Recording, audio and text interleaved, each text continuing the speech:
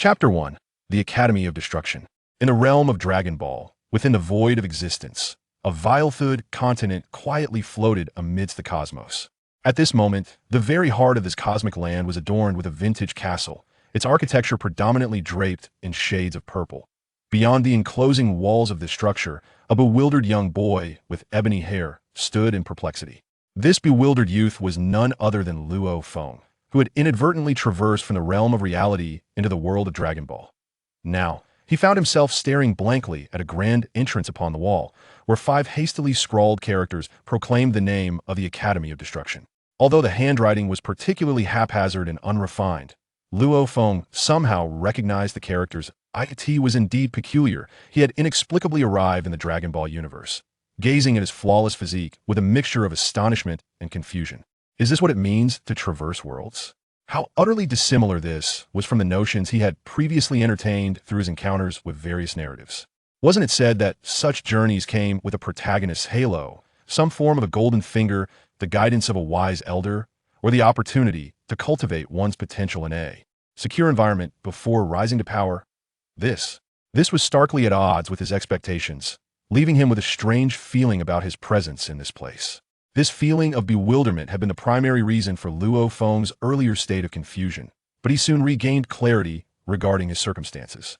Rubbing his aching head, Luo Feng felt the remnants of that disconcerting recollection slowly merging into his memory. Yes, at this moment he was certain that he had indeed crossed over, and the world he had entered was none other than the animated universe of Dragon Ball. Well, he could tolerate that, however. Gazing at his youthful form sparked an overwhelming sense of irony within him. Was he truly a legendary scion? A fabled angel? This was nothing like what he had envisioned. Moreover, the location of his existence seemed to lack mention within the Dragon Ball lore. What was this Academy of Destruction? What on earth was the Academy of Destruction? As Luo Feng patted his throbbing head, overwhelmed by the influx of memories, he swiftly organized his thoughts. It appeared that his experience was markedly different from others who had traversed worlds. He had not inherited the fabled physique of a super scion, nor did he possess the energy of an angel. Instead, he found himself as a mere apprentice of the Academy of Destruction, yes, an ordinary student within this institution. This realization left Luo Feng utterly speechless, for the definition of a god of destruction within the Dragon Ball universe was rather awkward. They were said to be the pinnacle of combat power, yet there existed beings even more formidable, such as the angels or the enigmatic Zeno. Nevertheless, while one might consider oneself relatively weak, it is undeniable that one possesses far greater strength than the average being. After all, one is hailed as a god of destruction. However, Luo Feng soon adapted to his current state. Since the starting point was not particularly high, he resolved to strive for excellence. Having arrived, he would find peace in his circumstances. Now that he had traversed into the world of Dragon Ball, he aimed to make a significant mark in this realm. Indeed, having been granted this opportunity for rebirth, he must seize it, regardless of his beginnings, for the ultimate goal remains unchanged, to become an invincible entity in this timeline. In that moment, a hint of self-deprecating amusement crossed Luo Feng's face. Perhaps he was overthinking things? Yes, he was indeed indulging in lofty aspirations to become an invincible being and roam the vast cosmos. Seemed to be the dream and ideal of every traveler through worlds. Yet, how many could truly achieve such a feat? In addition to his own efforts and reliance on his innate power, he could not depend upon others. However, it was futile to dwell on such thoughts. Given the opportunity at hand, he must make the most of it. At this juncture, Luo Feng cast aside all unrealistic notions and began to explore the divine body he had recently acquired. Indeed, it was a divine-like physique, imbued with the energy characteristic of a god of destruction. Externally, he appeared indistinguishable from an ordinary human. This realization brought him a profound sense of relief. For according to memories from his past life, the gods of destruction within the Dragon Ball universe were predominantly represented by various animals or peculiar species that it was unexpected that he had, through misfortune or fortune, acquired a human form.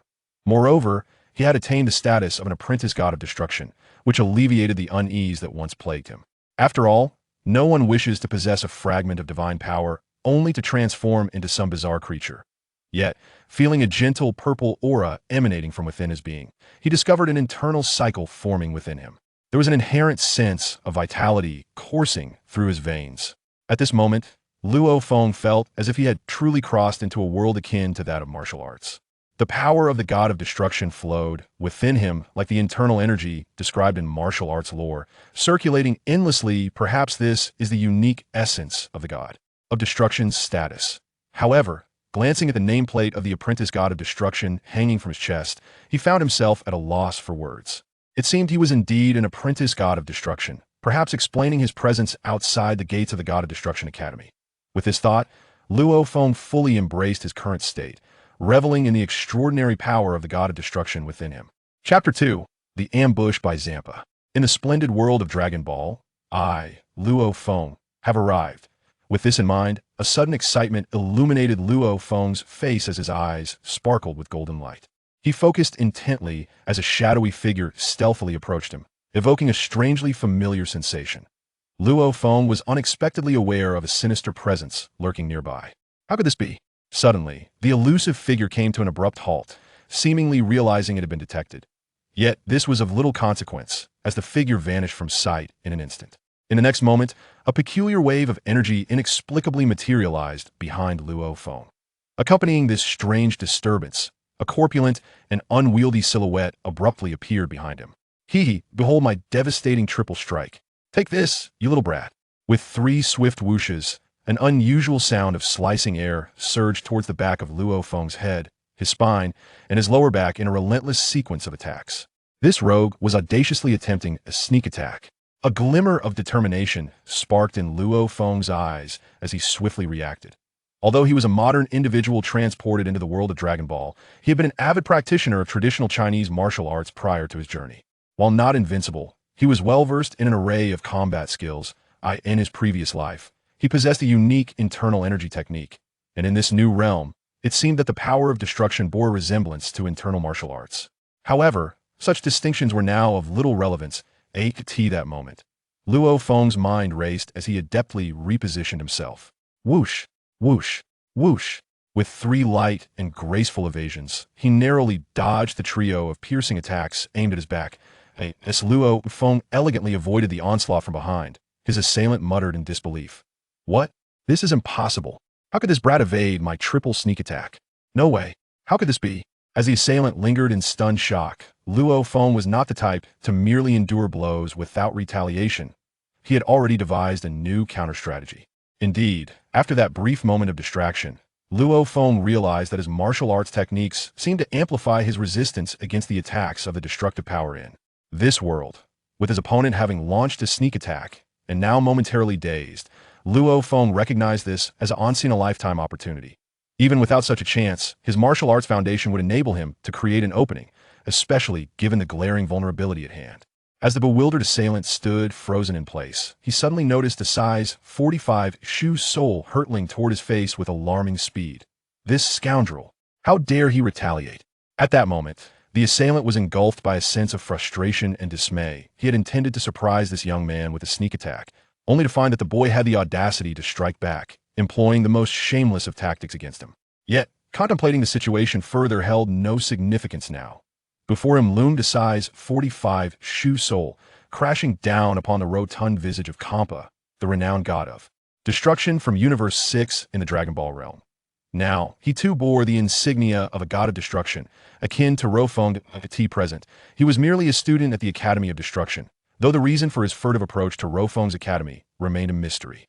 He had chosen to greet Luo Feng in such a brazen manner. Yet, the specifics of this encounter had become irrelevant. With a resounding bang, a massive shoe print was imprinted upon Hmph, accompanied by Luo Feng's forceful strike and Hmph's anguished cry. The future tyrant of Universe 6 was unceremoniously kicked away. With a thunderous impact, Hmph's corpulent form was embedded into the colossal wall surrounding the academy, leaving a striking D shape etched upon the surface. In that moment, Luo Feng stood in disbelief, astonished that his kick had indeed proved effective. He had not anticipated that his mastery of ancient Chinese martial arts would seamlessly blend with the powers of a god of destruction. Initially, he had expected to face some difficulties in harmonizing the two, yet his techniques seemed to fully leverage the divine energy, yielding a unique efficacy. Perhaps this was the very reason he had transcended into the Dragon Ball universe and attained the status of a god of destruction. With the realization that his martial foundation could be adeptly employed, Luo Feng felt a surge of confidence. It appeared that as long as he cultivated the powers of destruction to their utmost potential, all obstacles might become surmountable. Previously, Luo Feng had harbored concerns about his newfound powers, fearing he would need to relearn various combat techniques in this world, where strength reigned supreme.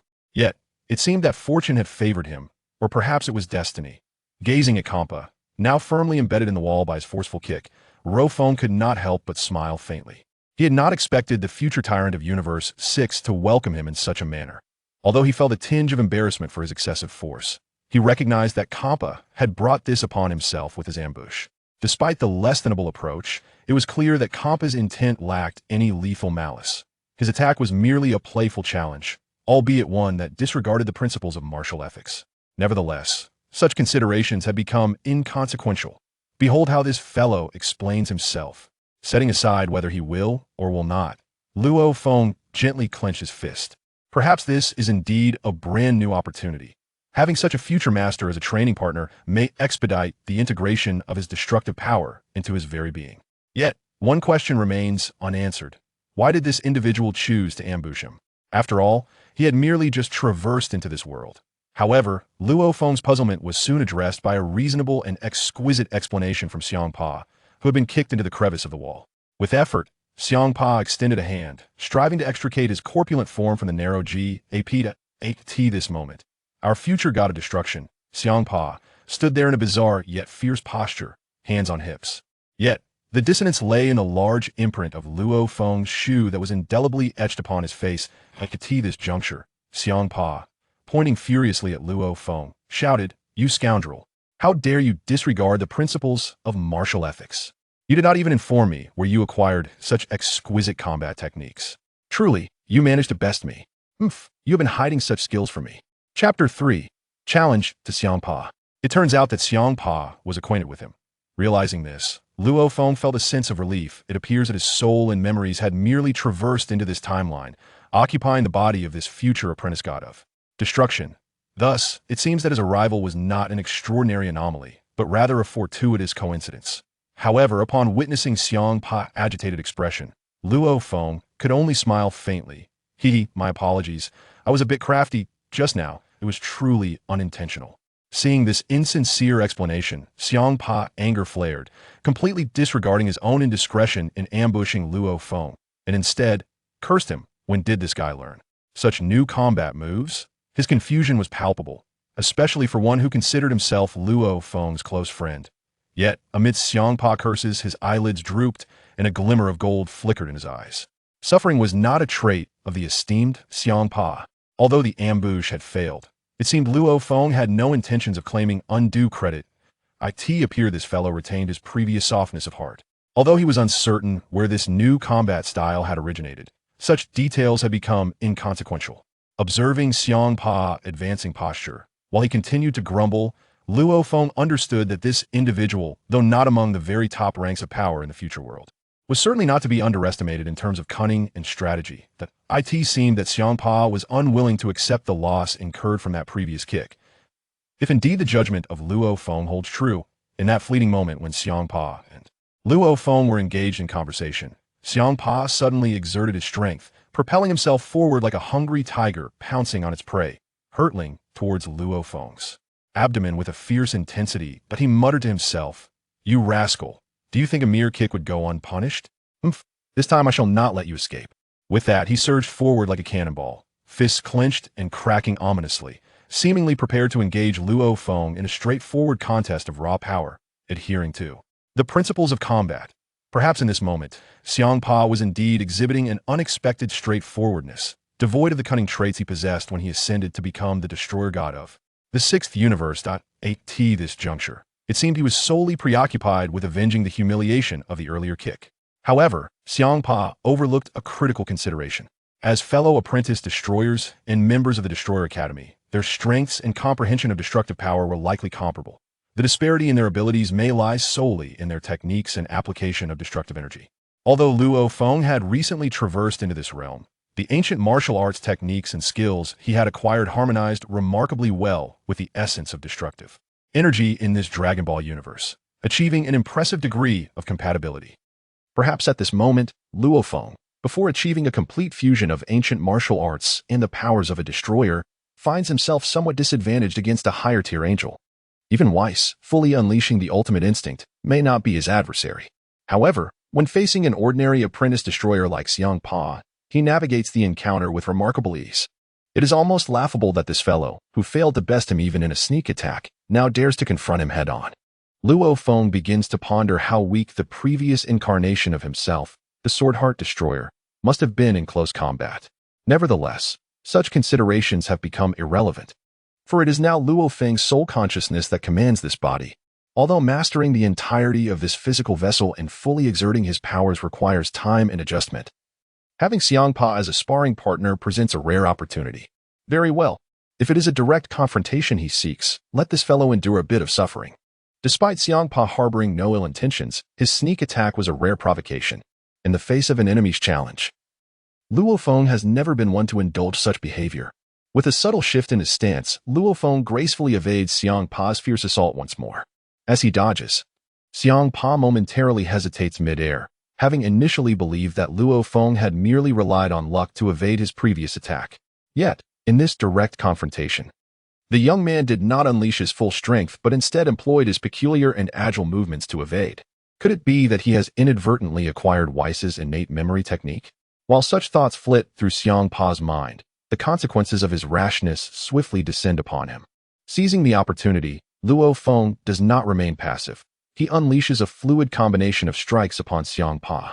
As he glides past the oncoming assault, he delivers a sharp knee strike directly to Hmph's abdomen, producing a resounding impact. The very Hmph, who moments ago had been sent flying by a kick, now finds himself doubled over in pain. At this moment, he hunched over like a shrimp, continuously expelling bile. Yet the words he wished to utter in disdain towards Luo Feng eluded him. Nevertheless, amidst his garbled mutterings, one could discern him cursing, "You! How dare you use a knee strike? Where did you learn such a technique?" Observing Hmph, who was clutching his stomach and retching, Luo Feng felt a twinge of dissatisfaction with his recent maneuver.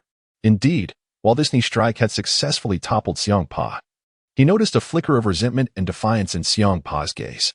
Could it be that this fellow still harbored such thoughts? Very well. Luo Feng did not come to the Dragon Ball world to play the role of a docile child or a compliant gentleman. Autocracy. Autocracy breeds various forms of defiance. And with that in mind, he decided not to hold back. With a benevolent smile, Luo Feng turned towards the writhing Hmph, revealing a grin that sent shivers down Hmph's spine. This fellow was actually smiling at him. Was it true, as Hmph had feared, that a colossal footprint was rapidly magnifying before him? Indeed, Luo Feng's foot struck again with ferocious intent, and before Hmph could utter a single word, he was sent flying with a resounding kick, crashing violently against the outer wall of the academy. At this moment, Luo Feng was slightly taken aback. Not due to the casual kick that sent Hmph flying, nor because of any discomfort or injury that might be inflicted upon himself. Rather, he realized that the space here was remarkably resilient. Indeed, he had been pondering how, despite wielding the destructive power and techniques at his disposal, he had failed to shatter or disrupt this space. It seemed that this area, which could accommodate the construction of the Destruction God Academy, possessed an exceptional level of stability beyond imagination. However, what astonished him the most was the astonishing solidity of the wall opposite the academy. Although Hmph's entire corpulent form could be embedded within the wall, it was remarkable that the wall gradually and autonomously repaired itself after he was dislodged. No wonder this place was chosen as the site for the Destruction God Academy. It possessed its own unique merits. Yet, at this moment, it was Hmph who suffered, having been embedded into the wall. At this moment, Hmph was engulfed in frustration. This fellow had unexpectedly become extraordinarily powerful, and he had not even been granted the opportunity to engage in idle chatter. He had come here with a serious purpose. Yet he had accomplished nothing of significance and had uttered not a single meaningful word.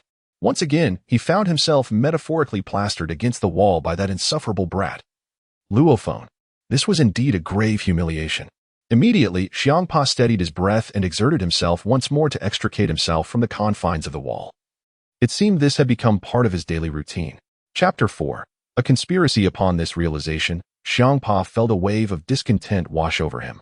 However, through his relentless efforts, it appeared he might truly have a chance to pry himself free from the crevice of the wall. Just then, he heard the sound of slow footsteps approaching. As he focused his gaze, he saw Luo Feng. That scoundrel was approaching him with that infuriatingly disconcerting yet warm smile. At this moment, Hmph could muster no further energy to curse or mutter under his breath. He immediately shouted, "Wait a moment, you scoundrel. Could you allow me to finish speaking first?" Upon hearing this, Luo Feng shrugged and halted his advance. At this moment, Hmph let out a sigh of relief. Fortunately, this fellow, well, since it has come to this, let us be quick about it. Otherwise, the consequences may indeed be unpredictable. Yet, was that scoundrel by Lucy boasting about how effective his memory function was? Why then, during 2 encounters with Luo Feng, did it fail to activate even once? What an unreliable individual. Perhaps I have been overly concerned, or it could be a reflection of my own insufficient understanding. Regardless, I must first appease this god of slaughter, Luo Feng. Otherwise, facing the prospect of being embedded in the wall once again is far from amusing. After all, it is quite painful. With that, Hmph rubbed his slightly sore belly in the chubby face that had been kicked by Luo Feng, and spoke in a nonchalant manner. "Luo Feng, you truly are becoming increasingly unreasonable. I came to assist you, and yet you have the audacity to embed me in the wall without a second thought? Is this how one treats a friend?" However, Luo Feng merely continued to wear a benevolent smile. Before someone who had attempted to ambush him, he had little patience to spare. Merely offering an explanation was already a considerable concession to Hmph. At this moment, Hmph's desire for survival was undeniably intense, especially upon realizing that the other party was unwilling to provide him with an opportunity for explanation. Hmph, exhibiting remarkable decisiveness, swiftly extracted a black sphere, slightly larger than a fist, from a small pouch at his back. This object was indeed the primary reason for his visit to Luo Feng. Upon encountering the black sphere, which emitted faint blue arcs of electricity, Luo Feng was momentarily taken aback. The object seemed strikingly familiar and instilled within him a peculiar sensation. What was Hmph intending to do with this black sphere? Wait a moment. This sphere was... Although Luo Feng was not entirely certain, the next instant, Hmph provided him with an unequivocal answer. "How about it, brother? You can't accuse me of being ungrateful this time," he chuckled. "I believe you know what this is. This is a remarkable item that took considerable effort for me and that rascal Beerus to procure from Minor Kasai. Look, whenever I come across something good, you are the first person I think of. Yet you treated me so harshly. Don't you feel even a shred of guilt?" As he spoke, Hmph lifted the black sphere triumphantly, revealing a smug expression to Luo Feng. Initially taken aback, Luo Feng soon came to terms with the revelation that this fellow had indeed obtained the sphere alongside Beerus from the angel Kasai. He couldn't help but wonder what this rascal intended to do with it.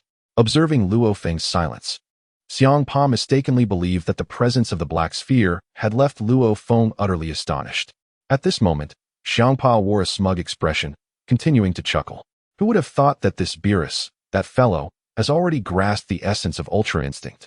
It is essential to understand that Ultra Instinct is a technique exclusive to the angelic race. For us, as apprentice destroyers, to comprehend such profound techniques represents a significant enhancement to our strength. Yet, it perplexes me that my understanding of this technique, which possesses innate memory, pales in comparison to Beerus's. I have diligently studied for over 10 hours, but I have only gleaned a fraction of insight. Initially, I merely intended to practice on you, and to my astonishment, I find myself lacking the innate talent for this memory technique compared to Beerus. He has only spent an hour contemplating it, yet he has already absorbed a considerable essence of the innate memory technique. By the way, I have a remarkable opportunity in mind for you. How did you acquire such formidable skills and abilities? Although your power and destructive abilities seem similar to the past, your techniques are unlike anything I have encountered before. It appears that no one at our Destroyer Academy possesses such skills. Upon hearing Hmph's series of explanations and inquiries, Luo Feng finally comprehended that this individual bore no ill intentions. It seemed that he had unwittingly gotten into trouble with Beerus, stealing the black orb and bringing it directly to him. However, Luo Feng had previously wondered why these two destroyers, Beerus and Hmph, possessed some understanding of the innate memory technique while others did not. It became evident that they had indeed pilfered the black orb from the angel Kess' staff, which allowed them to grasp portions of the Ultra Instinct technique due to their own fortuitous circumstances. As for why they targeted Kess, that remains a matter worthy of contemplation. However, that is perhaps a discussion for another time. Now, this lad has displayed such goodwill by presenting the crystal orb stolen from Kess, and even revealing secrets about the innate memory technique. But wait, something feels amiss. Luo Feng sensed a whiff of conspiracy from Hmph's demeanor and actions. Could this fellow genuinely be so benevolent? No, that seems implausible. especially considering that this is a stolen treasure from the angel Kes. Yet, Hmph appeared to have achieved a semblance of tranquility regarding his understanding of the innate memory technique, unable to fully master its intricacies. Was he attempting to divert blame? Despite his seemingly foolish demeanor, Luo Feng, possessing knowledge of the narrative and character backgrounds, understood that beneath Hmph's seemingly harmless facade, every destroyer in the 12 universes was a cunning entity. Chapter 5. No, something is definitely amiss. From Luo Feng's perspective, he recognized that every destroyer was inherently duplicitous. Indeed, how could any information rise above the rest to become a pillar among the destroyers of the 12 universes? Do not utter such foolish and Navi sentiments that everything relies solely on luck. It is impossible. All of this is utterly unattainable. With this realization, Luo Feng felt a sense of relief, yet he understood the importance of maintaining appearances, for one should not strike a smiling face. Since Hmph had already expended considerable effort in explanation, Luo Feng chose not to pursue the matter further. At this moment, he was still recalling the sensation of that knee strike accompanied by 2 kicks, which was unnecessary for the cultivation of his memory technique. In this world of Dragon Balls, where power reigns supreme, one must rely on oneself. Others can never be truly dependable. Although the angel race possesses a memory technique that is considered top tier in this realm, Luo Feng firmly believed that as a god of destruction, inheriting the bloodline of such a being, he must not be greedy or scatter his efforts. While the innate memory technique could instantaneously enhance his strength for long-term development, it was imperative to continue cultivating his god of destruction powers and swiftly integrate his martial skills into this world to pave the way for greater advancements. As for the pursuit of mastering the god of destruction power to its zenith and the potential might it could unleash, that remained a modest aspiration nestled within Luo Feng's heart. He sensed that, should he reach the pinnacle of his destructive abilities, he might even possess strength akin to that of the Omni King. After all, acquiring the god of destruction power while simultaneously learning the memory technique felt somewhat misaligned. It was rather surprising that a fellow like him would so generously offer the treasures pilfered from the angel Kes to himself, harboring a certain degree of reluctance. However, what astonished Luo Feng was the revelation through Hmph's words that this endeavor was, in fact, a collaboration between Hmph and Beerus. Furthermore, Beerus had genuinely gleaned a fragment of the memory technique from this artifact. Perhaps this was a serendipitous encounter for the two of them. Nevertheless, Luo Feng had no intention of treading the conventional path they had traversed. Now that he was here, he must first fully comprehend the god of destruction power. After all, he possessed martial arts skills from his previous life. He simply needed to amalgamate the ancient martial techniques he had mastered with his current destructive prowess, confident that establishing himself in this world would pose no insurmountable challenge. What Luo Feng lacked at this moment was not a fixed technique, but rather time. Meanwhile, the most vexed individual was none other than Master Hmph, who had just extricated himself from the wall. Holding the dark gemstone orb, he observed Luo Feng, who did not rush toward him, brimming with the excitement he had anticipated, to snatch the orb from his grasp. Instead, Luo Feng merely wore a faint smile, gazing at him with calm composure. In that moment, Luo Feng's gaze and demeanor evoked an ominous sensation within Hmph. How could this fellow be so indifferent? Did he possess no interest whatsoever in the art of carefree memory? No, that could not be right. If Luo Feng were truly so serene and detached, he would have shown some restraint during his earlier assault. Something was amiss, undoubtedly. Just as Hmph was on the verge of voicing his confusion, Luo Feng casually gestured with his hand and addressed him. You'd best refrain from causing me trouble. You and Beerus seem to share an unusual camaraderie, Hmph. Don't think I'm unaware. That must be the magical orb from the staff of the Angel of Kes. You two have audaciously set your sights on the Angel of Kes. I'm quite curious to see what outcomes will arise after the Eastern incident. Nonetheless, I must extend my gratitude in advance for considering me in your endeavors. However, regarding the art of carefree memory, I find myself rather disinterested. I firmly believe that although we are merely conversing with the destroyer god, mastering the powers of destruction to their fullest extent should not yield results inferior to that of memory techniques. This, I am exceedingly confident of. At this moment, Hmph and Beerus may be oblivious to the fact that their cultivation of destructive power has reached an impasse. To achieve further breakthroughs and enhance their abilities, they must seek alternative paths. However, unbeknownst to them, as a traveler, Luo Feng possesses a profound understanding of the existence of a technique within the realm of the dragon world, referred to as the self-memory technique. Indeed, It is not the free memory technique they have in mind, but rather the self-memory technique, which is the true path for the cultivation of a god of destruction. With this realization, Luo Feng has gained a clearer understanding of his current situation. The ancient martial arts he has brought with him are akin to what was once considered external cultivation, while the destructive power belongs to the internal cultivation he practiced in his previous life, to attain a certain pinnacle and a level of self-preservation in this world.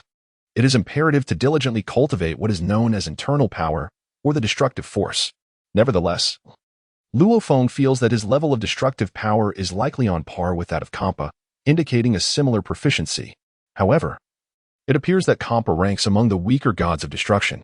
At this juncture, Luo Feng's immediate priority is to enhance the intensity and energy of his destructive power. With his goal now firmly established, there are no lingering doubts. Consequently, Luo Feng gently squints his eyes, plunging into a new realm of contemplation and insight.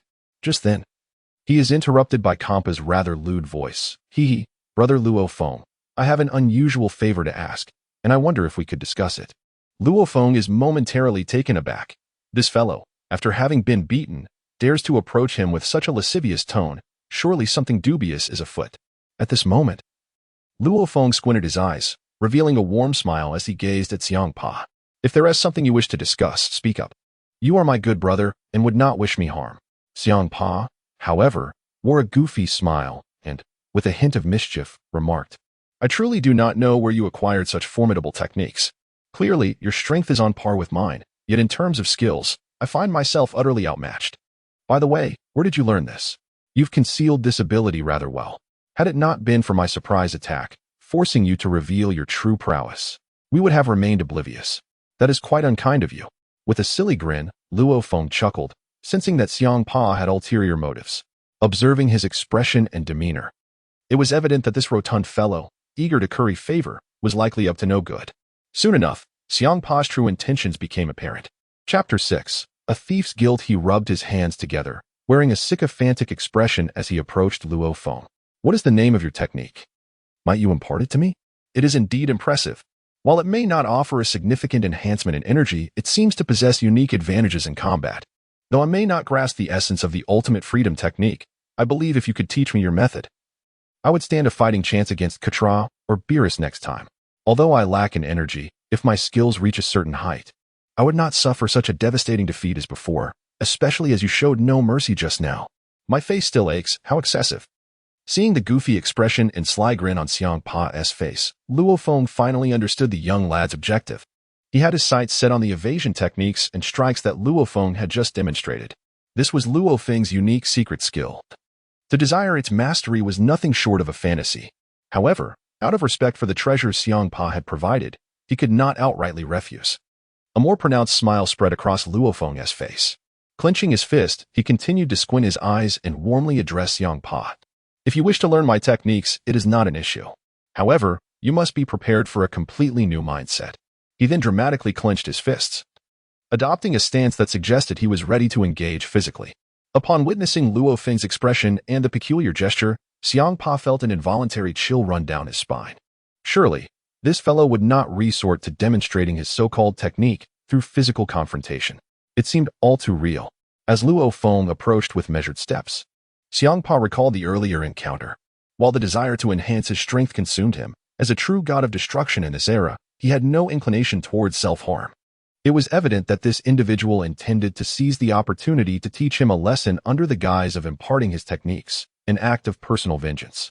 Hmph quickly grasped the entirety of the situation. No wonder Luo Feng had acquiesced so readily. He harbored no benevolent intentions.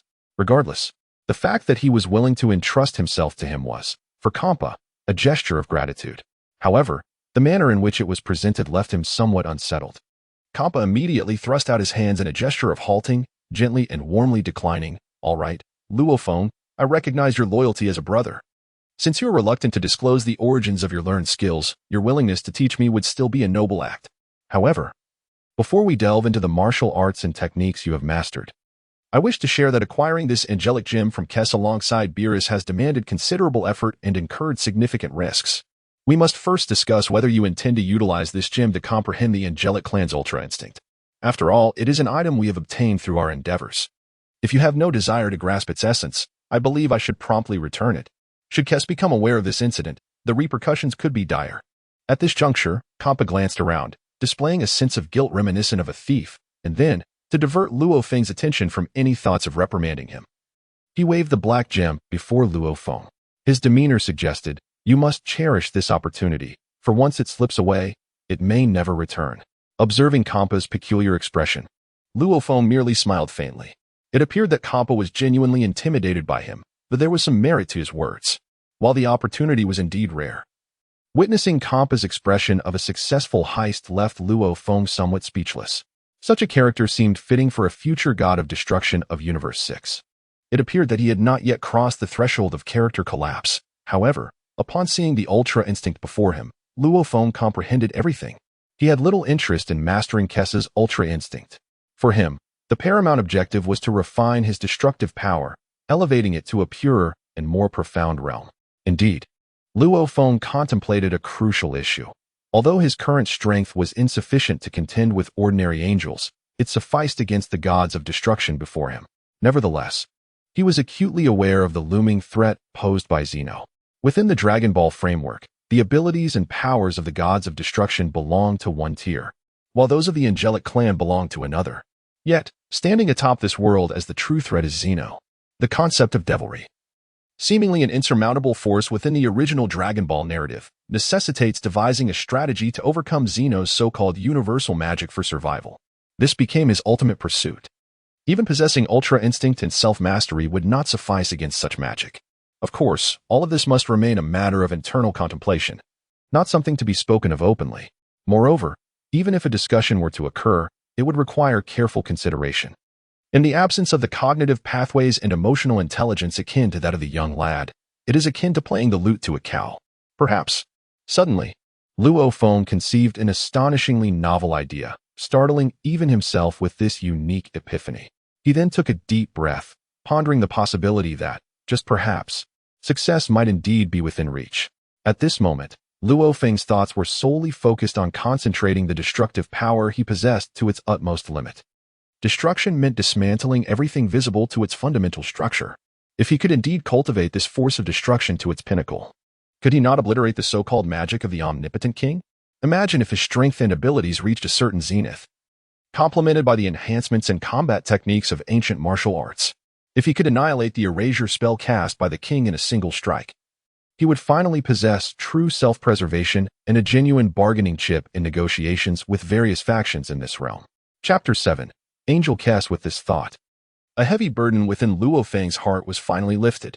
Now that he had a goal and a plan, it was time to act. Procrastination was not in his nature, and hesitating served no purpose. In a world where strength reigned supreme, one must speak through power. Having grasped the essence of the situation, he was ready to proceed. As he experienced this newfound clarity, Luo Feng slowly began to untangle the complexities that had previously eluded him. He found himself quietly observing the so-called angelic staff gemstone in Hmp's hand. This gem shimmered with a luminous glow, emanating a faint blue aura. It was likely the source of the angel's primal power. Each time an angel wished to unleash or utilize a particular ability, they would wield their staff, and the energy core seemed to reside within this very gemstone. At that moment, Luo Feng genuinely admired the ingenuity of Beerus and Hmph, who had devised a method to detach the gemstone from Angel Kes's staff and secretly extracted it for contemplation. The art of Zizai Ji Gong had indeed challenged these two brothers. However, gazing at the gemstone radiating blue energy, Luo Feng suddenly experienced a peculiar epiphany. Meanwhile, Hmph took a deep breath, noticing Luo Feng staring intently at the angelic gemstone in his hand, lost in thought. Hmph mused to himself, "Oh, you pretended to be aloof just now, claiming no interest in Zizai Ji Gong, yet here you are, fixated on the very gem before me. It seems my plan has not entirely failed. Perhaps success is still within reach. Beerus, you brute, your strength may surpass mine, but when it comes to intellect, you are no match for me. Hmph. And you, Luo Feng, you startled me earlier, all just to land a punch.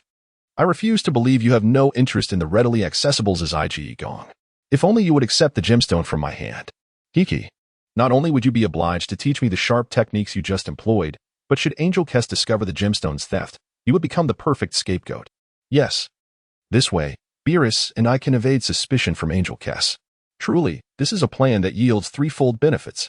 Beerus has enhanced his strength, and I have gleaned a unique understanding from my memories, having also mastered powerful combat techniques that I do not know where Luo Feng acquired. I have managed to direct the wrath of Angel Keisai towards Luo Feng. Ha ha ha, I truly am a genius. Upon this thought, a subtle smile crept upon Xiang Pa's lips. With a slight upward curl of his mouth, he reaffirmed his brilliance. However, at this moment, Xiang Pa remained oblivious to the unforeseen events transpiring in the office of the headmaster at the apex of the God of Destruction Academy. Before the expansive windows of the headmaster's office, the Grand Priest stood in his distinctive manner, his feet hovering gracefully above the ground. His gaze, profound and contemplative, was fixed upon the extraordinary scenery visible through the windows. The purple clouds and lightning danced tumultuously across the sky, while massive arcs of electricity crackled ominously, striking the ground below as if heralding an unusual occurrence. This extraordinary spectacle was indelibly etched into the eyes of the Grand Priest, a sovereign of the cosmos. In that moment, the Grand Priest maintained an expressionless demeanor as he gazed into the distance. Yet, within his heart, he was far from the calmness his visage suggested. No one could fathom the thoughts swirling within the mind of this paramount figure. Perhaps something extraordinary was on the verge of unfolding. A sudden, gentle knock at the door interrupted his reverie. The Grand Priest sensed it, sighed softly, and then donned his customary warm and amiable smile. Without turning his head, he uttered a simple phrase, "Keisai, have you arrived? Come in." Soon, the door creaked open, and a figure holding a teacup entered the Grand Priest's office with elegance. At that moment, Angel Keisai approached, bearing the Grand Priest's favorite tea. She respectfully stepped behind him, inquiring, "My lord, have you returned?" At this moment, the High Priest gently waved his hand and said to Kashi, "Please be mindful of your words and actions. After all, we are here at the Destruction God Academy. As the head of this institution, you need not address me as High Priest or Father in this setting. Let us maintain a distinction between public and private matters. I believe it is more appropriate for you to call me Headmaster here, is it not, Teacher Kashi?" Kashi immediately felt a tinge of embarrassment due to her earlier slip of the tongue and her earlier excitement. However, having been nurtured and shaped by the High Priest from a young age, she quickly adjusted her mindset. She gently placed the tea tray on the desk beside the High Priest and stood there with her hands gracefully folded on her abdomen, adopting a demeanor of poise and elegance. She then promptly corrected herself. "Yes, Headmaster, have all your plans during this outing been accomplished? Please rest assured that there have been no unusual occurrences here at the Academy. The daily arrangements for the 108 students have proceeded without incident. You may feel at ease." The High Priest exhaled softly. "Good. This should be our last sanctuary. However, I must express my gratitude for your efforts during my absence." As he spoke, he turned slightly to glance at Kashi, his gaze imbued with a fatherly warmth that stirred a sense of gratitude within her. Since the establishment of the Destruction God Academy alongside Lord Wang, the High Priest had dutifully overseen its operations. His recent departure was due to special circumstances. Yet he entrusted all responsibilities and daily affairs to Kashi, who, being a member of the angelic lineage, stood as the eldest among her siblings. It was evident that the High Priest's decision to delegate such a significant responsibility to Kashi reflected his deep trust in her capabilities. Chapter 8. The High Priest took a gentle sip of the tea presented by Kashi, then withdrew his affectionate gaze and, adopting a serious demeanor, stated, "Well, we shall refrain from idle chatter. Time is of the essence. There is an important matter that requires your immediate attention." Noticing the High Priest's grave expression, Kashi felt a tightening in her chest. Could it be that something significant was about to occur? Nevertheless, this was not the moment for her to inquire further. Since the High Priest had issued a command, it was imperative to execute it without hesitation. After all, he was the fifth most powerful being in the universe and the head of the Academy. Committing to fulfill the High Priest's directives was Kashi's foremost virtue at this moment. At this moment, upon receiving the command from the High Priest, Kes promptly and respectfully inquired, "Shall we gather all the mentors and students? Is there something significant about to transpire?" The High Priest solemnly nodded in affirmation. "Indeed, summon all the mentors to my office, and subsequently gather all the students in the courtyard." This was truly a momentous occasion. It was time for the Destruction Academy to achieve some notable results. Noticing the High Priest's insistence, Kes refrained from further hesitation. He took a step back and gracefully bowed to the High Priest. Then, with a swift motion, he summoned his signature weapon, the angelic scepter, from the alternate dimension. Observing Kes executing his instructions without a hint of doubt or hesitation, the High Priest silently acknowledged his competence. Among his many offspring, Kes, the eldest, was the one who most aligned with his expectations, particularly in terms of execution. Although not the strongest in power nor distinguished in special abilities, Kes was a presence that instilled the high priest with utmost confidence. He executed orders and ideas without compromise, truly a rare talent in matters of execution. However, as the high priest gazed upon Kes, he noticed a flicker of something unusual. As Kes called forth the angelic scepter, a sudden twitch at the corner of his eye suggested he had discovered something unexpected. The high priest was momentarily taken aback. How could Kes display such a reaction at this critical moment? His body had stiffened, as if he were frozen in place. Was there something amiss? This was his Destruction Academy. How could Kes, as a mentor, encounter any unforeseen event? It seemed utterly absurd. Yet, witnessing Kes's rigid posture and the slight tremor of his braided ponytail, it became evident that something was indeed amiss. No, given Kes's strength and his composed demeanor, he would not easily make enemies. This filled the high priest with confusion. Meanwhile, Kes was also rigid, his eye twitching, and his entire body emanated an inexplicable tremor. However, he soon regained his composure. Since the incident had occurred, it could no longer be concealed. Perhaps the high priest's presence would aid in resolving this awkward situation. Having come to terms with everything, Kes revealed a wry smile and extended a hand in a grasping gesture, presenting an awkward yet stiff smile. He weakly addressed the high priest. "I apologize, esteemed director. It seems there may be a slight, unusual occurrence on my end." The high priest raised an eyebrow. What kind of unexpected event could possibly arise within our academy? At this moment, Kashi managed to suppress the tumult of emotion swirling within her, awkwardly stating, "I apologize. Esteemed director, your plan may experience a slight delay. It appears an unexpected incident has indeed occurred." "What incident?"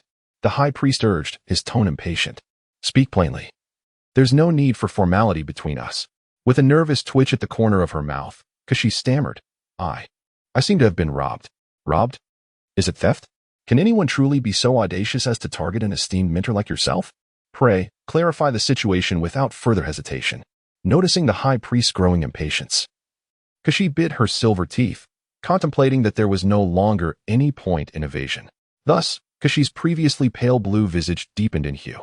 With a flourish, a flash of gold illuminated the air, revealing a so-called divine staff that now hovered quietly before her and the high priest. As their eyes fell upon the staff, Kashi's expression shifted from blue to a shade nearing black. The high priest, however, abandoned his earlier impatience, regarding Kashi and the so-called angelic staff with a bemused expression. "This is quite remarkable. Who could have had the audacity to steal the crystal gem from Kashi's angelic staff? This incident may very well be the most bizarre occurrence in the history of the Destruction Academy. I never imagined a student would dare to lay hands on Kashi's staff." And indeed, this mischief has broadened the high priest's perspective. Embarrassment was etched across Kashi's face, yet true to her nature, she swiftly regained her composure, restoring her countenance to normalcy. With a resigned sigh, she lightly waved the gemless angelic staff. "Esteemed high priest, I beg your pardon for this spectacle. It was a moment of carelessness on my part." As Kashi prepared to explain the situation, the high priest gently gestured for her to bring the staff closer. "Let me see this. I am curious to discover which student crafted this masterpiece. It is truly surprising to find such talent among our current cohort." The high priest's half-smirked demeanor nearly unraveled Kashi's regained poise once more. "Very well, since you wish to examine it. Perhaps you could also assist me in uncovering the identity of the scoundrel responsible for this mischief. I swear, should I find out who you are, you shall face my wrath. In this academy, the director holds the utmost authority, and when the director is absent, I serve as the acting head. Do not underestimate my position. While I may be merely a mentor, I can certainly make things difficult for any student." Chapter 9. Tracking Technique at this juncture. Kashi found herself in utter disarray.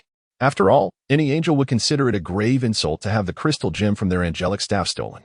Indeed, this marked the first soul-crushing blow in Kes's life.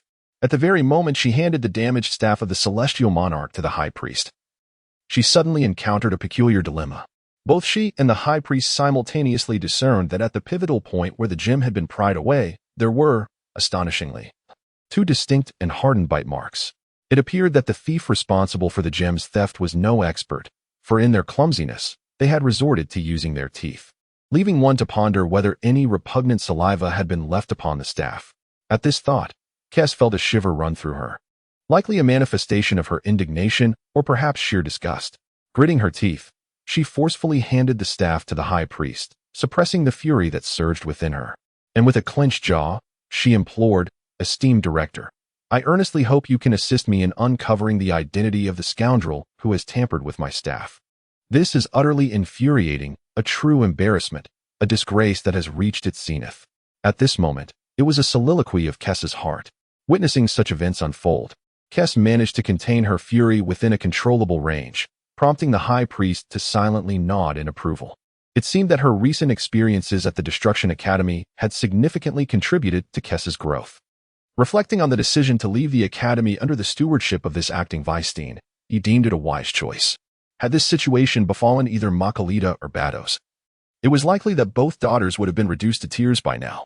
However, this was not a moment for sentimentality. With events having transpired, resolution was imperative. The high priest was also quite curious about who had dared to set their sights on Kess. It was truly a case of the absence of the tiger allowing the monkeys to take charge. How long had he been away for such a situation to arise? Observing Kess's imminent eruption, the high priest hesitated no longer. With a swift motion of his left hand, he gently grasped the end of his scepter, while his right hand brought his index and middle fingers together, delicately extending them to his forehead. Indeed, the high priest had assumed a most peculiar posture. At this moment, it appears that the high priest is truly prepared to take decisive action. With a gentle touch of his right hand's index and middle fingers to his forehead, a surge of blue-gold energy suddenly emanates from his being.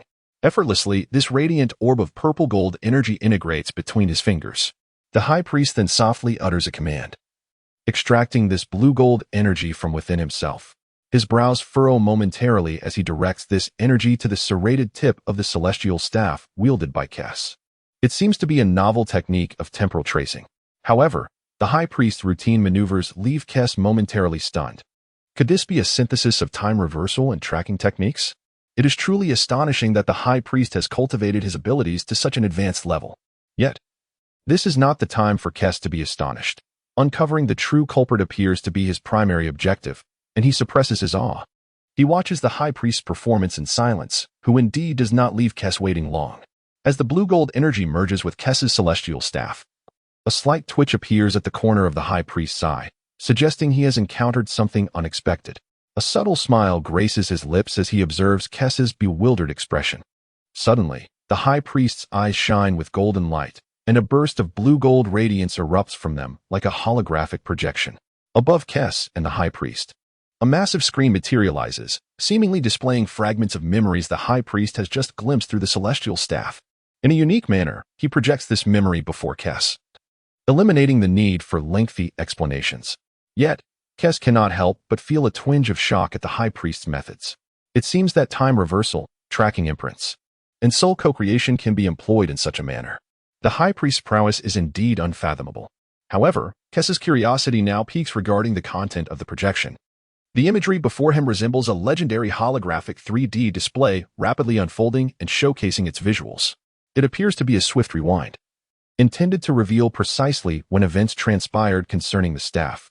At this moment, the staff lies quietly within the private sanctuary created by Kess, as if nothing has occurred. As time progresses, a golden hexagonal rune suddenly emerges within this secret temporal rift, Kess's personal storage space. This appears to be a spatial array, an unexpected revelation that someone would indeed employ such an intricate technique. However, the subsequent events shattered Kess's imagination, for within the confines of this spatial array, a small black hole, reminiscent of a swirling vortex, quietly hovered. Astonishingly, from this black hole emerged a plump paw, which began to scavenge through the surrounding space, searching for something to grasp. Suddenly, this paw latched onto the handle of a scepter before Kess, causing it to tremble with a subtle quiver. In an instant, it yanked the scepter from its realm. The ensuing occurrences further reshaped Kess's understanding, revealing the origin of the 2 bite marks left upon the scepter. At this moment, Kess's complexion had noticeably soured, exhibiting a hue of blue tinged with black. This was a testament to the formidable prowess of the high priest's techniques and abilities. Not only had the silhouettes and faces of 2 petty thieves materialized, but the entire operation, including the sounds, was vividly laid bare before Kess's eyes. Chapter 10. The leveling array within the scene. The 2 grotesque faces displayed expressions of both terror and glee. Had Bila succeeded? The voice belonged to none other than the repugnant little rotund figure, Hmph. Presently, Beerus was drenched in sweat, impatiently urging, "Hurry up, you scoundrel. Time is of the essence. My divine power is nearly depleted. I never anticipated that this alchemical art would yield such results. Although we managed to open a fleeting spatial conduit through this alchemical array to extract Kess's staff of authority, I fear I cannot hold on much longer. You must act swiftly." Upon witnessing Beerus's perspiration-soaked visage, Hmph grasped the gravity of the situation. It was hardly a time for celebration and joy, after all. They had merely managed to summon Kess's angelic staff from his storage space through the alchemical array. Yet, it seemed their objective remained unfulfilled. The two had breached a spatial barrier through this alchemical art, temporarily dislodging the angelic staff.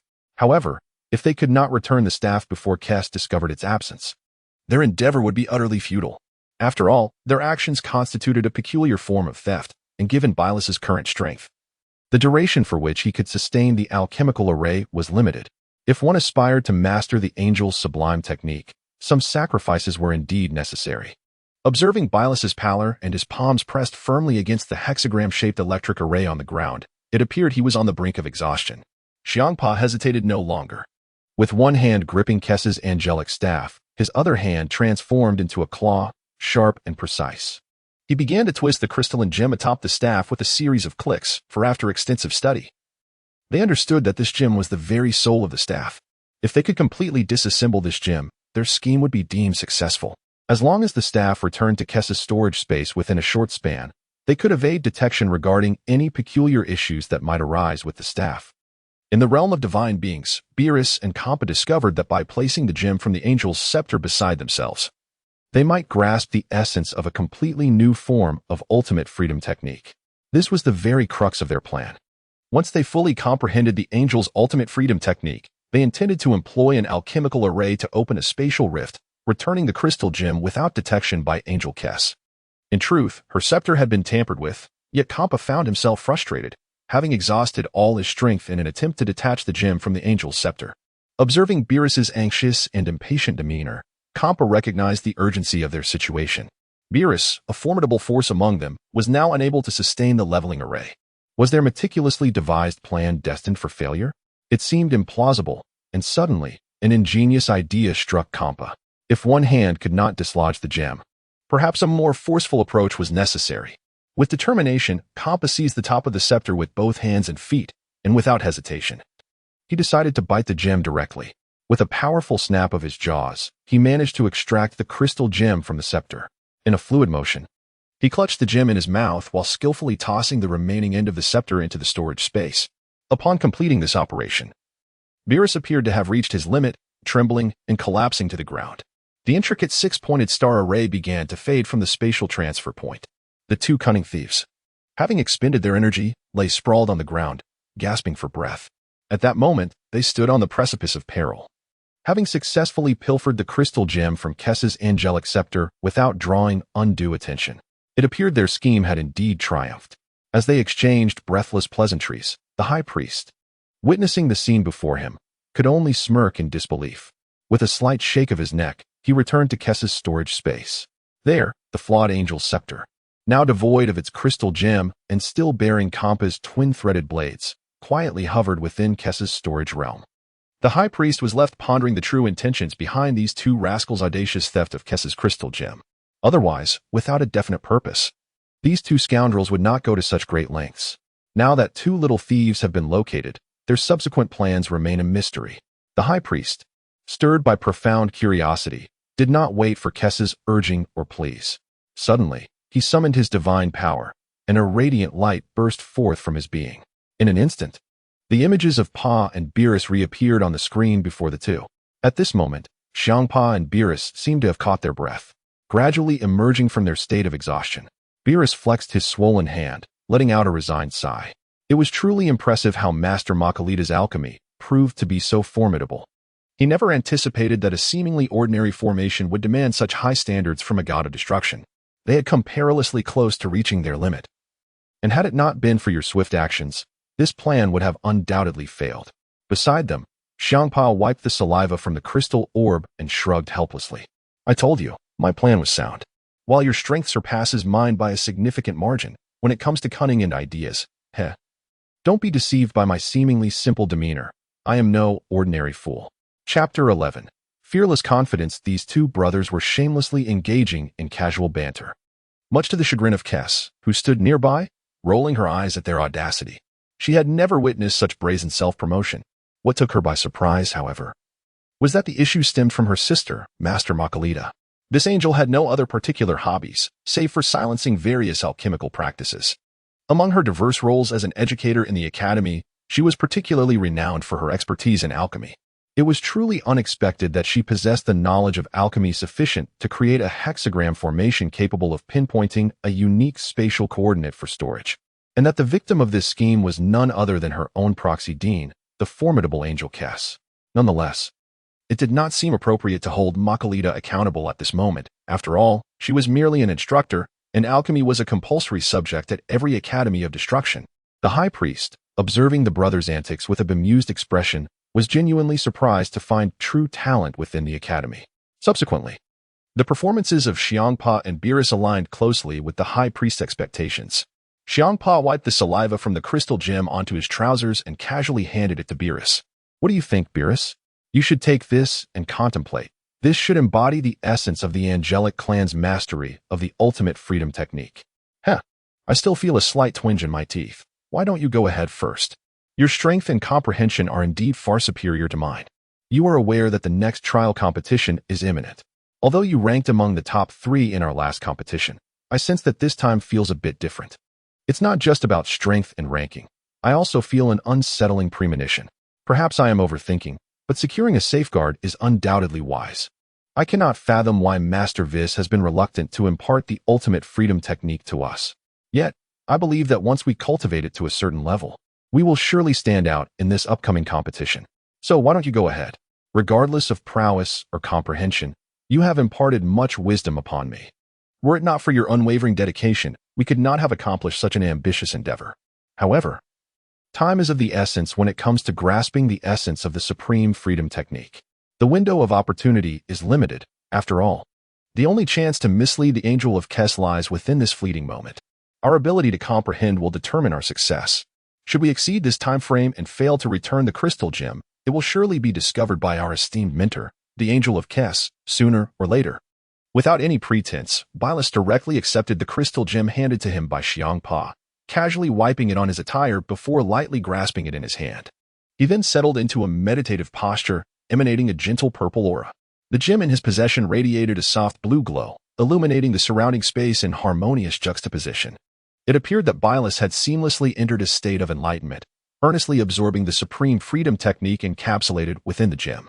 Observing Beerus's audacity, both Kess and the Grand Priest, who were watching via video, found themselves momentarily speechless. This individual truly exhibited remarkable confidence, seemingly oblivious to any adverse reactions or thoughts. Entirely unaware of whether his current practice aligned with the supreme freedom technique he was attempting to master, yet he remained seated, meditating in full view. One might liken him to a newborn calf unafraid of tigers. Meanwhile, Hmph was not idle. His small, squinty eyes darted around, scanning for any potential dangers or anomalies. Finding none, he shook his ears to listen intently, confirming that no unusual sounds were present. Upon glancing at Beerus, he sensed that the latter genuinely had the potential to grasp the supreme freedom technique. Hmph took a deep breath, recognizing his crucial role as Beerus's protector.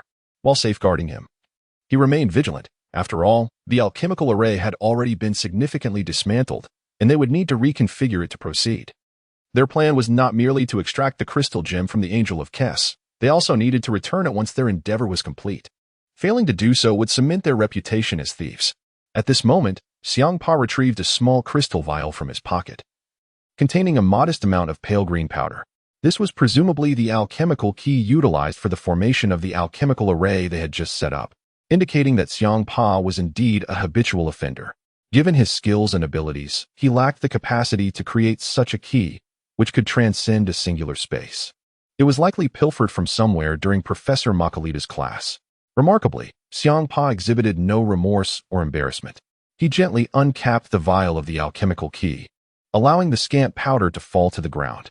It appeared he intended to establish a brand new practice array while Beerus was engrossed in his training, intending to return the used gemstones to Kess without detection. Their plan was evidently meticulous. observing Xiang Pa's earnest arrangement of the alchemical array. It was clear he had invested considerable effort during Professor Makalita's lectures. Meanwhile, the high priest, watching from the sidelines, cast a knowing glance at the visibly displeased Kes. Continually praising, I never anticipated that during my absence from the academy, these students would grow in ways beyond my expectations. Kes, you truly have put in your heart and soul. It was unclear whether the high priest's words were sincere or sarcastic, yet Kes had regained her usual composure, her expression returning to its characteristic calmness, as she had essentially grasped the intricacies of the situation. The root of the problem lay with Makalita and Whis. The latter, in his questionable teaching methods, had failed to fully impart the Zizai Gong to the students of the Destruction God Academy, resulting in the emergence of novel thoughts and methods among them, which was not entirely unjustifiable, as the students were indeed present to grow stronger. Chapter 12. Harmful yet useless. Understanding such profound techniques without the means to learn them left them restless. Nonetheless, their methods were somewhat unscrupulous. However, Makalita brought a sense of solace to Kes. This inconspicuous younger sister, who typically preferred her jars and bottles, endlessly spoke of alchemy. As an instructor of alchemy, she had indeed made her mark. Yet it was surprising that her disciple could devise a method to transcend dimensional barriers using an alchemical array. Still, Kes sensed something amiss. The failure to impart techniques might stem from a deficiency in foundational skills among the students. Thus, practicing Zizai Gong could be more detrimental than beneficial. A fact Kes was acutely aware of, as she was fundamentally a teacher of foundational techniques. The purpose is to provide a solid foundation for these fledgling destroyers, allowing them to master the fundamental powers and techniques of destruction. Only after their strength reaches a certain threshold will Whis impart to them the so-called ultimate technique, the Ultra Instinct.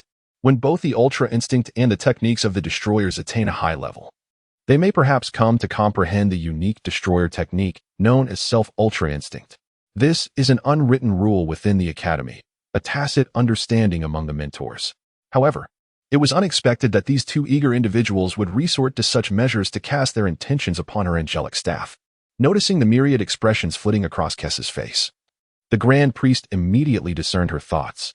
As the head of the entire Destroyer Academy, the Grand Priest naturally exuded a certain composure.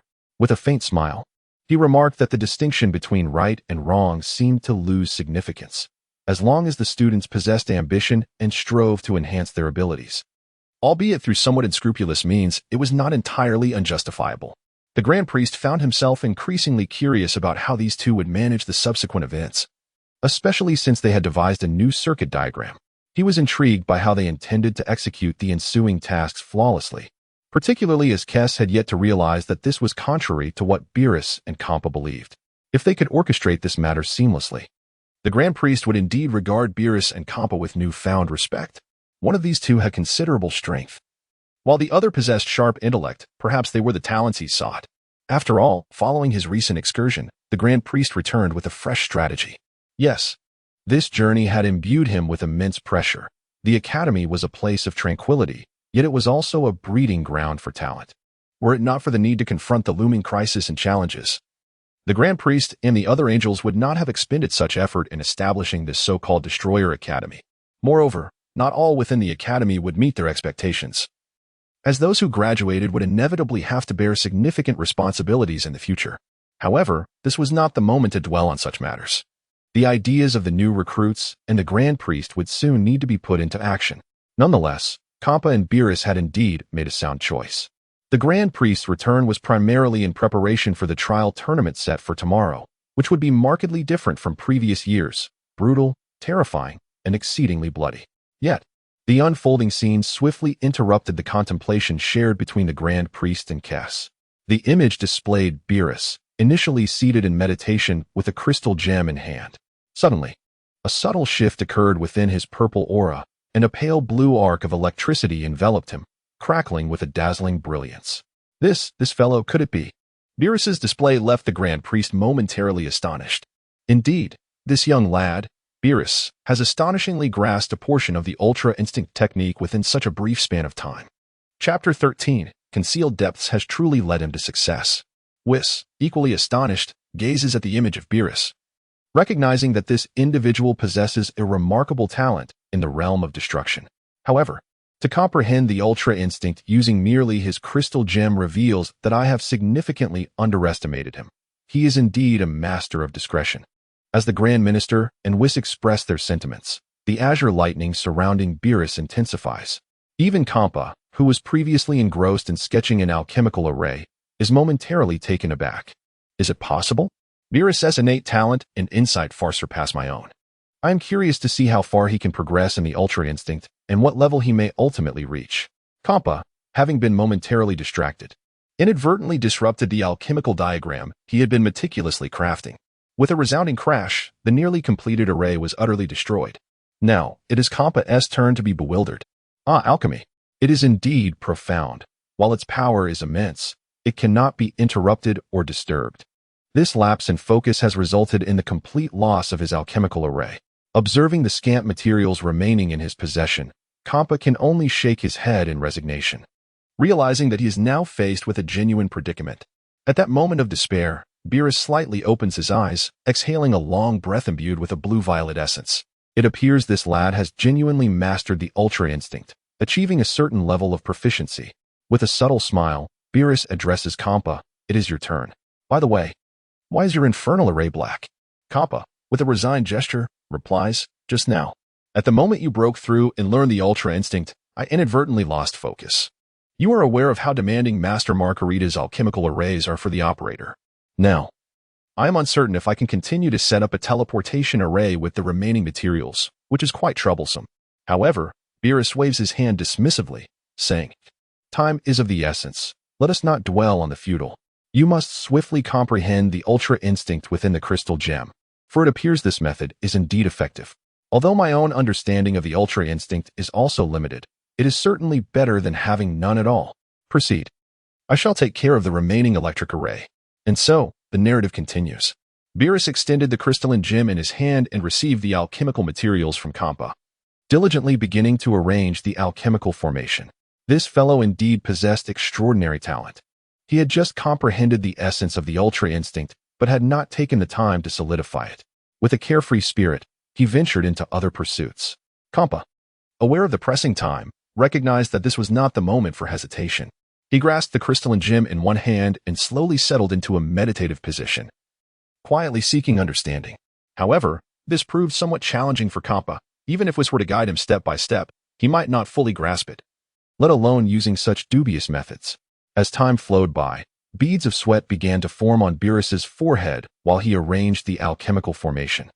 For he had startlingly discovered that the materials in his hand were insufficient. Beerus, a decisive individual, quickly tossed aside the empty trial vials and settled into meditation, continuing to consolidate and comprehend the ultra instinct he had recently acquired. Meanwhile, Hmph was earnestly striving to master the angelic clan's ultimate technique, ultra instinct. As time gradually passed, the Grand Priest and Kusa watched in astonishment, unable to believe that these two had the audacity to practice without returning their borrowed items. Truly, the extent of their audacity was remarkable. It seemed that they had never faced any significant consequences. Treating the God of Destruction Academy as their home and the angelic clan as their kin. As time continued to slip away, Hmph exhaled deeply, lamenting, Beerus, you truly are impressive. After such a long time, I have yet to sense anything. It appears my talent and ability are not destined to align with ultra instinct. Hey, weren't you supposed to be arranging the practice formation? Why are you meditating here? Beerus shrugged helplessly. The alchemical materials are insufficient, and I cannot create the formation. A brand new formation. Do you have any materials left? Seeing how earnestly you are comprehending, I did not want to interrupt you. I can only consolidate my realm and the ultra instinct I just learned. Upon hearing Beerus's nonchalance, Hmph's heart skipped a beat. What do you mean the materials are insufficient? The formation has failed. What shall we do? Wait, did you just say there was another set of materials with me? I only have this one left from Master Margarita. This is truly troublesome. At this moment, Hmph was utterly flustered, devoid of any interest or inclination to continue grasping the profound intricacies of the ultra instinct technique. After all, it seemed he had landed himself in quite the predicament with Beerus. The crystal gem had yet to be returned, and for the angel, Kusu, this was an egregious affront. A slap in the face of monumental proportions. Contemplating this, Hmph was beset by waves of trepidation, after all. The entire scheme had originated from his own mind and had been set into motion at his behest. though Beerus had now mastered Ultra Instinct. The repercussions of inciting the wrath of Kusu were far from trivial. The ramifications of their actions and plans, should they be unveiled, would undoubtedly reverberate throughout the ranks of their disciples. Just the thought sent a chill down Kampa's spine. Kusu, typically so genteel and composed, could unleash a tempest if her vulnerabilities were provoked. The consequences were all too predictable.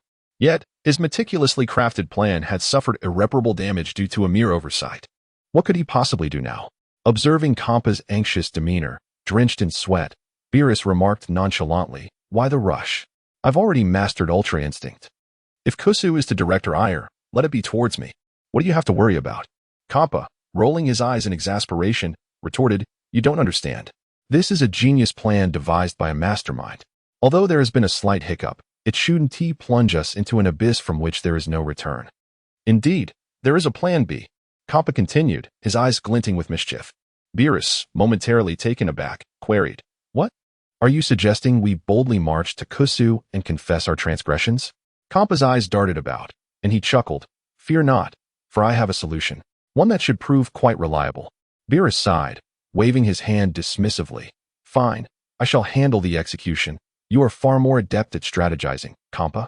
What nefarious scheme do you have in mind?" Kampa grinned mischievously. "Have you forgotten about my good friend, Luo Feng? What does he have to do with this?" Beerus inquired.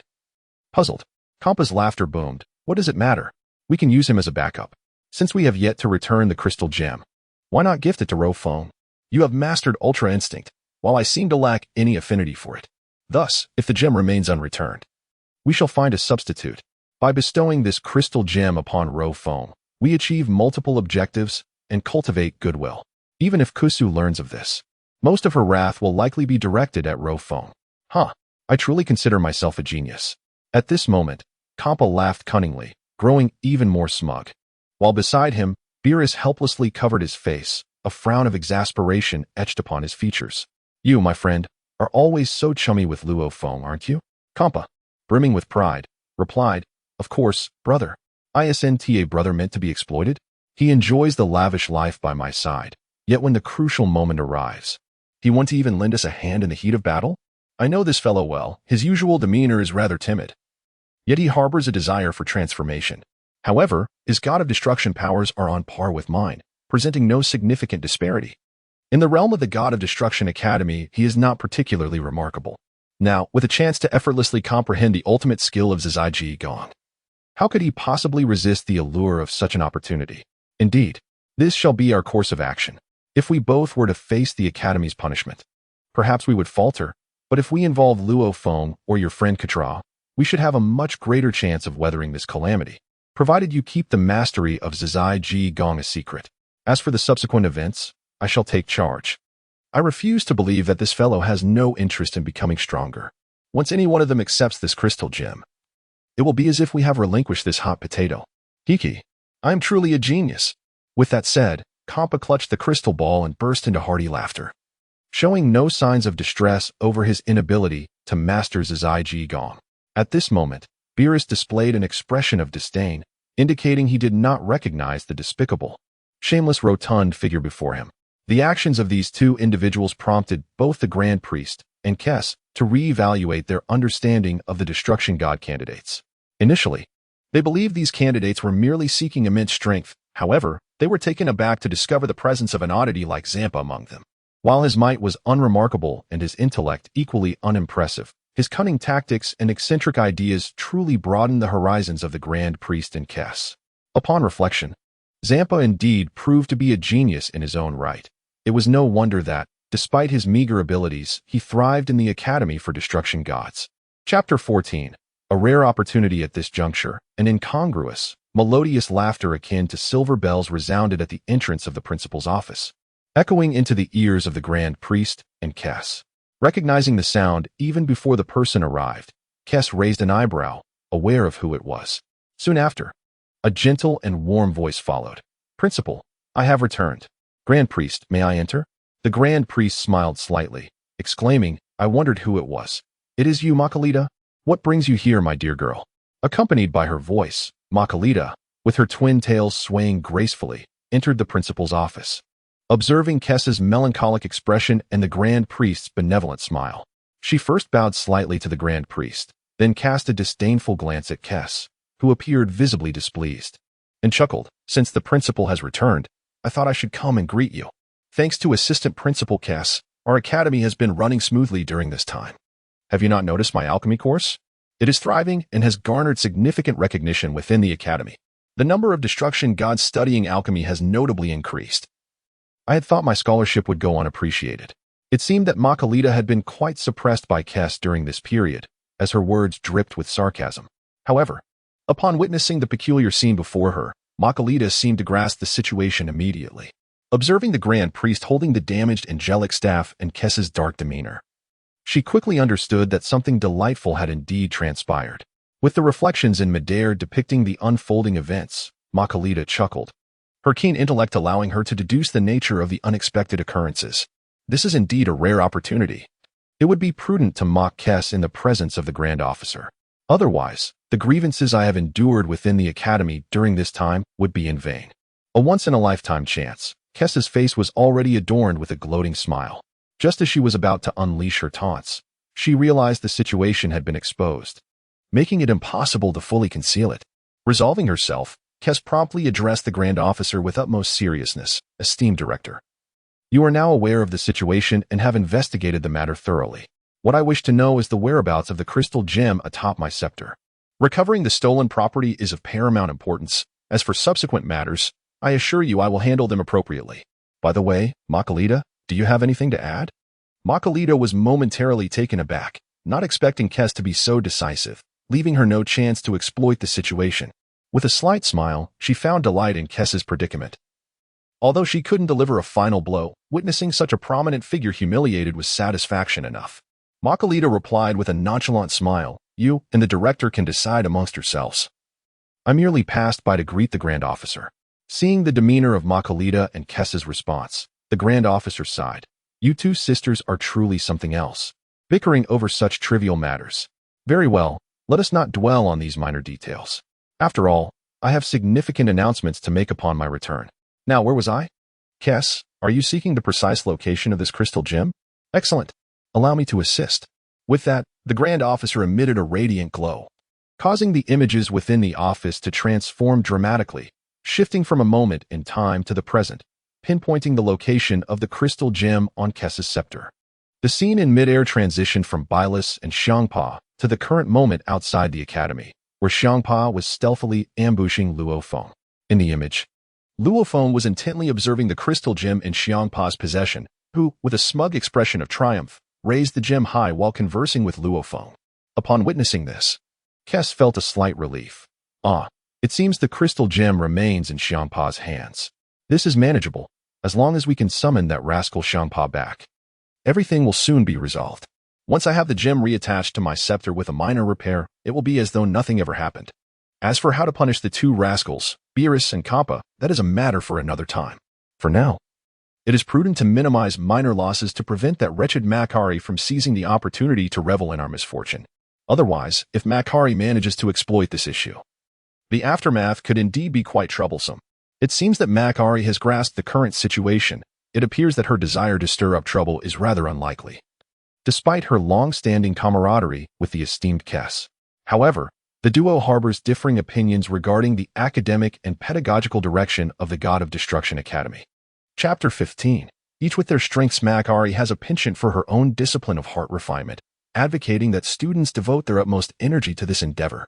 In contrast, Kess understands that the power of destruction forms the very foundation of the academy. A competent mentor must focus diligently on enhancing the fundamental strength of the God of Destruction.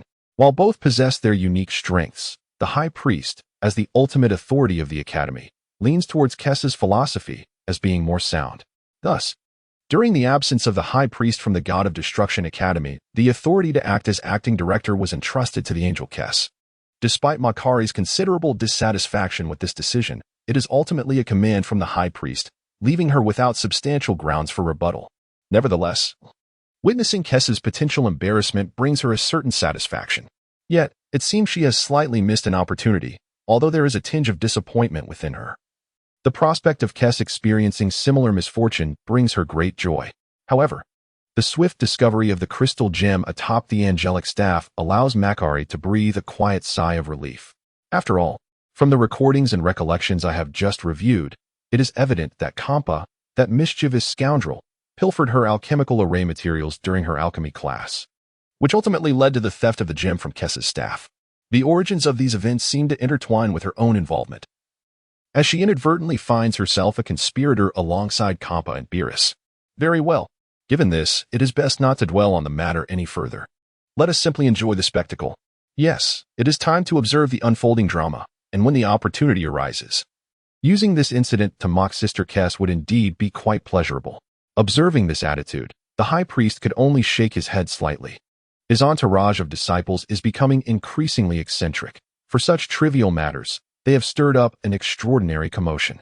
It appears that their competition exists in a healthy state, devoid of the nefarious schemes he had imagined, and everything remains well within his control.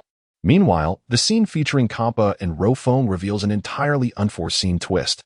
As Luo Feng gazed thoughtfully at the crystalline gem held by Hmph, he abruptly turned and walked away with an unexpected decisiveness, showing no inclination to engage in conversation or to take the gem. After a prolonged moment of contemplation, he simply turned and departed, leaving Hmph utterly astonished by his sudden resolve, especially given the allure of the profound mastery and divine power that lay within reach. This was illogical. Did this individual truly lack the aspiration to grow stronger? If one did not possess a desire for strength, what purpose did they have in disrupting the divine academy? The pursuit of true power is the essence of the ruinous god. Could this person genuinely be nothing more than a passive bystander?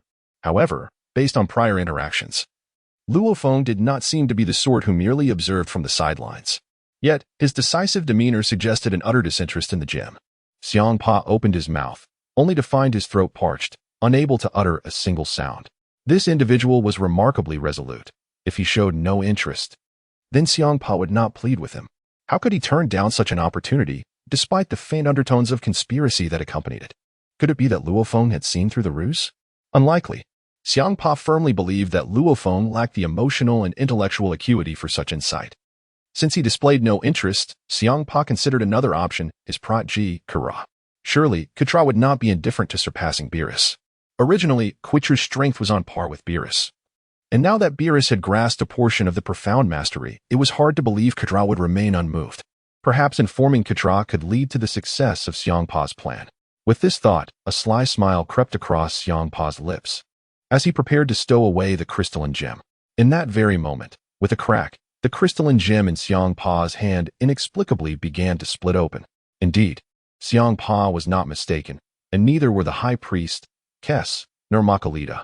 The mercury gem was inexplicably fracturing in his grasp. Hmph stood frozen, as if struck by lightning, staring vacantly at the now shattered gem, which had split into two halves.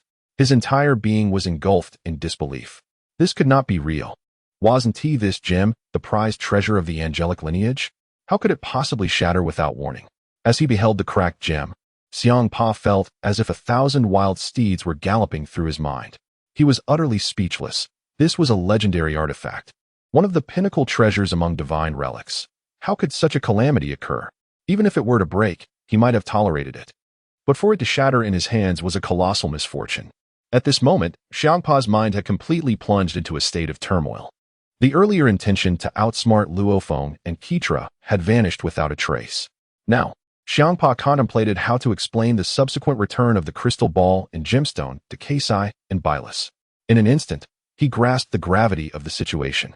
If he had merely fabricated his own gemstone to study the art of effortless mastery, it would have constituted a minor transgression deserving of little more than a reprimand. However, resorting to such nefarious means to steal the gemstone of the angel Kesai was an entirely different matter. Although Beerus had comprehended a portion of the effortless mastery, Hmph had achieved nothing of significance himself. To compound matters, he had even damaged the angel Kesai's gemstone. Reflecting on the impending fallout, he realized that if he were the sole culprit, he could scarcely withstand the wrath of Angel Kesai. In that moment, Hmph's survival instinct surged intensely. He clenched his hands, attempting to harness his divine power to reassemble the shattered crystal ball. Yet, how could he succeed? The gemstone had already fractured. Even a high-ranking official would require considerable effort to restore it, a task far beyond the capabilities of a mere novice in destructive arts. Meanwhile, Luo Feng remained resolute, turning away without a backward glance, merely gesturing for Xiangpa to take heed of his own fate as he slowly made his way into the academy. After all, he had no interest in continuing to engage in idle chatter with someone as ineffective as Xiangpa. Nevertheless, despite Luo Feng's decisive departure, the moment he had gazed at the gemstone in Xiangpa's hand, an intriguing epiphany had surged into his consciousness. Chapter 16, A New Understanding. Indeed, he did not need to touch it. Merely observing it seemed to reveal that this gemstone was unlike any ordinary jewel, harboring immense memories and energy within. Moreover, through the unique memories emanating from the gemstone, Luo Feng felt as though he had received a fragment of inheritance and a fresh insight. Yes, the ancient martial arts he had learned from the current temporal realm had certain blocked meridians and nodes. However, through that fleeting moment of enlightenment, he had attained a newfound comprehension, placing him on the brink of a breakthrough. This was an unprecedented opportunity. If he did not seize the insights and inspirations gained at this moment to diligently cultivate and elevate his martial prowess, when would he ever have such a chance again? Regarding everything that Xiangpa mentioned, it seemingly bears no relation to oneself. As for the inexplicable cracking of the mercury gem in Xiangpa's possession, it undoubtedly correlates directly with Luo Feng. However, it is merely beyond the comprehension of Xiangpa and others. While others may remain oblivious, Luo Feng possesses an exceptional clarity. His previous gaze appears to have fully integrated the energy within the crystal and the insights obtainable into his very being. As for now, Xiangpa's attempts to shift the blame onto him are futile. He is not a benevolent individual willing to shoulder such burdens. At this moment, prioritizing the enhancement of his own strength is the most prudent choice, which explains Luo Feng's resolute departure, leaving no opportunity for Xiangpa to entangle him. Presently, Xiangpa's attempts to cast blame upon him seemed to be in vain. Having distanced himself significantly, Luo Feng merely glanced back before turning away. And even if Xiangpa strained his mind, he would never surmise that Luo Feng had entirely claimed the benefits contained within the crystal for himself. Oh, how ironic it is that in his attempt to deceive, Xiangpa has only invited his own misfortune. Nevertheless, regardless of future outcomes, the immediate challenge lies in whether one can navigate through this trial. And considering the wrath of Kasi and others, Xiangpa has ample cause for concern. At this moment, a faint smile graced Luo Feng's lips as he strode purposefully toward the academy's interior. The instant he slipped beyond Xiangpa's sight and perception, he swiftly maximized his strength and speed. Indeed, he felt an overwhelming urge to break through at once. This was not an opportune location for such a pivotal moment. He needed to suppress this burgeoning power temporarily and seek a suitable place for seclusion. After all, with a breakthrough imminent, if he were to transcend his boundaries and insights in front of Xiangpa, it would naturally provide him the perfect opportunity to cast suspicion upon Luo Feng for appropriating the benefits of the crystal gem. His figure became a blur, racing back to the training room he frequented. In that sanctum of cultivation, a breakthrough was a commonplace occurrence. Amidst the flickering shadows, Luo Feng gently descended onto the training room floor, plunging directly into a profound state of meditation. Indeed, within this sanctuary, one is seldom disturbed, a distinctive characteristic of the Destruction Academy. In other realms, challenges may arise at any moment, and discourse or physical confrontation can occur within the training chambers, a tacit rule that every disciple must adhere to. After all, the purpose of entering the academy is to enhance one's prowess. Interruptions or disturbances could inflict irreversible harm upon the institution. Thus, within the entirety of the Destruction Academy, this particular training chamber stands as the most secure and conducive environment for cultivation, colloquially referred to as the safe zone or refuge. As if anticipating a significant event, the entire academy remains eerily tranquil, devoid of any presence or anomalies, quietly yielding to the stillness. Observing the solitude surrounding him, Luo Feng exhaled deeply, acknowledging the rare opportunity before him. Through his recent insights gained from the swordplay and the crystalline gem, he felt an overwhelming sense of impending dual breakthroughs. The revelations from the crystal ball seemed to stir a contention regarding the advancement of his ancient martial arts feints, hinting at a potential awakening of the destructive power that resided within him. Like a true master of the martial arts, he not only experienced a novel breakthrough in his understanding and mastery of techniques, but also achieved significant refinement in his inner strength. This fortunate convergence of events was indeed a remarkable boon. He had not anticipated that the seemingly insignificant figure of Xiangpa would bestow such substantial benefits upon him. This transformative experience profoundly altered Luo Feng's mindset towards his continued cultivation in this world. Initially, he believed that his ancient martial arts could merely integrate the destructive power to its utmost potential. How to confront threats from beings such as Angel Kex and the High Priest would require further contemplation. Yet, after merely glancing at the crystal gem presented by Hmph, he made substantial progress, fully transmuting these insights into tangible strength. The prospect of honing the destructive power of the destruction god to its pinnacle is indeed unfathomable. Could it be, as he envisioned, that he might obliterate the magic unleashed by the king of all with a single blow? If one truly aspires to reach such a realm, Luo Feng initially felt an unsettling uncertainty. However, after witnessing the benefits derived from the crystal ball, he acquired an entirely new methodology and shortcut for cultivation. Yet, that is a matter for another time. The priority lies in enhancing his own strength. Luo Feng immersed himself in a profound state of cultivation, diligently refining the insights he had just obtained. Although this gem enabled Beerus to master the concept of ultimate freedom, to Luo Feng, it merely represented a rather impressive technique. As a practitioner of ancient martial arts, he regarded this modest enhancement with a degree of disdain. As his training progressed, Luo Feng began to comprehend why he could not grasp the so-called ultimate freedom from this crystal gem. After all, this gem had been forged over countless millennia by the Curse, embodying a wealth of insights and experiences. It served as the source of power for the angelic lineage, containing all forms of energy comprehension and combat experiences, resonating in a cyclical harmony with both the angelic staff and the inherent strength of the angels themselves. Presently, beings like Beerus could only glean superficial understanding of the miraculous techniques associated with the angelic race. However, the true worth of this gem far exceeded the notions of ultimate freedom and angelic power. It encapsulated the quintessence of wisdom amassed by the Curse over eons. At this moment, these abilities and the essence of knowledge had fortuitously fallen into Luo Feng's hands, not only accelerating the stagnation of his martial progression, but seemingly bestowing significant enhancements to the destructive power within him. It was indeed a serendipitous windfall. Contemplating this, Luo Feng ceased to dwell on any further thoughts, wholly surrendering himself to the exhilarating experience of cultivation and the pursuit of strength. Chapter 17. Fortuitous Encounters. As for the ill-intentioned little chubby figure, Hmph, Luo Feng could only silently wish him well. May he lead a peaceful life. As for whom else he might harm, that seemed of no direct concern to Luo Feng. At this moment, Luo Feng suddenly sensed a subtle loosening of the limits of the ancient martial inheritance he had brought with him. Could it be that in this space-time, having just traversed here, he was already able to form the circulation of the great Zhou? This was the realm Luo Feng had long yearned for. After all, in his original time, attaining such a perfect cycle of the great Zhou was a rare opportunity. To his astonishment, he might actually find fortune in misfortune here. Perhaps, through this chance, he could truly break through to the harmonious state of unity between heaven and man as depicted in the ancient martial inheritance. However, while his aspirations were lofty, reality often proved to be starkly different. As several meridians continuously broke through, the circulation of the small Zhou had indeed begun to operate fully within Luo Feng's body. Yet it seemed there was still a considerable distance to the pinnacle of the great Zhou. Nevertheless, Luo Feng was not anxious. As long as he could make a breakthrough in his techniques, hope remained, and it was ultimately just a matter of time.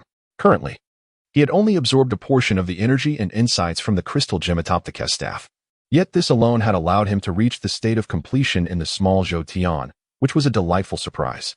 Given this, he understood the wisdom of moderation. One cannot bite off more than one can chew, a principle that has held true throughout the ages. If there were indeed opportunities falling from the heavens, then this world also held a gentle kindness towards Luo Feng. As long as there were chances for advancement, challenges would be surmountable. With the integration of his techniques, Luo Feng felt a sense of relief. Although he had realized during his earlier confrontation with Hmph that his ancient martial inheritance could perfectly align with the destructive powers of this time, it was only in the true state of cultivation that one could truly demonstrate their prowess. At this moment, Luo Feng gradually began to integrate the destructive divine power residing within him into the operational framework of his ancient martial arts lineage. As the small circulatory cycle continued to function, the destructive energy within him smoothly conformed to the pathways dictated by his martial arts practice, reaching a state of equilibrium. At this juncture, ethereal purple energy encircled the crown of Luo Feng's head, while a gentle red glow radiated from his body.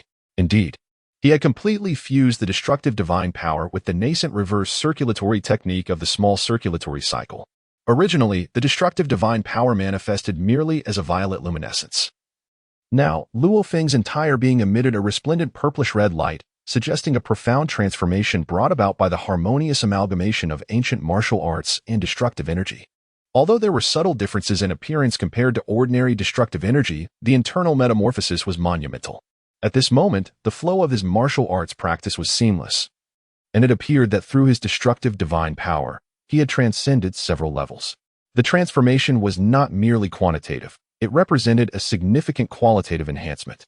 This ancient martial arts technique functioned like an elevating mechanism, instantaneously refining the considerable destructive energy he possessed. Moreover, the operation of his meridians facilitated the seamless integration of this divine power into his energy channels, rendering its utilization remarkably fluid. The enhancement provided by this destructive divine power surpassed the so-called internal energy and true chi of the contemporary world in purity. Under the flawless synergy and mutual reinforcement of these two techniques, Luo Feng sensed that if he continued his cultivation in this manner, his strength would escalate at a geometric rate, something he had not anticipated. However, within this world of Dragon Ball, the myriad of peculiar techniques and energies were beyond the comprehension of an ordinary modern individual like him. While the unexpected benefits might have limitations, the potential to elevate one's cultivation to its zenith appeared boundless. Perhaps his aspirations and anticipated goals could indeed be realized. Yet, achieving this would require the pursuit of additional opportunities to further advance his ancient martial arts lineage. At present, what filled him with joy was the purity and enhancement of his destructive divine power. If his original purity and energy of the destructive divine power were rated at 10, it had now soared to at least 120. This was merely the beginning. Nonetheless, in this ruthless and predatory Dragon Ball world, lacking strength and assurance rendered all aspirations mere fantasies. Therefore, Luo Feng resolutely silenced all distractions, dismissing thoughts of figures such as Zamasu, Beerus, the Omni King, and the Grand Minister. Everything was cast aside by him. He is now completely immersed in the exhilarating sensation of enhancing his strength and refining his destructive divine power. As time gradually passes, Luo Feng's cultivation is approaching its culmination. After all, the circulation of his internal microcosm has flowed seamlessly through 36 cycles, a feat that was once unimaginable to him. As for the ancient martial techniques, they can only be truly mastered through practical combat. Mere meditation and stillness cannot attain such a realm.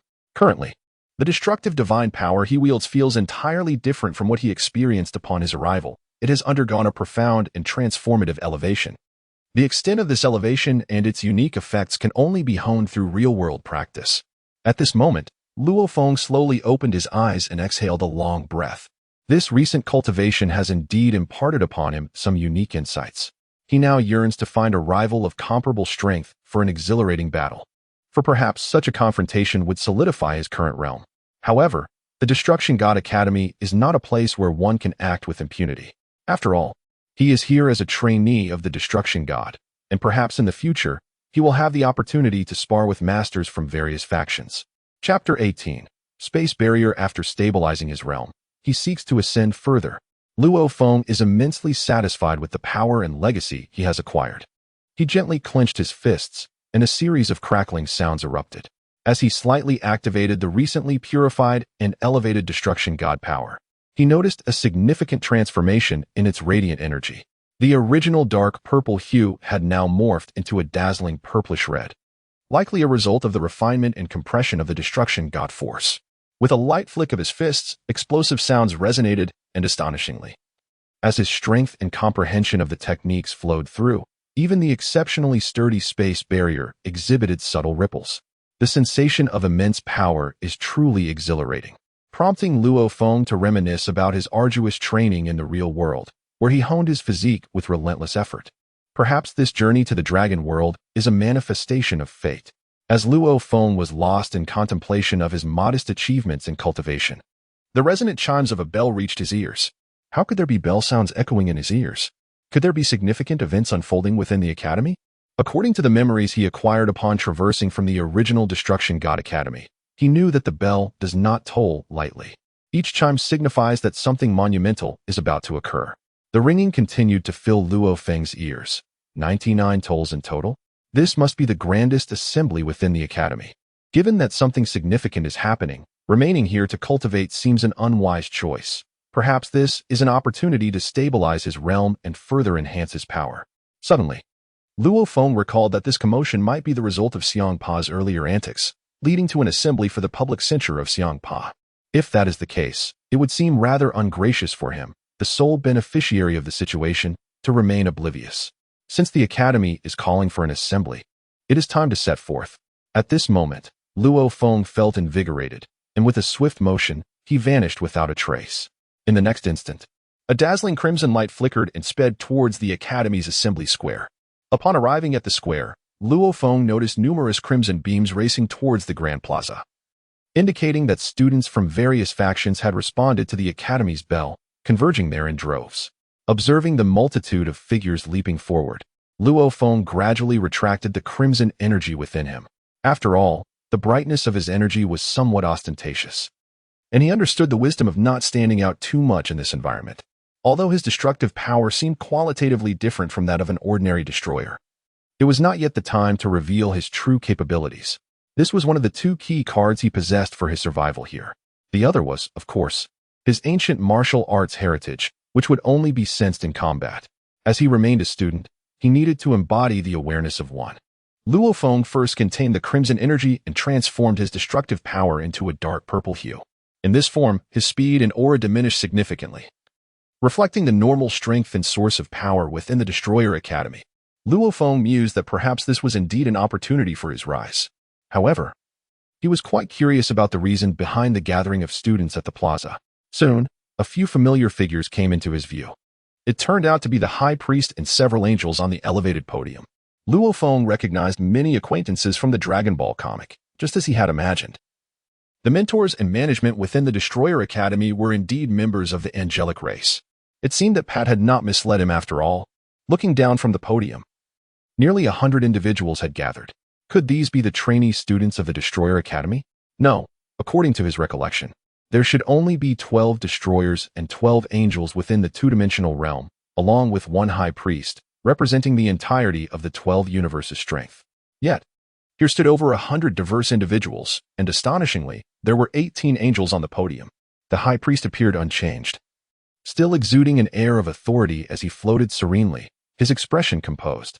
This stirred a peculiar ripple within Luo Feng's mind. He decided to observe what would unfold, shifting his focus away from the angels above, for they were guided by the high priest. If he scrutinized too closely, his secrets might be exposed, potentially hindering his growth. At present, Luo Feng's curiosity was piqued by the diverse assembly of over 100 trainee demigods below. Is this, indeed, a gathering of my classmates? Well, it appears that everyone has arrived. Something significant is about to unfold. Luo Feng's sole curiosity lies in the absence of Xiangpa, Beerus, and Keitra. He has already discerned several familiar faces amidst the crowd. Some he recognizes, and others he does not. There are individuals like Lang Mushi, whose whispers are as delectable as their presence within their small circle. Additionally, there are beings such as bear men, tiger men, wolf men, and porcupine men. Truly, a remarkable array of diverse entities. It seems that this God of Destruction Academy has indeed summoned formidable races from various realms and universes as prospective candidates. After a fruitless search, Luo Feng could only sigh inwardly, hoping that Xiangpa possesses a modicum of luck and does not fall victim to the Celestial Angel. The Celestial Angel. Luo Feng's gaze shifted to the podium, where, behind the high priest, he spotted the elegant figure of the Celestial Angel. However, he could not suppress a chuckle at the peculiar expression on her face. At this moment, Kex stood behind the high priest, her expression imbued with a sense of deep resentment. How could one describe her demeanor as such? Leaving aside other considerations, her impassive face revealed no extraordinary signs. With a poker face, she stood there silently. Yet, the throbbing veins on her forehead and the prominent vascular patterns adorning her neck betrayed a tumultuous inner turmoil that contradicted her seemingly tranquil countenance. Ironically, the crystal atop her so-called angelic scepter bore a faint, yet visible crack. This negligent repair had merely involved affixing a makeshift adhesive, akin to a band-aid, over the fissure, leaving one to wonder whose handiwork it was. Such a casual approach only served to push Kex to the brink of fury. Although she maintained an outward calm, it was primarily due to the high priest's imminent address. Meanwhile, Luo Feng smiled and gradually made his way into the crowd, observing the unfolding events. Chapter 19. The dragon appears, but once as the bell tolled, all the angelic mentors gathered, indicating that a significant event was about to transpire. The presence of the elusive high priest, a figure known to rarely show himself, in the main venue suggested that something truly momentous was at hand. Upon further observation, Luo Feng noticed a few familiar faces behind the high priest, which left him slightly astonished. At this moment, the high priest was not only accompanied by Kishi, but also by several other angels such as Bados, Whis, Makalita, and Kinnick, all standing quietly behind him like obedient children. It seemed that the gravity of the situation surpassed Luo Feng's expectations by a considerable margin. With a gentle cough from the high priest, the authority of the academy's leader was unmistakably palpable. The once boisterous murmurs of the students below were instantly silenced. Indeed, in this place, no one dared to challenge the high priest's authority and status. After all, he was the head of all the divine academies, the true ruler of the Destruction God Academy. The ascension and usurpation of power here lay entirely within the high priest's discretion. He was visibly pleased to see that his mere cough had subdued the crowd. The high priest was not one for unnecessary embellishments or trivialities. After establishing silence with his cough, a resonant voice echoed in the ears of all students of the Destruction God Academy, accompanied by the high priest's commanding yet gently warming tone. This special announcement made its way into the ears of the students, revealing to Luo Feng what was to come. It turned out that the high priest's appearance and return to the academy signified the commencement of a brand new trial competition. This was indeed beyond his prior anticipation. However, what he had not expected was that this competition would be entirely different from those of previous years. The high priest's requirements were quite straightforward. This time, it would not be the customary arena battles, but rather a survival elimination system. Yes, the aim was to select the 18 most exceptional individuals from over 100 students to become true destruction gods, culminating in a graduation ceremony competition. This revelation genuinely astonished many aspiring destruction gods and their apprentices. As soon as the high priest made his announcement, a wave of astonishment swept through the gathered students. Previously, their standings were quite simple, with some possessing high talent while others had lower potential. This was a normal occurrence. The individuals attending the Destruction God Academy were elite princes or prodigies from various universes, or even once-in-a-century anomalies. They had traversed various paths and means to become stronger and inherit the title of Destruction God, arriving at this pinnacle institution in the cosmos. However, this time appeared to be entirely different. The gentle arena matches of yore, which concluded with a few finalists receiving special rewards, were no longer in existence. The high priest's stern expression and incisive words indicated that the nurturing environment of previous competitions would be a thing of the past. In this trial competition, it seemed that only the top 18 would be recognized as true destruction gods, thereby assuming management over the various universes. As for the remaining participants, the high priest did not elaborate, but the students understood all too well. They faced either death or elimination, and the latter held no distinction from the former. It appeared that this was indeed the harsh reality of the Destruction God Academy. As the crowd of students erupted into hushed whispers, the esteemed officiant cleared his throat once more. The resonance of his cough was akin to the thunderous rumble of a storm, compelling the restless students to fall into complete silence. At this moment, Luo Feng observed with a detached gaze. Although this competition bore an element of cruelty, it held no significance for him, whose strength had recently surged. Not only did he feel confident in securing a position among the top 18 students, but he believed that even claiming a spot within the top 3 would pose little challenge. Nevertheless, Luo Feng had never underestimated the students of the Destruction God Academy, for they were undoubtedly talents and elites emerging from various cosmic realms. Although they appeared as ordinary students within the academy, one could never discern which individual possessed unique talents or hidden trump cards for survival. Each person's circumstances and experiences were distinct. They often concealed their true abilities, remaining inconspicuous. Yet, in moments of life and death struggle, who could predict what extraordinary potential and energy might be unleashed? If Luo Feng had managed to stand out in this arena before his transmigration, it would have been truly astonishing. Observing the peculiar expressions below, it seemed that while everyone outwardly expressed dissatisfaction and indignation, there lingered an undercurrent of exhilaration and eagerness within. It was evident that these individuals were far more complex than Luo Feng initially perceived. Each possessed their own secret means of survival and strategies for a comeback. However, all of this seemed rather inconsequential. As the Grand Priest elucidated the competition rules, the angels behind him exhibited expressions of confusion. It appears that this selection and competition format is not entirely clear even to the angelic mentors behind, who are attentively listening to the pronouncements of the High Priest. After all, he is the head of the Destruction Academy. Luo Feng also perked up his ears to absorb the High Priest's discourse and the pivotal information regarding the competition's rules and methods. In this realm, strength constitutes a part of one's prowess. However, intelligence, encompassing both information and analytical skills, also forms an integral facet of power, along with a modicum of fortune. These elements seem directly pertinent to the upcoming competition. Through the High Priest's subtle exposition, Luo Feng comprehended the various stipulations and regulations of this contest. Remarkably, the venue for this competition is set within the Forbidden Forest of Despair, located behind the Academy.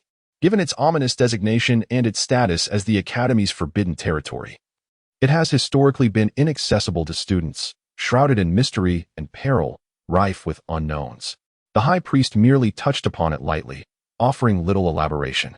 Yet, from his demeanor and the astonished expressions of the angelic beings behind him, Luo Feng sensed that the Forbidden Forest of Despair was far more formidable than they could envision. The true terror lies in the dangers and unknowns within, and the students would be randomly transported to this battlefield. As for what follows, it is quite straightforward. Chapter 20. The Forest of Despair. At the heart of the Forest of Despair lies a legendary castle, within which treasures abound. To procure even a single item from its depths would signify triumph in this trial. However, upon deeper reflection, this seemingly simple rule encapsulates the brutal law of the jungle, survival of the fittest. Though Luo Feng harbored confidence in reaching the castle at the center of the forest and securing its treasures to emerge as the ultimate victor, he remained vigilant, aware that what is stated is far simpler than the reality of execution. Subsequently, the High Priestess' further elucidation left Luo Feng utterly astounded. Indeed, the Forest of Despair is teeming with terrifying extraordinary beasts and superpowered adversaries. These are the foes and formidable challenges the students must confront. Naturally, if it were solely these extraordinary beings and monstrous entities, it would not pose significant pressure on the elite talents of the Destruction Academy. However, the students must not only contend with these threats, but also with one another, as they are rivals in this competition. This contest permits mutual slaughter and fierce competition, for only 18 victors shall emerge. Moreover, these 18 are not solely determined by their strength to carve a path through the Forest of Despair. They must also preserve their position for the final confrontation, which appears to center around that very castle. The High Priest solemnly remarked that within the castle lies 18 special earrings. This signifies the existence of the genuine destruction goddess earrings, of which there are only 18. These can solely be found within the ancient castle, accessible only to those students who successfully navigate through numerous challenges and obstacles to reach the heart of this desolate forest. There, should you manage to acquire the so-called earrings of the destruction god and retain them for over an hour, congratulations are in order. You shall emerge as the victor of this trial competition among the students. I must reiterate, only 18 individuals will be selected this time. I shall refrain from elaborating further on the remainder. Furthermore, the earrings of the destruction god are limited to 18, and whether you gain their recognition depends entirely on your own fortune. Enough of this idle chatter. The fundamental conditions are thus. However, let me emphasize once more that this trial is not merely a test of strength, but also an extensive evaluation of your wisdom, capabilities, and various strategies. In essence, it is survival of the fittest. Who will ultimately prevail depends on your own skills. After all, those who have merely blossomed in the sheltered environment of the Academy are fighters, not the destruction gods I require. Aspiring to become the sovereign of a universe, you well understand, is not achievable simply by spending time in the Academy. As the Grand Priest's demeanor and words grew increasingly grave, the students felt as if their hearts were tumultuously drumming within their chests, an unsettling rhythm of anxiety. This trial was indeed unlike previous ones. It did not tread the familiar path of gentleness, but rather adopted a straightforward elimination route. Although the Grand Priest did not explicitly state the consequences of being eliminated, the students understood all too well that elimination equated to death. It was evident that they must exert their utmost efforts. Revealing their hidden strengths might be the only way to triumph in the end. Yet, What exhilarated the students was the revelation that the prize was none other than the earrings of the destruction god. They believed that securing the earrings' acknowledgement, even for just an hour, could potentially fulfill their dreams of becoming true rulers of the cosmos. With the empowerment of the destruction god, their prowess would undoubtedly receive a significant boost. With these thoughts, the students managed to suppress their fears regarding the trial, their spirits ignited, each ready to prove themselves. After all, they were not mere novices. Each harbored a few secret trump cards for survival. Observing the eager glances and fervent attitudes of the students below, the Grand Priest felt quite satisfied with his oratory. It seemed that his persuasion had indeed borne fruit. The students exhibited no signs of dissatisfaction with the harsh competition and the altered mechanisms of this trial. Rather, they appeared invigorated, as if they had been infused with new life. The Grand Priest cleared his throat, preparing to address the assembly. Well then, do any of you students have any objections? If not, then let the trials commence. The mentors and I will be observing each of your performances and actions, and perhaps there will be some unexpected surprises. Well, I have said all that needs to be said. Do not accuse me of being a dictatorial tyrant. If any of you scholars have questions, now is the time to voice them. Once you step onto the battlefield of trials, there will be no opportunity for discourse. The High Priest spoke sharply, and an immediate silence enveloped the room. He was indeed prepared to listen to the scholars' opinions. A surprise indeed manifested, as there was a bold individual among them. Although the High Priest had articulated his points with utmost clarity, there were still those who dared to express dissent. This might just be a characteristic of the Destruction Academy, as a group of unruly and talented individuals are not as compliant as one might envision. Each possesses their own distinct thoughts. The one who stood to speak was a tall girl adorned with a silver mask, her lineage unknown. The shimmering mask clung to her face, imparting an extraordinary aura, reminiscent of a classical beauty fused with a cold-hearted assassin. She cleared her throat, raised her chin to gaze at the High Priest on the dais, and spoke in a lizard-like tongue. Esteemed Dean, since you have stated thus, I have a question that perplexes me. The High Priest revealed a gentle smile. Very well. Masked student, what is it you wish to inquire? It turned out this bold figure was masked Luo Feng, inciting a sense of caution within me. To stand firm against the High Priest without faltering indicates considerable prowess. Yet, what query did this audacious bird intend to pose? As masked Luo Feng took the floor, it became evident that she articulated the collective doubts of the assembly. After enduring mutual strife within the Destruction Academy for so long, the scholars were acutely aware of each other's strengths and weaknesses. As they simultaneously entered the realm of trials, significant contention arose pertaining to power dynamics and factions, especially before reaching the ancient fortress. Would it not be unfair if a low-ranking individual were to cling to the coattails of someone within the top three? The point raised by the masked individual appears to resonate with many of the participants, indicating that he has indeed articulated a concern shared by the group. However, the High Priest merely smiled faintly and offered a nonchalant explanation. The method of entry into the Forest of Despair is via random teleportation, leading each individual to a unique destination. You might find yourself on the outskirts of the forest, while others may be transported to the realm of the desert. And perhaps some fortunate souls might even materialize right beside the ancient castle. All these scenarios are indeed possible. As for your notion of mutual restraint and engaging in battle prior to entry, that is simply not the case. This arrangement has been made to accommodate the varying strengths of participants, providing certain special advantages. Do you comprehend this explanation? The masked individual nodded, seemingly accepting the High Priest's clarification. Subsequently, the High Priest added, naturally, there are those who may find themselves unfortunate enough to be transported to a school of monsters, a monster's lair, or even a tribal prison. This, too, is a possibility. I trust that everyone understands that luck is an integral part of one's strength. If your fortune is severely lacking, it cannot be held against our regulations. After all, the rules were established, and random teleportation is fair to all. Regarding the utmost fairness, I believe that those who have journeyed from various universes to my domain understand that absolute fairness does not exist. Rather, there is relative justice. Now, does anyone have further inquiries? This time, the masked individual remained silent, yet a burly man stepped forward, gazing up at the High Priest and inquired, Esteemed Dean, after all that you have articulated, I believe I have grasped the essence. I merely wish to ascertain whether we are permitted to employ lethal force during this competition. In other words, if we encounter our adversaries or competitors, are we allowed to exert our full strength, lest we be at a disadvantage? However, there was an undeniable influence. The imposing figure, brimming with vitality, stood there with clenched fists, a bald head towering before the crowd. The one-eyed giant surveyed the surrounding students with an expression that seemed to convey a warning.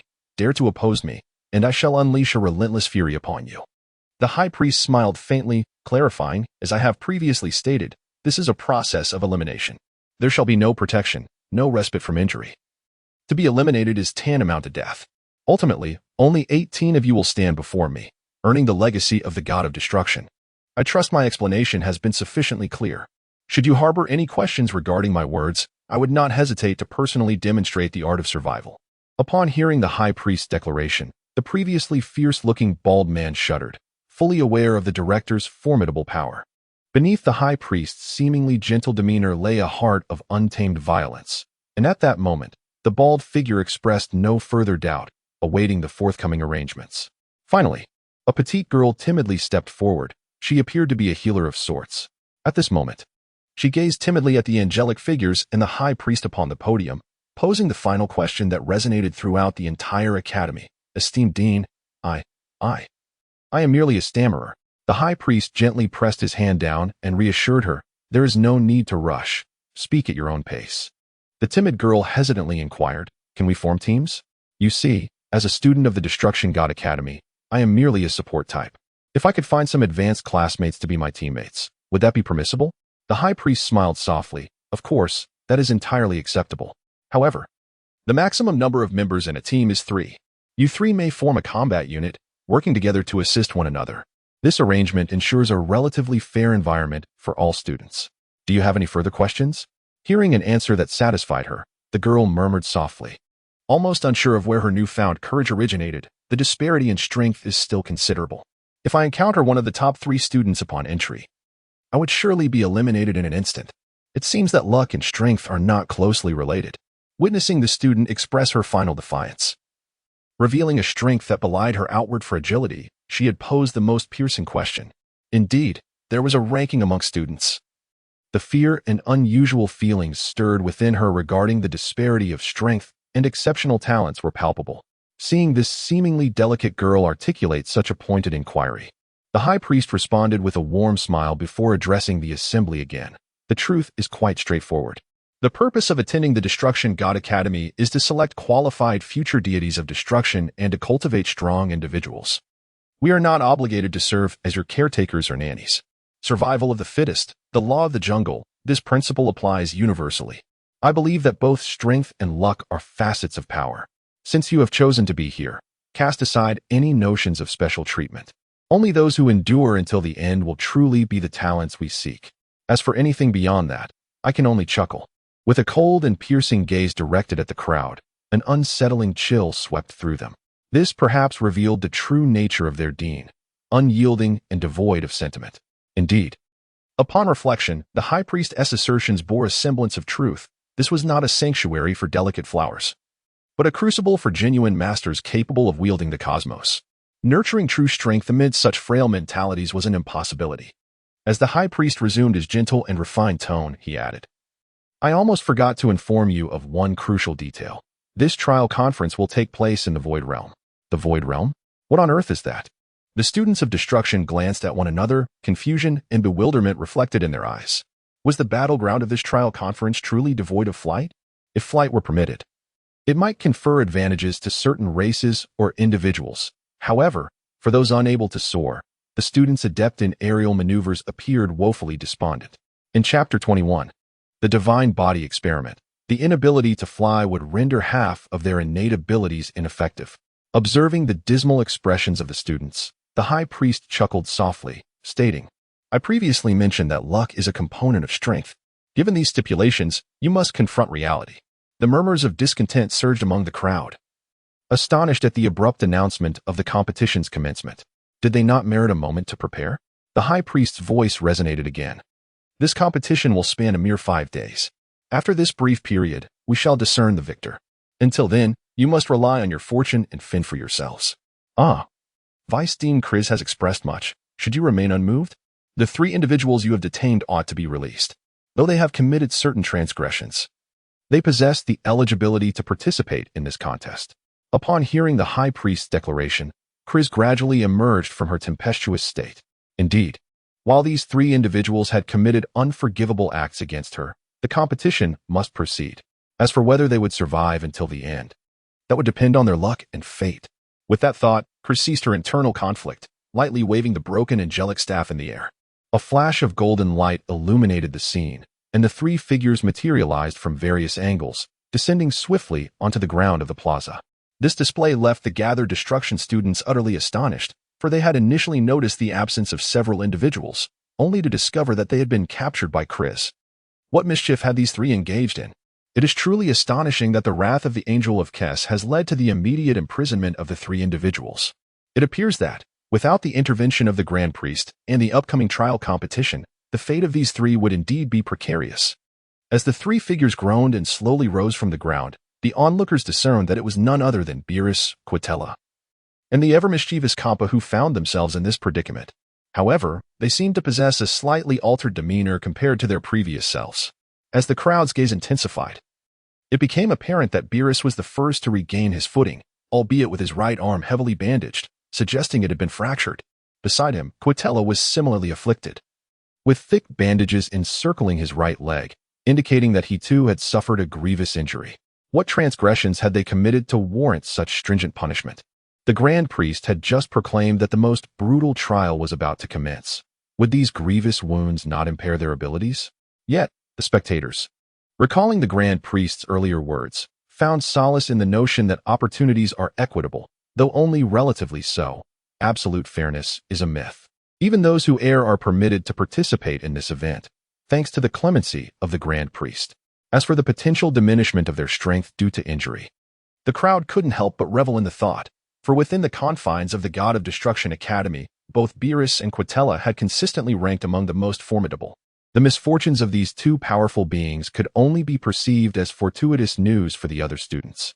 Lastly, their attention shifted to the figure on the ground, moaning and yet to rise.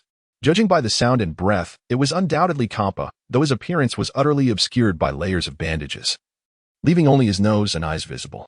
It appeared he had sustained grievous injuries, seemingly with fractures throughout his body. It was likely that Hmph was the instigator of this calamity. As for the reasons behind his dire condition, only the enraged Angel of Kes could provide answers. Witnessing the unusual state of the trio, Luo Feng was momentarily taken aback. Could this be a consequence of the crystal gem? Upon reflection, he swiftly pieced together the circumstances, recognizing that the crystal sphere had been damaged in Hmph's hands, making his severe punishment understandable. However, what of How had this unfortunate rodent become entangled with Beerus and Hmph? After a moment's contemplation, Luo Feng comprehended the situation. It seemed that had unwittingly found himself caught in the crossfire. Hmph and Beerus have managed to complicate matters, attempting to divert blame onto themselves. However, it appears they have not fallen victim to their own schemes and have inadvertently reaped the greatest benefits. It is likely that Hmph remains undeterred, seeking another scapegoat.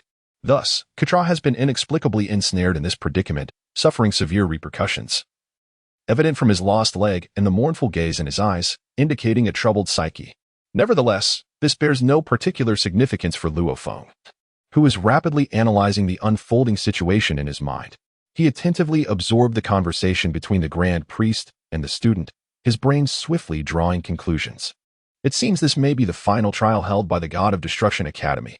The Grand Priest, the head of this institution, must have received some groundbreaking news from the cosmos, albeit unspoken.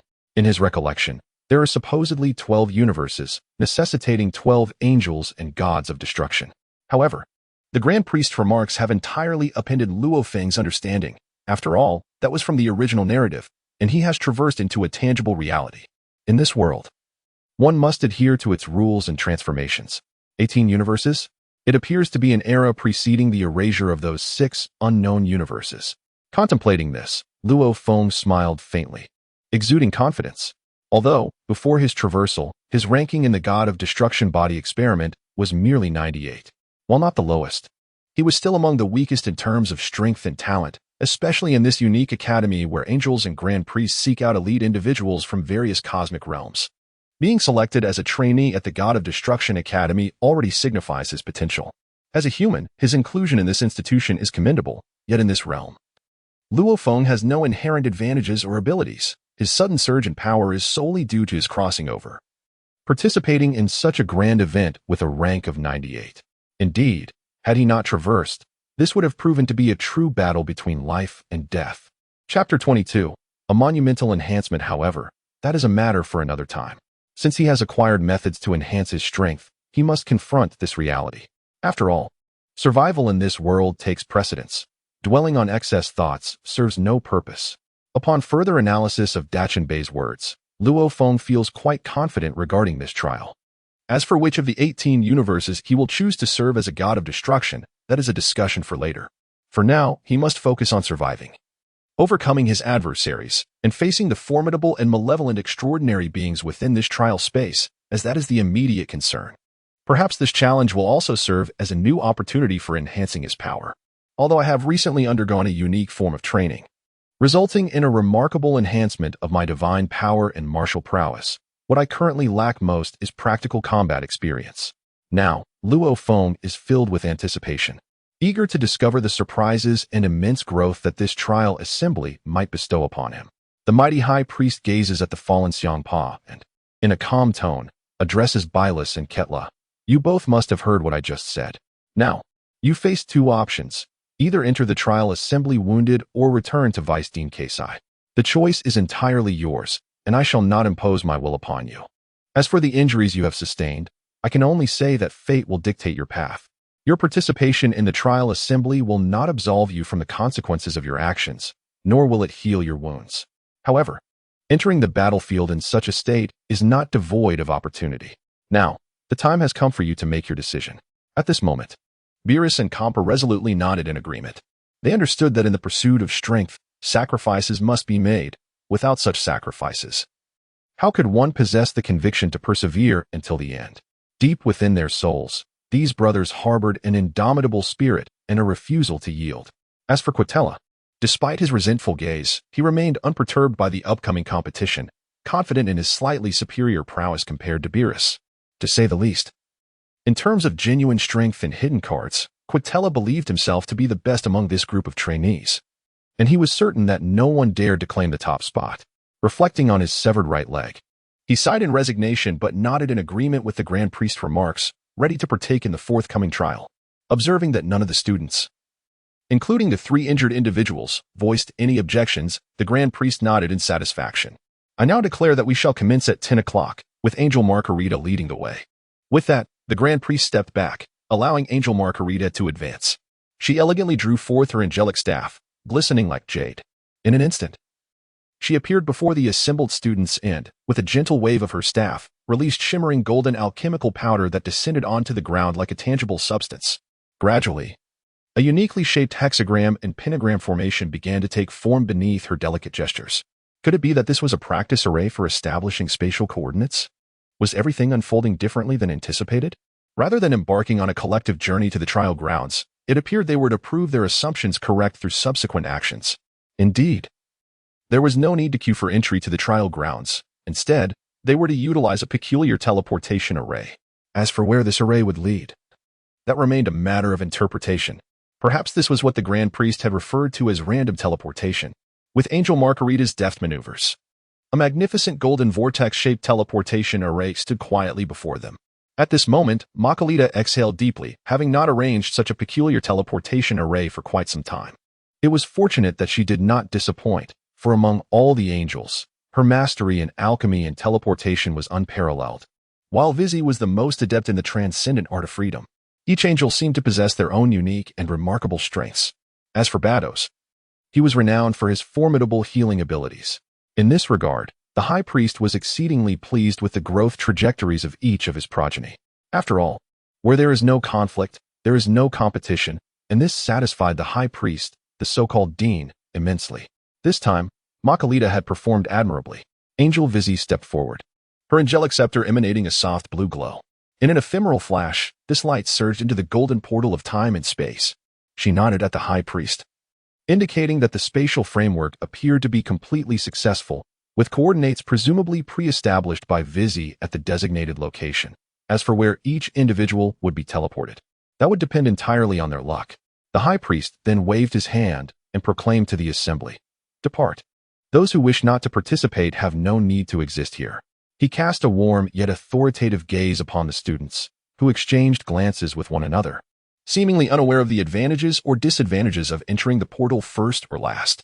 Observing that neither the mentors nor the dean offered any hints, a bold student named Tiger, a destroyer deity, felt a sense of urgency in his heart. Perhaps entering first might yield some benefit, after all. Busy had already darted through the portal with a flash of blue light, and opportunities like this were fleeting. Without hesitation, he dashed forward and was the first to reach the portal, disappearing into its depths in an instant. Seeing this audacious individual leap into the portal leading to the Lion's Peak, the other destroyer deity students followed suit without further delay, rushing in as if caught in a whirlwind. Witnessing their confidence and eagerness, Luo Feng smiled faintly. If it were as simple as they imagined, whoever entered first would have the advantage. Then they underestimated the intellect of the high priest and his cohort. Nevertheless, Luo Feng had no alternative options, as this trial represented a convergence of opportunity and challenge for him. With that in mind, he too prepared to step into the portal of trial. Suddenly, Bados revealed her angelic scepter, gracefully tracing 3 healing spells that materialized as ethereal green orbs in midair. These luminous orbs of healing gently drifted into the transmission portal of the time-space gate. Observing this series of actions from Bados, the high priest let out a soft sigh, remarking, "You are still soft-hearted, my dear. However, it is understandable. After all, I did mention earlier that luck is indeed a component of strength." Chapter 23. Radiance. With these 3 orbs of healing energy, there may be a significant qualitative leap in the outcome of this competition. It remains uncertain which fortunate soul will be blessed with your healing abilities. Now, I surmise each of you harbors a designated destroyer and has internally selected your targets. Let us now await the moment when the masters perceive the inner worlds of the celestial mentors at a glance. As the offspring of the high priest, being an angel holds little significance, for the prowess of their esteemed father is well known. In the presence of the high priest, any attempts at cunning or deceit seem utterly laughable. Just as Luo Feng was about to step into the portal, he noticed Hmph, bound like a mummy, hopping along.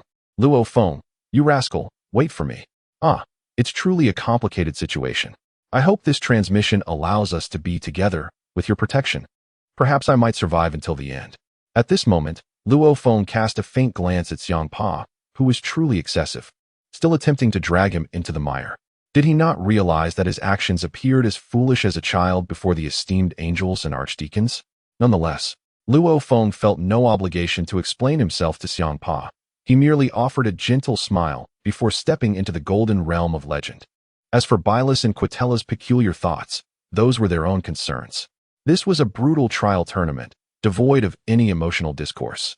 Suddenly, Luo Feng perceived a fleeting blur before his eyes. Perhaps it was merely a short-range teleportation, causing him little discomfort.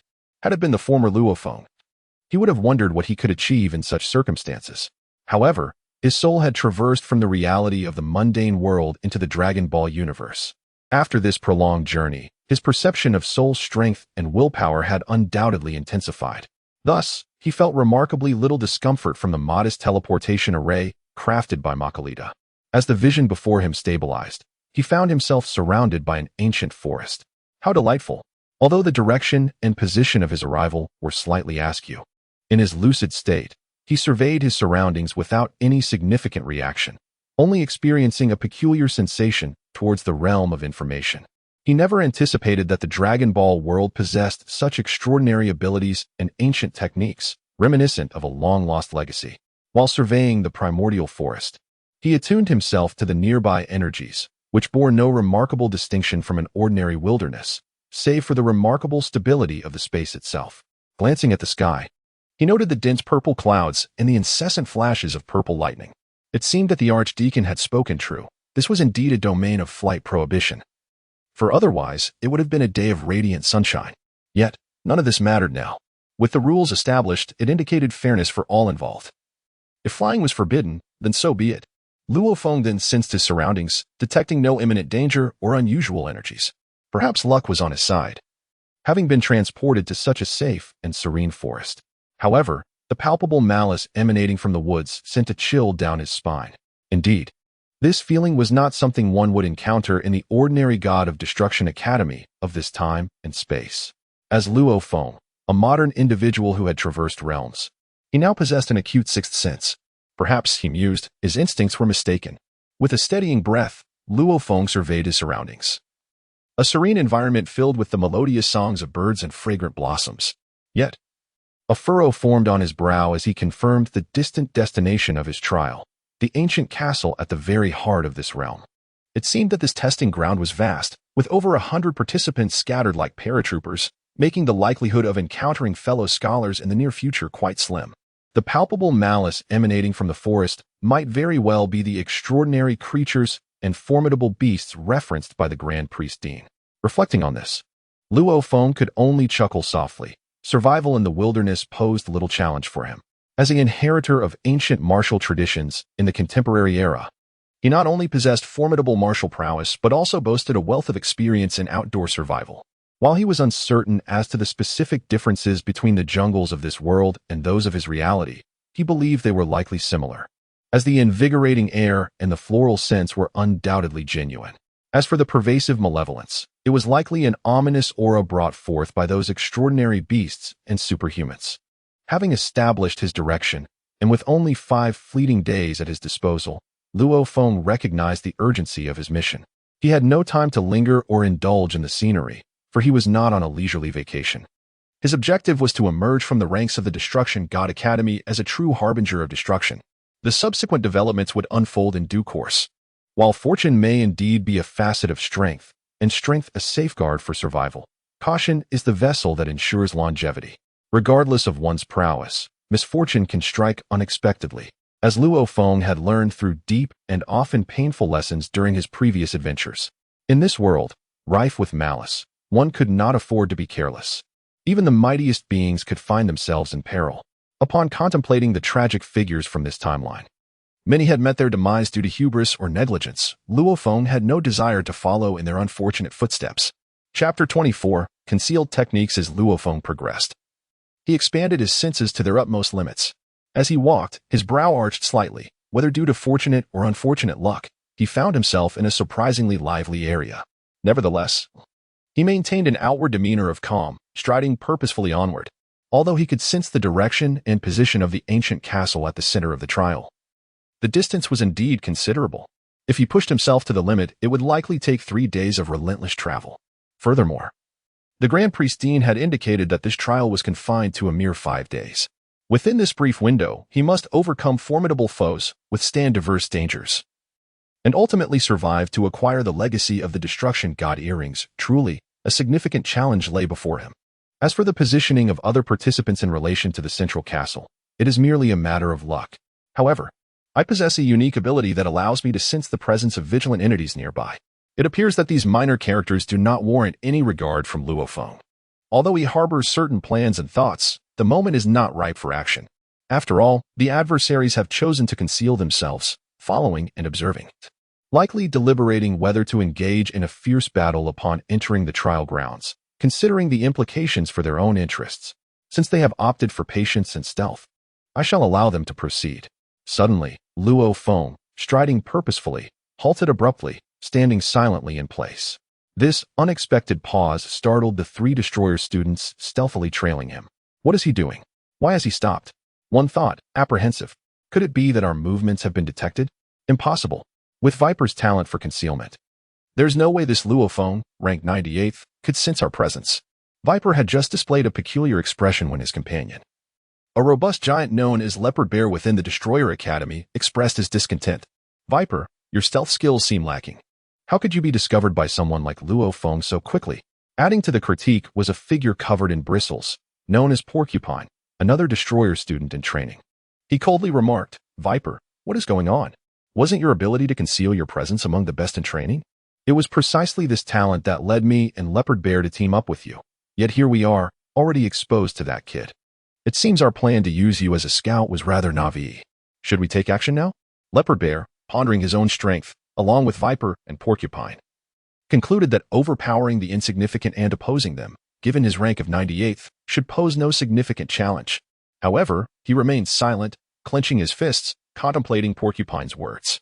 Indeed, they were unexpectedly brought together, and it was truly fortuitous for them to be here. After all, the Bearcat, the Porcupine, and the Viper had previously shared a commendable camaraderie as classmates. The Viper's unique ability to conceal its presence and launch surprise attacks added a layer of intrigue to their alliance. Although the trio appeared outwardly formidable, resembling simple-minded beings, they were, in fact, individuals of profound thought, particularly the enigmatic Bearcat, who swiftly assessed the current situation. Engaging in infighting among themselves would yield no advantage. Thus, they reached a consensus. By leveraging the Viper's talent for stealth, they formed an impromptu alliance to eliminate any adversaries they deemed undesirable. Only through such cooperation could they safely navigate to the ancient castle at the heart of the trial. Once they reached the castle, the outcome would depend solely on their individual prowess and skill. Thus, this somewhat precarious team was forged in an extraordinary environment. The Viper and the Porcupine quickly grasped the Bearcat's intentions, recognizing that their collective strength ranked around 50 to 60 in the experiment, neither particularly high nor low. To emerge victorious, unity and collaboration were essential.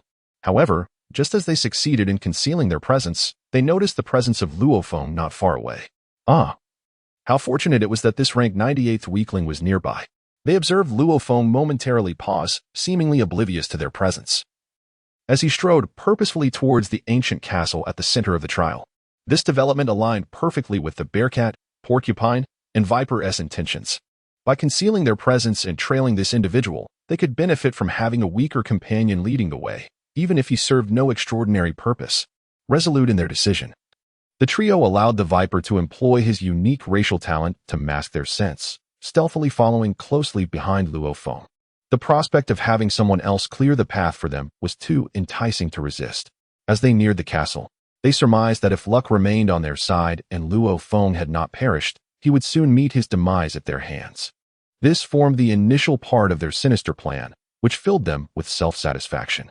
The Viper had no objections to this arrangement. In terms of raw strength, he indeed surpassed both the Bearcat and the Porcupine, yet he considered himself among the top 10 in terms of stealth. The Porcupine, often appearing rather unassuming and simple-minded, was, in reality, quite a fierce character, not one to be trifled with. Since neither of his companions harbored any hostility towards him, the Viper was more than willing to assist them. However, this fragile alliance soon encountered an unexpected obstacle when their target, Luo Feng, suddenly came to a halt. Had he truly discovered himself? Although the Viper possessed unwavering confidence in his stealth techniques, it was evident that no form of concealment was invincible. The complaints of his two companions irked him greatly, yet he understood that if his abilities to remain hidden proved ineffective, his influence within the squad and the chances of being exploited would diminish significantly. Should that occur, these two formidable renegades would undoubtedly seize the opportunity to eliminate him first. Despite the trio harboring ulterior motives, entrenched in a state of mutual exploitation, engaging in internal strife at this juncture hardly seemed prudent. Contemplating this, the Viper merely gestured subtly for advancement, signaling that his stealth techniques remained intact.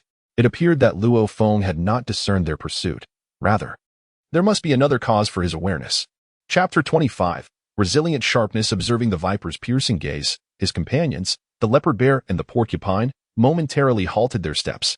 It seemed the issue did not lie with their ally, the Viper, but rather with this individual named Luo Feng, who had likely sensed some extraordinary danger.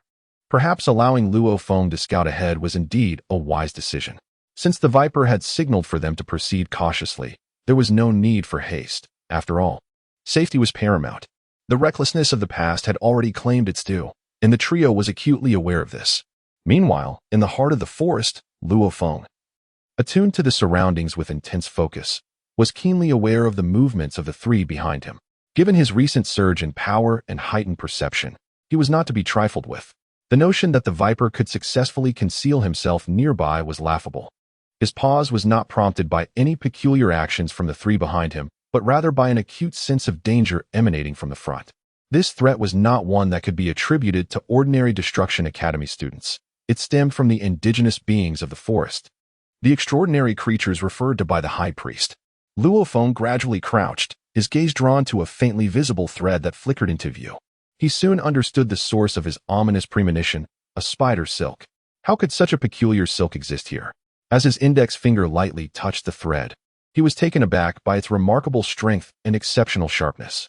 In this world of dragons, considering the prowess of their apprentice destroyers, it could not be said they were invincible, yet they ranked among the elite.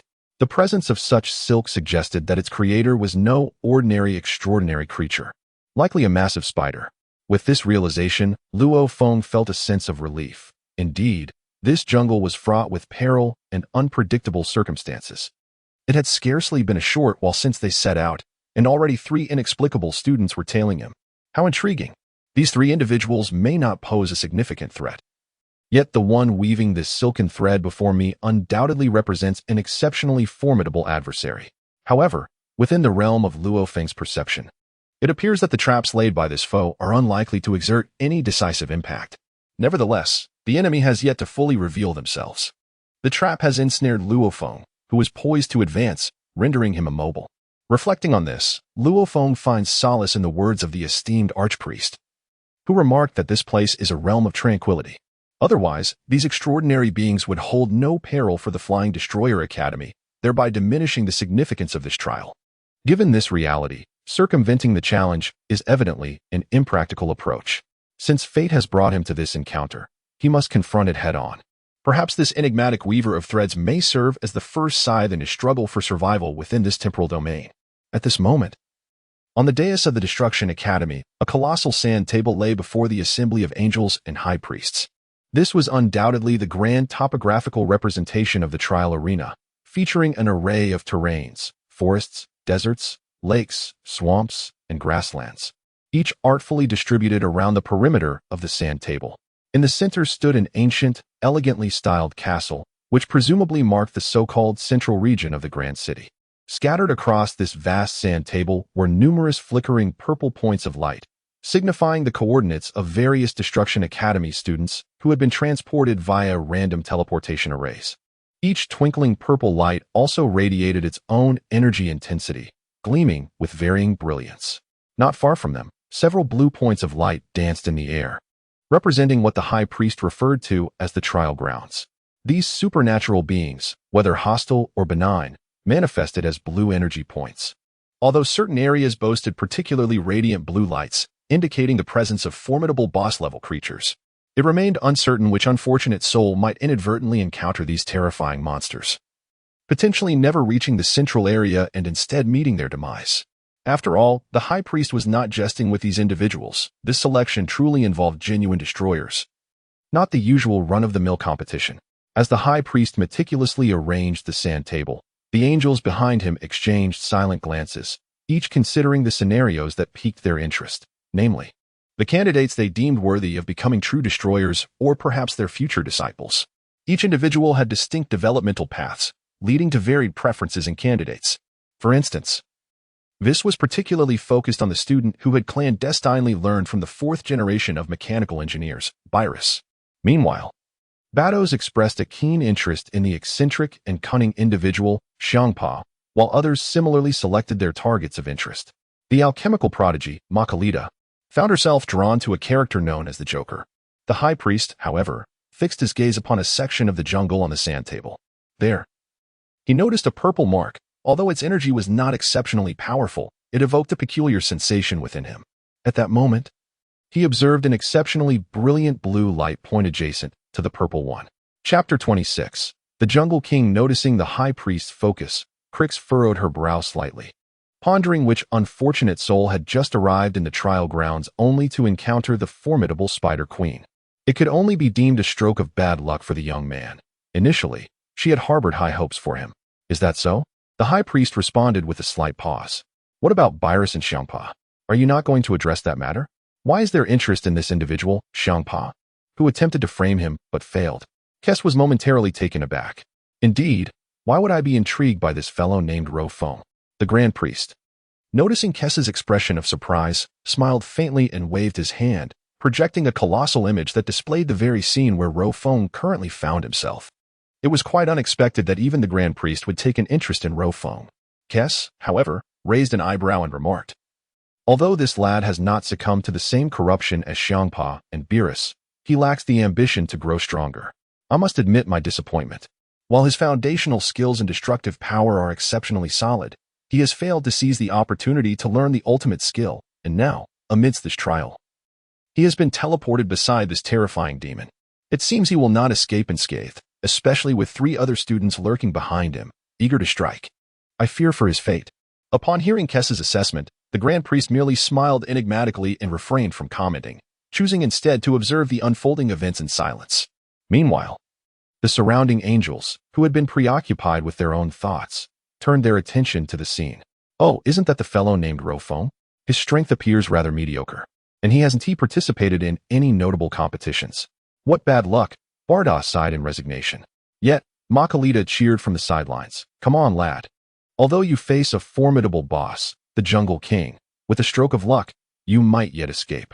Wait, he has 3 others lying in ambush behind him. These 3 fools are still engaged in internal conflict and hesitation. If they were to join forces with Luo Feng, perhaps they could elude the grasp of the Abyss Queen. As it stands, their chances seem grim. Is Luo Feng foolish? Kess furrowed her brow, sensing that he was not devoid of wit. However, his strength was indeed lacking. Yet, he did not choose to flee immediately. Was he truly oblivious to the imminent danger? To provoke the Abyss Queen, did he not comprehend the extent of her power, her terror, and her cruelty?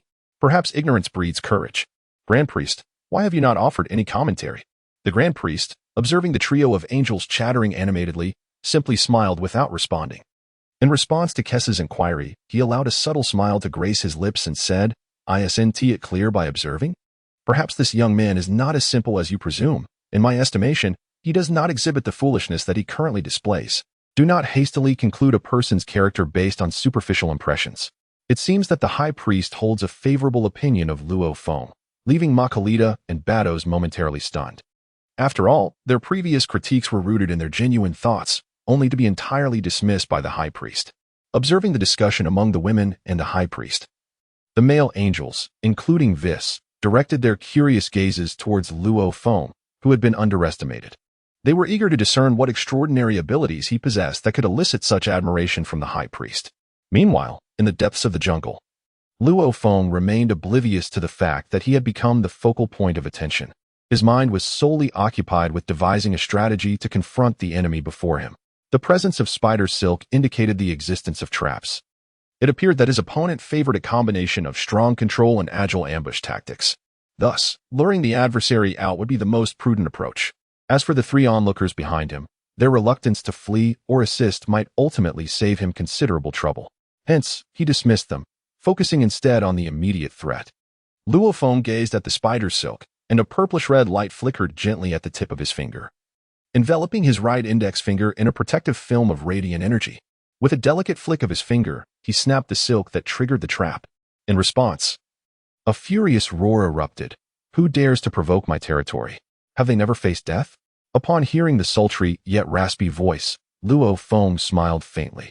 It seemed his actions were indeed justified. By destroying the trap, this adept at stealth and assassination could no longer contain herself and had revealed her position. As long as he could evade ambushes and traps, he harbored no fear of this adversary. The sense of danger that had surrounded him dissipated almost instantly. After all, as someone skilled in agility and ambush tactics, confronting him face to face seemed to have fallen into Luo Feng's carefully laid trap. Even if you are an extraordinary being in the depths of the jungle, a lord-level monster in this domain, confronting the disciple of the destroyer head-on may very well be the Spider Queen's greatest folly. Yet, the outcome remains uncertain. Observing Luo Feng's demeanor, Keisai, situated within the Academy of Destruction, furrowed her brow and remarked on this individual's audacity to neither flee nor ally with the 3 behind him, daring to face the abyss directly. The Spider Queen pondered who had instilled such courage in this young man. Beside her, Bados interjected nonchalantly, expressing a preference for those fortunate in strength, for luck is indeed a facet of power. Often, great strength without fortune proves futile. Makalita promptly voiced her perspective. In the realm of strength and luck, I favor those endowed with intellect and wisdom. Any student can gradually develop their strength over time, and luck inevitably wanes. However, a clever mind is a lasting asset. After all, our universe of the future requires a masterful controller and a truly competent strategist, rather than mere puppets executing our commands. Chapter 27. The helmsman, noticing the differing opinions among the 3 daughters, the High Priest cast an encouraging glance towards them. After all, each individual's developmental path and personality diverge, perhaps indicating the very talents he seeks in a true helmsman. As for Vizzy, she merely watched the unfolding performance with an enigmatic smile, her brethren remaining devoid of emotional fluctuations, a characteristic trait of male angels. For Visi, the most sacred aspect is their innate mastery, the foundation upon which the angelic race stands within the divine realm. Seeing that the others had no objections, the high priest simply stated, "Let us wait and see." Thus, the righteous angels collectively observed Luo Feng's subsequent performance in silence. Meanwhile, within the jungle, Luo Feng triggered a trap, yet, after the web was spun, no unusual movements occurred. He stood quietly, neither unleashing formidable power nor adopting a defensive stance, but remained still, attentively sensing the changes and the emanating auras around him. An eerie rustling pervaded the air, as if a colossal and agile creature were weaving through the shadows nearby. Perhaps a prelude to the impending assault of the Abyssal Queen. After all, for individuals skilled in the art of deception and assassination, confronting them head-on would certainly tarnish the reputation of a regional overlord. It appears that this character, despite making a ruckus here, is merely employing a tactic to lure enemies into a trap. Observing the lack of movement from his adversary, he could not resist the temptation to set traps nearby.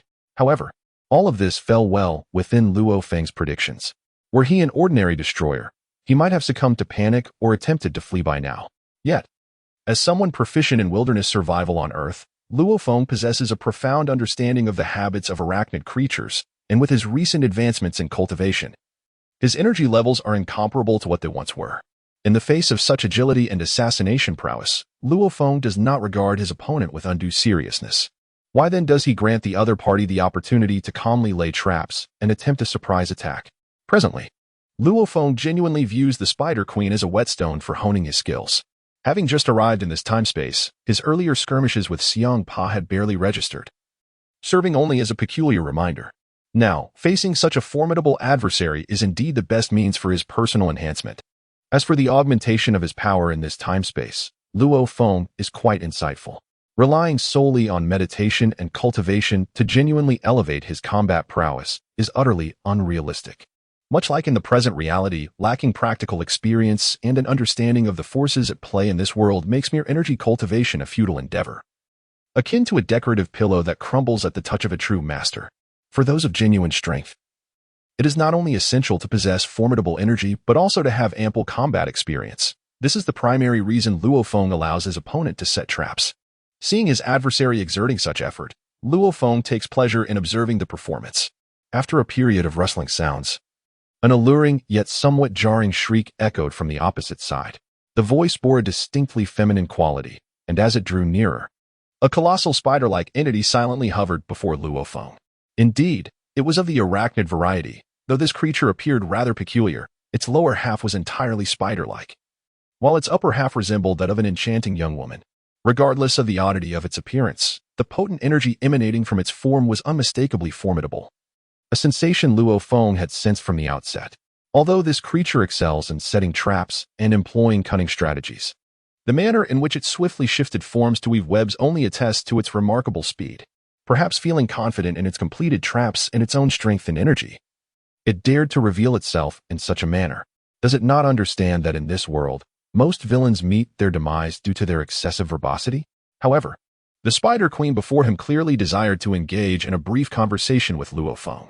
It appeared she truly possessed a sense of leisure. Luo Feng, for his part, felt no urgency to take action. Since she wished to converse, he too was inclined to communicate with this otherworldly female being. Perhaps, in doing so, he might glean some unexpected intelligence. At this moment, the abyss was graced by the imposing presence of the Spider Queen, radiating an aura of grandeur and dominance. Her forelimbs, sharp as scythes, delicately caressed her human-like visage, a beguiling smile gracing her lips. Indeed, an expression she deemed to be most sophisticated. Meanwhile, her tail dripped with shimmering silk, remnants of webs she had spun in her recent trap-laying endeavors, a testament to her cunning. Observing the figure before her, the Spider Queen noted with some surprise that he stood there, seemingly dazed, without any inclination to evade or escape. Her commanding stance exerted no influence over him, which only solidified her status as the paramount boss of this jungle realm. The lord of this territory paused momentarily. Could it be that this young man was a fool? Unlikely, she mused. Though his strength and abilities appeared quite ordinary, he emanated an unsettling aura that suggested danger. How could this be? Was he not merely an average student from the Destruction Academy? Perhaps it was those three lurking figures behind him? No. Those shadowy characters seemed only marginally stronger than this one. Had she perhaps grown overly cautious due to her long absence from encounters with students of the Destruction Academy? With this thought, confidence surged within her, and she cackled.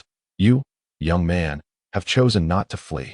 A wise decision, for you must know that escape is futile. Yet, I find myself rather bored in this forest. It has been ages since a delectable meal presented itself. Thank you for the opportunity. I have not had the chance to stretch my limbs in quite some time. Tell me, how shall I savor you? Chapter 28. Allure and Enchantment. Luo Feng, however, responded with a disdainful smile. You, a mere spider demon, think you can stir any significant commotion here? Spare me the jest. I have my means to deal with creatures like you. This retort elicited a laugh of incredulity from the Spider Queen. Had he fled at her initial move, she might have found it challenging to pursue him, relying solely on her speed and abilities to overpower him. Now, she had ensnared the vicinity with her tenacious and adhesive webs, rendering any form of escape futile for him, regardless of his power. Oh, you may just be a braggart who has survived thus far on mere words. However, you could serve as a mere appetizer for me. Behind you are three more substantial figures. Now, they would be the true feast. To be frank, I hardly regard your meager form with any appetite. Those three robust fellows behind you? Now, they would constitute a genuine banquet. Enough of this banter. It is time for me to indulge in the long-awaited thrill of the hunt. With that, she let out a cackling shriek, now devoid of charm and enchantment, replaced instead by a ferocious and bloodthirsty resonance. At this moment, the three individuals covertly observing the confrontation between Luo Feng and the Abyssal Spider Queen experienced a sudden, chilling sensation that made their hair stand on end. At this moment, the porcupine stealthily approached the ferocious bear and softly remarked, "Are we to simply stand by and witness this atrocity?" To their astonishment, the scout ahead unwittingly lured forth the most fearsome boss of the region, the Abyssal Spider Queen. What were they to do now? If they chose to retreat, perhaps there still lay a glimmer of hope. Otherwise, the porcupine refrained from elaborating further. Despite his rugged exterior and imposing physique, his intellect and insights were remarkably astute. After all, he was a seasoned student of the Destruction God Academy and possessed considerable knowledge of the elite beings inhabiting these trial grounds. Upon hearing the commotion, he immediately recognized that this fellow, Luo Feng, had indeed stumbled upon a formidable adversary. In this abyss, even if they, a group of over a dozen students, banded together, they would still struggle against the queen, especially with her elaborate traps laid throughout the area, combined with her inherently agile and lethal nature. A being like him, renowned for strength and ranged attacks, would be severely disadvantaged, and the bear beside him furrowed his brow, inquiring, "Viper, what do you think? Based on your earlier perceptions, how long can this Luo Feng withstand the Spider Queen? Can he buy us time to escape?" Seeing the bear, a figure brimming with confidence, now expressing uncertainty, further compounded by the porcupine's despondent gaze, Viper let out a subdued sigh. "It seems rather late to flee. At the moment we pause to observe, I sense that the queen has likely set traps around us. If we were to join forces with Luo Feng now, I can assure you, it would be tantamount to a death sentence. Our only chance of survival lies in the instant Luo Feng engages the Spider Queen or when she slaughters him to feast. At that moment, we must hastily scatter in different directions with all our might. Perhaps we might seize a fleeting opportunity." Otherwise, as Viper gazed skyward, he chose not to elaborate further. Nevertheless, his succinct remarks conveyed the dire predicament they faced. They harbored no intentions or plans to ally with Luo Feng, viewing him merely as a hapless warrior. Upon hearing Viper's analysis, the bear spat in frustration, feeling quite unfortunate. Initially, he had believed that losing one expendable scout would be inconsequential, only to discover that this individual had unwittingly provoked such a ferocious overlord and triggered its traps. Now, it seemed they could only resign themselves to fate. "Viper, after all, you are renowned for your perception and agility, thus your chances of escape are rather substantial." At this juncture, it almost suggests a desire to disengage. The ferocious bear, too, has shed its previous violent temperament, now observing the battle between Luo Feng and the Spider Queen with an icy gaze, as once the two commenced their confrontation, it would present an opportunity for their escape. Witnessing the actions of these three individuals, the observing middle guard angels nodded slightly, perhaps recognizing this as the most prudent course of action, despite harboring a sense of disdain or superiority towards their approach. However, the usually reticent Whis let out a gentle sigh. If these four young men could unite their efforts wholeheartedly, there might still be a glimmer of hope. Yet, It is evident that they each harbor ulterior motives, failing to maximize their strength and capabilities. Thus their chances of survival appear exceedingly bleak. Whis' astute assessment garnered the agreement of the nearby Makalita Badass and Kess, for these three angelic beings held the Spider Queen in high regard. Although the Spider, Abyss, and Spider Queen seemed inadequate before them, navigating the same jungle environment would undoubtedly require considerable effort on their part to contend with the Spider Queen. As the crowd debated back and forth, the High Priest maintained a serene silence, offering no special insights or intentions, which struck the angels as quite peculiar. After all, as the head of the Destruction God Academy, one would expect him to be concerned for his students, particularly when such unfortunate individuals encounter such formidable adversaries. Historically, the High Priest would provide immediate and distinctive judgments. Perhaps this young man, Luo Feng, might surprise them in ways they could not anticipate. Noticing the Spider Queen's composed demeanor, she refrained from launching an immediate assault, sensing an inexplicable unease emanating from her opponent. Despite the lack of dazzling energy intensity and the absence of any triggered traps in her surroundings, her cautious disposition prevailed. A ruler of the jungle, who has navigated the perils of growth to reach his current stature, owes his success not only to strength and talent but fundamentally to a prudent and meticulous nature. Chapter 29. The keen whispers of the wind. At this moment, the Spider Queen shed her previously playful demeanor, gently wielding the enormous spider in her hand. The spider's legs transformed into scythes, emitting a sharp, slicing sound as it cut through the air. At that moment, the Spider Queen spoke with a calm demeanor. You, young man, possess remarkable mental fortitude. Faced with such a momentous decision and an opponent like me, you remain neither terrified nor do you flee. As a gesture of respect, I shall reveal my name. I am called Beerus. Remember, you will perish at the hands of one named Beerus. Luo Feng displayed a look of astonishment. The name felt strikingly familiar. After a brief moment of contemplation, he suddenly recalled why this name resonated with him. Indeed, it was the designation of a sniper rifle in the real world. He could hardly believe that such a name would be shared with a creature resembling a spider. Was this mere coincidence or serendipity? The thought nearly made Luo Feng chuckle. If the creator of that sniper rifle knew that his name was now associated with a grotesque spider monster, one could only imagine his reaction. Likewise, if the Spider Queen were aware that her name coincided with a firearm, she might very well be driven to fury. As Luo Feng became lost in his thoughts, the Spider Queen Beerus seemed to sense something amiss, a moment of opportunity for an attack. Indeed, this young man not only possessed inferior strength, but audacity as well, daring to let his mind wander on the battlefield. This was a once-in-a-lifetime chance for a stealthy strike. Regardless of Beerus' superior prowess, she would never underestimate her adversary. She would seize the moment of his vulnerability to deliver a fatal blow. Such traits are the hallmarks of a true assassin and hunter. Noticing that her opponent teetered on the edge of distraction, Beerus issued a quiet command, eschewing the boisterous proclamations typical of villains. This subdued utterance served as both her signal to strike and a synchronization of her movements.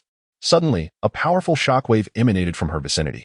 Despite her colossal form, which lacked the grace of a nimble figure, the force of her explosive power created a sizable crater in the ground, a testament to the recoil generated by her might.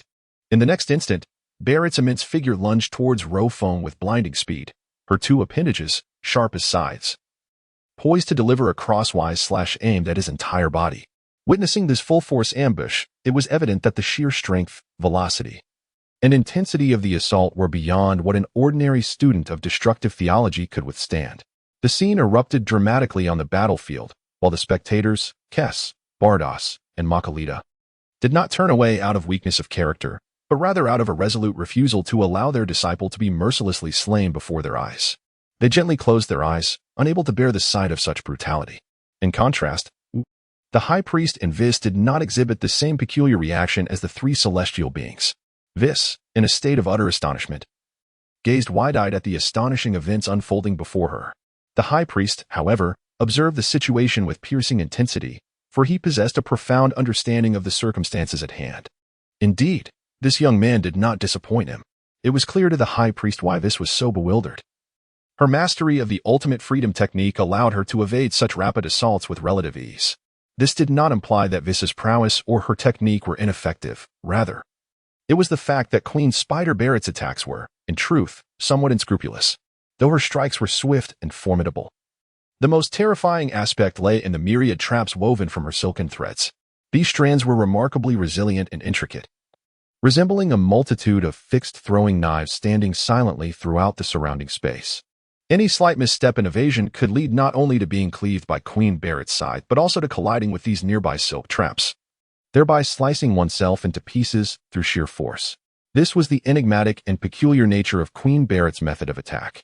Not only did one have to contend with her direct onslaught, but they also had to navigate the perilous, blade-like threads that lurked ominously nearby. Now, astonishingly, this fellow, Luo Feng, had managed to evade the wrath of the Spider Queen from an incredible angle.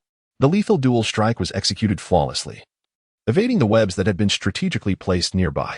This display of skill left Whis momentarily humbled, even in his presence. It seemed unlikely he could surpass the prowess of Luo Feng. This was a scene that rendered the typically composed and genteel Whis utterly speechless. Meanwhile, the high priest remained silent, yet his gaze was ablaze with a peculiar brilliance, as though he had unearthed a new realm of discovery. Perhaps he had finally encountered the true harbinger of destruction he had long awaited, a talent worthy of his attention, though he chose not to voice these thoughts. The high priest continued to observe the unfolding battle with a detached demeanor, while Kes, Bados, and Makalita, who had just closed their eyes in disbelief at the carnage, gradually reopened them. How could this be? The strike had been deftly avoided without incurring any harm or triggering any traps. It was the lively Makalita who first expressed her astonishment, unable to comprehend how Luo Feng, a mere novice from the Academy of Destruction, had successfully evaded such a decisive blow. The male angels behind Whis shared her bewilderment, questioning how this audacious youth had accomplished such a feat. Not only were the angels outside the arena engulfed in confusion, but the trio of fleeing beasts, leopard bear, porcupine, and viper, also halted their escape, turning back to witness the astonishing scene. How could this individual remain unscathed and vibrant in the face of impending doom? Their thoughts of flight faded as they stood transfixed, their necks awkwardly craned to observe Luo Feng's performance. Their minds had become ensnared in a state of bewilderment, pondering how this miracle had transpired. Perhaps, if Luo Feng could endure just a little longer, they might find a way to escape this terrifying predicament. Chapter 30. Unable to endure, most vexed was the Spider Queen, Beerus, who had been boldly proclaiming her victory moments before. She could not fathom how her seemingly inevitable, lethal strike against the human apprentice of the Destruction Academy had been so effortlessly evaded. To her dismay, the three onlookers had also witnessed her failure, a humiliation she could scarcely tolerate. Perhaps it was mere luck, but it appeared that the boy's fortune had reached its zenith. At this moment, the Spider Queen relinquished her earlier air of superiority and authority. In her grip, the two sharp sides began to emanate a faint azure glow, signaling the activation of her full power. With a whoosh, a flurry of luminous slashes erupted, chaotic and unrestrained, as they descended upon Luo Feng with the ferocity of a butcher slicing through vegetables. This, indeed, is the most formidable attack of the Spider Queen. Beerus, the windsweeping side slash. As this series of sharp side strikes creates explosive sounds and ripples in the air, it becomes evident that Beerus is truly enraged. With continuous evasive maneuvers, he thinks to himself, this time, I refuse to believe I cannot reduce you to mere mincemeat. Let us see where you can flee. As Beerus's attack speed and frequency gradually diminish, the Spider Queen finds herself gasping for breath. After all, her previous onslaught of dozens of terrifying blades has significantly drained her energy. This was indeed a genuine effort. Yet, what perplexes the Spider Queen is the fact that, despite such a ferocious assault, her opponent has not attempted to escape or triggered the traps nearby. Upon reflection, she realizes that perhaps her attacks were so overwhelming that he had no opportunity to evade, being cleaved into pieces by her own sides without any sensation of impact.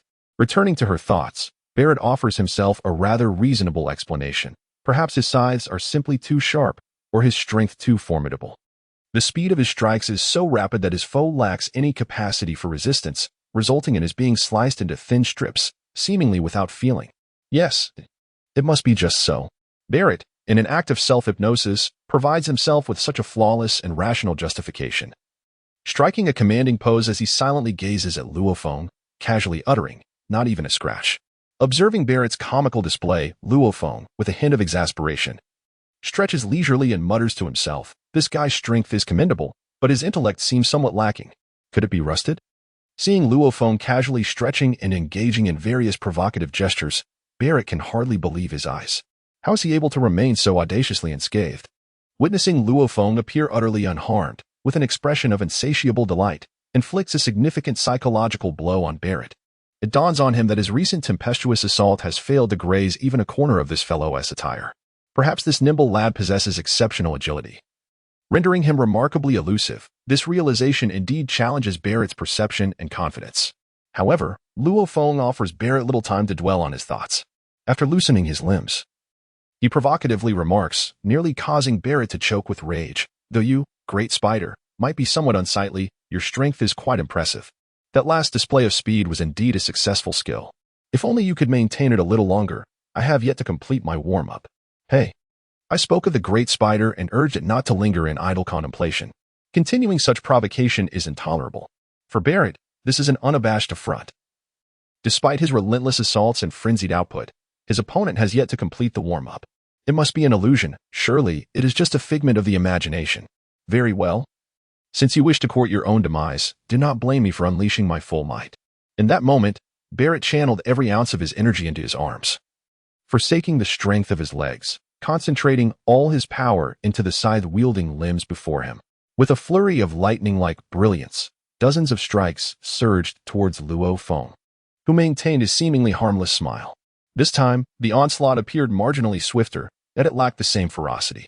However, Luo Feng was not jesting. While his opponent demonstrated commendable speed and energy, it was child's play compared to Luo Feng's mastery of ancient martial arts, which drew upon the formidable power of destruction as its foundational energy. He did not exaggerate his prowess. He had merely begun to warm up. If it came to sheer strength, he could have dispatched the abyssal spider queen, Beerus, with a single strike. Yet, he had entered this trial space primarily to hone his skills and augment his combat experience. It would be a grave folly to squander the opportunity presented by such an agile adversary. At that moment, Luo Feng endeavored to practice the ancient martial techniques inherited from his past life, recognizing that without agility, all aspirations would be in vain. With a worthy sparring partner at hand, to forego the chance to regain his former confidence and rediscover the martial finesse from before his transmigration would be a grievous error. Moreover, following Luo Feng's taunts, Beerus seemed to intensify her efforts. As she adapted to the control of her body and her speed, Luo Feng's movements became increasingly graceful and agile. This time, his evasion surpassed the speed of Beerus's attacks. However, her own eyesight could not keep pace with the rapidity of her strikes. She believed Luo Feng was merely relying on luck and a modicum of precognition to evade her onslaught. Soon, beads of cold sweat began to trickle down Beerus's forehead. Indeed, while she had not exerted her full power in this assault, she had maximized her speed and agility. She thought that by sacrificing some attack potency for swiftness, she might land a hit on Luo Feng, yet reality proved otherwise. With her vision unable to keep up with the velocity of her strikes, how could she ascertain the accuracy of her attacks? As her stamina waned, Beerus found herself standing still, her earlier arrogance dissipated. Now, she could only gaze at this formidable opponent, panting heavily, for even the mightiest of beings would succumb to the tremendous fatigue wrought by such high-intensity exertion. Yet Luo Feng maintained an expression of serene innocence, gazing at her with an air of nonchalance. Chapter 31. The Dignity of a King. Once again, a humiliating slap in the face had befallen Beerus, who, at this moment, could no longer afford to uphold the so-called dignity of a king. She unleashed a fierce roar. "Are you akin to an eel? Do you only dodge and evade, without ever confronting me head-on? Perhaps your talent lies solely in evasion. But should I land a single strike upon you, your demise is assured." Such crude taunts seemed to emerge only from someone as exasperated as Beerus. Perhaps she had been rattled enough to demand that her opponent abandon the most profound evasive maneuvers and face her attacks directly. Thanks to Beerus's unorthodox reasoning, Luo Feng's lips curled into a sly smile. "Are you quite mad? I possess such formidable agility, and yet you expect me to engage you head-on? Very well. I shall consider your request, provided you can shatter my technique, then I shall concede defeat. However, a worthy opponent like you is indeed a rarity. It would be somewhat regrettable to eliminate you now, for your shockwave assault did yield certain results. At the very least, during this encounter, I have gained newfound insights and advancements in my own agility." Upon uttering these words, Beerus's fury intensified, his anger palpable. "You dare to treat me as a mere wooden post? I am a dominant entity in this realm, a formidable presence, and yet you presume to withstand my strike?" After a lengthy pause, Beerus found himself at a loss for more absurd expressions. However, one realization fortified his confidence. This slippery fellow was actually prepared to endure his onslaught. Perhaps in terms of agility and speed, He might not be a match for him, but this arrogant individual was merely a fledgling from the Destruction Academy. To think he could not withstand Beerus's seasoned techniques and opted instead to absorb his attack. Was he not sealing his own fate? Beerus prided himself on his swiftness and dexterity, yet the power of his dual blades was unparalleled. In this territory, none had successfully withstood his dual strikes.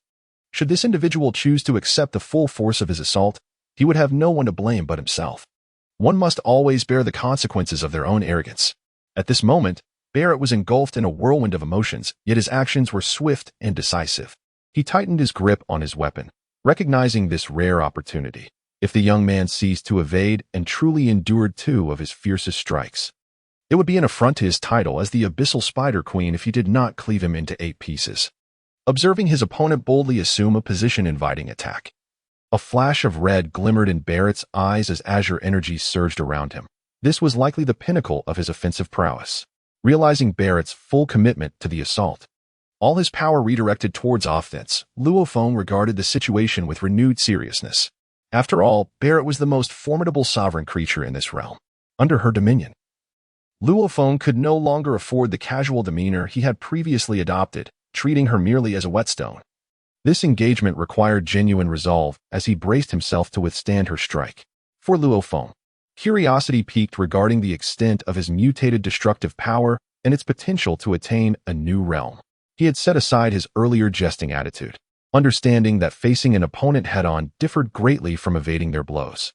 The concept of body technique, drawn from the ancient martial arts of his past life, merged with the energy of this world, enhancing his agility and evasive capabilities. However, while his destructive power had been augmented through martial arts, he remained uncertain of its true extent, since his adversary intended to confront him directly and test her slashing prowess. Luo Feng was willing to seize this occasion to gauge his destructive abilities, even though he held Beerus in disdain. She seemed to be a blustering lord. Yet he was acutely aware that caution was paramount to avoid unforeseen calamities resulting from his own negligence. Having recently traversed into this realm, the journey ahead was still long. And as a god of destruction intent on mastering his craft, he could not afford to stumble. As he observed Beerus gather her energy with utmost seriousness, Luo Feng wiped the smile from his face, positioning his hands in a defensive stance. He channeled his martial arts to their fullest potential, establishing a cycle of energy. At this moment, a faint purplish-red glow emanated from his palms, a manifestation of the fusion between his destructive power and ancient martial arts. While he had yet to master the art of lightness and its external projection, he could still condense and fully unleash his divine energy at a concentrated point. This is akin to the way society concentrates its inner strength, enveloping it in a protective aura. It appears that Luo Feng is indeed prepared to utilize this tactic to confront the formidable attacks of the Spider Queen, Beerus. With 2 resounding clashes, an extraordinary shockwave began to radiate outward from the moment their confrontation commenced. Beerus was evidently exerting her utmost strength to deliver a decisive blow to Luo Feng's body. Yet, Luo Feng did not disappoint her. Rather than employing evasive maneuvers, he directly enveloped his palms in a bizarre purplish-red radiance, boldly meeting Beerus's strike head-on. Chapter 32. Withstanding the frenzy in this manner, Luo Feng truly employed his hands to withstand Beerus's frenzied onslaught, akin to a tempestuous storm. Astonishingly, he grasped the razor-sharp giant scythe with his bare hands, and not just any part, but the blade itself. At this juncture, Beerus found herself in a precarious situation. Realizing that no matter how frantically she channeled her energy, the scythe she wielded could advance not even a fraction of an inch. As if it were firmly ensnared by an iron grip in midair. How could this individual achieve such a feat? Despite the apparent lack of overwhelming energy output, he was capable of withstanding her full-force strikes. Was the source of this anomaly rooted in the crimson glow emanating from his hands? This radiance instilled in Beerus a sense of trepidation, while it bore a faint resemblance to the destructive power of a deity. She, as the sovereign of this realm, knew well that the destructive energies wielded by the acolytes of the Academy of Destruction were purple. The hue emitted by this young man's palms was a purplish red, not only differing in color, but also evoking an overwhelming sense of dread that pierced her very soul. Regardless of her musings, it was undeniable that his novel energy successfully thwarted her 2 razor-sharp scythes. Moreover, even her azure energy behind the blades could not completely penetrate his defenses. This individual was not only adept in agility, but had also employed his palms in this energy barrier to absorb her full-scale assault. It seemed that his abilities posed a formidable challenge to her. Faced with a nemesis, Beerus, the Spider Queen, began to entertain thoughts of retreat.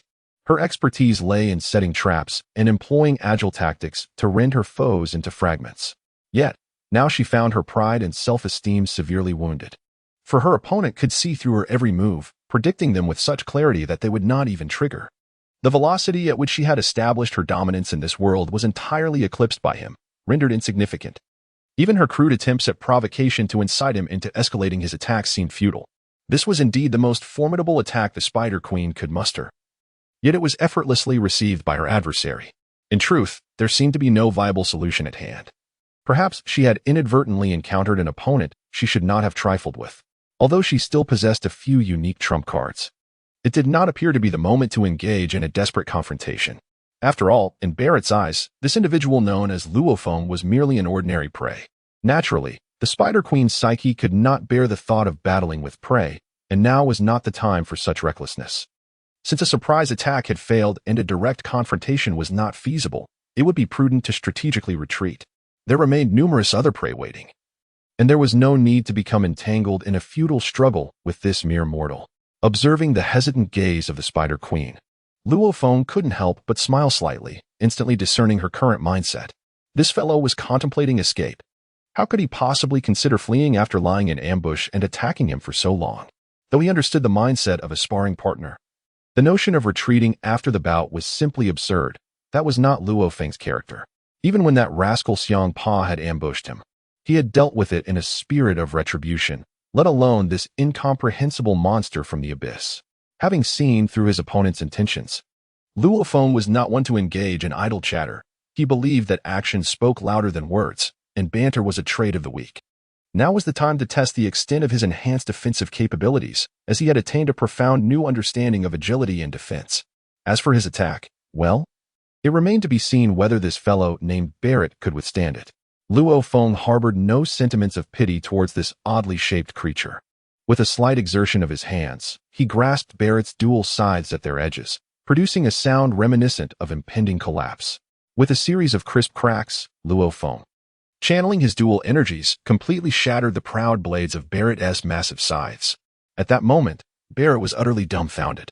This young man had managed to destroy his prized weapons merely through the strength of his palms. If there was no retreat now, then when would there be? However, relying solely on her current strength, speed, and energy, the prospect of escape seemed utterly implausible. Indeed, after a tumultuous internal struggle, Beerus recognized that this was not a moment for jest. The young man before her was clearly poised to strike lethally. Any further concealment of her intentions could lead to her untimely demise. In an act of desperation, Beerus discarded the shattered scythe from her grasp, and an eerie wail emanated from her immense, swollen abdomen. This peculiar sound was likely her last resort for survival. As the wailing echoed, numerous faces began to protrude grotesquely from her colossal spider-like abdomen. With each visage that emerged, Beerus's aura grew increasingly sinister. These were the strange souls birthed from her consumption of various extraordinary beings. Astonishingly, this individual had not only devoured an array of creatures and monsters, but had also ensnared their souls within her blessings without restraint, harnessing their ethereal energy at critical moments to unleash newfound potential for survival.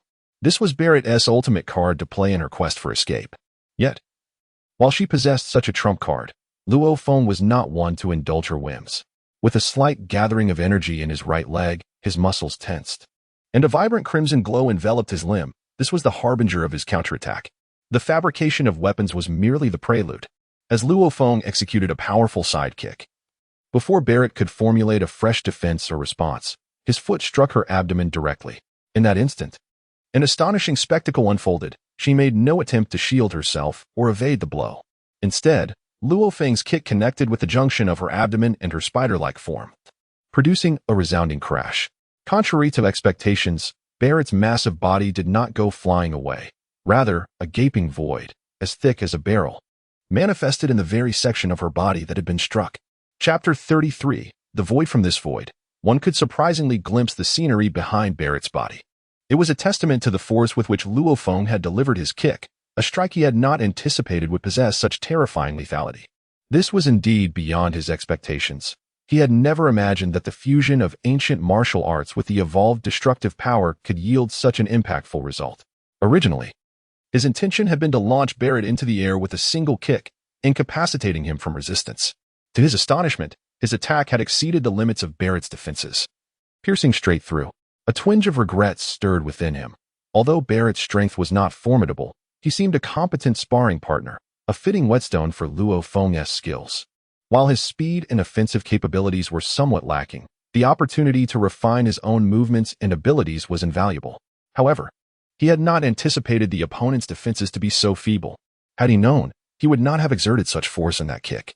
Now, in his pursuit of a worthy adversary with comparable strength and the ability to execute such unique attacks, he found the task daunting. After all, given Luo Feng's current prowess, the members of the Destruction Academy were decidedly insufficient. Engaging each one did little to augment his mastery, and facing them en masse, he was not adequately prepared. Though he had experienced a significant enhancement in strength, he still required time to acclimate and harmonize with this newfound power. At this moment, a sense of regret washed over Luo Feng as he observed the Spider Queen, Beerus, collapse to the ground, her body slumping like a puddle of mud. He exhaled softly, murmuring an apology for having perhaps overexerted himself. Yet, as he spoke, he noted that the fallen Spider Queen did not emit the cries of anguish or fury he had anticipated. Instead, her eyes reflected neither fear nor despair. This was peculiar. Luo Feng raised an eyebrow, recalling the myriad faces of various creatures that had appeared on Beerus's abdomen moments ago. This must be a manifestation of her unique talents and abilities. It was evident that he should not underestimate any extraordinary being, perhaps. In terms of combat prowess and the method of attack employed earlier, she fell short of his capabilities. Yet, from the gaze of Beerus, now incapacitated, he discerned a chilling indifference. Yes, it was indeed indifference. There was no trace of fear. How could such a demeanor exist? It seemed this adversary possessed hidden cards of her own. At this juncture, Luo Feng adjusted his mindset accordingly. If she had hidden strengths, then all the better. Since his blow had not been fatal, he was eager to discover what new developments this individual might unveil. At this moment, the Spider Queen Beerus, lying helplessly on the ground, fixed her cold and piercing gaze upon the elegant Luo Feng across from her. She spoke with a calm demeanor. You, indeed, surpass my expectations with your strength. However, I have not employed this technique in a long while. All those privy to the secret of this move have become my delectable meals, and you shall not be an exception. Hmph, if it is to be death, let it be a clear one. Yet, in the face of Beerus's chilling gaze, Luo Feng noticed that the wound on her abdomen, inflicted by his kick, was visibly writhing with an astonishing speed. Moreover, a remarkable healing effect was taking place. In a remarkably brief span of time, her injury began to mend, as if she had never sustained any harm at all. At this moment, Luo Feng stood quietly observing the performance of Beerus. Such a formidable adversary was not to be taken lightly. This was not the time to exploit her vulnerability. It was understandable that the extraordinary beings in this realm possessed unique abilities, and Luo Feng was content to continue his watchful vigil. Meanwhile, Beerus gradually healed her injuries, and the various painted markings on her abdomen began to exhibit a new transformation. Indeed, both her appearance and voice underwent a remarkable metamorphosis. The visage of a beautiful young woman twisted and contorted, revealing the form of a frail elder that quietly emerged at the head of the Spider Queen. Astonishingly, she could alter her appearance. No, it was not merely a change in looks. Her very essence had transformed. With this shift, the visage resembling that of an old man emitted a cackling laugh. Thank you, you little brat, though I know not your name. You have vanquished the soul of my predecessor, and now it is my turn to take the stage. Heh, but before I express my gratitude, I shall divulge a secret. Every creature and human I have consumed is a delectable feast within my belly. I have not only digested their flesh and energy for my own use, but I can also store their souls within my being. Each soul possesses its own unique personality and energy, which signifies that I have a staggering total of 9,999 lives.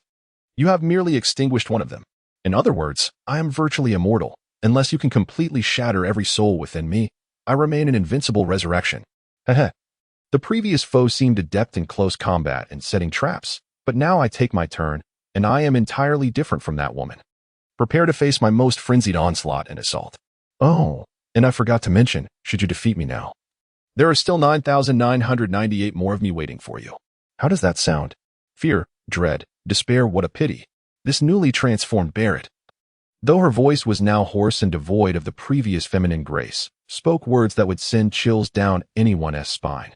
Despite having exerted all his strength to defeat her, the realization that her body housed such an abundance of souls and energy, ready to switch to another at any moment, was staggering. This, indeed, elucidated why the Spider Queen Beerus had become the true sovereign of this domain. After all, the ability to regenerate and absorb souls was undeniably extraordinary, and the energy endowed by each soul was distinctly unique.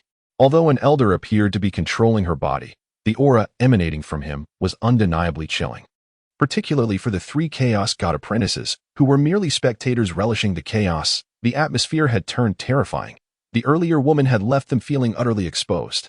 Now, this old man instills an even more terrifying sensation in them. The most dreadful aspect is that he claims to possess an astonishing 9,998 souls behind him. How on earth can one engage in battle under such circumstances? Even if they could potentially exhaust themselves to death, even if their strength could overpower him, they would surely be worn down to nothing. This is the most fearsome talent of the Abyssal Spider Queen, and it is indeed surprising to encounter such a monstrous being here. Chapter 34. Afterward, on the other hand, Luo Feng observed the old man with a sense of amusement as he incessantly recounted his tale. So it is as such. Luo Feng fell silent, regarding the old man with a discerning gaze akin to that one might reserve for refuse. The old man, however, gently shook his head. Ah, young man, I perceive your thoughts. You are likely pondering that typical villains often meet their demise through excessive chatter. To be frank, before I was absorbed by that wretched spider, I was once a formidable human warrior, as you might discern from my appearance. However, that is but a relic of the past. I share this with you not out of a desire to prattle, but to convey that perhaps you are destined to be the next soul for this body. As long as I can gather 9,999 more, and you vanquish the previous owner, I shall become the master of this vessel. I merely wish to express my gratitude to you. Furthermore, do not hold my verbosity against me. The matter is quite simple. Following our recent battle, I have discerned your strengths and weaknesses. As a being of human origin, I am well aware of these. You may have cultivated some unique technique or acquired a novel energy source. In terms of advancement, you are undeniably powerful. However, I must apologize, before being consumed by her, I was a true remote controller, akin to what is termed a mage among humans. In close combat, I am rather lacking, and I do not mind admitting my weaknesses. I must inform you that I am now prepared to endure your tempestuous onslaught. The aged figure, with a hint of malevolence curling at the corners of his mouth, may have indeed been a formidable warrior in a past life. However, after being unexpectedly consumed by the Spider Queen, Beerus, he remains deeply resentful. His energy and physical form have been devoured, yet his soul has languished within the Queen's body, enduring relentless torment. Now, as an opportunity for ascendance presents itself, it seems quite out of character for him not to express his emotions. One undeniable truth is that the new controller of the Queen is correct. He is indeed ill-suited for close combat. However, he excels in the realms of ranged manipulation and specialized magical attacks, domains in which this aged individual truly thrives. Observing his extensive discourse, he finds that the youth before him does not cower as he had anticipated. It appears the young one possesses the audacity of a newborn calf. Entirely unperturbed by his earlier threats, perhaps it is time to showcase his prowess. Just as the elder, channeling the might of the Spider Queen, prepared to unleash his assault, he concentrated his energies. This display left the three onlookers in a state of stupor once again. The leopard bear pondered aloud, should we make our escape? Perhaps this is our only chance. This usually confrontational figure, known for his readiness to engage, was contemplating retreat. Meanwhile, the porcupine, devoid of any sense of decorum, fervently nodded in agreement. The leopard bear is correct. It is indeed time to flee. As they united in their consensus, all eyes turned towards the viper, the most astute and perceptive among them. While lacking in brute strength, in moments of danger requiring decisive action, the duo felt compelled to heed the viper's counsel. At this moment, the viper, surprisingly, did not directly respond to the duo's desire to flee. He appeared to be lost in thought for a brief moment, and his already gloomy visage grew even more melancholic. It seemed that escaping at this juncture was not a sign of true competence. I wish to convey that opportunity and fortune often cannot coexist. However, this moment undeniably presents a remarkable chance. I truly did not anticipate that this scoundrel named Luo Feng, who is typically perceived as mere cannon fodder in our eyes, would indeed surpass my expectations this time. You must recognize the formidable strength of the Spider Queen. You have witnessed it yourselves. This fellow, Luo Feng, has actually compelled the Spider Queen to reveal her trump card for survival, while boldly proclaiming that he possesses 9,998 lives at his disposal. Moreover, Luo Feng has not allowed the opponent's extraordinary talents to instigate thoughts of retreat. Instead, he is brimming with combat fervor. This indicates that within Luo Feng resides considerable energy and secrets. Presently, the two adversaries are engaged in conflict, and the outcome remains uncertain. Given these circumstances, fleeing now might safeguard one's life, yet it would also forfeit the opportunity for growth. The leopard bear, with a look of astonishment, inquired, "Do you not grasp my meaning? We are 3 in number. If we confront that scoundrel Luo Feng head-on, we may not prevail. Should we truly engage?" The Spider Queen Beerus would undoubtedly meet her demise. However, it is evident that these two are currently embroiled in mutual combat, regardless of who emerges victorious. The outcome will be one of mutual destruction. With such a scenario at hand, why not seize the opportunity for gain, whichever of the two prevails? As for the remaining fragment, surely the 3 of us can handle it. If we manage to subdue these 2 extraordinarily powerful individuals, whether by absorbing the Spider Queen's unique abilities or mastering the concealed techniques and energy manipulation of Luo Feng, given our own talents and capabilities, it would be an opportunity for unprecedented ascendance. Upon hearing of such a grand opportunity, the leopard bear and the porcupine, who had initially intended to flee, nodded in deep agreement, recognizing that the viper's thoughts were indeed far-reaching. This was truly a once-in-a-lifetime chance. Thus, this foolish trio astonishingly relinquished their solitary opportunity for escape and chose instead to lie in wait in silence. They failed to consider that, with their meager strength, they still aspire to reap the benefits from this situation. Chapter 35, Capsizing in the Gutter. Within the jungle battlefield, the old man, Beerus, continues to fervently unleash a torrent of words at Luo Feng. Onlookers might speculate that this old fellow, perhaps due to a long-suppressed soul, is now frantically venting his frustrations, possibly as a form of liberation, especially since the soul of the young woman has recently dissipated, allowing him to take command of this body. However, the situation is far more complex than outsiders perceive. Despite his incessant chatter, his gaze remains vigilant, scrutinizing the surroundings and the spider silk traps laid by his predecessor. Clearly, this old man's cunning and depth of character are vastly different from what others assume. To him, setting traps and ensuring his own safety is the most prudent course of action, while any misleading verbal assaults directed at others are of little consequence.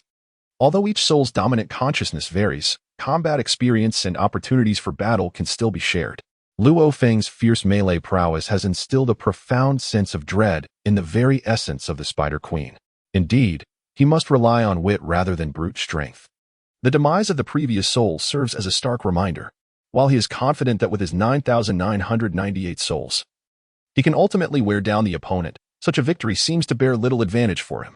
After years of longing to reclaim his own body, he cannot afford to falter over trivial matters. A promising future lies ahead, and since he can engage in endless banter, Luo Feng is in no rush to claim credit. Though the old man appears less straightforward than anticipated, for Luo Feng, the fact that he is willing to delay time is inconsequential. Whether the outcome is early or late does not significantly affect him. The 3 assailants poised to strike seem hesitant to act, allowing Luo Feng to breathe a sigh of relief. He is well aware of the schemes the spider is concocting. Meanwhile, he reflects on the kick he executed earlier. Gaining insights and understanding, each of Luo Feng's attacks and evasions contributes to his growth and newfound comprehension. Indeed, since the opponent is willing to stall, he can take his time to master the situation, utilizing real combat to assimilate practical experience. Only through the crucible of battle can one truly grasp its significance and enhance one's energy, a distinction that cannot be overlooked. The angle and force of that kick, along with the application of destructive divine power, now hold a fresh meaning for Luo Feng. After all, the evasion and agile movements that come into play at the onset of battle are merely instinctive. Perhaps the foundational principle of the ultimate freedom technique has evolved from the very movements he possesses at this moment. Yet, the path to greatness is often simple, and myriad routes lead to the same destination. Whether it is the ultimate freedom technique, the self-extreme technique, or the ancient martial arts heritage brought forth by Luo Feng from the realm of reality, any martial art, when perfected, seems to unveil astonishing similarities. This is an understanding Luo Feng possesses. However, what he currently needs to master are the means of attack. Although that recent kick unleashed his strength, speed, and energy to their utmost, delivering a lethal blow to his opponent. it is evident that this is not the pinnacle Luo Feng seeks. Indeed, this is merely the beginning and serves as the cornerstone of the abilities he has acquired in this temporal space. A solid foundation is essential for future endeavors. This encapsulates the profound significance Luo Feng attributes to the ancient martial arts legacy. His adversary, noticing Luo Feng standing there in a daze, listening intently, felt a surge of smugness within. This lad clearly lacked practical experience, failing to seize such an excellent opportunity to strike. It appeared that his soul had already gained full control over this body, perhaps signaling the moment to counterattack. However, before launching a counteroffensive, he needed to maintain a certain distance from this young man, whose close combat prowess was alarmingly formidable. No, it was better described as monstrous. With a mere flash of light, he had dispatched his predecessor with a single kick, leaving him ill-suited for such agile melee combat. Indeed, the old man, Beerus, possessed a unique ability for control and ranged attacks, akin to a modern-day sorcerer. As Luo Feng remained in a state of bewilderment, the old man emitted a peculiar, high-pitched cry and swiftly distanced himself from Luo Feng. The elder prepared meticulously. A glint of murderous intent flickered in his eyes as a sharp aura swept through the surroundings, signaling that now was the moment. At this moment, the elder Beerus had completely sealed his lips. Engaging in verbal distraction seemed an unwise choice. He opted instead for decisive action. Although Beerus had distanced himself from Luo Feng, he made no unnecessary movements, his hands gracefully waving in the air, as if to conjure magic. This led Luo Feng to ponder the elder's identity as a sorcerer. However, it was evident that this was merely a ruse, as he soon noticed Beerus's abdomen gradually swelling, signaling the build-up of a formidable spell. All right, let us see what unique abilities you possess, Luo Feng thought. This encounter is primarily for the sake of gaining practical experience. I have no fear of you revealing your hidden cards. Only when you lay your secrets bare will I hasten my own development. He watched Beerus's performance with an amused smile. Meanwhile, Beerus relished the moment, deeming Luo Feng a fool for allowing him the opportunity to unleash his ultimate move. Yet, he knew that such chances are fleeting, and only the victor would revel in the end. As Beerus's abdomen reached its limit, a thick, white liquid surged forth from his lower abdomen, racing towards Luo Feng. The viscous substance morphed in midair, transforming into an enormous, corrosive spider web just as it approached him. Indeed, this was Beerus's ultimate technique, the web of entanglement. A master of control and poisonous magic, Beerus intended to immobilize his opponent as the first step. Aware of Luo Feng's formidable close-quarters combat skills and remarkable agility, he had even evaded the former Spider Queen's full-speed assaults. Beerus recognized the extraordinary prowess of this young man's evasive and observational abilities. Now, Beerus's aim was to employ his most potent control technique, trapping Luo Feng within a confined space. Once ensnared in his web, Luo Feng would be at his mercy. As a character adept at ranged attacks, encountering such an enemy would render Luo Feng akin to a stationary target, easily manipulated at will. The audacity of his adversary, allowing him to gather such power, would amplify the web's potency and adhesion to extraordinary levels. Reflecting on his previous foes, none had dared to permit him such unfettered expression of his formidable abilities. A slight smile of confident triumph graced Beerus's lips as he considered the impending victory. Indeed, his powerful assault did not disappoint, for Luo Feng instinctively attempted to evade the oncoming attack. However, it was evident that his speed was no match for Beerus's. The speed of this web entrapment attack was remarkable. Although the upper body managed to evade, his waist, thighs, calves, and entire foot were completely ensnared by the webs, immobilizing his lower half under Beerus's overwhelming assault, leaving only his upper body capable of movement. While it was not as flawless as he had envisioned in completely subduing his adversary, managing to control half of him was more than sufficient for Beerus. A sinister grin spread across his lips as he mockingly remarked, "You foolish boy, this is the disparity in battle experience. How dare you allow your opponent to unleash their ultimate move?" The old man began his verbal onslaught once more. Perhaps it was in his nature to seize such a splendid opportunity. Despite Beerus's incessant taunting, his hands were tirelessly gesticulating in the air, performing a series of bizarre motions. It seemed this was the source of his most formidable attacks, a veritable trump card. Even as he gathered energy in the air and intoned incantations that exuded a powerful aura and destructive force, Beerus was astonished to find that the individual he had pinned to the ground showed no signs of struggle or resistance. Instead, he regarded Beerus with an enigmatic smile, which stirred an unsettling feeling within the old warrior. What hidden cards could this young man possibly possess in such a predicament? Did he truly believe that my webs could be so easily escaped? Ridiculous. The audacity of the inexperienced youth. He was oblivious to the countless disciples of destruction who had met their end at my hands. If only he were aware of the fate that awaited him. Perhaps he would not be so composed. Soon, a dark green energy began to coalesce above Barrett's head. It appeared the spell was successfully gathering. The only drawback of this technique was its sluggish speed and propensity to miss its target. However, these flaws contributed to its overwhelming strength, its potent corrosive properties and offensive capability. Coupled with a deadly poison, any ordinary individual struck by this attack would be left with no chance of survival. Given that his opponent was entirely oblivious to the impending danger, Barrett felt no need for restraint. With a vigorous thrust of his hands, he propelled the grotesque, slime-coated attack towards Luo Feng with alarming velocity. How audacious of you, young pup. Nevertheless, it is of no consequence now. Having been thoroughly pinned to the ground and subjected to such a widespread assault, this boy shall be reduced to nothing but ashes. However, it must be acknowledged that should he vanquish this young man and absorb the energy within his being, perhaps his own soul could ascend to a staggering 9,990. Furthermore, by casually eliminating one of the 3 onlookers nearby, he might well surpass the threshold of 10,000 souls. At that juncture, he would no longer be merely the Spider Queen Barrett, but a veritable sovereign of this trial space.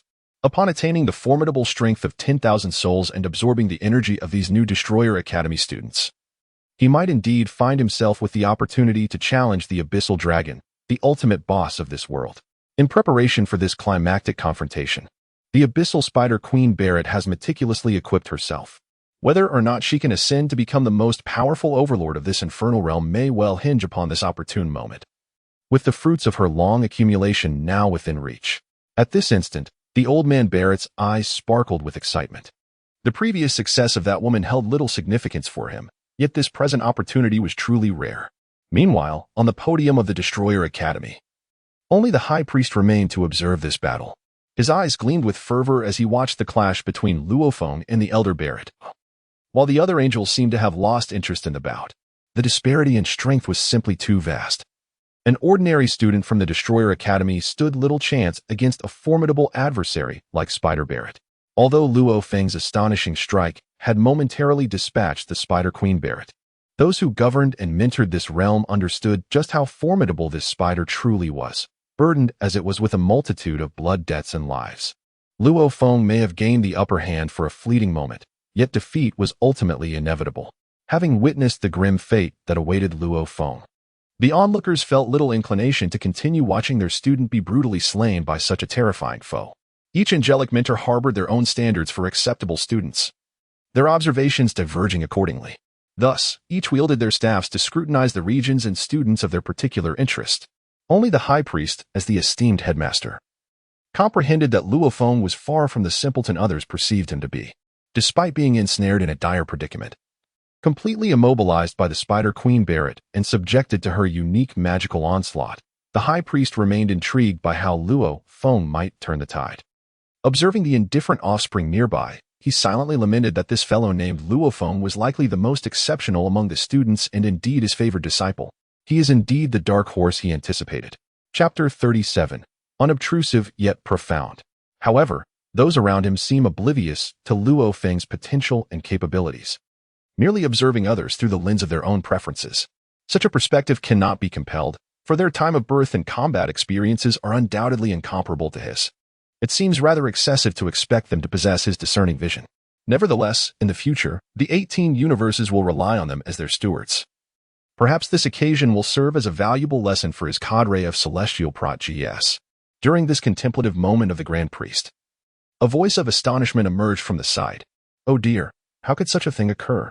The exclamation of the teacher successfully captured the attention of the crowd, as various celestial beings regarded the three-dimensional projection before Whis with puzzled expressions. What is all the fuss about? Is it not merely that student who clandestinely mastered the Crix's supreme freedom technique? The individual known as Beerus was gently grasping a familiar feather, appearing utterly bewildered, lost in a moment of daze. One might wonder how this warranted such an uproar from Whis, the seemingly unremarkable angel. However, the crowd could comprehend Whis's fixation on Beerus. Although this cat-like figure generally maintained a low profile, he exhibited remarkable diligence in the training of the god of destruction, and his prowess stood out among his peers. It was universally acknowledged that Beerus was formidable, and, fortuitously, just before the world competition, he had managed to learn the supreme freedom technique through Crix's crystal gemstone. This perhaps speaks to both his fortune and innate ability. For Whis, the proud angel, to be so captivated by him is indeed a stroke of luck for Beerus. Yet, what event could provoke such astonishment from Whis, a being known for deceiving deities? The angel's heart brimmed with suspicion. However, upon witnessing the unfolding scene, the onlookers diverted their gaze, choosing not to dwell on Beerus as perceived through Whis's eyes. Perhaps it was due to both individuals having cultivated the supreme freedom technique to an exceptionally profound level, or perhaps a resonance had formed between them. The celestial beings, however, displayed little interest in this dynamic and resumed their focus on the growth and prowess of the students that piqued their individual interests. At this moment, as the gaze of the crowd shifted away, Whis found himself engulfed in a tempest of emotions. He was the sole angel who had observed the entire sequence of events and had discerned the truth of what had transpired. The initial speculations of the onlookers were indeed accurate, for Beerus was the only student of destruction capable of mastering the Ultra Instinct technique at present. This revelation elicited a sense of astonishment within Whis, for the Ultra Instinct was a closely guarded secret among the angels, accessible only to members of the angelic lineage. Whis himself was a paragon of this technique, excelling beyond his peers. For an ordinary student to grasp the intricacies of Ultra Instinct, Whis harbored a profound admiration, which led him to closely monitor this young pupil named Beerus, eager to witness any novel accomplishments he might achieve. Thus, from the moment Beerus was transported to the trial grounds, Whis's focus remained unwaveringly upon him, oblivious to the fact that Beerus was entirely unaware of this scrutiny. Upon entering the portal, Beerus found himself in the midst of a vast desert within the western expanse of the trial grounds. The haunting echoes of screams resonated in the air as Beerus, in a rather undignified manner reminiscent of a cat falling from a height, plunged headlong into the sandy terrain. With a resounding thud, he emerged, his mouth filled with sand, cursing his misfortune at being transported to such a desolate wasteland. Surveying the endless expanse of yellow sand and the gritty particles lodged in his mouth, Beerus felt a wave of frustration wash over him. Was this truly the outcome of his transportation to the trial grounds? Why sand? Did they not realize that as a feline creature, he detested such arid environments? Yet, he concluded that lamenting was futile. Observing the relentless sandstorm and the oppressive heat, Beerus's spirits plummeted further due to his recent fall. He sighed softly, acknowledging that this was indeed the trial ground, and he was not here for leisure. Perhaps his expectations were a tad excessive. Soon, he sensed the direction of the central fortress of the trial grounds and resolved to proceed without further hesitation. However, after taking only a few steps, Beerus halted abruptly. Something felt amiss. It couldn't be this straightforward. Had he merely been transported to a harsh climate? If that were the case, this trial would be exceedingly simple. As his suspicions crystallized into reality, an overwhelming sense of danger enveloped him. It was a warning of impending peril, and instantly, every hair on Beerus's body bristled. Akin to a cat startled by a sudden threat, his muscles tensed in preparation. With a slight furrow of his brow and narrowed eyes, he instinctively executed an evasive maneuver. This is precisely a skill inherent to the mastery of the Ultra Instinct that he has just acquired, enabling him to instinctively evade unforeseen ambushes and attacks before his brain and eyes can issue commands. In that instant, a beam of azure light darted towards Beerus's ear. Yet he effortlessly evaded it. Although he successfully dodged this attack, it left him drenched in cold sweat, pondering what on earth just transpired. Were it not for his newfound mastery of Ultra Instinct, it would have been utterly impossible to escape unscathed from such an assault. Despite the attack lacking any formidable strength or overwhelming impact, it sent a chill down Beerus's spine. He then turned his gaze towards the malevolent creature that had attempted to ambush him, only to discover it was a desert scorpion. Indeed, this scorpion seemed perplexed by its failed assault. Though merely an ordinary insect, it emitted a hissing sound, expressing its dissatisfaction with the unsuccessful ambush. This particular desert scorpion possesses the unique ability to conceal itself and is armed with potent venom, regardless of the adversary. A mere scratch from its venomous stinger would result in immediate paralysis and a swift demise. The fact that Beerus managed to evade its attack in less than a fraction of a second indicated that he had indeed encountered a formidable foe. Chapter 38. The desert scorpion. Beerus regarded the diminutive yet highly toxic creature before him and sensed its aura, which seemed rather feeble, entirely uncharacteristic of a powerful entity. It was evident that this creature excelled in stealth and ambush tactics. With this realization, Beerus narrowed his eyes. It appeared that refraining from retaliating was not in his nature. Now that the little creature had revealed itself, it was time for its demise. If the ambush had been successful moments ago, it would undoubtedly have been Beerus writhing on the ground in agony. However, the opponent had revealed his position, brazenly issuing threats, thus sealing his own fate. Within Beerus, a torrent of purple energy surged forth, coalescing the divine powers he had mastered within his feline claws. As he unleashed a flurry of swift strikes, the desert scorpion, which had attempted to ambush him yet remained to hiss defiantly, was swiftly dispatched, cleaved into several pieces by Beerus's onslaught. Momentarily taken aback by such feebleness, Beerus quickly recalled that he was among the most formidable beings in the God of Destruction Academy. To truly exert oneself against such a frail creature as a desert scorpion felt akin to using a sledgehammer to crack a nut. Nevertheless, a flicker of trepidation coursed through Beerus. Had he not mastered the Ultra Instinct technique, he might very well have been the one lying in pieces on the ground. This was a stark reminder that opportunities must be seized through one's own efforts. Without the intervention of Hmph and the unexpected maneuver, it could have been his own demise. Indeed, fortune favors the bold, and there was no denying this truth. Gazing upon the shattered remnants of the desert scorpion, Beerus delivered a swift kick, reducing the remains to a pulpy mess. Little creature, did you truly believe you could ambush me, the future king of the gods of destruction? He scoffed. Yet, before he could revel in his victory, an unsettling sound reached his ears, not merely a rustling but a chorus of hissing. The once still sand dunes began to shift ominously, revealing a multitude of glowing green eyes and tails emerging from the sands, as if he had unwittingly disturbed a hornet's nest. Before him now was not just a solitary scorpion but a veritable swarm, an infinite mass reminiscent of the grains of sand within the desert. It appeared that the creature he had just vanquished was but a single member of an overwhelming horde. As countless desert scorpions fixated their predatory gaze upon the feline figure of Beerus, the apprentice god of destruction. At this moment, Beerus had completely lost the calm, elegance, and composure he had just exhibited, becoming utterly ensnared in a state of stupor. He could hardly fathom how he had ended up so near the lair of the desert scorpions. It seemed that fate was indeed playing tricks on him. The tides of fortune appeared to have turned far too swiftly. Although Beerus maintained an outward demeanor of tranquility, poised in a stance of attack, internally he was gripped by sheer panic. The vast multitude of desert scorpions had extinguished any hope of escape, leaving him in a dire predicament. Despair began to creep into his eyes as he realized that not only was he unfortunate in his surroundings and ambushed, but he had also unwittingly stumbled into such a terrifying locale. It was evident that the esteemed headmaster had mentioned this was a trial, with the true dangers residing within the ancient castle at the heart of the testing ground. How could his luck be so wretched as to encounter such horrifying creatures in this inexplicable desert? Each desert scorpion before him, though seemingly feeble and easily vanquished, posed a threat in their overwhelming numbers. Even if he managed to wear them down, he would ultimately be exhausted and torn to shreds by this relentless swarm. Was this truly a trial? It felt more like a sentence to death. In his heart, Beerus was consumed by regret and curses directed at this accursed trial and the wretched god of destruction academy.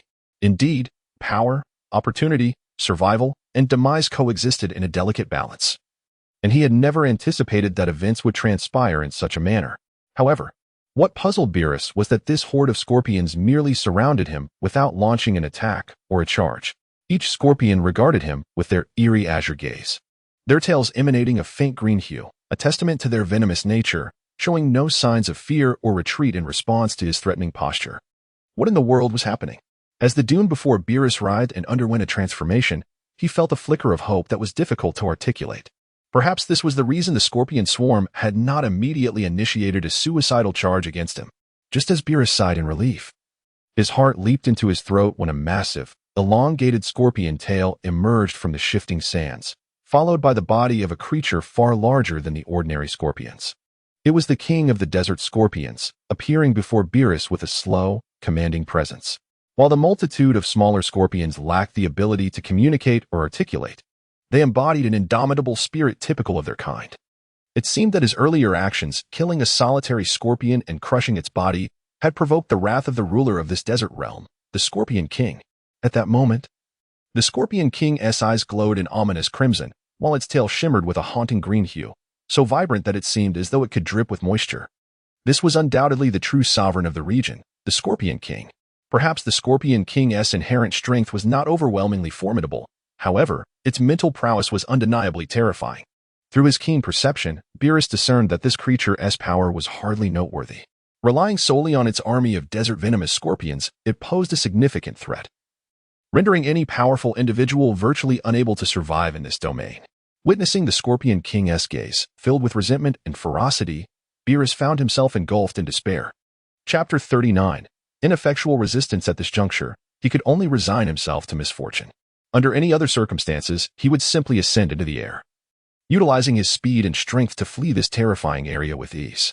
Yet, prior to his arrival, the Grand Priest had mentioned that the trial ground was a no-fly zone, a domain where flight equated to certain death. Since flying would lead to demise just as surely as remaining grounded, Beerus relinquished any intent to fight, settling into a meditative posture. Amidst the multitude of venomous scorpions, he truly surrendered to the inevitability of his fate, preferring to let events unfold as they may. The Scorpion King's resentful gaze hinted at a degree of intelligence, while intelligence might suggest the possibility of communication. The hatred reflected in its eyes indicated that such attempts would likely be futile.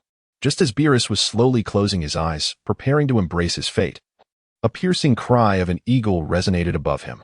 Yes, that voice was eerily familiar. It sounded like that of a classmate. To Beerus' astonishment, a familiar figure suddenly darted before him.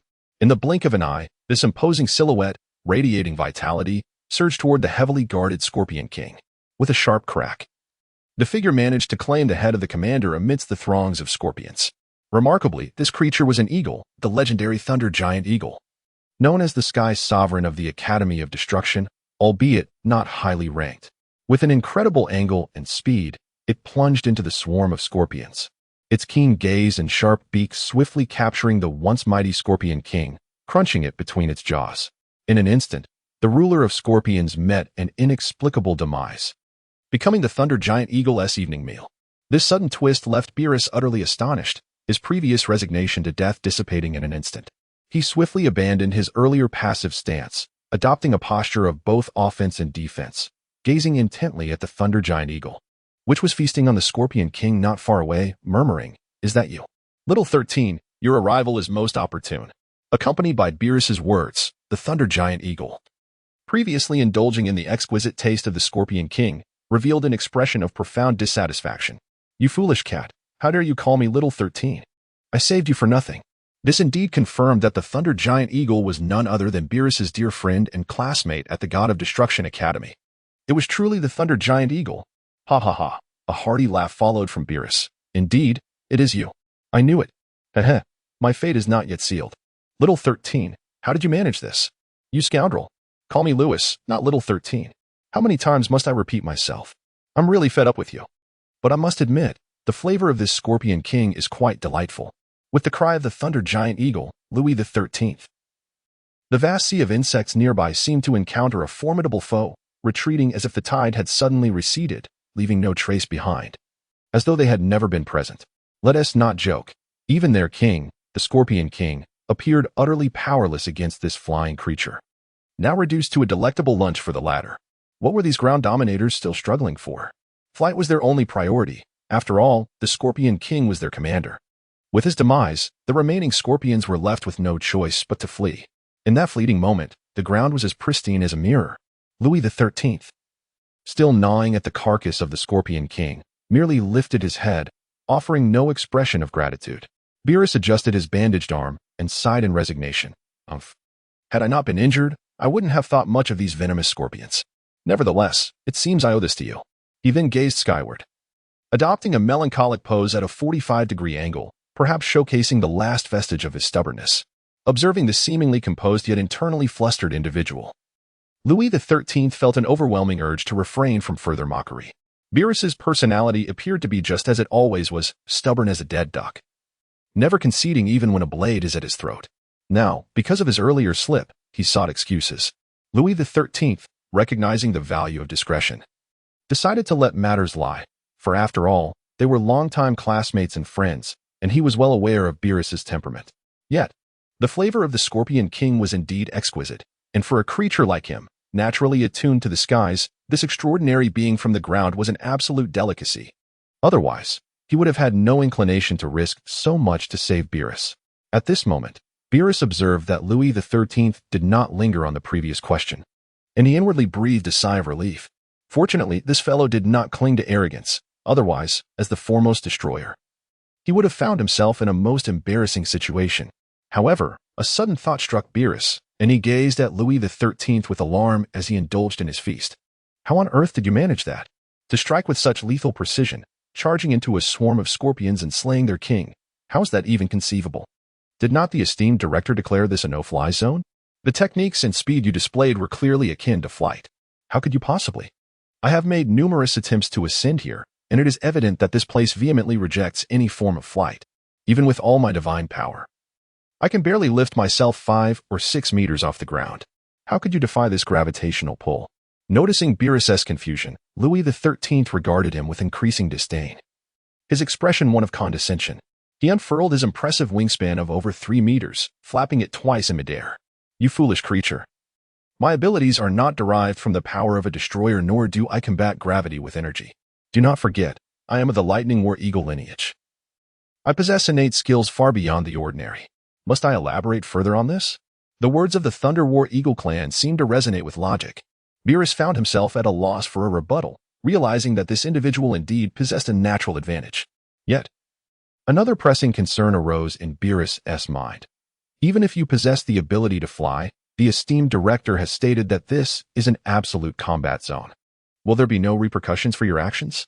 Sensing Beerus's apprehension, Louis XIII regarded him with a supercilious attitude, as if bemused by his worries. You truly are thick-headed. I wonder how you've survived in the academy for so long. Does absolute combat zone imply an inviolable restriction? To be candid, before I came to rescue you, I conducted my own experiments. While my jumps may not reach great heights as the sovereign of the Eagle clan, do you think I should traverse this space without my wings? How utterly ridiculous that would be. It seems there is no point in explaining this to a simpleton like you, since we are the rulers of the skies. Let me demonstrate what it truly means to be the sovereign of the heavens. With that, Louis XIII spread his wings wide and soared towards the heavens, as if the so-called trial domain posed no limitations upon him. Though he could not utilize energy to fly, his wings were certainly not mere ornaments. Clad in delicate green feathers, the figure soared through the clouds with wings that seemed to defy gravity, emitting a sound akin to mocking laughter as it ascended to the heavens. This audacious creature had indeed entered the realm of the extraordinary, reveling in its aerial prowess without any discernible repercussions. Just as Beerus found himself engulfed in concern, the once serene sky exhibited a peculiar shift. A crimson lightning bolt materialized from nowhere with a thunderous crack, fixating its ominous gaze upon the airborne Thunder Eagle, Louis XIII. In an instant, the bolt struck. This was indeed a creature struck by lightning, and Beerus could only facepalm, his expression a mix of disbelief and exasperation. Even if you can glide low to the ground, to flaunt your so-called dominion of the skies, you actually dared to ascend to such heights. As the saying goes, one who tempts fate shall meet their doom. Now you have been struck by lightning. The intensity and energy of the lightning indicated it was a formidable attack from the God of Destruction Academy, specifically, the God of Destruction's thunder. Now, this divine lightning had targeted Louis XIII. The bolt, thick as an arm, struck him directly, and if another audacious individual were to provoke the heavens, the severity of the lightning might escalate further. Indeed, the reality unfolded as anticipated. Beerus's combat acumen and acute sense of danger were well-deserved given his immense power. As the God of Destruction's lightning struck Louis XIII, it quickly coalesced into 3 additional bolts, each increasingly thick, and with a series of resounding cracks. It charred the hapless eagle to a crisp. However, Beerus's eyes widened in astonishment, contrary to his expectations. The 4 consecutive strikes did not send Louis XIII plummeting to the ground. While the attack seemed terrifying, it was not an absolute force. The anticipated crash did not occur, and instead, this foolish bird appeared to revel in the intensity of the assault, wearing an expression of sheer enjoyment. How could this be possible? Observing Beerus's puzzled and incredulous gaze, the Thunder Eagle, Louis XIII, disdainfully flicked its beak and squawked, "Ha! Beerus, you foolish cat, now you see. Did you truly believe this assault could harm me? Do not forget, before joining the God of Destruction Academy, I was of the Thunder Eagle lineage. Remember, my very essence is intertwined with thunder. This God of Destruction's lightning, while immensely destructive, is tailored for other races. As a natural-born genius capable of absorbing the power of thunder, should I fear the lightning that fills the skies? Truth be told, this God of Destruction's lightning is a boon for me. In other words, the so-called mastery of the domain is merely a jest. So, are you beginning to grasp my prowess and advantages? Those who possess wings shall never traverse the ground with mere claws. Such an act would be a blatant affront to our kind. Now, foolish feline, After all this explanation, do you comprehend? Is it necessary for me to engage in an aerial endeavor with you? If we could indeed soar through the skies with unrestrained vigor, I believe our arrival at the enigmatic fortress at the center would be remarkably swift. It is not a matter of trailing behind, but rather a race to be the first to arrive, which would undoubtedly greatly assist our future explorations. At this juncture, the Thunder War Eagle, Louis XIII, reveled in his aerial maneuvers, executing a variety of flamboyant displays while continually enduring strikes of lightning. Beerus, observing Louis XIII above, felt a surge of astonishment. However, it was evident that this individual was relishing the onslaught of divine thunder, completely disregarding the sanctity of the surrounding celestial realm. Witnessing Louis XIII's ostentatious display, Beerus felt a flicker of intrigue. Perhaps this brash youth might indeed succeed if he were to elevate himself with his talents. Although Beerus harbored reservations, the prospect of flying was far more appealing than ambulating on foot, especially considering his injured arm, which had diminished his combat capabilities. Should he encounter that terrifying swarm of scorpions again, he would be facing certain doom. At this moment, Beerus found himself genuinely moved. Yet there exists a saying, excessive joy leads to sorrow, or perhaps, those who do not provoke fate shall not suffer. This notion is vividly embodied in the figure of Louis XIII, the Thunder Hawk. Since the Grand Priest had solemnly declared this area a no-fly zone, it must indeed be an absolute prohibition. Currently, Louis XIII was testing the boundaries of his racial gifts, teetering on the precipice of death, recklessly pushing his limits. One could argue that while one may endure the consequences of natural calamities, self-inflicted misfortunes are inescapable. Just as Beerus grappled with the dilemma of hitching a ride, the divine thunder in the sky abruptly vanished, and Louis XIII, soaring amidst the heavens, came to a graceful halt in midair. A peculiar sense of dread enveloped him, as if an irreversible entity was about to manifest beside him. This chilling sensation was ineffable, distinctly separate from the divine thunder and gravitational pull that surrounded him. Meanwhile, Beerus, observing from below, felt his pupils constrict to the size of pinpricks as he witnessed a horrifying scene that would haunt him for eternity. Indeed, this moment cast an immense shadow over Beerus' psyche. With the disappearance of the lightning and the howling winds, time itself seemed to freeze. In the next instant, a faint, ethereal figure projected itself across the sky. This apparition bore a striking resemblance to the most formidable antagonist of the Dragon Ball universe, the Omni King. However, Louis XIII and Beerus had yet to fully comprehend the visage of this mighty being, having only gleaned knowledge of such a terrifying entity through ancient text and lore. The Omni King, whose image flickered in the air, let out a soft sigh, followed by a distant voice that reached the ears of Beerus and Louis XIII. Mischievous little rascal. Despite being warned of the no-fly zone, you continue to flaunt your bravado. I have been lenient thus far, but it seems you persist. Very well. In the interest of maintaining fairness in this trial ground, I must extend my apologies. In that instant, the sky echoed with three unforgettable words: erasure technique. A blinding light flashed, and Louis XIII, once the proud king of the Thunder Hawk clan, who had so brazenly defied the divine thunder, vanished without a trace. Not only did his physical form dissipate, but his essence, energy, and soul also evaporated entirely, as if he had never existed at all. The sky returned to its serene clarity, the projection of the Omni King fading into oblivion. It appeared that this time, a serious decree had been enacted, and Louis XIII was inexplicably erased by the Omni King in midair. Clearly, the so-called no-fly zone was no jest, possessing strength, wings, and the ability to withstand divine thunder was insufficient to secure one's existence in the skies. Now, only a single feather, untouched by the erasure, drifted gently downwards. Accompanied by the solitary relic of Louis XIII, a falling feather gracefully descended before Beerus. This was the reason why Whis stood in stunned silence. Having just witnessed the unfolding events, the Grand Zeno himself had intervened. This was truly beyond Whis' imagination. Although he, as an angel and high priest, had not been privy to some of the earlier actions, he had observed the entirety of the scene. It was incredibly surprising that the so-called God of Destruction Academy had the Grand Zeno overseeing it. The recent apparition and the execution of the erasure technique had left Whis in a state of profound unease. It appeared that the selection process for the Academy was far more complex than he had anticipated, and it was certainly not a place where their celestial clan could act with impunity. The Grand Zeno had indeed been observing throughout. Regardless of Whis' astonishment, Beerus was now trembling uncontrollably, unable to maintain his composure. He sank to his knees, gasping for breath, for the scene he had just experienced was utterly terrifying. Deep down, He understood that despite Louis XIII's less than prominent rank within their academy, the sheer power of this foolish bird, as the sovereign of the skies, coupled with his unique abilities and talents, would not have allowed even the celestial mentors to erase an opponent so thoroughly and cleanly, leaving no trace of breath, soul, or body behind.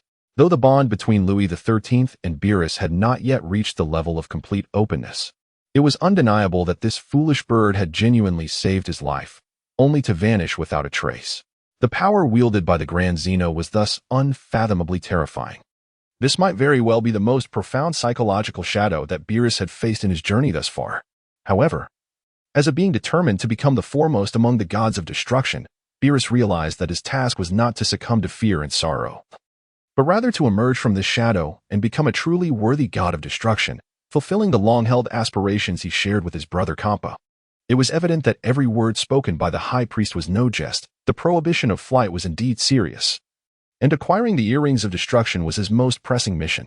With this resolve, Beerus swiftly adjusted his mindset. Harboring both fear of the Grand Zeno and a deep sense of regret for the inexplicable erasure of Louis XIII, he set forth with firm determination, taking deliberate steps toward the central location of the trial ground. At this moment, he refrained from flying, minimizing the times he left the ground under normal circumstances, for the vivid memory of that piercing scene was indelibly etched into his soul. Furthermore, ever since that moment, whenever Beerus encounters the king of all, his legs weaken. For this instance is far from ordinary in its terror, leaving an immense impact upon his very soul. In comparison to Beerus, it appears that throughout the trial grounds, battles of various magnitudes are incessantly unfolding. Yet, the goddess of fortune often displays a bias. Some may be exceptionally fortunate, while others may face dire misfortunes. For instance, in the frigid expanse of the far north, another brutal and violent confrontation is taking place. At this moment, the battle was nearing its conclusion. A man, draped in a cloak and adorned with a hood, emerged slowly from amidst a pile of slain icefield wolves. With a subtle exertion of his hand, he decisively severed the neck of the alpha wolf, marking the definitive end of the conflict. The ground was strewn with the corpses of thousands of icefield wolves, a testament to the ferocity of the battle. The outcome was evident. This man had triumphed in the end. Though he had expended his last ounce of strength to extinguish the life of the most fearsome creature on the icy plains, he appeared to have reached the limits of his own endurance. Chapter 42. The prehistoric crocodile. Despite the individual strength of the icefield snow wolves not being particularly formidable, their sheer numbers proved overwhelming. As the saying goes, even a mighty tiger cannot withstand a pack of wolves.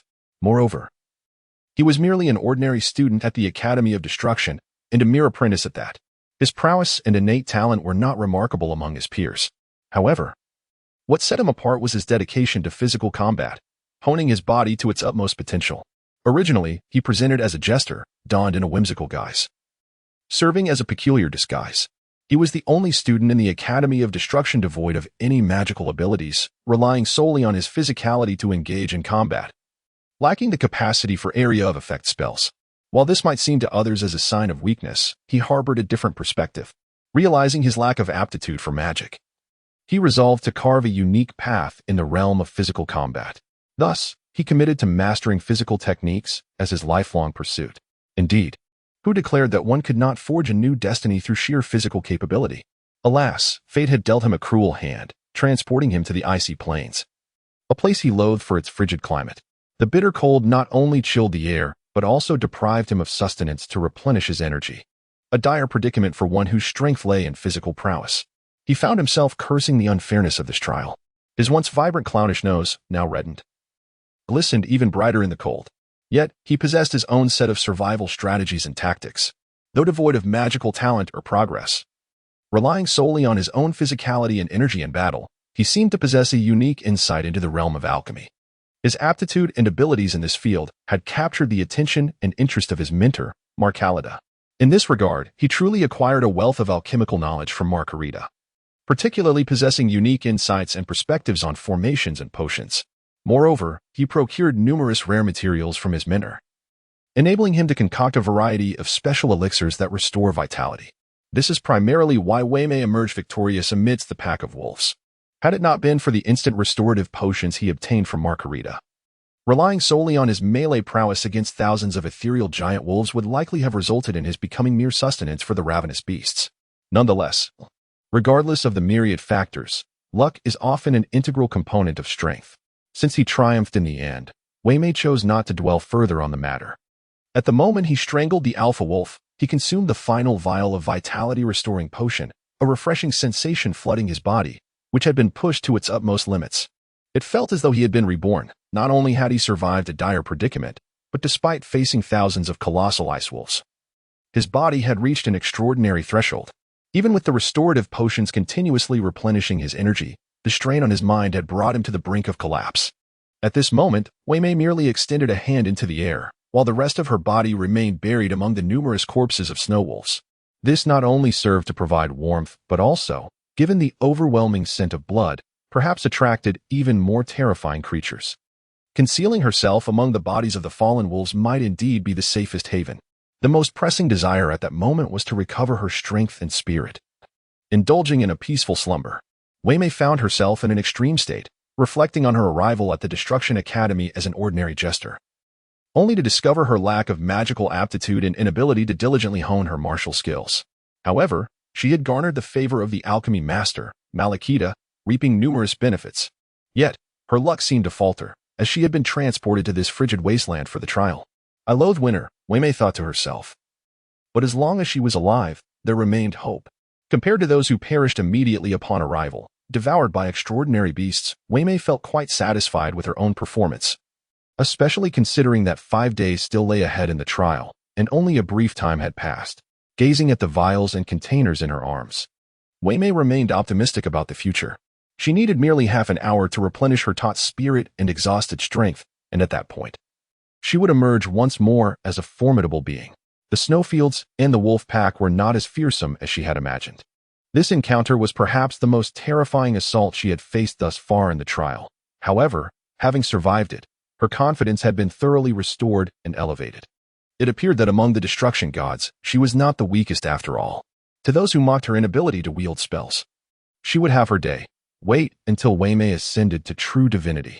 Upon achieving the status of a destruction god, she would demonstrate that mastery of physical technique could also reach its zenith. Destruction was not solely reliant on magical energy. Those who looked down upon her might not be laughing in the end. After all, she possessed the equivalent of an unfair advantage. Even if she couldn't team-match them in battle, her sister had potions that could turn the tide. Hehehe. A raspy, roaring voice emerged from among the wolf carcasses, imbued with a sense of defiance and humiliation. In stark contrast to Wei Mei's dire predicament, the circumstances faced by Lamsi in the southern marshlands were significantly more favorable. Although he boasted a physique akin to an elephant and possessed formidable strength, he had not encountered the terrifying wolf pack tactics that left Wei Mei at a loss. Nonetheless, Lamsi's mood was far from pleasant, for the opponent he faced was no ordinary foe. He encountered the most formidable apex predator of the Death Marsh, a prehistoric giant crocodile. This enormous creature was formidable in many respects, albeit somewhat lacking in intelligence. Although his strength and defensive prowess are unparalleled in this region, the intelligence of this creature is undeniably concerning. What vexes Ramsay the most is that several other students were simultaneously teleported to this location. Yet this prehistoric crocodile seems entirely uninterested in anyone else, fixating solely on the imposing figure of Ramsay. This singular focus is the primary source of Ramsay's discontent. Must his size truly be a fault? Chapter 43. Mutual assistance. The diminutive individuals around him swiftly maneuvered past the prehistoric crocodile, utilizing their size to their advantage. The crocodile paid no heed to the students darting by, its gaze fixated solely on Ramsay, whose stature resembled that of an elephant. Perhaps, in the creature's eyes, sheer size equates to combat prowess. Does the crocodile find the nearby students too slender to be of interest? The thought left Ramsay feeling unjustly aggrieved. Regardless of his feelings of grievance or frustration, it was evident that this colossal beast had no intention of sparing him, since the creature had chosen Ramsay as its target. The largest among the destroyers, there was no reason for him to acquiesce. Thus, a series of powerful shockwaves erupted throughout the Death Marsh, emanating a terrifying energy as Ramsay engaged in a fierce confrontation with the prehistoric crocodile, relying on his formidable physique and substantial weight. After several intense exchanges, Ramsay managed to stabilize his form. Shaking off the drowsiness clouding his mind, he felt an overwhelming sense of frustration. Why was this wretched beast's defense so formidable? He had exerted all his strength with his tusks and trunk, yet he found himself unable to gain any advantage. His body bore the marks of the relentless onslaught. And if this continued, he would soon be rendered incapable of standing, his bones shattered without the opponent even needing to strike him. Once confident in his size and defense, Ramsay now found himself questioning his very existence. Yet, he was not alone in his discontent. The prehistoric crocodile also felt a deep-seated irritation. As the sovereign of the Death Marsh, few had dared to challenge its authority directly over the years, and this colossal creature, seemingly emerging from nowhere, possessed the audacity to confront it head-on. The crocodile barely managed to withstand the force of Ramsay's assaults, relying solely on its tough hide. However, if this continued, even its resilient armor might not endure for long.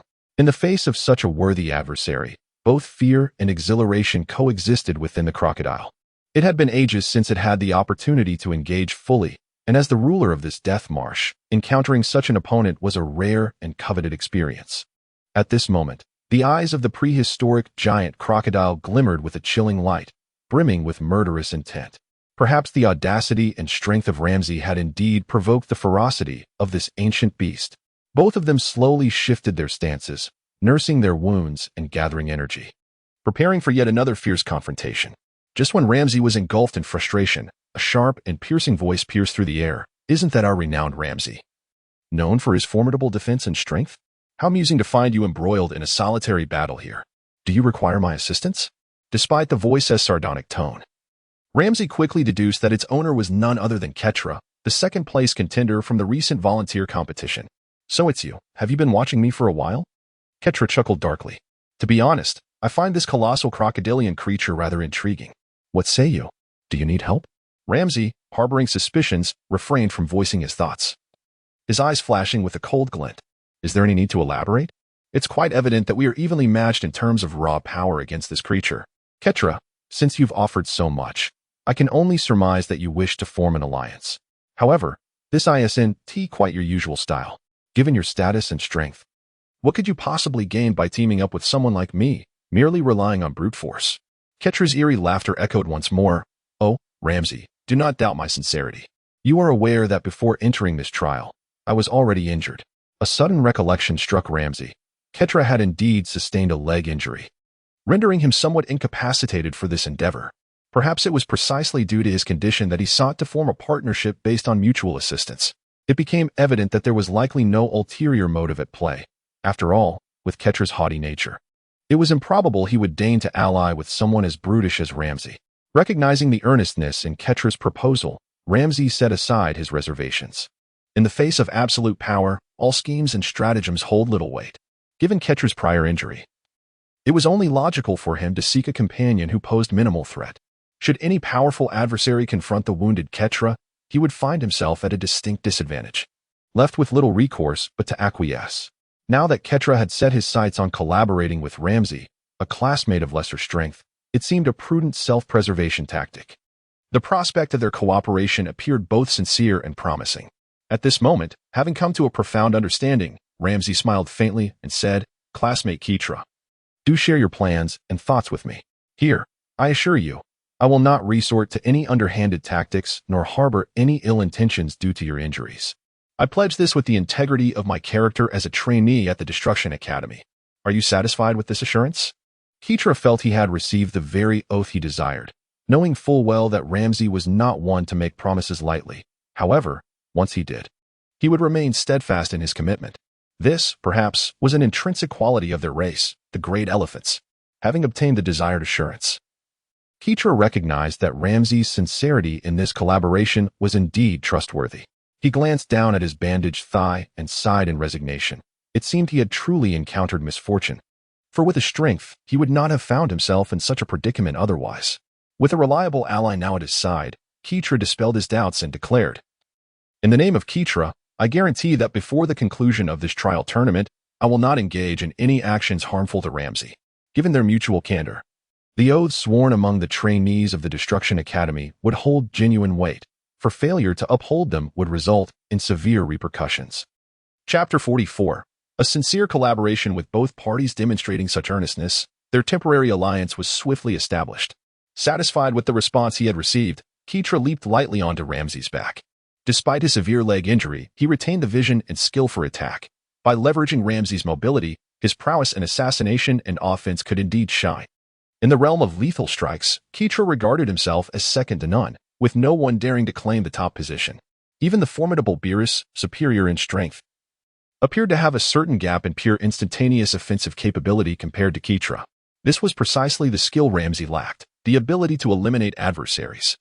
Although they were evenly matched in raw power and defense, facing the resilient prehistoric crocodile posed a significant challenge for Ramsey, for he struggled to breach its defenses. Though the semi-disabled Keitra could not confront the prehistoric beast head-on like Ramsey, he knew that by seizing the right moment to shatter its armor and deliver a fatal blow, they might successfully extricate themselves from this perilous situation. With this thought, the pain from his injuries seemed to diminish, and his creaking bones felt as though they were returning to their original state. It became evident that collaboration was far superior to solitary struggle, especially with the defensively renowned Ramsey paired with Keitra, who was celebrated for his stealth and offensive tactics, forming a formidable partnership. Perhaps this alliance bore an incongruous quality, as the colossal form of the great elephant alongside the slender physique of a small mouse appeared somewhat discordant and unharmonious. However, for the terrifying and extraordinary creature known as the prehistoric crocodile, the presence of merely a little mouse was of no consequence. Despite sensing a faint aura of danger emanating from the diminutive creature, the sensation was not particularly potent. The stark difference in size instilled within it a sense of disdain. Although the elephant before it exhibited impeccable defenses, even strength must inevitably reach its limits. In this realm of death and decay, who could truly rival the local sovereign in terms of endurance and fortitude? Even if one could momentarily contend with it, such dominance would be fleeting. Thus, Ramsey swiftly exchanged glances with Ketla, formulating a strategy to breach the enemy's defenses. Ketla, ever astute, found a position from which to conceal himself behind Ramsey's massive head, effectively masking his presence. Concentrating the essence of destruction upon his own dual minds, he prepared for a surprise assault. Unlike before, Ramsey did not charge headlong into a direct confrontation. Instead, he opted for a more conciliatory approach, sweeping his hands in an arc to create a barrier composed of destructive energy. This was a flawless plan. Ramsey would utilize his destructive powers, leveraging his immense form to establish a robust defensive wall against the prehistoric crocodile's fierce onslaught, while Ketla would unleash a lethal strike with unparalleled speed and penetrating force. However, such a tactic seemed trivial against an entity of such high intelligence. Unbeknownst to the unsuspecting prehistoric crocodile, its demise was imminent. With a resounding crash, the two engaged in another violent clash, yet this time, neither party yielded an inch. Ramsey's hands gripped tightly around the crocodile's formidable claws. Both engaged in a struggle of strength suspended in midair. This moment may have been precisely what the prehistoric crocodile relished, in terms of defense.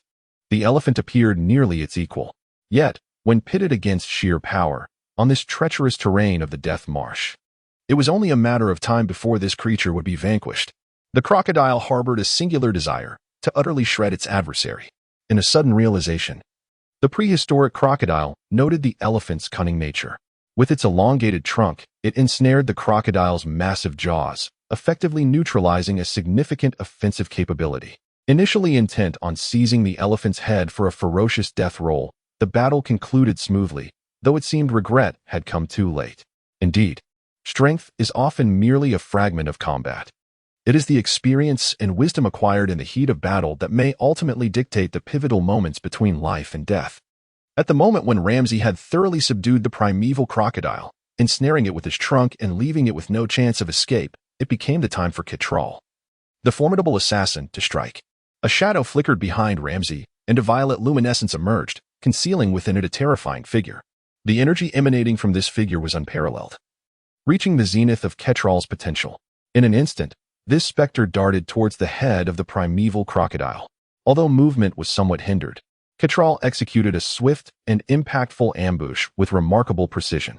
Once positioned atop the crocodile's cranium, Ketral's slender arms began to swell slightly, as a surge of muscular energy coursed through his palms, producing two resounding thuds that penetrated the flesh, echoing in the ears of the onlookers. On this occasion, Ketral showcased his formidable combat prowess. Despite being his first collaboration with Ramsey, he exhibited no hesitation, brimming with confidence in his striking capabilities. In the realm of penetrating attacks, He humbly claimed the second position, for none in the God of Destruction Academy dared to assert superiority over him.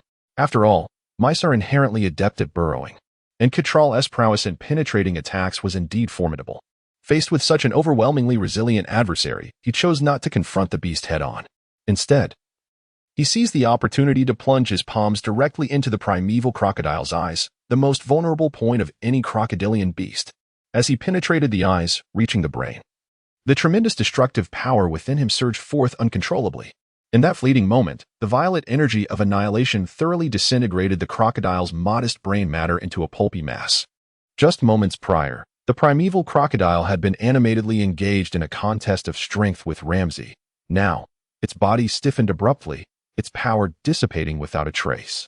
The pain in its eyes diminished significantly, and its final sight was of a violet figure growing larger before it. In a blink, the battle concluded with an unexpected sense of satisfaction. Chapter 45. Psychological Warfare. The speed surpassed Ramsay's wildest imagination. He had never anticipated that their initial collaboration would culminate in such an exquisite harmony. He merely needed to successfully capture the enemy's attention and gain control over their movements. Thus, Keetra's strikes proved to be exceptionally incisive.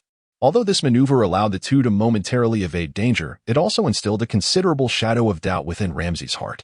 However, Ramsay did not perceive Keetra as a significant threat at this moment.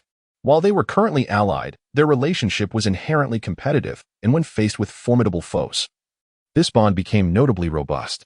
The outcome of their rivalry remained uncertain, particularly if a powerful adversary were to fall. With this thought in mind, Ramsay cautiously guarded against a potential ambush from Keetra. Yet, he seemed to overlook one crucial detail. Prior to sustaining injuries, Keetra might not have regarded Ramsay as a worthy opponent, for after all, a limping rat, no matter how formidable, remains merely a limping rat. At this moment, both Ramsay and Ketla harbored ulterior motives, yet neither displayed any intention of turning hostile. Just as Ketla was about to utter a commanding phrase, he was momentarily taken aback by the sight of the prehistoric crocodile's head. Subsequently, the paw of the rat, which had penetrated the creature's skull, emitted a peculiar sound. And with a swift motion, it was extracted, accompanied by a splatter of brain matter. Ketla, despite feeling a rush of luck from this successful ambush, was taken aback when he discovered an object within the prehistoric crocodile's body, an object that left Ramsay utterly astonished. This creature was not only formidable in strength, but also harbored such an item within its form. The simplicity of Ramsay's mind struggled to comprehend this. For in Ketla's grasp lay an oddly shaped ancient key, a key, indeed. How could such a thing exist, regardless of the reasoning behind its existence? It was a testament to justice and purpose. Ketla examined the key with a mix of skepticism and intrigue. In their time spent at the God of Destruction Academy, including various trial competitions, it was the first instance of encountering a key within a being of extraordinary nature. Moreover, it was astonishing that the massive prehistoric crocodile would conceal a key within its very mind. Such a peculiar concept. However, in the realm of trials, nothing was ever coincidental. Each occurrence bore significance. Thus, Ketla dismissed any remaining concerns. Although Ramsay had contributed significantly to this battle, it was ultimately Ketla who delivered the final blow to the prehistoric crocodile. With that, Ketla felt justified in claiming the key as his own, its strange appearance notwithstanding. It surely held some utility. Observing Ketla's actions, Ramsay refrained from further contention. This was certainly not the opportune moment to clash with Ketla over the key, despite his own curiosity about it. Within the confines of the God of Destruction Academy, there existed an unwritten rule. Assistance in battle entailed that the spoils belonged to the one who delivered the final strike. In this regard, the good-natured Ramsay did not press the matter further. The key was rightfully Ketla's for now, and whether he would encounter other keys or extraordinary beings in the future would be left to fate. With these thoughts in mind, Ramsay chose not to linger on the matter, focusing instead on the potential threats lurking nearby. He concentrated his perceptive abilities to their utmost limit. Although Ramsay was among the elite in terms of strength and defense among the gods of destruction, his true trump card lay in his perception. Indeed, Ramsay was a perceptive god of destruction, and in this aspect, even compared to Beerus and Ketla, he seemed to possess a slight edge. As Ramsay closed his eyes and subtly sensed the surrounding conditions, Ketla curiously inquired, "What do you perceive, Ramsay? Are there any extraordinary beings nearby?" "Well, without further ado, I shall keep this key for now. Its purpose remains unclear to me.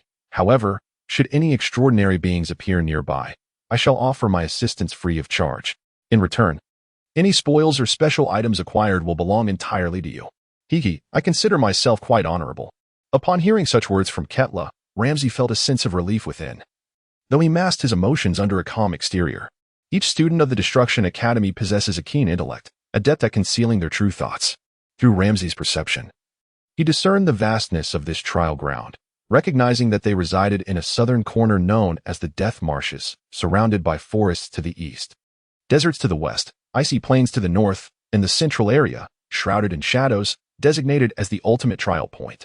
Ramsay's awareness extended to the distinct environments within this region, where skirmishes erupted in various forms. A faint smile crossed Ramsay's lips. It appeared that misfortune did not befall only the two of them. Many classmates and fellow students shared in this plight. Numerous hidden cards were in play. Perhaps Ramsay's earlier words lacked detail, for his senses not only detected peril, but also opportunities. He realized that the key had not been acquired solely by himself and Ketla. Thus, Ramsay chose to reveal the nearby terrain and the ongoing battles succinctly to Ketla, indicating the direction of the trial's conclusion. After all, that was the rendezvous point for their ultimate assembly. Whether they would encounter additional students there depended on their strength and luck. They were fortunate. Had any one of them faced that formidable creature alone, they would have surely encountered misfortune. Therefore, their small group must persist in unity. Hmph, Ketla. I trust you have no objections. Ketla merely shrugged, signaling his agreement with Ramsay's perspective. With a swift motion, Ketla perched himself once more upon Ramsay's shoulder, playfully patting this large fellow. Well, here your talents may indeed prove useful. Your innate radar function is rather impressive.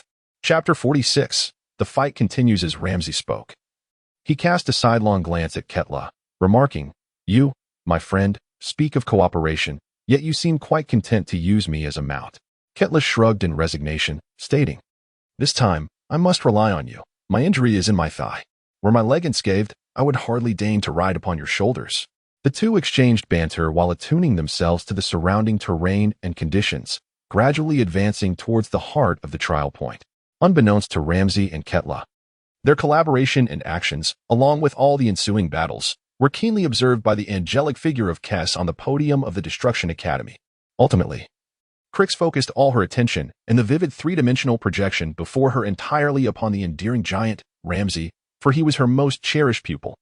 Crix possessed a unique insight into the realms of perception and the cultivation of techniques, and Ramsay's innate talent harmoniously aligned with her abilities. It was surprising that this Na'vi individual could expand the realm of perception to such an extent, a testament to Crix's meticulous guidance over the years. Although his performance in the recent battle was somewhat lacking, his adeptness at defense demonstrated that he had indeed honored Crix's teachings in the foundational training of destructive divine power. After all, each angel and mentor possesses their own distinctive expertise, and it is exceedingly rare for a student to fully synchronize with their mentor's abilities.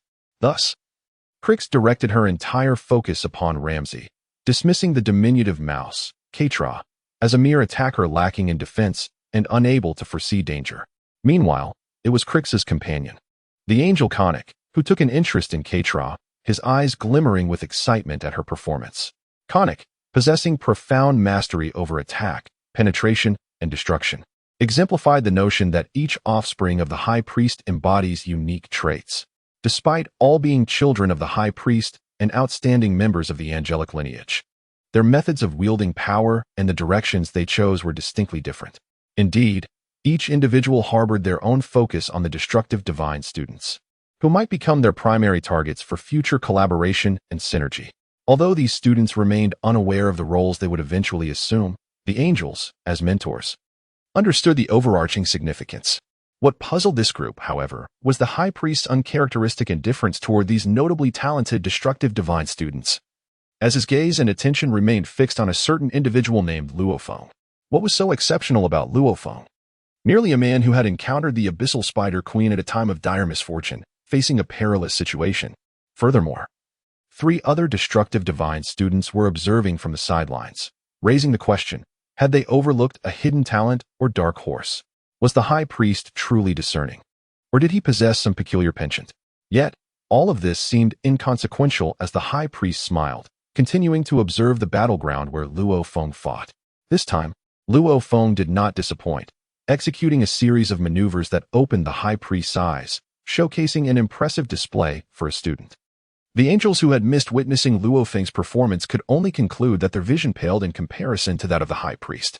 While the complexities on one side were undeniable, the battle continued unabated on Luo Feng's end. The relentless battles that transpired throughout the trial grounds did not afford any respite. However, the creature known as Beerus, a spider, had indeed harnessed the full extent of its webbing to ensnare its prey. A colossal web effectively immobilized Luo Feng's lower body, just as Beerus had envisioned. Accompanied by a derisive cackle, the venom in Beerus's grasp slowly drifted towards Luo Feng, who was about to become a spectator to his own struggle against despair, fear, and agony, ultimately succumbing to become a mere source of sustenance for his foe. The outcome seemed inevitable, and Beerus's laughter resonated with a myriad of self-satisfaction. Yet, at that moment, Luo Feng's lips curled into a subtle smile, pondering the source of this creature's unfounded confidence. Perhaps, having reigned as a king in this forest for too long, Beerus had never truly encountered a formidable adversary. Possessing ample experience in wilderness survival, Luo Feng had mentally prepared himself to confront a spider, fully aware of both the advantages and disadvantages that such jungle predators possess. Although the web that ensnared his lower body was exceptionally adhesive, strong, and cohesive, rendering ordinary creatures utterly immobile once ensnared, the green energy sphere drifting through the air, with its corrosive and damaging properties, was regrettably sluggish. While the combination of these two abilities posed an insurmountable challenge for typical insects and prey, Beerus had unfortunately encountered Luo Feng, a being who seamlessly fused modern intellect with the formidable power of a deity, while also embodying the legacy of ancient martial arts. This was not a mere sum of parts, it was a synthesis far exceeding the ordinary. In the fleeting moment of Luo Feng's previous maneuver, he had demonstrated prowess that could obliterate Beerus's very essence, indicating that his strength was far more profound than it appeared. The trio of imbeciles behind Beerus could never grasp the depth of Luo Feng's energy, power, or combat experience. With a slight smile, Luo Feng declared, "The game should come to an end now, little spider. Frankly, you are far too weak. Wasting time with you seems a disservice to my own dignity. Thus, let us conclude this, for the time allotted for this trial is limited." Observing Beerus still murmuring to himself, the spider retorted sharply, "If you have any final words, say them quickly, though, I assure you, they will bear no fruit. I shall not grant you any dying wishes. Instead, you shall become my nourishment." Yet, as he uttered these words, his pupils dilated to the size of pinpricks, struck by an overwhelming terror as an alarming scene unfolded before him. Chapter 47. A corpse without remains. What had once been a confident display of combined techniques now revealed itself as a grave miscalculation. A crimson flame began to emanate from Luo Feng's lower body, slowly enveloping him. Is this a novel application of destructive divine power? Although I possess a certain understanding of the destroyer spider empress, Beerus, it is peculiar that the flames emanating this time are not the faint purple aura and energy radiance one might expect, but rather a purplish-red flame enveloping the lower half of Luo Feng's body. This must be the final trump card and source of energy for this young man. However, what astonished him was that the seemingly invincible spider silk that could completely ensnare an opponent was now dissipating like a piece of iron plunged into the snow, emitting wisps of blue smoke. The once formidable control technique of the spider silk had entirely vanished within this mysterious flame. The strategy he had prepared to corrode his opponent with toxins now seemed utterly futile. Indeed, while the toxic assault was powerful, the only means to control Luo Feng, the spider silk, had been completely consumed by the bizarre energy radiating from his lower half. In this light, Beerus's earlier arrogance and toxic attacks had transformed into mere folly. Luo Feng, displaying little hesitation, utilized his energy to dissolve the spider silk that had sought to control him, and in a sudden motion, he vanished from sight. Witnessing the absence of his target and the toxic energy sphere floating aimlessly in the air, Beerus found himself momentarily entrapped in a state of shock. In the next instant, the last image imprinted in Beerus's mind was that of a black-haired youth appearing abruptly before him, who greeted him with a gentle and warm smile. In an instant, a golden glowing fingertip lightly tapped his forehead. Although the action seemed slow, Beerus realized at that moment that his body had become completely immobilized, ensnared in utter stillness. The next moment, Luo Feng's golden fingertip gently touched Beerus's forehead. And the last thought to cross Beerus's mind was how this individual had managed to appear beside him in an instant.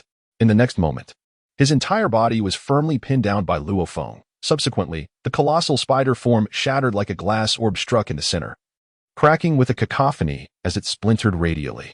Accompanied by Luo Feng's energy infusion, there was a resounding explosion, and the entire body disintegrated into countless shards, reminiscent of shattered glass. In the subsequent instant, the golden energy in Luo Feng's grasp transformed from its golden hue to the crimson power that had emanated from his mouth moments earlier. With a swift burst, the entire Beerus was utterly transformed into a gruesome smear of blood, a fate that left no remnants of its former self. The passage of time was indeed rapid. Although Luo Feng's actions appeared seamless and fluid, they were the result of him harnessing his strength to its utmost limit. He first operated the techniques within his body in a cyclical manner, concentrating the newly enhanced and refined destructive power entirely at the locus of control, thereby unleashing this freshly augmented force in the form of flames. After all, the spider silk's complete adhesion to the ground was no trifling matter. Yet, Luo Feng's combat intellect and life experience informed him that fire could vanquish the silk. Thus, by wholly externalizing his destructive energy as flames, he incinerated the silk in an instant, liberating himself from the formidable grasp of the Spider Queen Beerus. Though he temporarily escaped her control, it was evident that she still held the means to dominate his body. Should he carelessly fall under her sway again, her corrosive venom posed a lethal threat. In light of this, Luo Feng's combat wisdom and the ancient martial legacy from his previous life provided him with renewed insights and strategies. This adversary was undeniably not one to be vanquished with mere conventional attacks. Yet, when faced with an enemy, one must never show leniency. At this moment, Luo Feng recalled a technique from the ancient martial heritage known as concentrating power into a single point for explosive release, embodying the profound essence of an attack.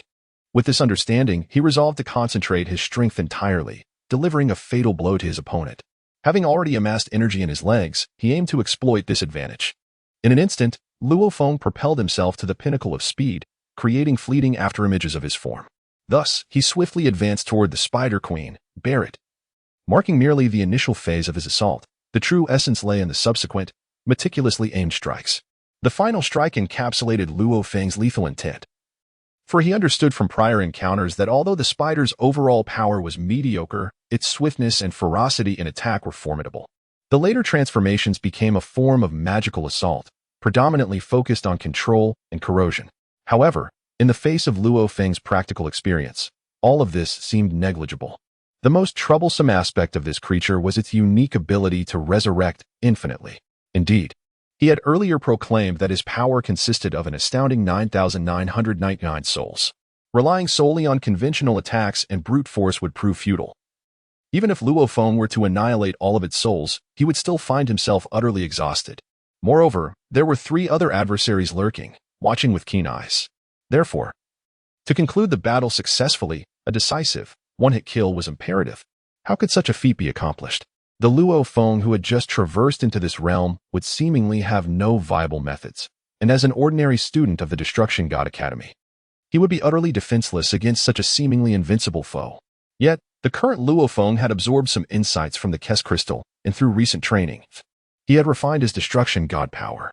No longer was he merely a practitioner of ancient martial arts or a wielder of destructive energy.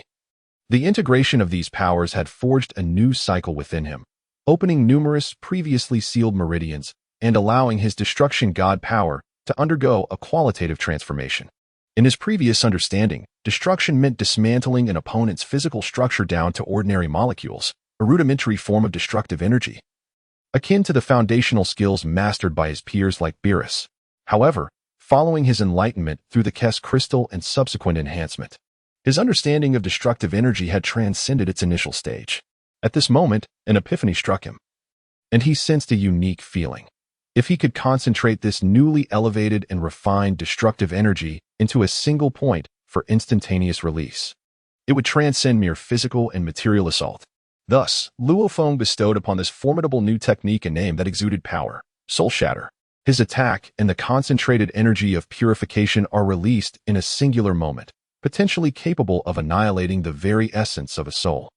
Should such an assault be directed towards this individual, renowned for possessing 9,998 lives and a formidable soul strength, it may yield extraordinary results. This is precisely why Luo Feng, brimming with confidence, lightly tapped the forehead of the Spider Empress Beerus, resulting in an unusual effect. This should be the inaugural technique he has devised since entering this realm, aptly named Soul Shatter. He harbors considerable faith in this skill. After all, the fusion of his previous inheritance with the destructive divine power, coupled with his insights into the Kerr's crystal orb, has led to a profound integration of these three forces, granting him a novel understanding of destructive divine power. The obliteration of the physical form is merely the initial layer. The true crux lies in the destruction of the soul. Since you, dear adversary, are distinguished by your soul, in a moment of urgency, I shall utterly obliterate your essence. Stripped of your soul, you become naught but a shell. As a mere husk, I doubt you shall retain any power of regeneration. This elucidates why Luo Feng's will, imbued with destructive divine power, shattered the spider emperor spirit into countless fragments, akin to glass. If it were mere divine power, it might have pierced through his skull, leaving Beerus with a chance of resurrection. However, this time, the destructive divine energy struck at his brow in a soul-shattering manner. It not only rendered his physical body entirely despoiled, but also obliterated the chaotic and impure nature of his soul, rendering Beerus' greatest trump card utterly ineffective.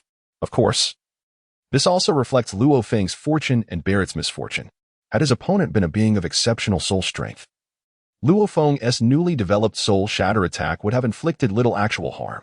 After all, this technique is freshly conceived, lacking the rigor of practical combat and deep training. In other words, should this soul shatter be employed against any formidable angel, it would merely tickle the soul, yielding no significant effect. Unfortunately for the spider empress Beerus, although her soul possesses extraordinary quantity, it is riddled with inconsistencies, some aspects strong, others weak. The forced consumption of souls stands in stark contrast to the gradual cultivation of one's own soul strength.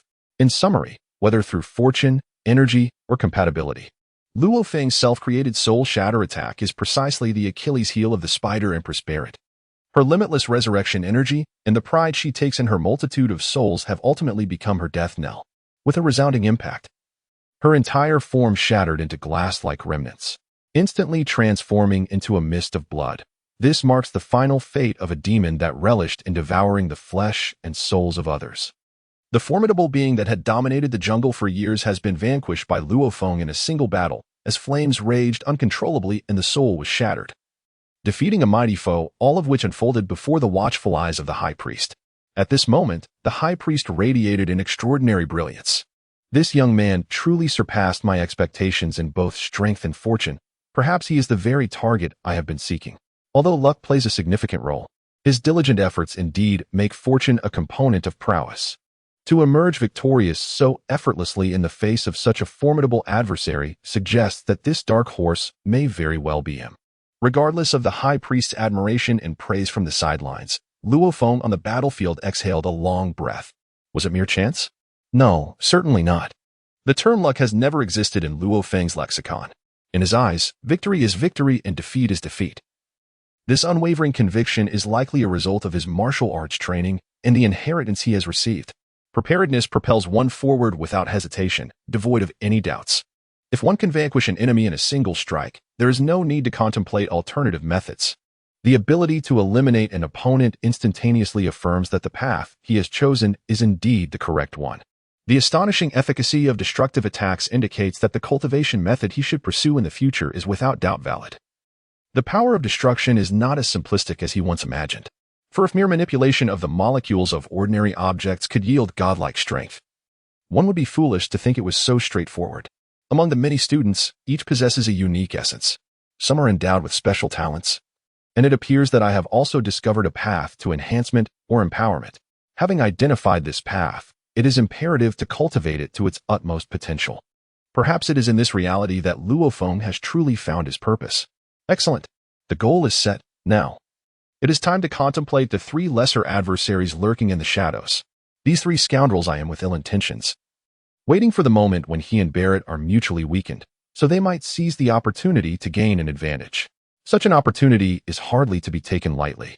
He chuckles. Nevertheless, while Luo Feng does not regard these three peeping foes with much concern, and even somewhat scorns them, he will not underestimate them. This is a hallmark of Luo Feng's character. At this moment, Luo Feng inhaled deeply, gradually calming the energy that had erupted from his body and allowing it to settle within, forming a complete cycle of circulation. This is one of the remarkable aspects of the ancient martial arts he inherited.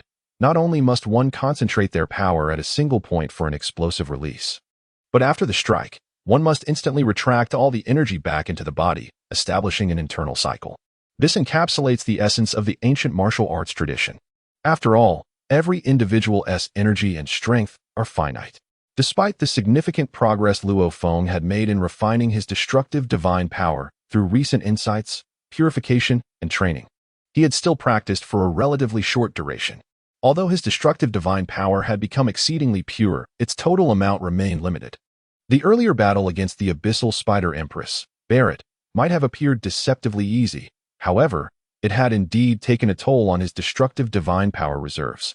Chapter 49. Survival. Given this situation, Luo Feng now faced the prospect of yet another consecutive battle. Although the strength of the three opponents before him did not seem particularly formidable, he understood that every adversary must be treated with seriousness. The expenditure of energy posed a considerable burden, and thus he aimed to minimize the negative impact of this burden. This was essential for Luo Feng's establishment and survival in this world. After all, his destructive divine power had yet to attain the exceptionally robust state of a grand cycle, a state of continuous existence. With this in mind, Luo Feng immediately retracted his aura, mobilizing all remaining energy. Who could say if these three adversaries possessed hidden trump cards? As for the outcome, well, that could only be determined through combat. At this moment, Luo Feng had reined in all his aura, his body gently swayed, and once again, he vanished without a trace. This instant left the three individuals behind, who were poised to seize an opportunity, utterly astounded and frozen in place. Unable to flee or even comprehend the situation, how could Luo Feng have disappeared so completely, with not a hint of his presence or sensation remaining?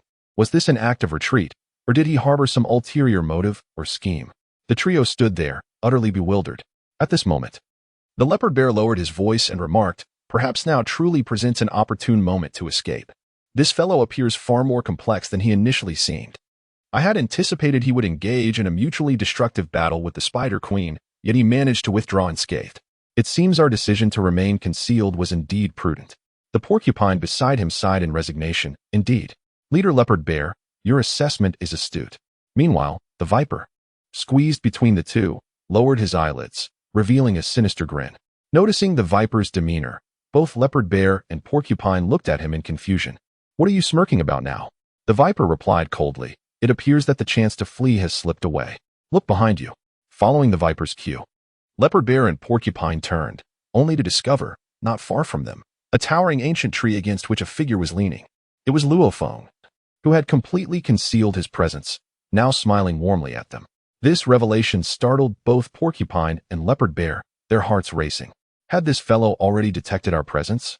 When had he positioned himself behind us? Observing their skepticism, the viper did not linger on the matter, stating, "This individual has concealed himself remarkably well. He must have noticed our arrival the moment we set foot here, yet he refrained from revealing any weaknesses, leaving us with no opportunity to strike. We were rather naive to believe he would engage Beerus in a battle that would lead to mutual destruction. However, should we deem him foolish or overconfident? Regardless, we are contemporaries. Even if he possesses greater strength than us, how formidable can he truly be?" Though the battle with the Spider Queen concluded swiftly and seemingly without exertion, I can distinctly sense that he has expended over 50% of his energy. This indicates that, despite his power, we still stand a chance against him. After all, we are three in number, and this is a matter of life and death. Let us not hold back any of our trump cards. Now is the time for collaboration. Meanwhile, Luo Feng, leaning against the tree trunk and listening to the viper's explanation, marveled at the talents of the individual named Viper. Not only was his perception formidable, but his assessment of his own energy was also remarkably precise. It seemed he was merely stalling for time, which aligned perfectly with Luo Feng's intentions. Although Luo Feng had discerned everything about the situation, he had just fully retracted his energy within himself, engaging in a subtle circulation to replenish the energy expended during the recent battle. Indeed, the fellow known as the Viper speaks truthfully. Energy is finite. On the surface, it may seem inconsequential, yet beneath lies a profound intricacy, since he must confront these three individuals who are intent on stalling for time. Luo Feng is more than willing to indulge them. With each additional word they utter, his destructive power gradually replenishes, which will significantly enhance his chances of victory. After all, Luo Feng is acutely aware that, although these three may not exert much strength, there remain 5 days ahead. Who can assure that no further battles or formidable foes will emerge during this span? Given this, he might as well listen to what schemes this individual has in store. Observing Luo Feng's recent ruthless annihilation of the Spider Queen, he now regards the trio lurking in secrecy with a benevolent gaze. At this moment, the leopard bear wiped the cold sweat from his forehead, awkwardly raising his hands in a gesture of surrender. I ask you, classmate Luo Feng, if I were to tell you that what just transpired was all a misunderstanding, would you believe me? Upon the utterance of these words, not only did the nearby porcupine roll its eyes in disdain, but even the perpetually sullen viper was nearly amused by the antics of the bear. Do you take this fellow for a fool? Despite his amiable visage and gentle smile, the frigid aura of murderous intent emanating from Luo Feng's gaze indicated that he was no ordinary adversary. It was evident that their side was deliberately stalling to devise a strategy, while Luo Feng refrained from launching an immediate attack, suggesting either he possessed some hidden advantage or was harboring a nefarious scheme. The likelihood of the latter was greater. Yet the viper could hardly fathom that this young man harbored a soul capable of traversing dimensions. This transcendent spirit endowed him with a unique martial prowess, allowing him to swiftly recuperate his expended destructive energy. Had the viper been aware of Luo Feng's extraordinary ability, he would have cast aside all reservations and rallied his forces for a full frontal assault. They were mere students of the ordinary Destruction God Academy, unable to conceive that such an extraordinary phenomenon could occur within a seemingly average peer. In their limited understanding, they could only surmise that Luo Feng must have encountered some rare fortuity or possessed exceptional abilities to contend with the formidable abyssal Spider Queen. After vanquishing such a terror, it was conceivable that his stamina would be severely depleted, perhaps even leading to a potential parley. However, how could a truce be possible when the essence and quintessence of the Spider Queen still lingered, a coveted energy source that the viper yearned for? Chapter 50. Calculated thoughts. This fellow named Luo Feng had actually refrained from absorbing it, and the combat prowess and innate talent he had displayed indeed commanded the viper's respect. If only they could capture Luo Feng. Perhaps, after a period of interrogation, they might uncover even greater secrets. With 3 individuals by his side, Luo Feng's perceptiveness truly exceeded the viper's expectations. Yet, that was not the crux of the matter. At that moment, the viper waved his hand to halt the bear's foolish actions, casting a sidelong glance at the porcupine before straightening his posture and solemnly declaring, Luo Feng will not let us off easily. Do not be so naive. Let us consider the situation from another perspective. If we were engaged in a life-and-death struggle against a monster while this fellow lurked nearby, ready to seize an opportunity, how would we handle him should we emerge victorious? With the viper's admonition, both the bear and porcupine seemed to grasp the gravity of the situation. Indeed, it was a matter of life and death, and there was no room for civility. The bear clenched his fist resolutely. Very well, viper, I shall take the lead. Do not be foolish, the viper coldly retorted. You think this is merely a duel in the academy? This is a battle for survival. While I can ascertain that this fellow has expended considerable strength, you alone cannot hope to confront him in a one-on-one conflict. Here we are, 3 in number, while he stands alone, having already expended a significant portion of his energy. It would be a simple matter to eliminate him. After hearing Viper's sharp retort, Leopard Bear awkwardly scratched his head, realizing that in terms of strategy and energy, he truly could not compete with this individual named Viper. It was in direct confrontation, however, that he excelled most profoundly.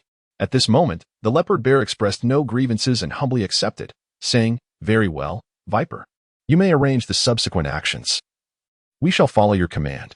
The Porcupine also voiced no objections, for he was one to act decisively without overthinking. With Viper as their steadfast leader, there was no need for him to exert his meager intellect. Upon hearing both express their willingness, Viper let out a cold chuckle. In that case, I shall devise a battle plan. This seemingly harmless lad must be in a state of great anxiety within. Nevertheless, it matters not. When faced with formidable foes, one must exert every effort. This fellow will undoubtedly prove to be more complex than he appears. Brother Leopard, your task is to restrain the enemy and deny them any chance for resistance. Leopard Bear shrugged. When it comes to strength and control, I have no issue. But do not speak to me of speed. Viper retorted sharply, Do you think I am unaware of your hidden capabilities? While you are renowned for your strength and physical defense, you possess a certain degree of spatial traversing ability. What spatial traversing ability? The Porcupine interjected, bewildered. This left Leopard Bear utterly astounded. How do you know? Viper continued in a calm tone. What time is it? And you still conceal various trump cards? To be candid, I am fully aware of your special abilities. Now is the time for cooperation, if the adversary poses a threat to our lives. Hiding our strengths would be akin to suicidal folly. At this point, Leopard Bear seemed to awaken to a revelation. Indeed, the trump cards he had intended to reserve for a critical moment against the porcupine and viper had been laid bare by Viper's insight. Leopard Bear, possessing a carefree nature, did not hesitate. Very well, I do possess a certain spatial ability, though it seems I have yet to master its application. In essence, within a minute, I can traverse only once. Beyond that, I am incapable. That is my true trump card. Now that I have revealed it, how do you two intend to contribute? Viper glanced at the porcupine. You, too, should not feign ignorance. Your 3 porcupine quills should be brought to light. The porcupine stared at Viper in astonishment. The quills are my means of ranged self-defense. It seemed Viper knew everything, but now that the enemy had uncovered their secrets, it mattered little. However, the porcupine quickly defended. While I possess 3 quills, they serve for ranged attacks and lack the intensity of close combat. Viper, with a smirk, replied, since we are all being forthright, I shall dispense with further pleasantries. This fellow, Luo Feng, clearly exceeds our expectations in combat prowess. We all witnessed his battle against the Spider Queen. However, I have discerned a conspicuous flaw in his combat style. You actually notice this weakness in Luo Feng? Speak up. What innovative strategy do you possess? At this moment, Viper lowered his voice, ensuring only the 3 of them could hear, and gradually articulated. Have you noticed that this fellow's agility is extraordinarily formidable? Yet his strength does not appear as robust as it seems. Moreover, he exclusively resorts to close-range attacks, utilizing his speed to evade to the side of his opponent and launch lethal strikes. Every kick and punch is a close-range assault, which implies he lacks effective means to counter long-range magical attacks. Once ensnared by a strong control, he becomes utterly vulnerable. And his defense is not as formidable as you might imagine. His evasive capabilities are impressive, but perhaps his physical defenses are quite fragile. This is our true opportunity, otherwise he would have fled long ago instead of engaging in this banter with you. It appears he possesses such a weakness. Leopard Bear and Hedgehog stared in astonishment at Viper's subsequent explanation. Meanwhile, Luo Feng observed the 3 of them whispering and conspiring for a considerable time, unable to suppress a faint smile of resignation. These 3 truly are a remarkable bunch, discussing tactics in the presence of an enemy, albeit in hushed tones. However, given Luo Feng's keen perception and abilities, he was fully aware of their foolish plan. In truth, despite their earnestness, Luo Feng could discern their battle strategy from their expressions and lip movements. Were it anyone else, their plan might have been deemed flawless. But facing Luo Feng would likely lead to their disappointment. Chapter 51. Viper's Venomous Fangs. Nonetheless, Luo Feng held Viper in slightly higher regard. He was astounded that Viper could devise such an impeccable strategy based on his recent combat experience and the hidden talents of these 3 individuals. Perhaps others would falter here. But alas, Hmph, are you 3 ready? Will you fight or not? If you do not make a swift decision, I shall not show any mercy. Upon seeing Luo Feng's smile grow warmer and more amiable, Leopard Bear's eyes glimmered with a green light. Very well, Viper, you are correct. Let us proceed as you suggest, and may success be ours. I never anticipated that you are not merely cunning and perceptive, but also possess such formidable strategic acumen. Usually, I and Hedgehog have underestimated you. Accompanying Leopard Bear's words, Hedgehog and Viper silently harnessed their inner abilities, offering no response. Noticing the 2 were readying for an assault, Leopard Bear chuckled coldly, fixing his gaze directly on Luo Feng. Boy, you may come to regret not seizing the best opportunity to escape earlier. Let me be frank with you. You have no more chances left. Suddenly, Leopard Bear's entire form expanded dramatically, his height, originally nearing 2 meters, now exceeding 2.5 meters. This transformation marked Leopard Bear's first ace in the whole ground transformation. With a sudden surge, his form became formidable. Muscles subtly bulging, embodying the essence of a creature akin to a bear leopard, exuding an immense aura of intimidation. This transformation epitomized the peak of the bear leopard's power. After all, the trio's earlier strategy had been meticulously crafted, yet the enlarged form of the bear leopard effectively concealed the movements of the viper and the porcupine lurking behind, presenting an overt display of intent to confront Luo Feng directly. However, Luo Feng was acutely aware of their scheme. He merely chuckled coldly as he observed their performance. Curious to see the extent of their coordination, perhaps this would afford him invaluable combat experience for future skirmishes.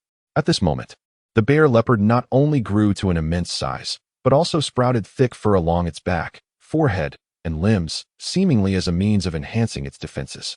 It is no wonder that it is referred to as the bear leopard, for it appears to possess a divine talent. However, the transformations of the two individuals behind the bear leopard aroused Luo Feng's vigilance. The creature known as the porcupine, despite its seemingly foolish demeanor, was no less formidable than the bear leopard when it came to combat. Black energy surged wildly from its entire being, as a peculiar force gradually emerged from its back. Indeed, this energy manifested into three elongated, sharp spines, each exuding an incredibly keen edge, entirely formed from the porcupine's power, resembling colossal spears. This was likely a form of long-range assault devised by the trio. These spears appeared exceptionally sharp, clearly not ordinary weapons. Judging solely by their appearance, they seemed akin to projectiles, perhaps even javelins. Yet, to assume that these three projectiles could pose a lethal threat was somewhat laughable. The bear leopard served to divert attention while the porcupine crafted these javelins. Luo Feng acknowledged the sharpness and lethality of the spears. Yet he believed that underestimating himself was a grave mistake. However, the movements of the viper prompted him to take the situation more seriously, as this creature, known as the viper, was emitting peculiar, strange sounds while grasping its own neck with both hands. Was this an act of self-destruction? Clearly not. It was likely that this creature was preparing a formidable move. Now, the viper's eyes were bloodshot, its neck turning a deep shade of purple from the pressure of its grip. Gradually, two venomous fangs emerged from its gaping maw. Indeed, this was the viper's ultimate skill, viper's fangs. As the fangs became visible, a few drops of ethereal green venom dripped from their tips.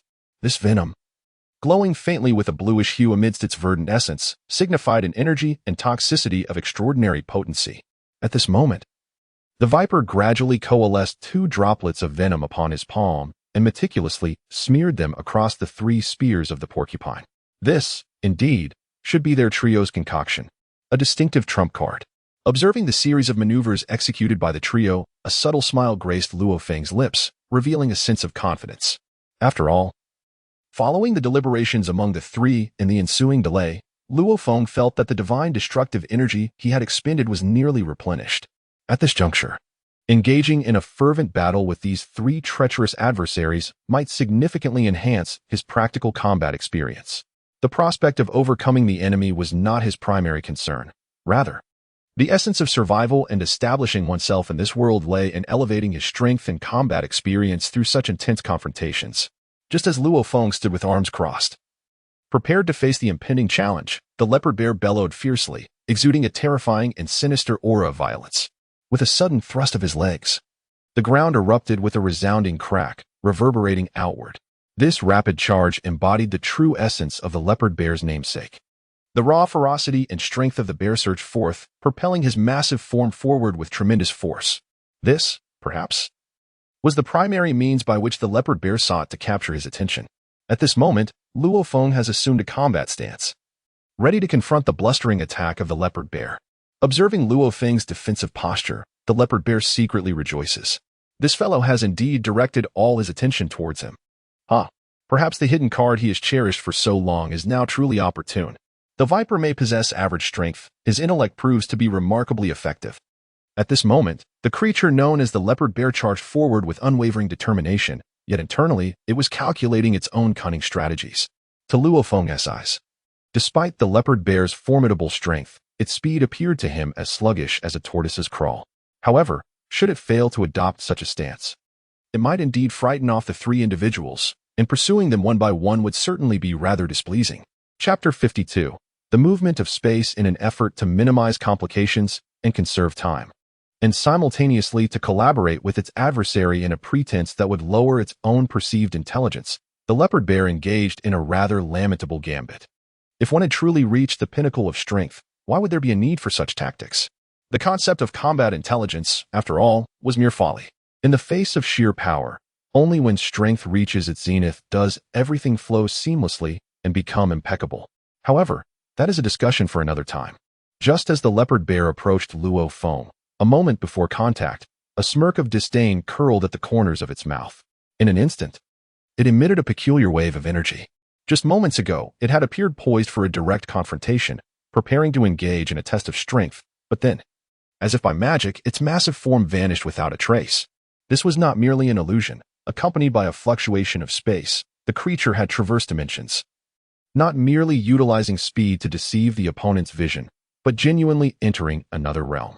It became clear that this was the leopard bear's trump card. Now, Luo Feng felt a sense of relief wash over him, understanding why this creature had charged at him with such confidence, while its two companions stood ready for ranged attacks. Such maneuvering was indeed expected. Had these three not been so foolish, it would have been a grave insult to Luo Feng's intelligence. The moment the adversary disappeared before him, Luo Feng's astonishment was entirely feigned. Indeed, if he did not play along and frighten off the two ranged attackers, it would be a loss. Thus, although Luo Feng wore an expression of terror, his inner composure remained unshaken. He knew that the leopard bear would undoubtedly reappear behind him. This deduction was a synthesis of his battle intelligence and practical experience. After all, a creature capable of manipulating space and specializing in close combat would not merely create a tactical distance in front of him. It would surely exploit its spatial abilities to position itself directly behind the enemy to launch a renewed assault. With the enemy's attack trajectory anticipated, Luo Feng felt a wave of tranquility. Though he maintained a defensive posture, his eyes and body revealed no hint of vulnerability. He refrained from executing any novel combat techniques or evasive maneuvers as he had initially predicted, thereby granting the leopard bear an opportunity for a successful ambush. True to form, the leopard bear did not disappoint. With a shift of its form, a palpable wave of spatial energy emerged right behind Luo Feng. With a sudden burst, a robust figure emerged directly from the space behind Luo Feng. Immediately, the leopard bear let out a piercing roar. "Die, you little rascal." As Luo Feng stood in shock at the initial ambush, the leopard bear swiftly utilized his powerful arms and colossal frame to completely restrain Luo Feng's hands and feet. As if he were being bound by an excessively heavy shackle, the leopard bear tightened his embrace and anchored Luo Feng firmly to the ground, marking the first step of their plan. This brute leveraged his immense strength and formidable physique to gain total control over Luo Feng. Yet, Luo Feng's movements were elusive and remarkably agile. The recent battle against the Spider Queen, Beerus, had demonstrated that even her threads could not fully bind him. If he could not be contained, then any attempts at ranged attacks or toxic assaults would be futile. An attack that fails to strike is hardly an attack at all. Thus, the trio's strategy hinged on the leopard bear executing a surprise assault from behind, utilizing his spatial abilities. However, due to the leopard bear's agility, this ambush might only present a single opportunity. Using it for a mere attack would be a gross misallocation of resources, as they aimed to coordinate their efforts. The priority was to immobilize the opponent before the two adept in offensive and toxin-based attacks could unleash their full fury. This was their true trump card. Thus, the leopard bear successfully fulfilled the task assigned by his companions, appearing behind Luo Feng and locking him down with his powerful limbs. This created a significant opportunity. Now, it was up to the viper and the porcupine to demonstrate their prowess. Should they fail to eliminate Luo Feng on the spot, it would inevitably spell doom for the three of them. At this moment, the muscular bearcat cast a knowing glance at the viper while gripping Luo Feng's body with all its might, producing a cacophony of cracking sounds. It appeared that this creature intended not only to incapacitate Luo Feng, but to crush his bones entirely, perhaps a fitting origin for its name. Although its primary task was to restrain, the inherent violence of its nature remained unchanged. Crushing its opponent to death was the bearcat's quintessential method of attack. As the creature exerted itself, the veins on its forehead pulsated violently, a testament to its tremendous effort. Seeing the bearcat successfully subdue Luo Feng, the viper recognized the rarity of this opportunity and could no longer afford hesitation. With a swift gesture, it coated all its quills in venom, unleashing a fierce shout. "Hedgehog, it's your turn." The hedgehog, undeterred, did not disappoint its companions. With the poison prepared and the bearcat firmly controlling the enemy, it charged forward, brandishing three quills aimed directly at Luo Feng and the bearcat. Initially, the hedgehog could have simply thrown the quills, yet in a display of respect for Luo Feng, it chose to advance a short distance first, building momentum for a more powerful throw. This approach not only augmented the lethality of the quills, but also ensured a greater probability of hitting the target while maintaining a prudent distance. Who knew if those quills would fully ensnare Luo Feng? This was a unique form of insurance for its own assault. Unexpectedly, despite their seemingly clumsy demeanor, the three were remarkably effective in action, flawlessly executing their strategy to maximize their advantages. It seemed that although the students of the Destruction God Academy varied in strength and learning ability, each displayed a measure of talent when engaged in life and death struggles. Indeed, only the elite would capture the attention of the High Priest and the angels, bringing them to the Destruction God Academy. Chapter 53, Physical Restraint. Here, the elite among elites were truly beyond the comprehension of ordinary individuals. Observing the hedgehog's series of maneuvers, a subtle smile graced the corners of Luo Feng's mouth. Is this truly the extent of your plan? However, he felt a tinge of disappointment. While their strategy was commendably executed, showcasing each individual's strengths to the fullest, such tactics appeared rather juvenile in Luo Feng's eyes. He admired their courage to forego escape in favor of a desperate fight. Such resolve was indeed worthy of respect. Yet, the trio's emotional and intellectual acumen left much to be desired. As they reveled in their apparent advantage, Luo Feng's expression softened slightly, and he took a deep breath, feeling a shift in his aura. With a sudden exhalation, a surge of crimson energy erupted violently from within him. This was the newly enhanced destructive power he had fully infused into his being. At this moment, the energy enveloped his entire form. Previously, he had conserved energy by completely absorbing it into his body, engaging in a miniature cycle of internal meditation. Now, his strength had restored to about 80 or 90%, seemingly sufficient for confronting others.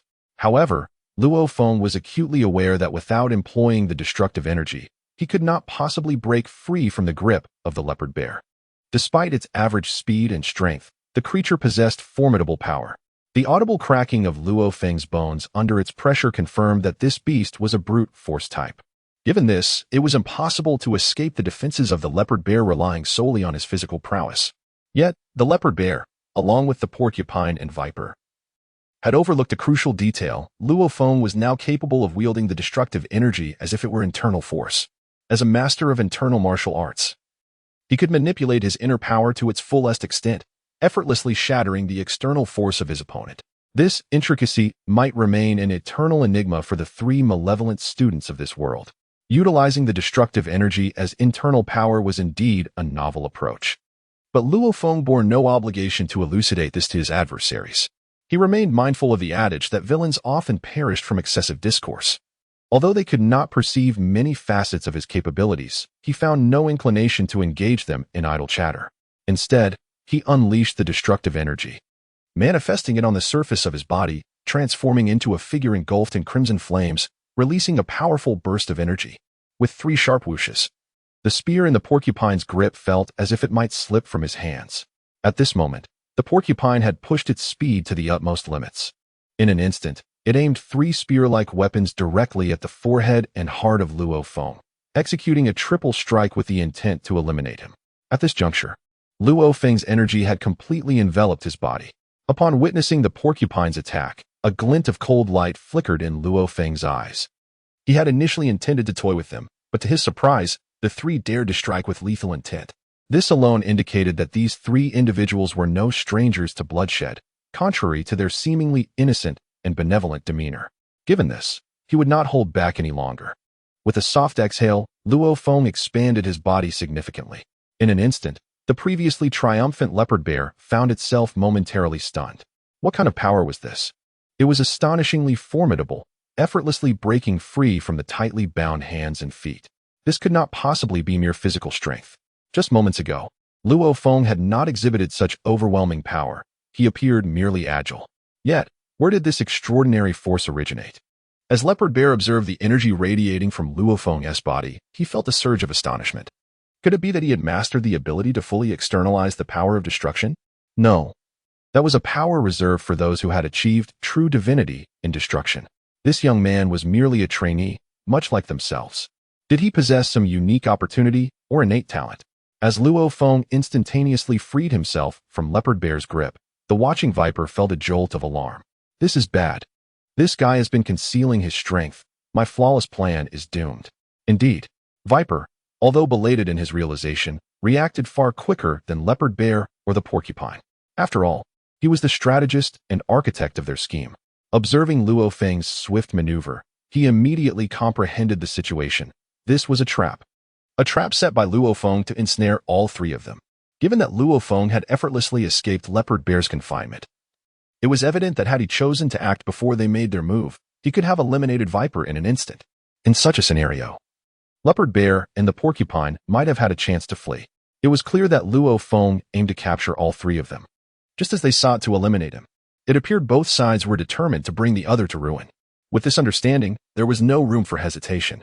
As Leopard Bear remained in a daze from his release, Viper urgently commanded him to retreat.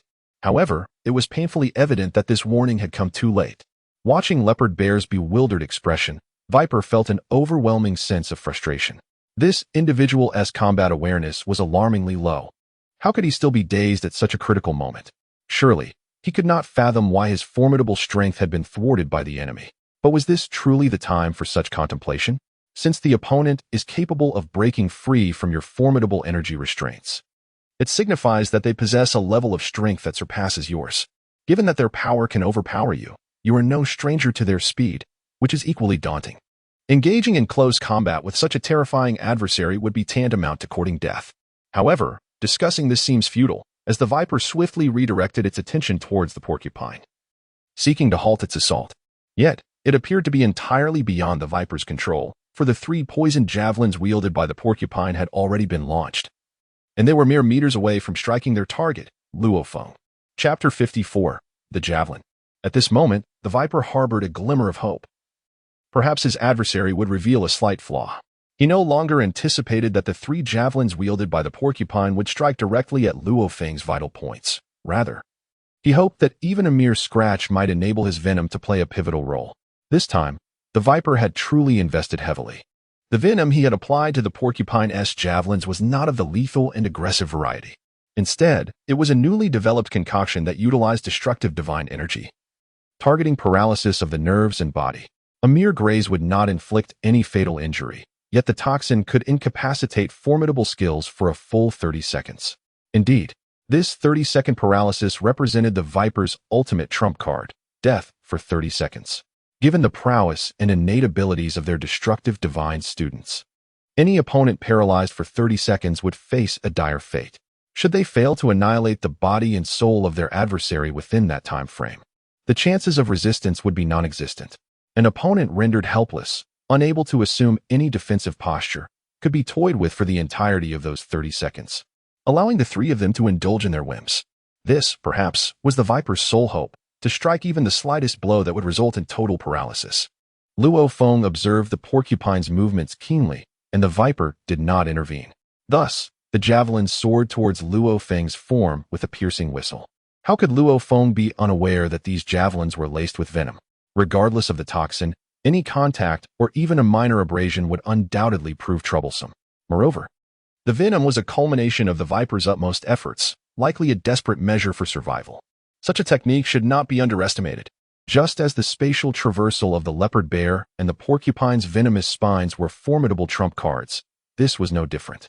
The fact that the Viper did not halt the porcupine's assault indicated his complete confidence in this strike. With Luo Feng's tactical acumen, how could he fail to decipher such rudimentary thoughts? A faint smirk played upon his lips, a hint of disdain gracing his countenance. Allow me to demonstrate what true destructive divine power entails. In an instant, Luo Feng's form flickered as he executed his agile and ethereal movement once more. This time, not only the Viper but also the porcupine and the intellectually challenged leopard bear were left utterly stupefied, for this maneuver, while not akin to spatial movement, surpassed it in both speed and elusiveness. In a blink, Luo Feng had remarkably swapped places with the leopard bear. At this moment, the entirety of Luo Feng's form was enveloped in a surging crimson energy. In the blink of an eye, he astonishingly materialized behind the leopard bear. Indeed, this maneuver transcended the expectations of all witnesses. Originally, the 3 venomous spikes were poised to strike Luo Feng, yet he executed a remarkable illusion, appearing instead behind the leopard bear. Now, the target of the 3 venomous spikes had shifted to the perplexed leopard bear, who could not fathom the reason behind this turn of events. At this moment, what astonished them the most was that Luo Feng did not immediately launch a fierce attack. Instead, he crossed his arms and observed the bewildered expressions of the 3, feeling a sense of helplessness within. The game had reached its conclusion. Engaging in combat with these 3 individuals offered him no significant advancement. Unlike his previous encounter with the Spider Queen, Beerus, although the trio exhibited a certain level of teamwork, their actual strength left much to be desired. Perhaps he should seek out more formidable foes to truly enhance his own power. However, Luo Feng displayed an exquisite mastery of timing in battle. Although the leopard bear did not seize the opportunity to attack first, he also afforded it no chance to resist. After all, the porcupine's spear had already hurled itself towards the leopard bear's face. Achieving a one-hit knockout on such a powerful opponent, while seemingly effortless, was indeed a challenging feat. Luo Feng concentrated the energy emanating from his crimson aura into a singular point. Forever recalling a fundamental principle from the legends of ancient martial arts, one must concentrate power into a single point to unleash maximum destructive force. When the purity of his destructive divine power was high, but its quantity insufficient, he had no choice but to condense it to execute this lethal strike. This was the primary reason Luo Feng could refine his destructive divine power to the level of internal energy. With a decisive shout, Luo Feng unleashed a punch aimed directly at the leopard bear's spine. Indeed, while the forehead, throat, and heart are critical targets, the true lethal blow capable of rendering an opponent incapacitated lies in an attack on the spine. This was precisely why Luo Feng maneuvered to the back of the leopard bear, utilizing his energy and speed advantage along with an unseen technique to leap behind his foe. Had this been a mere sparring session or a friendly bout, Luo Feng might have opted to strike the back of the neck or the head, rendering his opponent unconscious as a completion of his task. However, it was evident that these three were intent on eliminating him. Therefore, he held no intention of pulling his punches. Though they were fellow students of the Destruction God Academy, these classmates sought his demise. Since they were enemies, there could be no camaraderie. He would confront his adversaries head-on. Faced with his foes, Luo Feng exhibited no softness or mercy. At that moment, the leopard bear sensed a fierce wind approaching from behind, realizing it was Luo Feng's full-force strike directed at his spine. As a martial arts expert, the leopard bear understood that if Luo Feng successfully struck his spine with such strength and energy, it would spell disaster. After all, the spine is the central nerve of the entire body. Any injury to it would render everything moot. At this moment, the leopard bear was engaged in a final struggle, perhaps propelled by an intense will to survive. His form contorted in an astonishing angle as he exerted every ounce of strength and muscle towards the point of Luo Feng's impending attack.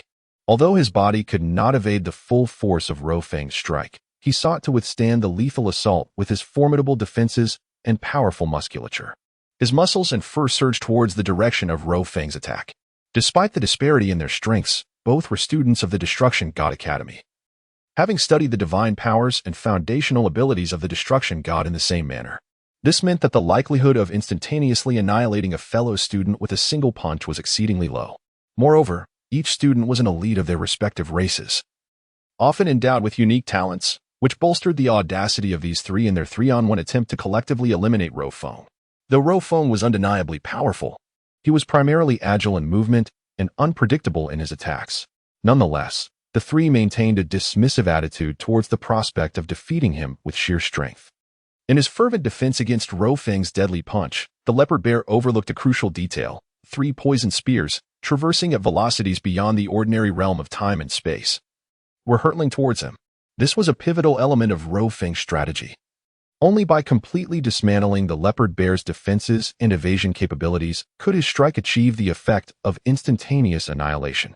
Realizing this too late, the leopard bear's eyes, bloodshot and wide, fixated on the 3 spears rapidly enlarging in his vision, cursing internally at the porcupine. In the next moment, he felt a sharp pain sear through his back, rendering his body numb. Almost instantaneously, a dizzying sensation engulfed him, as if his very soul were slipping away. His vision darkened.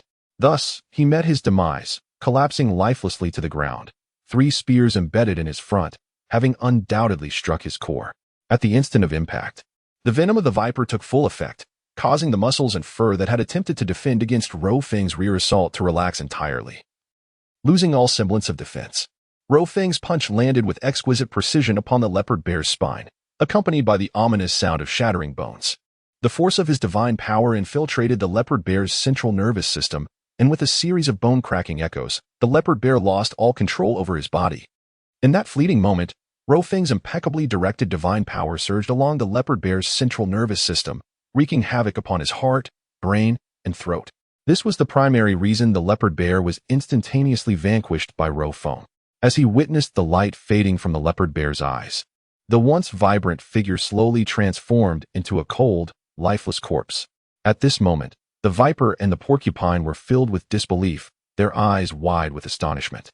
Utterly perplexed that their flawlessly executed coordination and assault had resulted in the instantaneous demise of the bear leopard, the most formidable defender. How could this young man have achieved such a feat? If he were indeed a demon, Neither of them would ever concede to such a notion.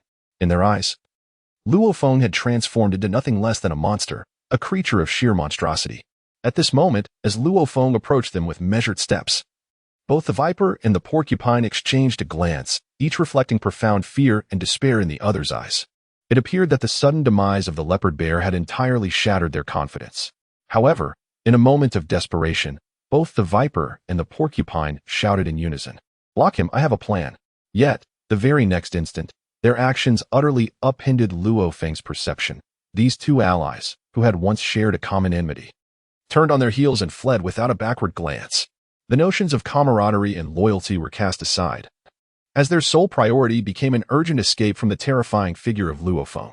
To the viper's dismay, he soon realized that his speed was inferior to that of the porcupine, who surged ahead like a wild dog unbridled, racing forward with reckless abandon. The viper cursed vehemently, hurling accusations of treachery and cowardice, but his words fell flat against the reality of their situation.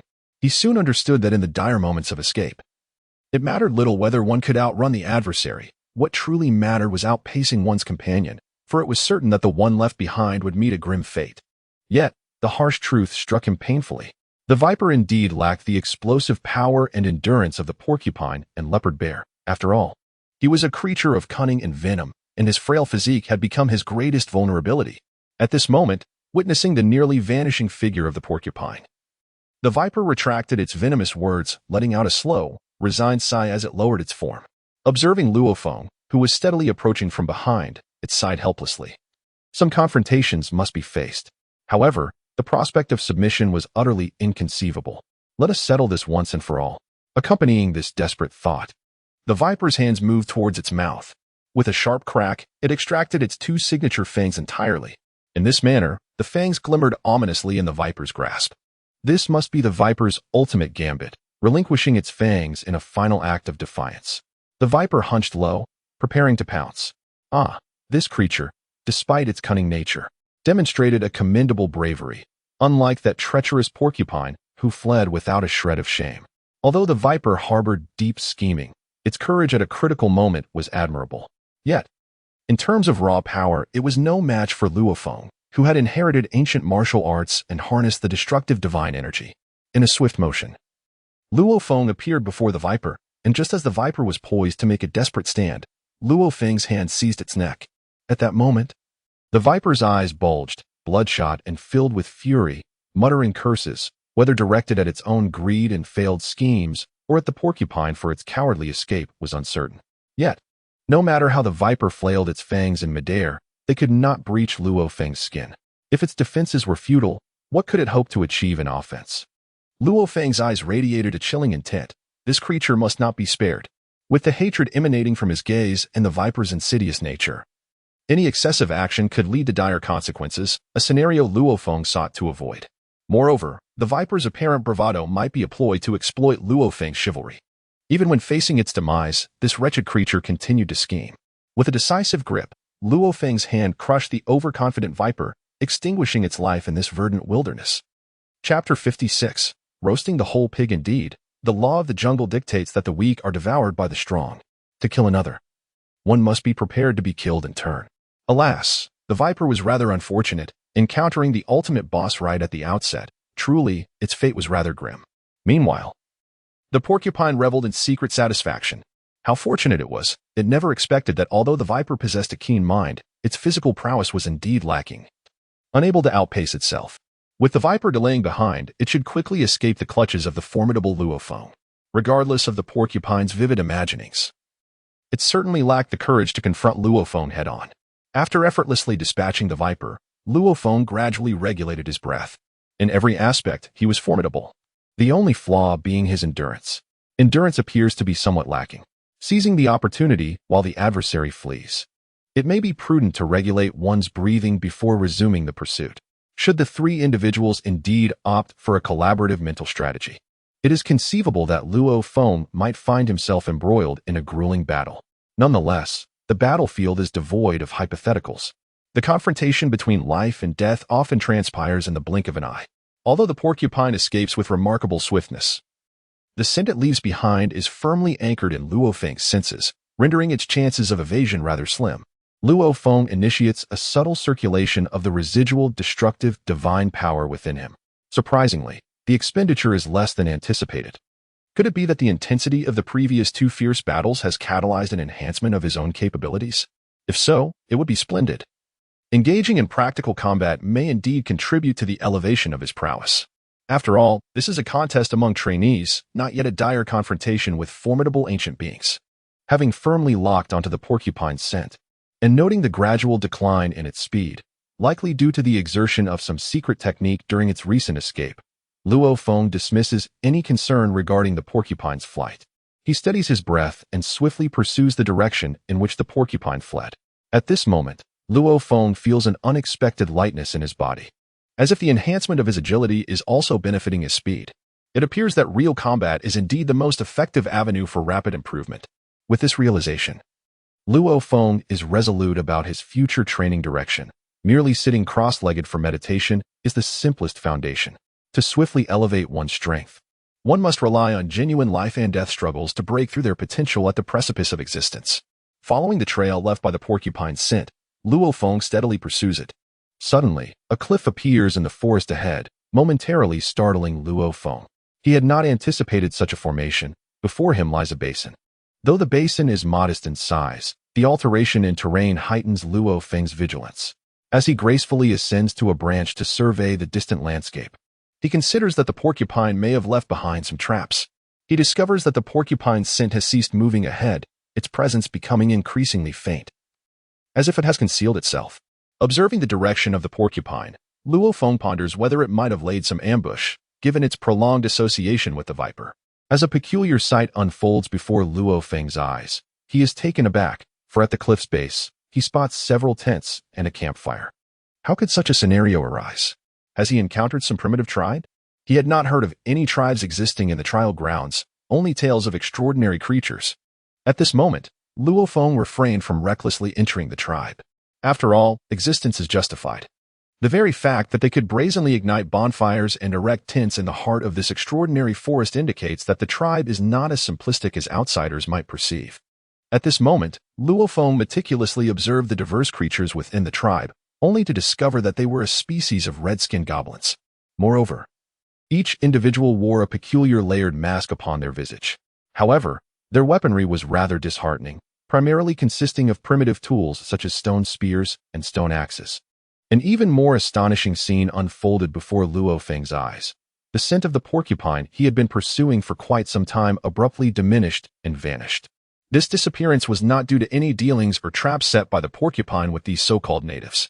At this moment, the porcupine was bizarrely skewered by the indigenous people with a peculiar bamboo stick and placed over a roaring campfire, being roasted alive. Astonishingly, it had been transformed into a whole roasted pig, and it was no wonder that this creature had completely vanished. The utter absence of its presence left Luo Feng in a state of bemusement. Remarkably, his own hand had not escaped this fate, as he found himself in a primitive tribe turned into a roasted pig. While the transformation of the porcupine took Luo Feng by surprise, he was by no means complacent. After all, anything could transpire in this realm, and it was prudent to observe before taking action. The sudden emergence of this tribe, capable of silently turning a creature of considerable strength into a mere roasted delicacy, indicated that they were far from the benign and harmonious beings he had initially assumed. As Luo Feng continued to observe, he was abruptly struck by the realization that a familiar face was present at the center of the tribe. To his astonishment, it was Hmph, who appeared notably listless and disheveled. Even more peculiar was the sight of him being confined in a cage by the red-skinned goblin tribe, treated like a wild beast or a trophy, carelessly left unattended. Was it possible that this iron cage was impenetrable even to someone of his caliber? Setting that aside for the moment, although Hmph's countenance was haggard and his form somewhat unbalanced, the bandages that had once enveloped his body upon entering the trial grounds had completely vanished.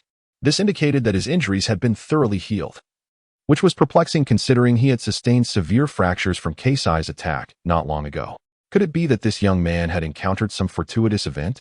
Nevertheless, it seemed that these revelations were becoming increasingly irrelevant. At this moment, Luo Feng had swiftly unraveled the circumstances surrounding him.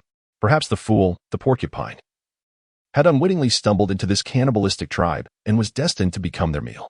Originally, it might have been Xiangpa who was to be served up for dinner. But due to the porcupine's arrival, Xiangpa had narrowly escaped death, only for the rotisserie to now feature the hefty porcupine instead. Contemplating this, a smile crept upon Luo Feng's lips. Indeed, it was a serendipitous turn of events. He had not anticipated that his pursuit of the porcupine would inadvertently save Xiangpa. Were Xiangpa to realize that his life had been spared in such a manner, his current demeanor would surely be less despondent. This truly felt like divine intervention. Who could claim that luck is not a facet of strength? Chapter 57. The cannibal tribe had it not been for this stroke of fortune. It is conceivable that the god of destruction of the sixth universe might have undergone a change of hands, accompanied by his vigilance. Luo Feng suddenly sensed an unusual presence nearby. Clearly, this tribe exhibited no warning signals or defenses, so how could he experience such a foreboding feeling? Nevertheless, Luo Feng harbored an unwavering confidence in his instincts. Where there was such a sensation, something ominous must surely be afoot. At that moment, Luo Feng exhibited no hesitation. He merely inclined his body slightly to the side. In an instant, there was no sound of air being sliced, nor did a single crimson poison needle graze past the tip of his nose, disturbing the fluctuations of his breath. This poison needle emanated a sharp, pungent aroma, passing directly through the tip of Luo Feng's nose and inadvertently severing a strand of his hair. How perilous! Such an object is indeed elusive and difficult to defend against. Had it not been for the heightened awareness cultivated through his martial arts training, he might have found himself in dire straits. The assailant was undoubtedly a master of stealth. Just as Luo Feng was poised to uncover the identity of his attacker, a flash of movement in the nearby thicket revealed a crimson-hued goblin darting past him with a swift whoosh. At this moment, the objective of this individual is none other than the opposing tribe. Evidently, the scouts from within the tribe had just launched a surprise attack on Luo Feng.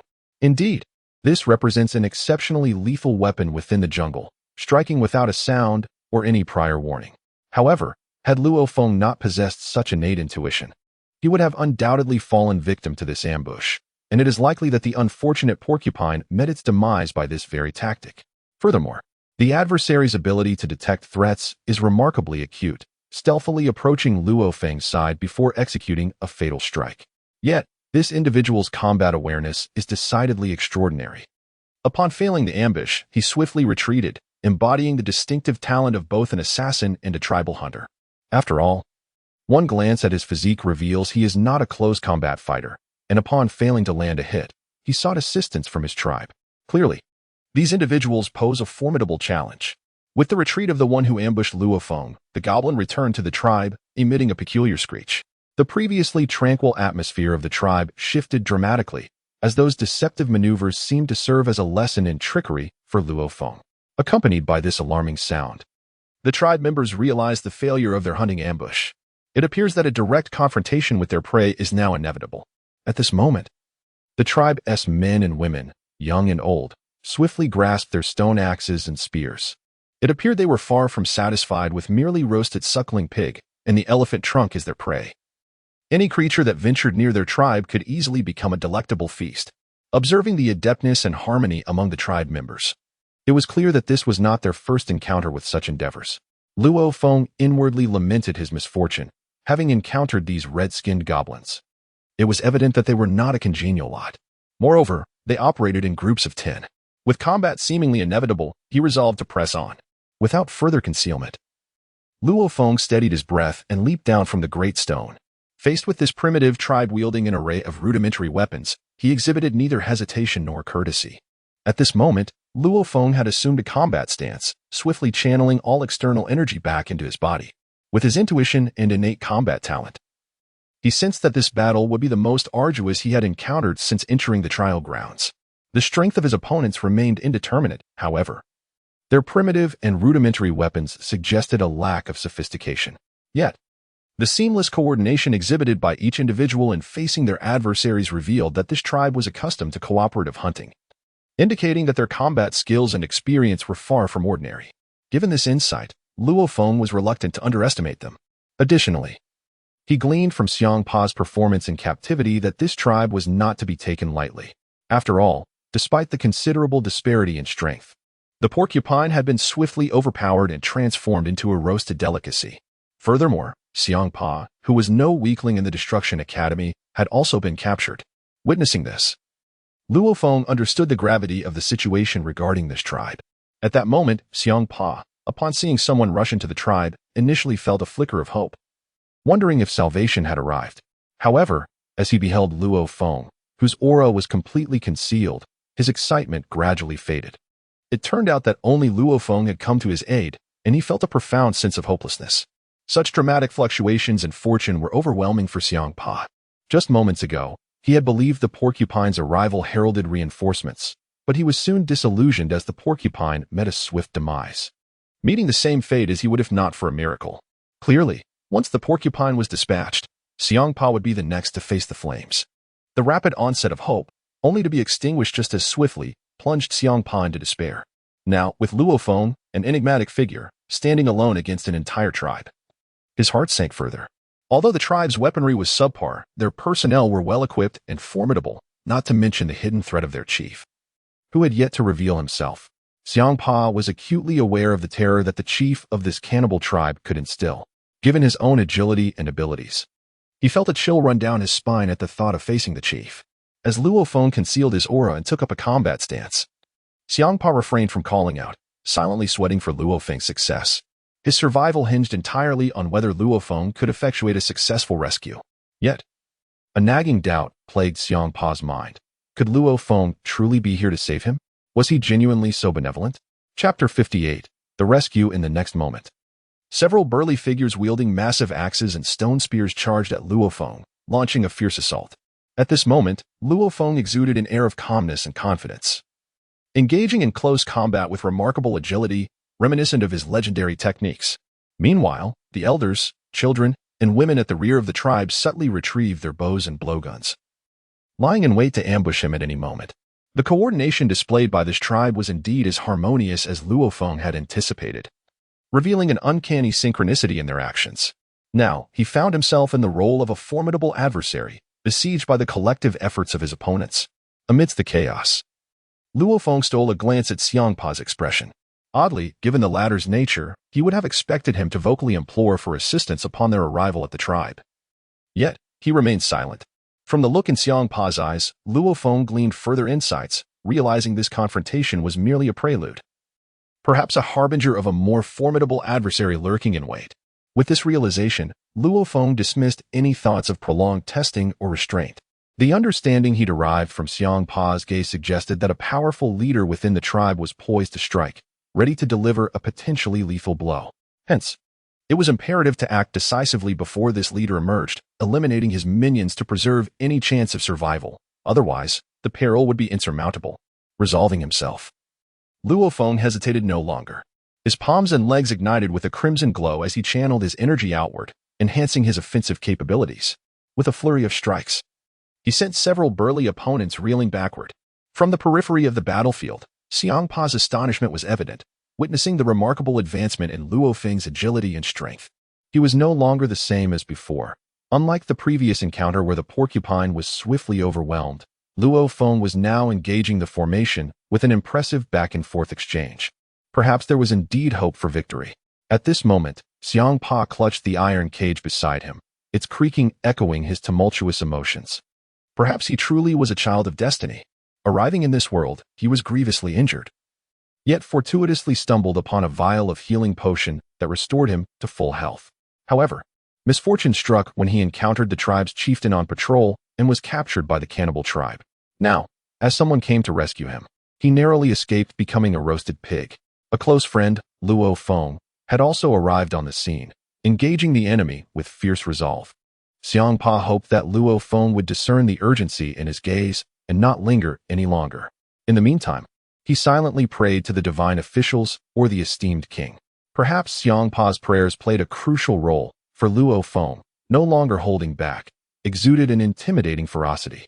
No longer merely seeking combat experience or ways to enhance his destructive powers, he unleashed his skills with precision, striking his opponents down, leaving them reeling.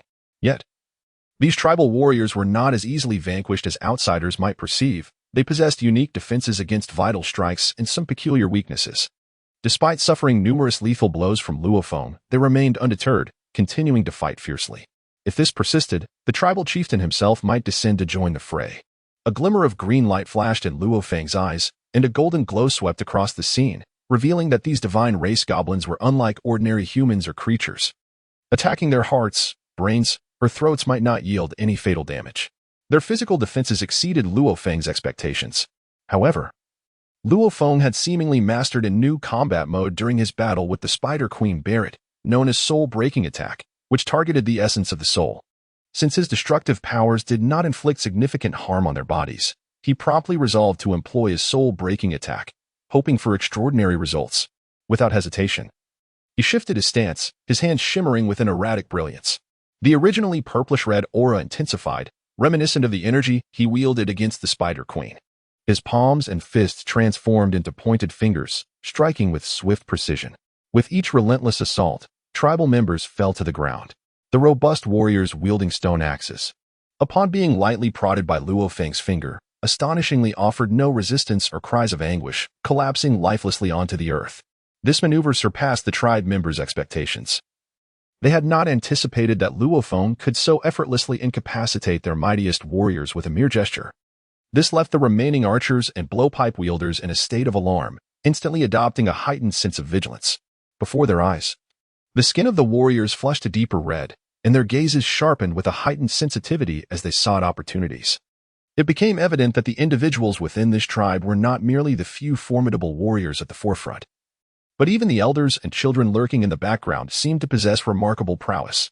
A tempest of arrows formed intricate trajectories, launching a valiant ambush against Luo Feng. However, as an inheritor of ancient martial arts, Luo Feng displayed a remarkable aptitude for navigating such a complex battlefield. Astonishingly, he adapted seamlessly to the chaotic environment.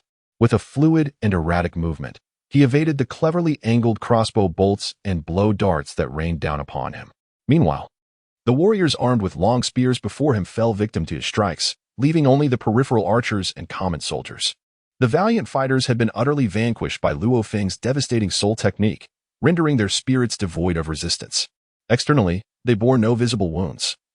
Yet a closer examination would reveal that the souls of these cannibalistic fiends had been irrevocably shattered by Luo Feng. Perhaps this was the true essence of destructive divine power. To obliterate a person's soul is far more challenging than to harm their body. Although Luo Feng appeared unremarkable outwardly, the toll on him was significant, as the continuous onslaught of attacks weighed heavily upon him. Chapter 59. Physical assault. In this fateful encounter, victory belonged to the bold. Should Luo Feng reveal any signs of fatigue or diminished capacity, the enemy would undoubtedly converge upon him, sealing his fate. Observing that all his adversaries in close combat lay defeated at his feet while the remaining foes trembled slightly, Luo Feng seized the opportunity to catch his breath and momentarily replenish his soul energy.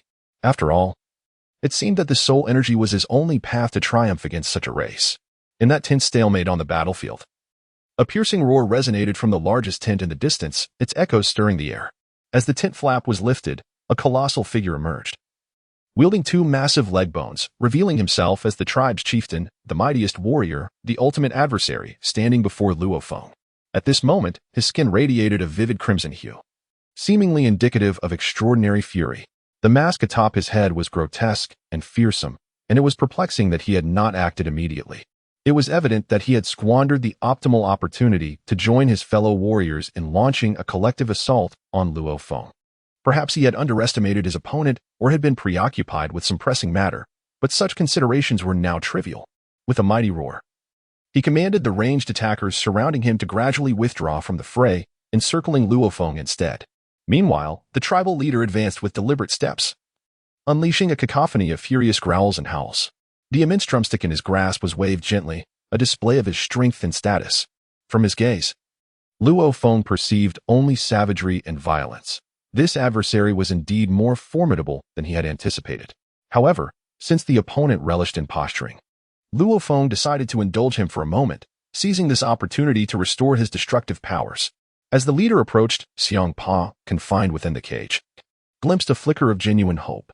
He could not fathom how Luo Feng, that scoundrel, had managed such a comprehensive enhancement of his abilities, effortlessly toppling the mightiest warriors and melee fighters of the tribe without inflicting visible wounds.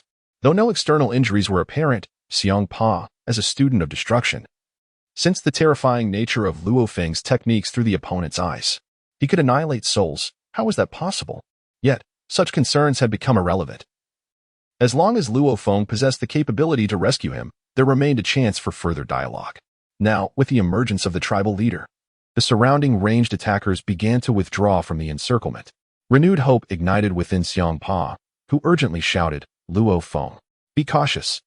Do not confront this brute directly with strength. His weakness lies in his lack of agility, as long as you maintain the advantage in speed. Defeating him should pose no challenge." In the next moment, a startling event unfolded before Hmph's astonished eyes. He rubbed them in disbelief, struggling to comprehend the spectacle before him. Despite having warned Luo Feng against a direct confrontation with the tribal leader, the outcome was entirely beyond Hmph's expectations. At this moment, the tribal chief, his muscles taut and sinewy, raised his weapon and launched a direct assault from above upon Luo Feng. Contrary to Hmph's expectations, Luo Feng did not evade this attack with his agility and nimbleness. Instead, he crossed his arms before him, bracing against the chief's formidable strike with his palms. The sheer force of the blow caused cracks to form beneath his feet, a testament to the overwhelming power of the chief's twin hammers. Astonishingly, Luo Feng managed to withstand this devastating blow through sheer strength. How could this be possible? Had the young man somehow experienced a breakthrough in his abilities, enabling him to absorb such a potent attack? Meanwhile, Hmph found himself questioning his own perception, feeling utterly powerless beneath the force of the chief's strike. In the next moment, the unfolding battle only deepened Hmph's incredulity. Luo Feng, while weathering the chief's fierce assault, wore a peculiar yet confident smile. He felt the muscles in his right leg swell, a prelude to unleashing his power, reminiscent of the decisive kick that had vanquished the Spider Queen, Beerus. Now, however, he had synchronized his strength to perfection. With a resounding crack, Luo Feng delivered a kick that sent the tribal chief reeling, contorting into a shrimp-like shape as he tumbled backward, landing awkwardly on the ground. The chief, still dazed, shook his masked head in disbelief, staring incredulously at the man who had just sent him sprawling. It appeared that this slender, dark-haired figure possessed considerable strength. Yet it was Luo Feng's surprise that was most pronounced. His kick, infused with the utmost destructive energy, had reached its zenith, yet it had not breached the chief's defenses. It had merely propelled him away. Despite the immense force exerted, Luo Feng could sense that the chief's true strength lay not merely in agility or brute force, but rather in an innate, formidable defense inherent to his kind. Much like those lower-tier fighters, though they possessed decent combat talents, their physical resilience exceeded Luo Feng's expectations. Left with no alternative, Luo Feng resolved to employ his soul attack techniques to incapacitate his opponent entirely. Now, their leader, the boss, is undoubtedly a creature of the 8th tier. Although he exhibits certain shortcomings in terms of attack, defense, and agility, his physical resilience is undeniably formidable. In Chapter 60, titled Furious Leader, as Luo Feng flexed his stiffened ankles, he cast a sidelong glance at Hmph. "You, Hmph, foolish as you are. If I were to heed your advice, I wouldn't even know how I met my demise. I truly cannot fathom how you have survived this long with such limited capabilities." Upon meeting Luo Feng's gaze, Hmph also recognized the gravity of the situation, though his complexion fluctuated between shades of green and white. "All right. I merely intended to offer you a word of caution out of goodwill. I did not anticipate that my warning would be misplaced." At this moment, Hmph yearned to disappear into the earth, yet it was evident that the confines of the iron cage did not permit such an escape. Luo Feng's heart tightened. Although his recent maneuver had maximized his physical assault, he discerned a critical issue. The soul strength of this tribal leader was astonishingly potent, markedly distinct from that of his minions. Relying solely on his physical and destructive attacks might prove ineffective in breaching defenses. Yet the formidable soul strength of this tribal chief indicated that without a series of consecutive strikes, it would be exceedingly challenging for Luo Feng to obliterate his opponent's soul entirely. This adversary was akin to an unyielding iron lump, impervious to punishment. Consequently, Luo Feng refrained from further aggressive tactics. Despite the opponent's lack of agility, his power was capable of withstanding Luo Feng's utmost efforts. It was astonishing to encounter such a formidable creature in this trial ground, far surpassing the likes of the Spider Queen and her cohorts. Luo Feng contemplated strategies to conserve significant amounts of energy while ultimately vanquishing the tribal leader. Should the encounter involve only this chief, he would not mind expending additional energy and stamina, employing a guerrilla approach to gradually dismantle the adversary's soul. However, considering the surrounding tribe, although he had decimated the melee fighters, the remote assailants lurked menacingly. If his stamina waned or his agility faltered, A successful ambush from those poisoned arrows would undoubtedly seal Luo Feng's fate. At this moment, Luo Feng observed that the tribal chief had ceased his relentless assault. Yet the leader was engulfed by a profound sense of humiliation.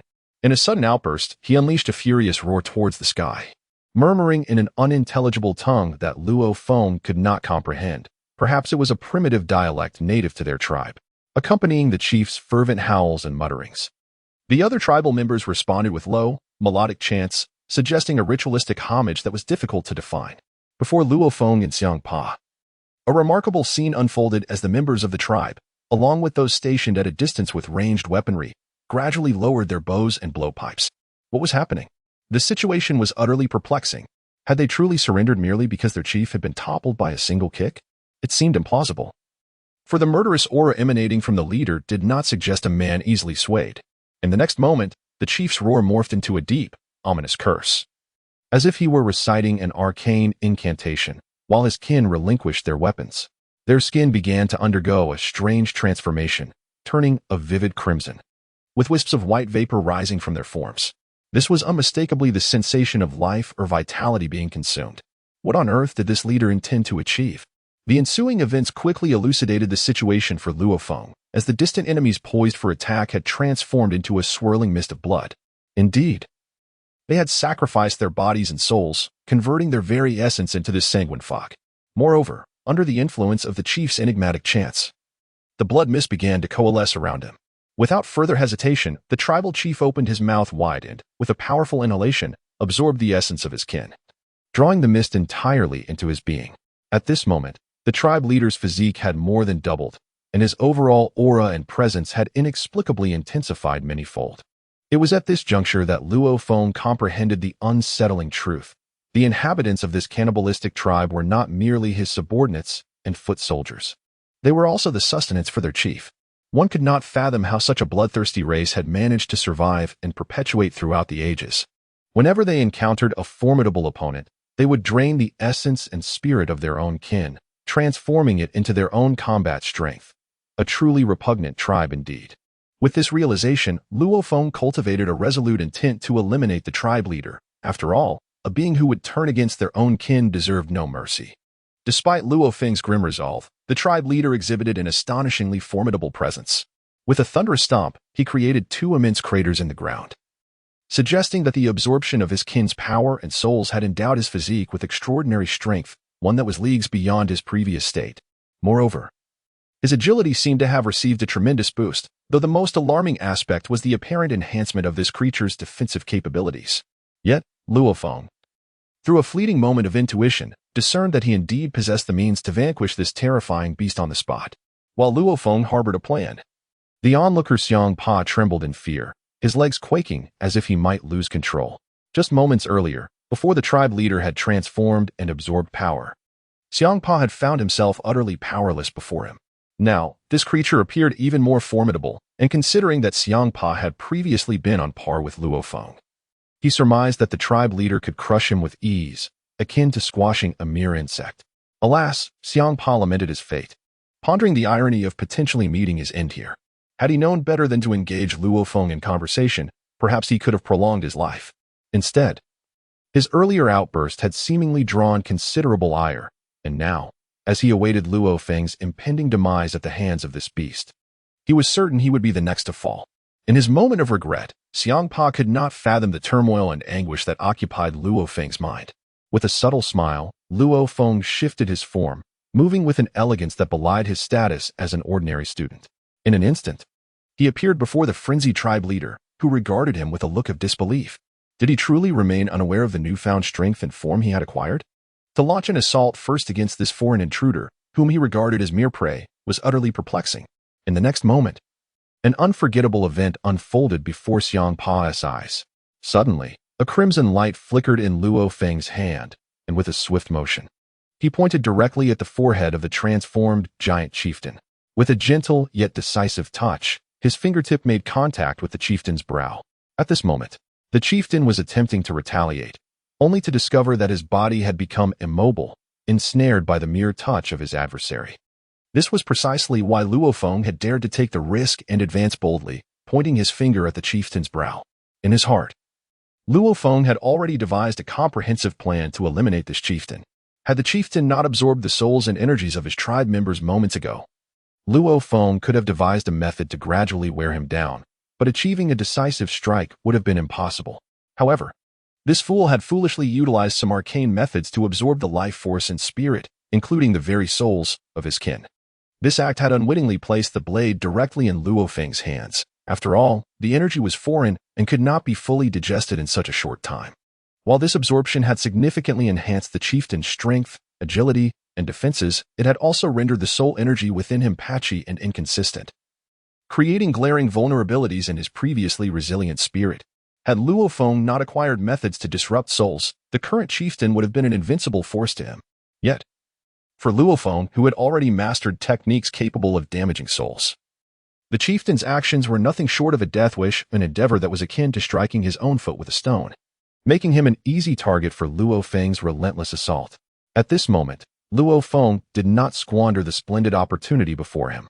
He swiftly advanced, employing his agile movements to evade the chieftain's gaze, and with a single, decisive strike aimed directly at the chieftain's brow, executed a soul-piercing attack. At this moment, the mottled souls within the chieftain had transformed into a death knell for this horrifying creature. His body began to emit a cacophony of cracking sounds, reminiscent of the Beerus that had been swiftly vanquished by Luo Feng. The myriad souls he had absorbed from various tribes had triggered a tremendous explosion within him, creating a thunderous noise. It was akin to Luo Feng's soul attack, compounded by the resentment and the explosive demise of the absorbed souls, which inflicted severe damage upon the chieftain's body and spirit. This was not merely a case of 1 + 1 = 2.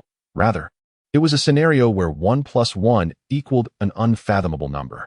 Though the explanation might be lengthy, for Luo Feng, it was but an instant of opportunity. Seizing the moment was an innate instinct for him, while Hmph stood nearby, utterly bewildered by how this young rascal had managed it. Did he possess some hidden trump card? It was evident that this extraordinarily defensive foe had been pinned in place by a mere finger. In the next moment, as the cracking sounds continued to resonate, the chieftain's body began to develop immense fissures, shattering like a piece of glass struck by a hammer, splintering into several fragments, cascading down into a mass of flesh. Not only had his soul been utterly shattered, but the explosions of the smaller souls within the chieftain had obliterated his seemingly indestructible defenses. As chunks of decayed flesh dripped to the ground, Hmph fell once again into a stupor. Doubts about his own existence began to creep in. How had this rascal accomplished such a feat? That previous full-force kick had failed to inflict any damage, yet now, with an evident escalation in defense, this fellow had reduced the opponent to a mere puddle of flesh with a single finger. Surely, he must have some undisclosed card up his sleeve. Could it be that this young man had also comprehended the ultimate technique of freedom? No, perhaps he had grasped the self-ultimate technique. And doubts began to swirl in his mind regarding the shattering of Kashi's crystal ball, which he suspected was directly related to Luo Feng.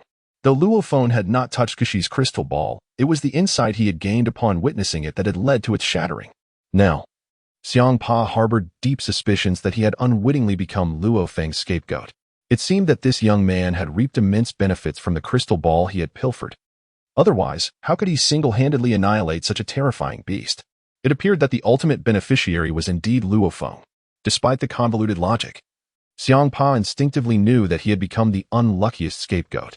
Nevertheless, one could say 1,000 things, but at least he felt a sense of security. The fearsome cannibal tribe had been entirely eradicated by Luo Feng's intervention. Although many tribesmen had perished, they had done so at the hands of their own chieftain and leader. Yet, what troubled Hmph most was that Luo Feng showed no intention of coming to his rescue, and instead marched directly towards the leader's tent. At this moment, Hmph felt a surge of irritation within. How outrageous of you! Even if you have vanquished all your foes, do you not realize the importance of rescuing your classmates and friends first? Although I may bear the brunt of your troubles, I am still, in name, your friend. Hmph took a moment to gather his emotions and, with a pitiful tone, called out towards Luo Feng, "Help me." Meanwhile, Luo Feng continued his determined stride towards the leader's tent, not even glancing back. At this moment, Hmph was first taken aback, followed by a sudden shock. Could it be that Luo Feng had seen through everything? Had he perhaps overplayed his charade? Indeed, Hmph now realized that given Luo Feng's astuteness, his efforts in selling cosmetics here seemed utterly futile. At this moment, upon gazing towards the chieftain's tent, Hmph was suddenly reminded of something significant. The chieftain's late emergence surely hinted at something peculiar within the confines of his tent. Indeed, there must be something extraordinary. It was quite possible that within that tent lay treasures seldom seen by their eyes. Now, Luo Feng's demeanor suggested he had discerned this ruse, and was directly intent on the treasures. This scoundrel, Hmph, silently cursed under his breath. For the sake of the treasures, he could no longer afford the luxury of restraint and decorum. With a determined effort, Hmph forcefully pried open the confines of his cage. Chapter 62. The strange objects. Originally, this iron cage was merely a symbol. Why did Hmph not escape? It was not out of fear of death. If this cage could not contain him, and if he dared to run amok, he would undoubtedly be turned into a pincushion by the tribe's archers, leading to his certain demise. However, Luo Feng boldly stepped into the chieftain's tent, and the sight that greeted him was indeed astonishing. It was not just one, but three peculiar items quietly arranged upon the carpet within the tent. First, there were 2 vials of a verdant potion, alongside an empty bottle. Perhaps there had once been 3, but now only 2 remained. Upon opening one of the vials, he discerned a healing aura emanating from it, accompanied by a faint, alluring fragrance. This familiar sensation immediately enlightened Luo Feng as to why Hmph's injuries had healed so completely. It turned out he had only utilized 1 vial of the healing potion. But why were the remaining 2 vials here? It was evident that as a captive, Hmph could not have retained any possessions, which was understandable. Additionally, a rustic black key lay quietly beside them, seemingly meant for a grand door or perhaps a padlock. Well, Luo Feng was uncertain of the key's purpose, but that was of little consequence. The final item, however, piqued Luo Feng's curiosity immensely. It was a golden crown. Yes, a resplendent golden crown, crafted from an unknown material that exuded opulence and grandeur. Though he could not ascertain the functions of these items at that moment, their mere existence implied a reason. Since they were so meticulously arranged in the chieftain's quarters, it was clear that these 3 objects were not native to this tribe. Given their presence in this trial ground, they might very well hold some special significance for the future. At this very moment, as Luo Feng retrieved a small pouch to store the 3 items, Hmph had already escaped from its confinement, striding purposefully into the scene. With a forlorn gaze, the little creature fixed its eyes intently on Luo Feng, conveying a clear message. How could you, of all people, not come to my rescue? Luo Feng merely curled his lips in a faint smile and glanced at Hmph. This insufferable fat cat, even at such a critical juncture, still pretended to be aloof, showing no inclination to engage in such frivolous antics. At this moment, Hmph was posing a question, yet his gaze fell upon the 3 items in Luo Feng's possession, causing his heart to sink considerably. These were treasures he had painstakingly collected along his journey, only to find them now in the room of the chieftain. And now they had inexplicably ended up in Luo Feng's hands. It felt as though he had capsized in a muddy ditch. How could he possibly hope to reclaim his possessions now that they belonged to Luo Feng? The likelihood seemed quite slim. Noticing Hmph's hesitance, Luo Feng's lips curled into a gentle smile. What troubles you, Hmph? Hmph, swallowing hard due to a dry throat, reflected on the fact that he had indeed been rescued by Luo Feng and seemed no match for him in terms of intellect, strength, or cunning. With the valuable items now in Luo Feng's grasp, did he truly think he could retrieve them? Such thoughts seemed rather unrealistic, yet he felt a pang of reluctance. Nevertheless, Hmph's instinct for survival remained robust. With a forced swallow, he awkwardly raised his hands in a gesture of surrender. It's nothing, my dear brother. I merely wish to express my gratitude for saving my life, nothing more. Seeing Hmph's comical expression, Luo Feng merely raised an eyebrow and chuckled lightly. Very well. I just wanted to discuss something with you. As friends and classmates, everything can be discussed, but please, do not insult my intelligence again. I find it hard to believe that such a flimsy cage could contain you. Hmph, unashamed by the revelation, shrugged and continued, there was no other choice. Though these tribesmen seem rather mediocre in strength, their long-range capabilities are indeed formidable. If I had attempted to escape the cage unnoticed, I might have been turned into a pincushion before I had the chance to flee. Understanding dawned upon Luo Feng, who then casually stowed the 3 items into his pack and secured it to his waist. He then oriented himself towards the ancient castle and proceeded forward. Wait, you scoundrel! Hmph shouted from behind. Realizing he had spoken out of turn, he glanced around nervously. Seeing Luo Feng's lack of a significant reaction, he cautiously caught up. Adding in a rather mournful tone, Luo Feng, there is something I wish to ask you. At this, Luo Feng cast Hmph a knowing look. And thus the two continued their conversation as they walked onward together. At this moment, The Grand Priest on the podium of the Destruction Academy was observing the performance of the two individuals, when suddenly, a sound of gnashing teeth reached his ears. The Grand Priest was momentarily taken aback, and, upon glancing up, was astonished to find it was Kess. At this moment, Kess, the angel, was so infuriated that her face turned a shade of blue, her entire body trembling. Observing Kess's expression, the High Priest couldn't help but smile faintly. It seemed this young lady had come to understand everything, yet it was indeed remarkable that these two individuals could provoke such a reaction from me, a person of stature. Now, they were merely engaging in a feigned exchange of pleasantries, which was quite amusing. The High Priest sighed as he regarded Kess, gently placing a hand on her shoulder, and said, "Kess, at your age, it is unnecessary to be so concerned about these younger ones." Upon hearing the High Priest's counsel, Kess appeared to recognize her own loss of composure. She took a deep breath to steady herself, exhaling slowly, "My Lord High Priest, I apologize for my behavior." Just as she spoke, a peal of laughter erupted from the side, belonging to Macarita. "I never imagined, dear Sister Kess, that you two could misstep." Kess's emotions, which had just begun to settle, were once again on the brink of eruption. Who could endure such mockery, especially from the notoriously difficult Macarita? This younger sister was quite whimsical, often leaving no room for Kess's dignity in many matters. Moreover, Macarita's peculiar interests frequently led her to engage in bizarre antics, which Kess often dismissed. Typically, Kess would ridicule Macarita for her alchemical pursuits, deeming them a frivolous waste of precious materials and time. However, with Kess finally facing a setback, Macarita seized the opportunity to taunt her without restraint. The High Priest shook his head in resignation. These children truly provided no respite. Then, a gentle voice chimed in from the side, belonging to Beerus. "Macarita, now is not the time to stoke the flames. Look closely at what that young man is holding." I genuinely hadn't noticed it before. As Beerus stepped in to mediate, the High Priest thought to himself how fortunate it was to have at least one sensible individual among this group of unruly children. Otherwise, he would have quite the burden to bear. At this moment, after being interrupted by Beerus, Kashi made a concerted effort to gradually calm the frenzied emotions of the afflicted individuals. However, her complexion remained far from favorable, as her heart was still tumultuous with inner turmoil. The fact that her staff had been stolen was an embarrassment of monumental proportions. Although she had managed to uncover the truth, she had mistakenly identified the wrong perpetrator and had unleashed her ire upon the unfortunate Hmph. While this had provided her with a momentary sense of relief, she was taken aback to discover that it was the wretched Luo Feng who had actually damaged her staff, crystals, and gems.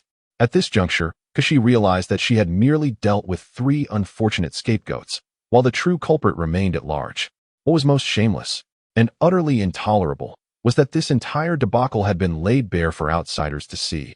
In the glaring eyes of the public, this was an unparalleled humiliation. Even if her uncle could endure it, it seemed her aunt would not be so easily placated.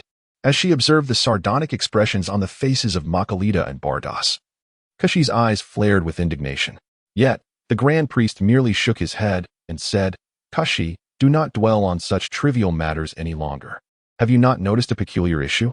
Kashi, continuing to grind her teeth in frustration, retorted, "Hmph. I will not let this scoundrel escape. That little rascal has even managed to deceive me." At this moment, Crix, Beerus, and Macarita each harbored their own thoughts, making it impossible for them to quietly listen to the High Priest's discourse. Observing Crix's lingering indecision, the High Priest promptly adopted a serious tone, stating, "Enough. We are currently amidst the trial tournament. Even if you wish to do something to this young man, it must wait until he emerges alive, does it not? What purpose does it serve to dwell on such matters now?" With the High Priest's admonition, Crix came to the realization that she had indeed lost her composure to an extent. Remarkably, given her typically unflappable demeanor, this pronounced reaction was somewhat unusual. Noticing the High Priest's earnestness, both Macarita and Beerus ceased their playful banter, choosing instead to quietly observe their esteemed headmaster. What could possibly warrant such a solemn announcement, considering their father figure was known for his gentle disposition? At this moment, witnessing his 3 daughters finally settling down, the High Priest couldn't help but let out a silent sigh of exasperation. These 3 individuals, who typically appeared quite reliable, seemed utterly unpredictable at critical moments. Nevertheless, he found solace in the fact that his paternal authority still held some weight, at least because she had regained her composure and Macarita refrained from any teasing remarks. Now, it was indeed time to address them with a matter of significance. The High Priest spoke in a solemn tone, The purpose of your presence here is to observe and seek out potential candidates. Identify those who capture your interest. For they are to become the new generation of destroyers, destined to make substantial contributions to the cosmos. Have you not discerned anything exceptional about this young man named Luo Feng? As these words were spoken, the gaze of the crowd converged upon the figures of Luo Feng and Hmph. They could not discern what truly set Luo Feng apart from the rest. It seemed he merely possessed a few additional trump cards and exhibited somewhat greater strength. Nothing extraordinary. Yet, there were indeed other formidable students, each with their own unique paths of endeavor and distinct attributes that garnered attention. The celestial strategist looked at the Grand Officer with a puzzled expression. Under the Grand Officer's guidance, Kashi appeared to experience a moment of clarity. With a sudden exclamation of realization, Kashi surveyed the faces of his brothers and sisters surrounding him, as well as the Grand Officer, who wore an enigmatic smile. He then pointed toward the image before him, indicating Luo Feng, and exclaimed, "Esteemed Principal, you mentioned this young man's soul break technique." The Grand Officer nodded in approval, affirming, "Indeed, I was referring to his soul break technique." At this moment, upon the mention of the soul-breaking technique, a glance at the staff held by Kes revealed that this angel seemed to comprehend something profound. At this moment, it was none other than the recently jesting Makalita, who had been teasing the elder sister Kex, that interjected, "Father." At this moment, Makalita did not adhere to the same formalities as Kashi. Titles such as High Priest or Esteemed Director held no significance for him. In his eyes, the High Priest would always be his beloved father. He pointed at Luo Feng's figure and exclaimed, "Are you suggesting that this young man's soul destruction technique was derived from my sister's angelic staff? How could that possibly be?" Upon hearing Makalita's inquiry, Bados also covered her mouth lightly, realizing the High Priest's intent and understanding why Kashi and Makalita were so astonished. The soul destruction technique was a skill that could only be comprehended by one destined to become a god of destruction, while others might be oblivious. The angelic mentors were well aware of this fact. Although they were in the Academy of Destruction, the techniques imparted to the students were indeed those of the god of destruction. However, prior to attaining divine status, they possessed only ordinary destructive power, not that of a god of destruction. The techniques and energies contained within Kashi's angelic staff could only be mastered after one had attained the power of a god of destruction. Luo Feng, despite executing 2 soul destruction attacks that shattered his opponent's souls, had evidently gleaned this technique from Kashi's staff. This indicated that Luo Feng possessed the power of a god of destruction, not merely destructive power. The distinction, though subtle in wording, was monumental. One represented ordinary destructive force, while the other denoted divine power. If one could possess the latter before actually becoming a god of destruction, it would signify that this young man's potential and talent were extraordinarily exceptional. Reflecting on this, Bados refrained from hastily voicing her conclusions. She closed her eyes momentarily to attune herself, then opened them wide, softly exclaiming, "No, this young man has certainly not acquired the power of a god of destruction. He still wields destructive power. However, it seems that due to some unique technique, it has undergone a form of refinement, allowing him to learn my sister's soul destruction technique. How can this be? How can this be possible, dear father?" Chapter 64, The Mischievous Child observing the puzzled expression on Bados' face. The High Priest allowed a faint smile to grace his lips. "Have you finally grasped why this young man stands apart from the rest? While his combat talent and disposition may be understandable, after all, he is one of our students. It is astonishing that he has refined his destructive power in such a manner that he has also mastered Kashi's culinary arts on that foundation. I initially thought that the individual named Beerus was exceptionally gifted, having grasped portions of the ultimate skill in a remarkably short time. Indeed, a prodigy among prodigies. Yet, it appears that the true dark horse is this fellow named Luo Feng. However, it is still premature to draw conclusions. Let us observe their performances in due course and see who ultimately emerges victorious. It is merely surprising that this young man seems to possess quite a bit of good fortune. I had thought that the luckiest one would be the plump little cat named Hmph. He was able to acquire 3 treasures without encountering any peril, particularly the golden crown, which unexpectedly fell into Hmph's hands, much to my astonishment. I had believed that this generation's chosen one was indeed Hmph, that chubby feline.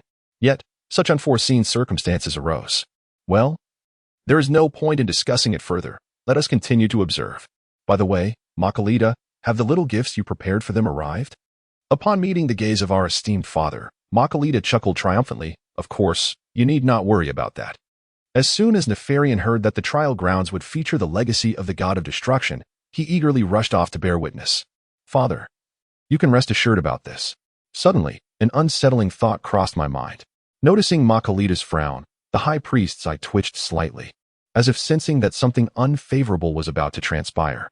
Indeed, Makalita's subsequent remarks left the assembly of angels momentarily speechless. She began to calculate the time on her fingers, exclaiming, "Wait, could it be that I administered too potent a dose of the potion? That girl has yet to awaken." She glanced at the bewildered expressions of those present. The high priest's eye twitched again as he pieced everything together, only to confirm, "Makalita, you mentioned you would handle Alice's affairs. Did you, by any chance, use the heart training potion?" Makalita innocently shrugged. "Father, I merely stated that I could accomplish the task you assigned, but that girl is exceedingly stubborn. I cannot overpower her. So I resorted to some rather unconventional methods. However, considering the time, she should be arriving soon. Please do protect me at that moment." "Very well." The high priest now felt a familiar ache beginning to throb in his head. Alice, as the youngest daughter of the high priest, was also the most cherished. This affection stemmed not solely from her age, but also from her unparalleled combat prowess among all the angels, which is indisputable. Alice is the only battle angel among the high priest's children, which explains the special favor she enjoys.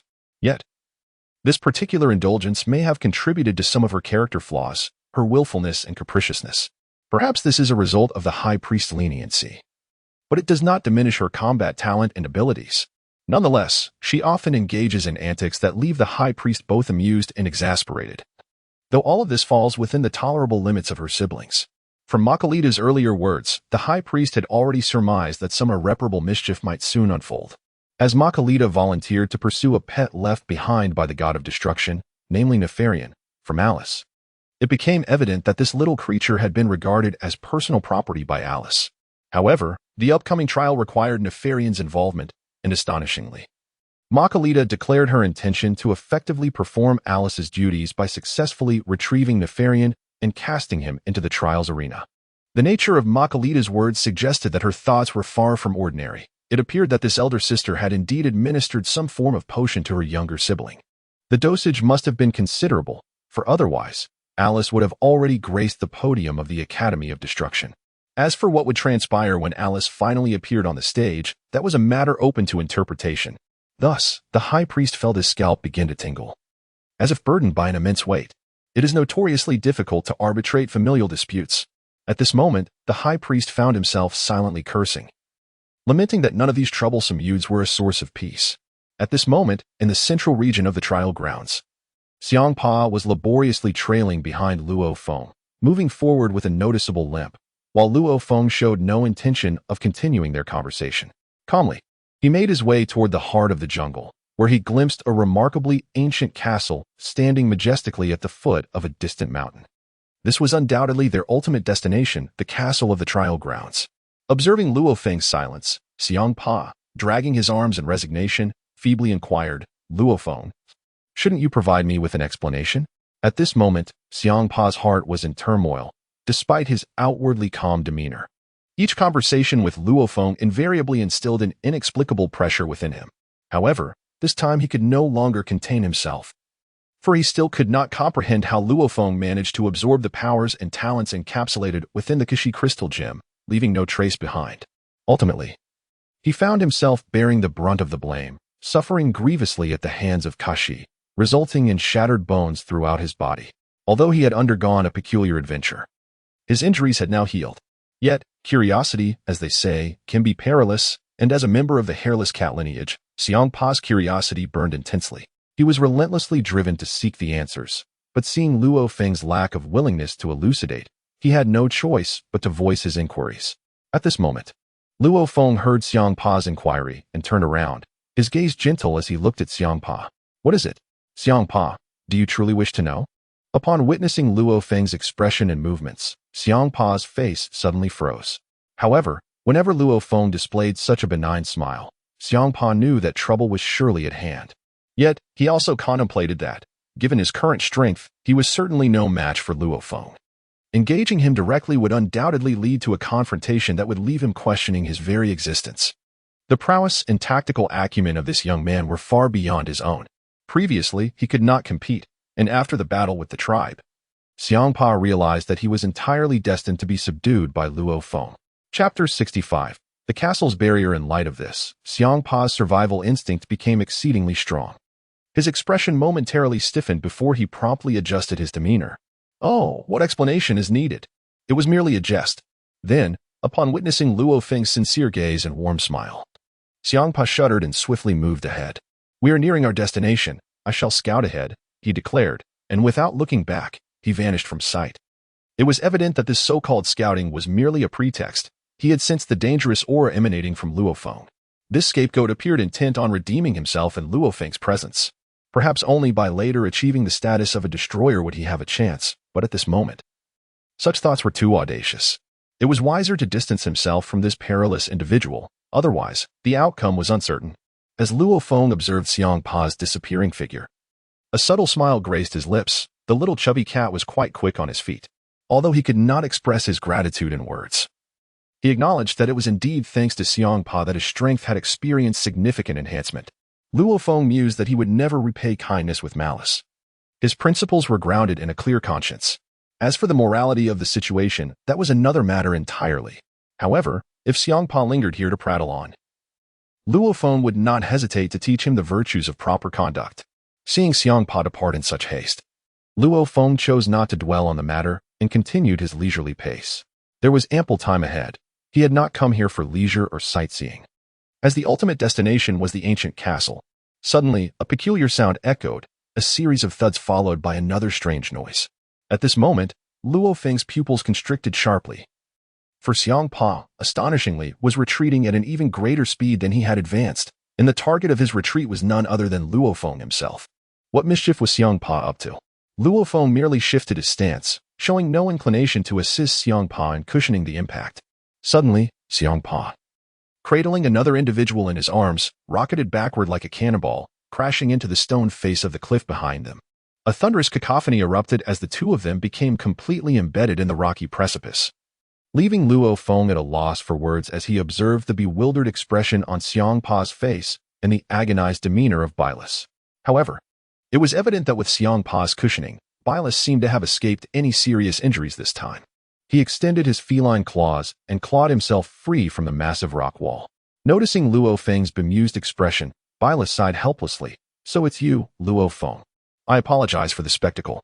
Luo Feng, grinning broadly at Beerus, replied, What is the matter, Beerus? Is there something else? Perhaps you should consider retrieving your brother first, as he is still embedded in the cliffside. At this moment, Hmph was completely dazed by the recent impact, embedded in the stone wall. Upon hearing Luo Feng's words, Beerus seemed to recall something as well. With a swift motion of his hand, he extricated Hmph from the rocks behind him. Observing the behavior of the two brothers, Luo Feng couldn't help but feel a sense of skepticism about what these two were up to. At this moment, upon seeing Luo Feng's inquiry, Beerus sighed and gently patted the still-dazed Hmph on the head, subsequently explaining, Ahead lies the end point of our trial, the demon castle. I believe you have noticed it as well. Luo Feng responded, Indeed, the demon castle, but what is the situation? Beerus shrugged once more and continued. Since we cannot enter the castle, we have gathered a multitude of individuals, those who have successfully made it here alive, who wish to pass through the castle's gate to explore and search for our objective, the destroyer earrings, which would allow us to attain the rank of destroyer god. Beerus elaborated, You are aware of our mission and goal. Yet there exists a peculiar protective barrier surrounding the castle that we cannot seem to penetrate. Just moments ago, several of us launched a concerted assault on that barrier, only to find ourselves rebuffed by a backlash so powerful that we struggled to maintain control. Fortunately, Hmph, who stood behind me, absorbed much of the impact. Otherwise, not only would my arm have been injured, but I would have faced the risk of my bones shattering as well. Truly unfortunate. Noticing the faint smile lingering at the corners of Luo Feng's mouth, Beerus held his head high, perhaps in a final display of defiance. Hmph. That rascal Katral must be faring worse than I. His attacking force surpasses mine, thus the backlash he receives would naturally be more intense. As for the gluttonous Ramses behind us, well, I wonder if that meat cushion can withstand it. Understanding the gravity of their predicament, Luo Feng clapped his hands. All right. There is little to be gained from further discussion. Let us go and take a look. He then proceeded alongside the still somewhat bewildered Hmph towards the entrance of the castle. Upon arriving at the castle's entrance, the scene was indeed bustling. Roughly 30 destroyer god trainees stood there, their brows knitted in concern as they gazed at the castle's gate. It resembled an ancient wooden door. Yet it was enveloped by a shimmering, multicolored barrier that stood tall, resembling a fragile film, yet remarkably resilient. Despite the collective efforts of over 30 individuals, none could advance a single step further. They found themselves truly ensnared in this predicament. If they could not enter the castle, how then would they locate the destroyer earrings and achieve the status of destroyer god? Should they remain trapped here, time would inevitably run out, and it would likely spell doom for them all. At this moment, outside the ancient castle's grand entrance stood several individuals. A student of the pharaoh's destruction theology gently tapped the barrier before him and remarked to the sunflower behind him, "You see, I have already mentioned that this barrier cannot simply be breached with brute force. My gentle touch elicited only a mild rebound. The greater your attacks, the more damage you inflict upon yourselves due to the recoil. Are you also dim-witted that you fail to comprehend this? Yet, you still unleash your full might upon the barrier." Nearby, a little fox chimed in. "It seems there is at least one who understands. However, it is baffling that you two, Beerus and Ketla, engage in such folly without employing your intellect, resorting instead to sheer force. Now look at the injuries you've sustained. Huh. And you two, Ramses and Pa, have become pitiable shields. Ha ha ha." Chapter 66. The Infernal Flames. The little fox emitted a series of mocking chuckles. Beerus, however, retorted with irritation. "Enough with the snide remarks. We need to devise a strategy to dismantle this defensive barrier instead of merely exchanging feudal banter. It is indeed clear that brute force is ineffective. Perhaps our combined strength, if fully harnessed, could shatter this barrier." At this moment, amidst the fervent debate, a sinister voice interjected, "Enough of your bickering. Brute force will prove futile. Moreover, you two, Little Fox and Little Pharaoh, can only offer sarcastic remarks without any constructive input. It is best to observe my actions." With that, the speaker produced several vials from his pouch, astonishingly transforming the surroundings into a makeshift alchemical laboratory. Intent on concocting a special elixir to dismantle the crystalline barrier. Contemplating the shimmering barrier before him, the speaker fell into deep thought, his hands casting ethereal shadows. Truly, he was a prodigy, having earned the highest accolades from Mentor Makalita, now showcasing his extraordinary alchemical prowess. With such skill, he rightfully stood among the elite of the Destruction Academy. The onlookers watched intently as he worked, with Luo Feng remaining silent, merely observing. These individuals had previously showcased their character in the world of the second dimension, and their actions post-destruction affirmed their authenticity as true harbingers of chaos. As the speaker mixed his ingredients, a vibrant green energy materialized within the test tube in his grasp. He chuckled, "I trust my alchemy will not disappoint you." These materials were procured with great effort from Mentor Makalita. Behold, he hurled the test tube towards the crystalline barrier. With a resounding crash, a verdant flame erupted upon impact.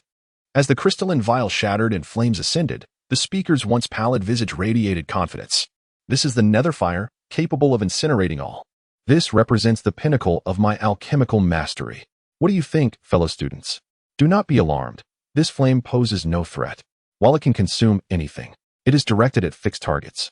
Just as he was extolling the virtues of his alchemical art and the terror of the nether fire, the green flames flickered twice upon the crystalline barrier before vanishing without a trace. Astonishingly, this all-consuming fire had no effect on the barrier, which continued to emanate an otherworldly spectrum of colors, impervious to the power of his alchemy. The speaker was left utterly astounded. This defense is beyond formidable. Even the all-consuming nether fire cannot inflict any damage upon this crystalline wall. As the ethereal flames flickered and struggled, they abruptly transformed into a wisp of azure smoke, vanishing without a trace. Witnessing the disheartening outcome of his alchemical endeavor, Waymeda wiped the cold sweat from his brow, taken aback by the unexpected results. Though it was undeniably embarrassing, he seemed to have already resigned himself to the situation, nonchalantly setting aside the remnants of his failed experiment. The atmosphere around them grew eerily silent, thick with an unspoken tension. It appeared that this crystalline barrier was indeed more complex than everyone had anticipated. Perhaps it concealed some unique mechanisms or spells that required their combined efforts to breach. Just as the group fell into deep contemplation, a discordant voice broke the silence. Entering the scene was a robust figure adorned with an endearing tiger's head, none other than the esteemed Tig, a standout from the Destruction Academy.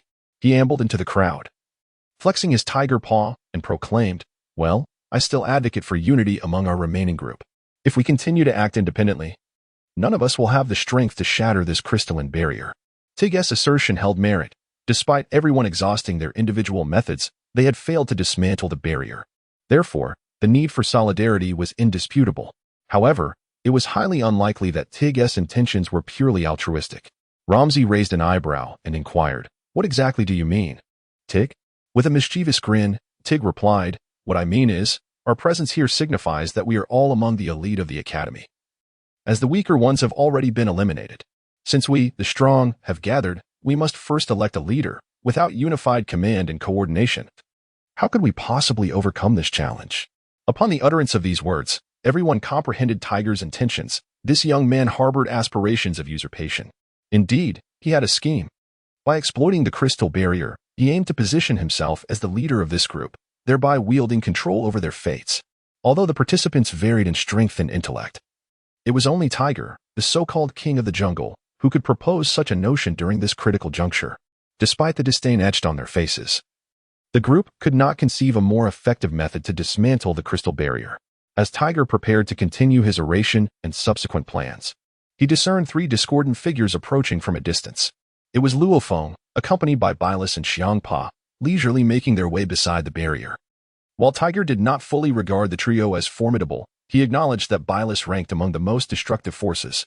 Nevertheless, this individual possessed no viable solution for dealing with the crystal barrier.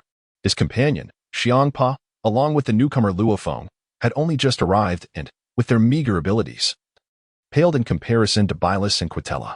Chapter 67. The Crystal Wall. In light of this, it appeared that there was no competitive strength to contend with. Tiger shrugged his shoulders, donning a sincere expression. "Everyone, what do you think of my proposal? If there are no objections, I suggest you adhere to my directives.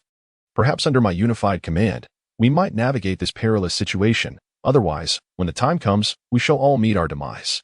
Noticing the silence from the crowd, the little tiger, remained unfazed. His astute mind had concocted this strategy long in advance. "Once I ascend to the position of leader, I shall wield power unchallenged. And when the time comes, those I deem expendable will indeed become so." Throughout their journey, Hmph had overheard Tiger's self-aggrandizement and scoffed in disdain. It was perplexing that this young man still occupied himself with such thoughts. He truly failed to recognize the difference between a tiger's reasoning and that of meerkats. However, Hmph adhered to his wise principle of discerning without voicing his thoughts. He extended a clawed paw and nudged Luo Feng from behind, saying, "I know you possess the most resourceful solutions. Quickly assess whether this crystal barrier can be breached. Otherwise, we may encounter serious trouble later. Tiger is vengeful, and should he become the leader, it will undoubtedly be us, those stronger than him, who will find ourselves as fodder." Hmph continued, "Even if my strength is lacking, the first to suffer misfortune should be Quitella and Beerus. Surely, you do not wish to see all the elite among our peers perish, do you?" Luo Feng, however, revealed a mischievous grin. "I have no interest in their power struggle, but I find it quite displeasing to watch this little tiger strut about. As we have arrived at this point, it appears that this crystalline barrier stands as our common adversary, and I do not mind assisting you in its study." With that, Luo Feng took measured steps towards the crystalline barrier, placing a hand upon it, keenly attuning himself to the energies it emanated and their directional flow. As he delved deeper into his perception, he gradually closed his eyes, for he sensed that the power radiating from within the crystal wall was indeed unlike anything they had previously encountered, accompanied by an unusual oscillation. Should Luo Feng's judgment hold true, the strength of this crystalline barrier would be insurmountable, even if all 30 of them united their efforts in a concerted endeavor. It seemed unlikely they could breach it in a short span. Moreover, the wall possessed a reflexive capability. The more potent the assault, the greater the rebound. If dozens were to simultaneously unleash their full strength, it was conceivable that instead of breaching the wall, they might find themselves grievously harmed or even slain by the repellent force of the crystalline barrier.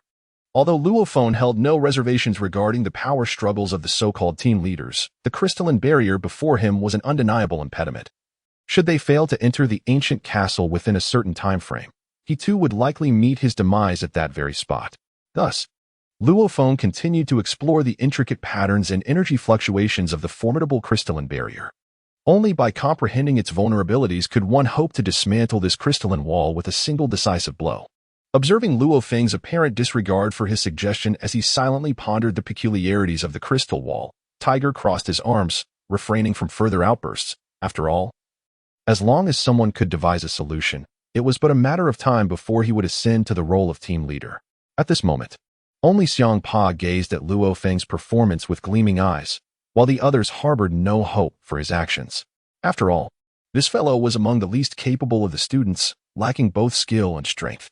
Now, he was audaciously speaking of the crystal barrier, as if he considered himself a master of such enchantments.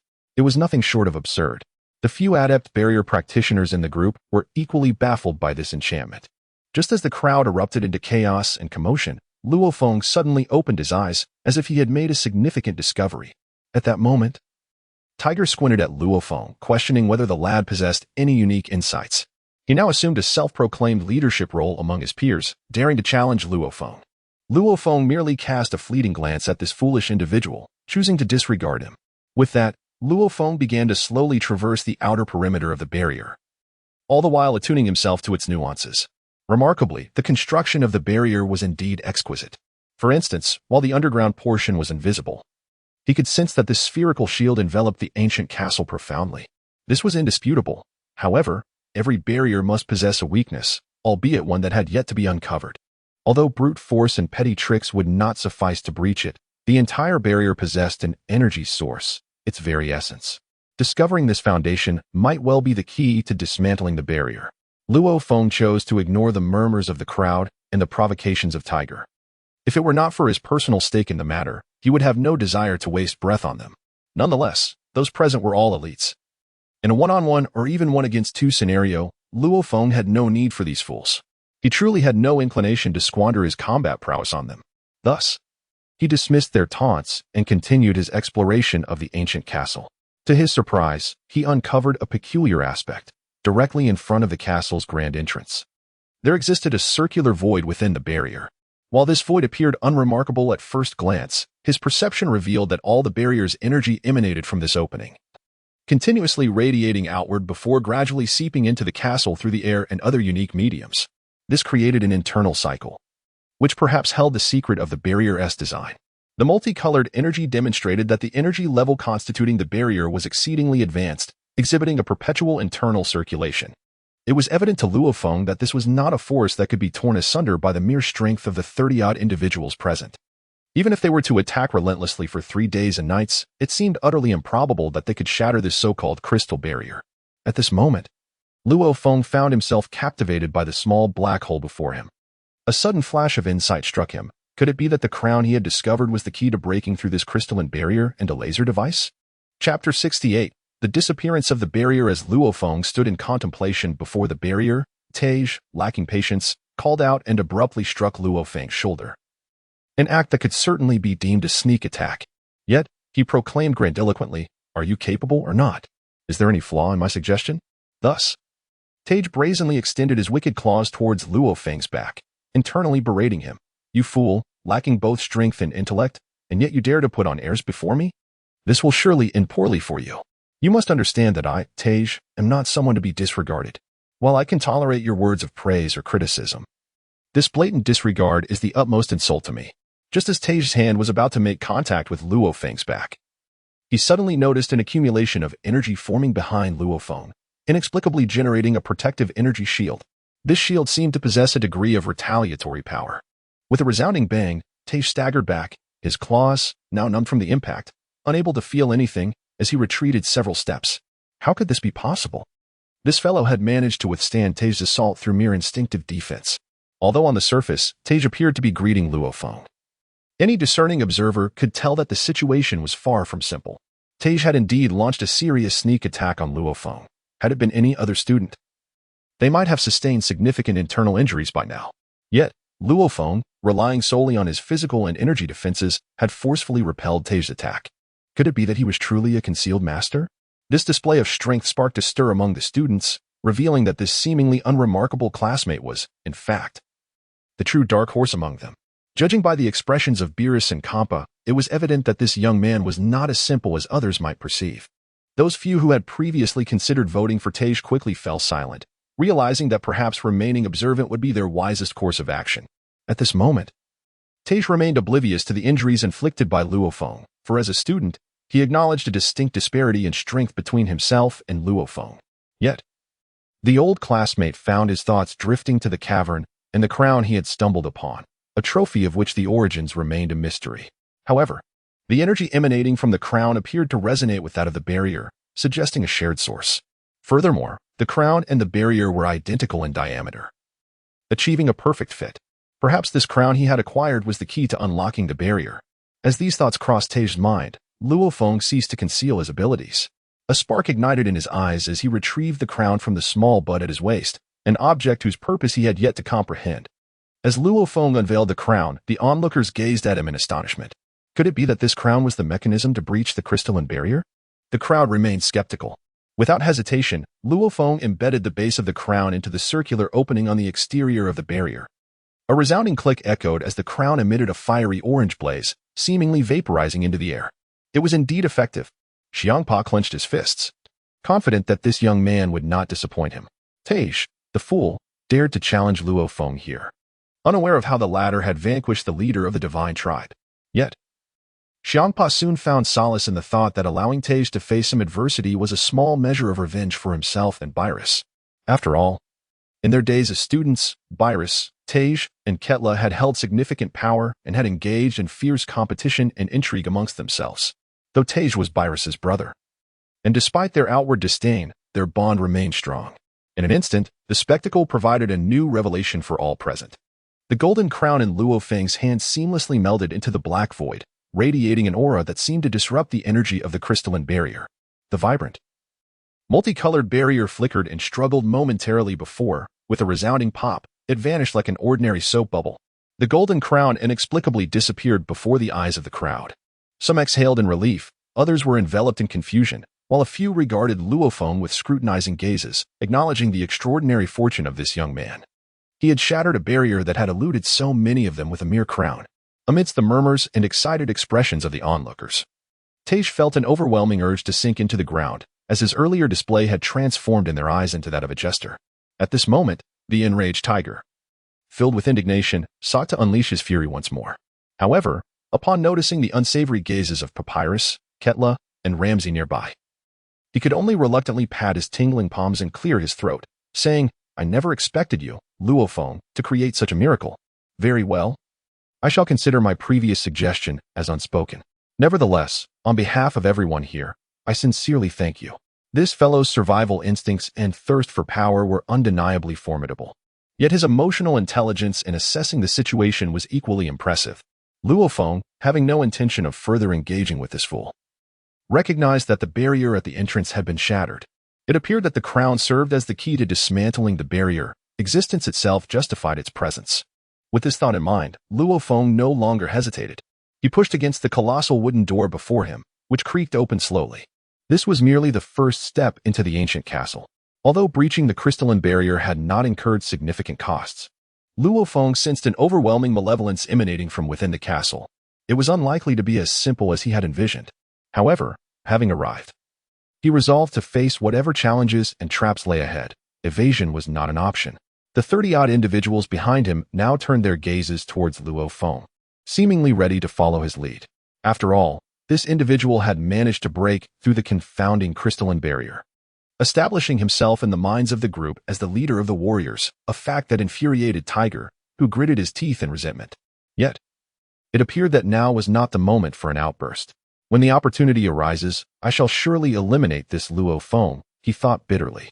How infuriating it was that, at such a critical juncture, this man had stolen his thunder. What miraculous fortune had allowed him to discover that golden crown? Why had it not fallen into his hands? Despite his internal curses, he maintained a placid smile on his face. Luo Feng, since you have opened the protective barrier and pushed through the castle's grand door, I hereby nominate you as our warrior leader to guide us forward. Clearly, this man was employing a strategy of retreat to advance, hoping to undermine Luo Feng. Who could say what perils awaited within the castle, with a figure like Luo Feng leading the charge? It was the safest and most prudent course of action for them all. At this moment, the onlookers regarded Tai's performance with familial affection, while Luo Feng took a deep breath, attuning himself to the ambience of the castle and his sixth sense. Despite the castle's eerie atmosphere, a subtle call beckoned to him, instilling a sense of intrigue rather than fear. With this understanding, Luo Feng boldly strode towards the abyss-like castle. Observing Luo Feng's unhesitant approach, his companions, Hmph, Beerus, and Quitella followed suit, entering the castle in a steady procession. The crowd was momentarily taken aback by the composure of these individuals, but soon regained their equilibrium, disregarding Tage's rhetoric and expressions, and proceeded directly into the castle. After all, their mission was to seek the earrings of the destroyer within the castle, and with such a leader at the forefront, there was no room for hesitation. At this moment, Tiger stood there gritting his teeth, yet he refrained from uttering a word. After all, Luo Feng had shattered the crystal barrier and boldly led everyone inside. Although this deviated entirely from Tiger's meticulously crafted plan, he could only conceal his frustration and murderous intent within. Despite his outward appearance of being a straightforward and guileless individual, Tiger possessed a remarkably profound intellect. Within the castle, Luo Feng guided the group through a lengthy corridor where flickering torches cast an uncertain light, as if heralding something ominous. The torches illuminated the extensive passage, yet their destination remained a mystery. As the group advanced, their footsteps resonated softly, until suddenly a magnificent grand door emerged before them, perhaps their intended destination. As the splendid door creaked open, an enormous dark chamber unfolded before their eyes. This room was exceptionally vast. It would not appear congested even with 300 individuals present, likely marking the very heart of the castle. While the group speculated about the purpose of this chamber, the torches lining the walls began to ignite in sequence, suggesting the presence of some enchantment. However, as elite students of the Destruction Academy, they maintained their composure in the face of such wonders. With the illumination of the torches, the grand hall shone brightly, and from behind one of the pillars emerged a figure clad in black. To the astonishment of the group, their perceptive abilities had failed to detect another presence in the hall. The individual stepped forward gracefully, adorned in black robes and a crown that evoked a sense of familiarity. The crown radiated an orange-red flame, reminiscent of the one Luo Feng had used to breach the barrier's seal. Yet, here it rested atop the head of the cloaked figure, exuding a crimson glow, an oddity that raised questions about its connection to the castle. As the group scrutinized the enigmatic figure, he spoke in a voice rich with magnetism, delivering an unforgettable declaration. "Welcome, esteemed guests, to the Demon Castle. I am your guide, Nefarian. It is no small feat to have reached this point. I must commend you. For over 30 of you have succeeded in arriving here." The audacity of this self-proclaimed guide puzzled the group, who had anticipated a formidable guardian at the castle's heart. Not this so-called guide. Despite their skepticism, the students refrained from reacting unusually to the black-clad figure's words. However, upon hearing the name of this individual, Luo Feng experienced a momentary jolt of surprise. The name Nephilim evokes a sense of familiarity, seemingly linked to certain memories, resonating with remarkable experiences from a past life in the realm of reality. Could it be that the gatekeeper of the Demon Academy is also named Nephilim? Is this merely a coincidence or a serendipitous occurrence? Yet, such considerations have become trivial. As for the so-called guide, Luo Feng, I find it utterly implausible. However, the notion that this individual is a mansion boss seems equally far-fetched. If he were indeed a mansion boss, he would not exhibit such timidity, failing to even display a semblance of resistance against the individuals before him. At this moment, Luo Feng contemplated the necessity of further observation, pondering the true intentions of this enigmatic individual. Having arrived at this so-called demon castle, he felt indifferent to any further antics that might unfold. After all, the high priest had merely mentioned the quest for the legacy of the destruction god, specifically the divine earrings left behind, without alluding to any additional matters. Naturally, it was not uncommon for unforeseen events to transpire along the way. At this moment, Keitra was eager to leap into action. Despite his diminutive stature, he possessed a fiery temperament. After enduring the torment of the barrier moments ago, Keitra was already seething with rage. Observing the figure before him, who was preparing to deliver an elaborate monologue, Keitra could no longer contain his fury.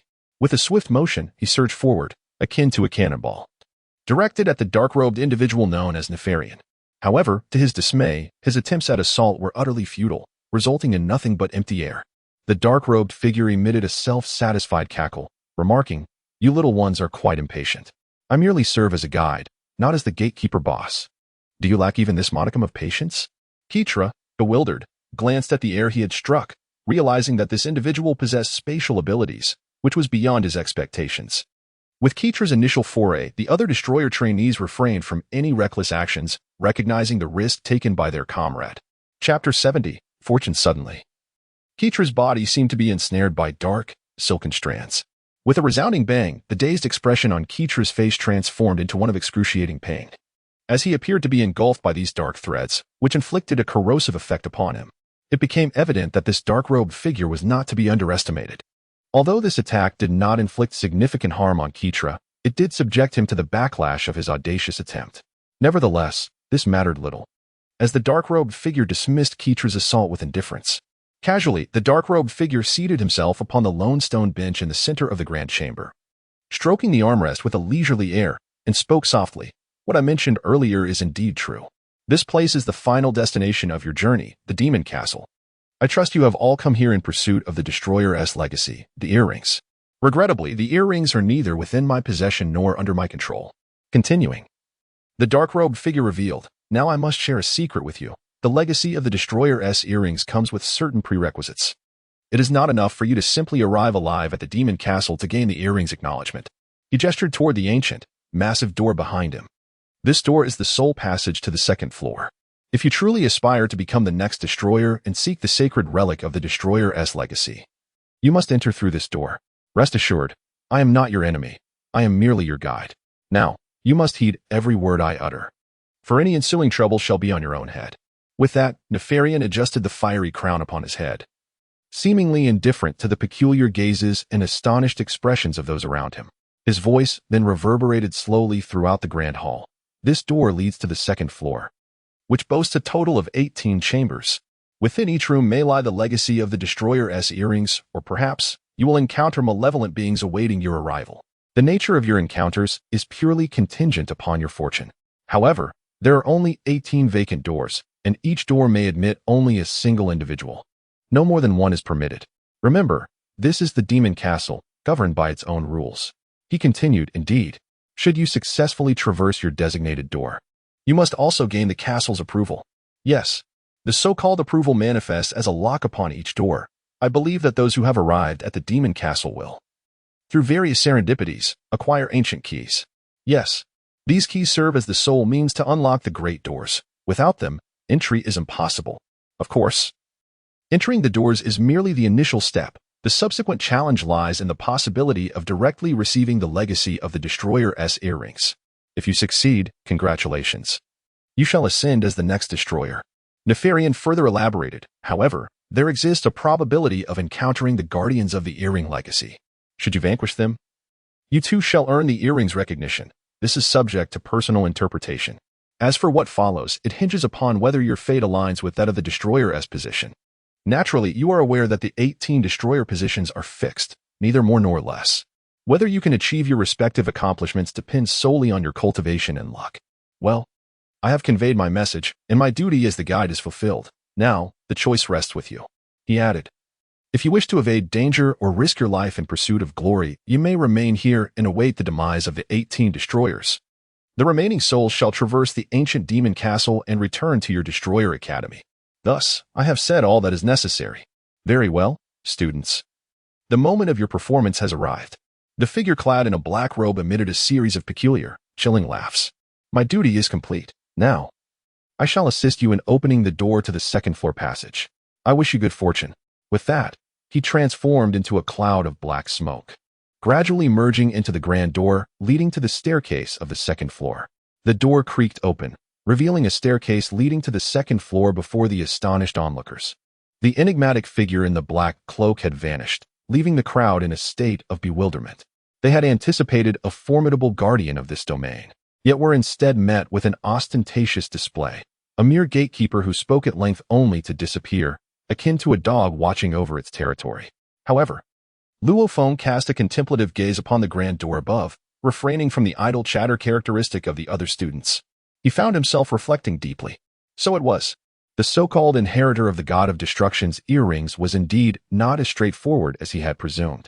The expectation of collectively defeating the boss and subsequently sharing the spoils to acquire all the earrings was now a distant notion. It appeared that the selection process was reciprocal. Merely discovering the earrings did not guarantee recognition. Should one fail to earn approval, they might face formidable challenges, as suggested by the earlier guardian's words regarding the final test. Moreover, it seemed that each individual might encounter guardians of varying strength, with tests differing accordingly. With this realization, Luo Feng clenched his fists. Possessing a considerable confidence in his own abilities, he had resolved that regardless of the adversary's might, He must surmount this challenge. He then felt the ancient key nestled in his pocket, realizing its purpose was to unlock the door. Reflecting on the high priest's words about the necessity of not only strength but also a stroke of luck to inherit the god of destruction's legacy, he acknowledged that without luck, possessing this key would grant him no privilege to enter those grand portals. With a sigh of relief, Luo Feng felt fortunate that he had instinctively chosen to enter the tent of the tribal chief, where he discovered 3 treasures. Each artifact indeed seemed to hold significant relevance. However, he pondered why the golden crown, used to open the crystal barrier, rested upon the head of one named Nephabian. Could this crown be connected to the guidance of manner? Yet, contemplating such matters seemed futile at this juncture. As Luo Feng mused over these pivotal questions, the other students were not inclined to linger or indulge in pleasantries. With or without keys, they moved expressionlessly towards the staircase, suggesting that many among them had indeed acquired the stone door's key. Furthermore, those without keys exhibited a fierce determination as they advanced towards the corridor of the 2nd floor. Just because they had not obtained a key did not preclude them from entering the secret chamber at the moment the door opened. If a key was unattainable, it could still be seized. After all, tangible strength was the true determinant of future accomplishments. Chapter 71. Severed limbs. Was it impossible to snatch a key? If they could not overpower the crowd, surely one could outmatch a solitary individual. The throng moved forward, each person eager for the challenge. Only Hmph remained stationary, his mind remarkably clear. Observing Luo Feng's inaction, he too chose to remain still. However, Beerus and Quitella leisurely ascended to the 2nd floor alongside the troop, perhaps possessing unwavering confidence in their own abilities. Meanwhile, on the 1st floor, only Hmph, Tej, and Luo Feng remained, indicating that Tej was resolutely determined to confront Luo Feng. At this moment, Tej contemplated that since Luo Feng had acquired the golden crown and successfully breached the formidable crystal barrier outside, it was evident that this fellow possessed the key to the entrance. If he followed Luo Feng and eliminated him after he opened the door, the qualification to enter would undoubtedly be his own. He chuckled to himself. Luo Feng, since you dared to steal my thunder earlier, do not blame me for being ruthless this time. Do you have any idea of the great sacrifices our tiger clan has made to achieve the status of the god of destruction? Immediately, Tej cast a dubious glance at the side, questioning whether Hmph truly lacked the key or was simply too intimidated to ascend to the 2nd floor. Observing the murderous intent radiating from Tej and the unfazed demeanor of Luo Feng, Hmph let out a faint sigh. After all, before his arrival, he had inadvertently stumbled upon a verdant key, not anticipating that such an inconspicuous object would possess such remarkable utility. Hmph refrained from rushing to the 2nd floor, contemplating his own abilities and the risks associated with ascending. Noting the imminent confrontation between Luo Feng and Tej, he sighed once more. Perhaps my fortune does not lie here. He then exchanged a meaningful glance with Luo Feng, signaling him to take care, before gradually making his way towards the passage leading to the 2nd floor. At that moment, the sounds of a fierce battle erupted from above, accompanied by the cacophony of shattering winds. It seemed that few had obtained the key to the demon castle along the way. It was surprising how the bond among their classmates could shatter like plastic. Perhaps Hmp's decision to delay his ascent was indeed prudent. As the tumult from the 2nd floor began to subside, Hmph prepared to turn into the corridor leading upstairs. Just before the turn, he glanced at the eager Tej and the seemingly indifferent Luo Feng, sighed once more, and then vanished amidst the staircase of the 1st floor. Ultimately, the last words he heard were from Tej, who grunted, Luo Feng, how dare you steal my brilliance and thwart my plans? Regardless of whether you possess the key to the grand door of the 2nd floor, you are doomed. Hmph has departed, leaving only you and me, with your meager strength. Even if you kneel and plead for mercy or surrender the key to the door of destruction within you, your fate is sealed. Prepare to meet your end. In the next moment, all sounds on the 1st floor ceased entirely within Hmph's perceptive reach. He chose not to dwell on the conflict between Luo Feng and Tej, for the outcome of their duel seemed of no direct consequence to him. As Hmph stepped through the doorway leading to the 2nd floor staircase, an unforgettable moment unfolded before him. What unfolded before his eyes was a scene as harrowing as hell itself. Shattered walls, blood splattered everywhere. He could not fathom how many of his former classmates from the Destruction Academy had met their tragic demise on this very ground. Witnessing the blood-soaked earth, the severed limbs, the shattered skulls, and the exposed entrails, he could not help but question whether this was the benevolence that once coursed through their veins. Such a sight had utterly subverted his worldview. At this moment, in his eyes, there was nothing alive left but the remnants of limbs and corpses. Indeed, There were 18 massive iron doors nearby, of which 16 had already been opened, presumably by the victors wielding keys to access those portals. The classmates who lay here would forever rest in eternal slumber. This exemplified the cruelty of the demon fortress and marked the final trial bestowed upon them by the Destruction Academy. Whether they could discover the so-called Destruction Goddess earrings within the chambers depended solely on their fortune and prowess. Subsequently, Hmph composed himself, refraining from further contemplation. He casually approached an available room, sensing a lack of any energy fluctuations or presence emanating from within. It was uncertain which fortunate individual had entered this chamber. Hmph extended his feline claw and gently tapped the transparent barrier outside the door, discovering it impenetrable. It seemed the guide named Nephalian had spoken the truth. Each room could only accommodate one individual. Once a door was unlocked and entered, that room became a completely sealed space, inaccessible to others. Given this, Hmph surveyed his surroundings, feeling a sense of calm wash over him.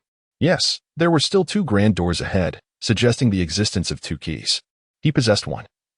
Evidently, that rascal tiger lacked such a key to this spatial door. The keyholder must be Luo Feng. As for who would emerge victorious between him and Luo Feng, that hinged on their respective strengths. As Hmph approached the 17th door, preparing to retrieve his key and enter, his gaze suddenly sharpened. Among the heap of corpses and severed limbs, he sensed a faint yet peculiar presence. Could it be, just as Hmph surmised, that at the very moment he was about to open the door, a shadow emerged from the mound of cadavers? Covered in blood, its eyes gleamed with malice. It turned out to be a dwarf warrior, significantly wounded yet not irreversibly damaged, hiding amidst the dead. He was feigning death, evidently poised to ambush the 2 who possessed the keys. Truly, individuals of all kinds existed. Fortunately, Hmph was adequately prepared, deftly evading the adversary's lethal strike. This assailant, despite having sustained considerable injuries during the previous skirmish, relied on his last vestiges of strength for the ambush. If successful, he might have salvaged his life, however.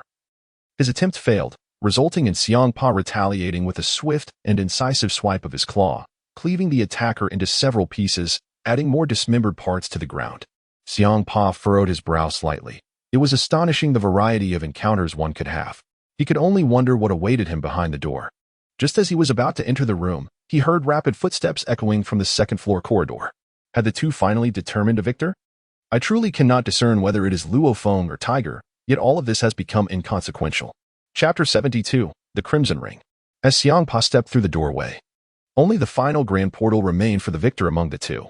However, before entering, Hmph's gaze fell upon Luo Feng, who was leisurely making his way into the corridor on the 2nd floor. It turned out to be that rascal Luo Feng once again. At that moment, Hmph's pupils abruptly constricted to the size of a pinprick, while Luo Feng astonishingly held a pulsating heart in his grasp. Indeed, it appeared to be the heart of that rascal, Taish. It was truly unexpected that Luo Feng's response was so swift. Yet, one cannot blame him for being ruthless.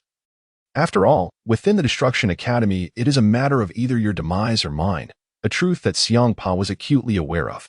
Subsequently, a strange force enveloped Hmph, likely emanating from the door, which exerted a peculiar energy upon him. What unfolded before Hmph's eyes was the sight of Luo Feng's hand gently squeezing, causing Taish's heart to shatter into fragments, nearly splattering blood upon him. Dazed and disoriented, Hmph stepped directly into the grand entrance. At that moment, Luo Feng observed Hmph's silhouette and offered a faint smile, perhaps seeing this as a warning for the young man. Nevertheless, witnessing the devastation surrounding him caused Luo Feng's lips to twitch slightly.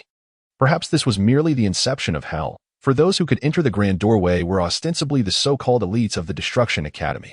As for how many would emerge alive, that depended on their fortune. Luo Feng strode purposefully towards the final grand door, while the key to his destiny floated gently in the air.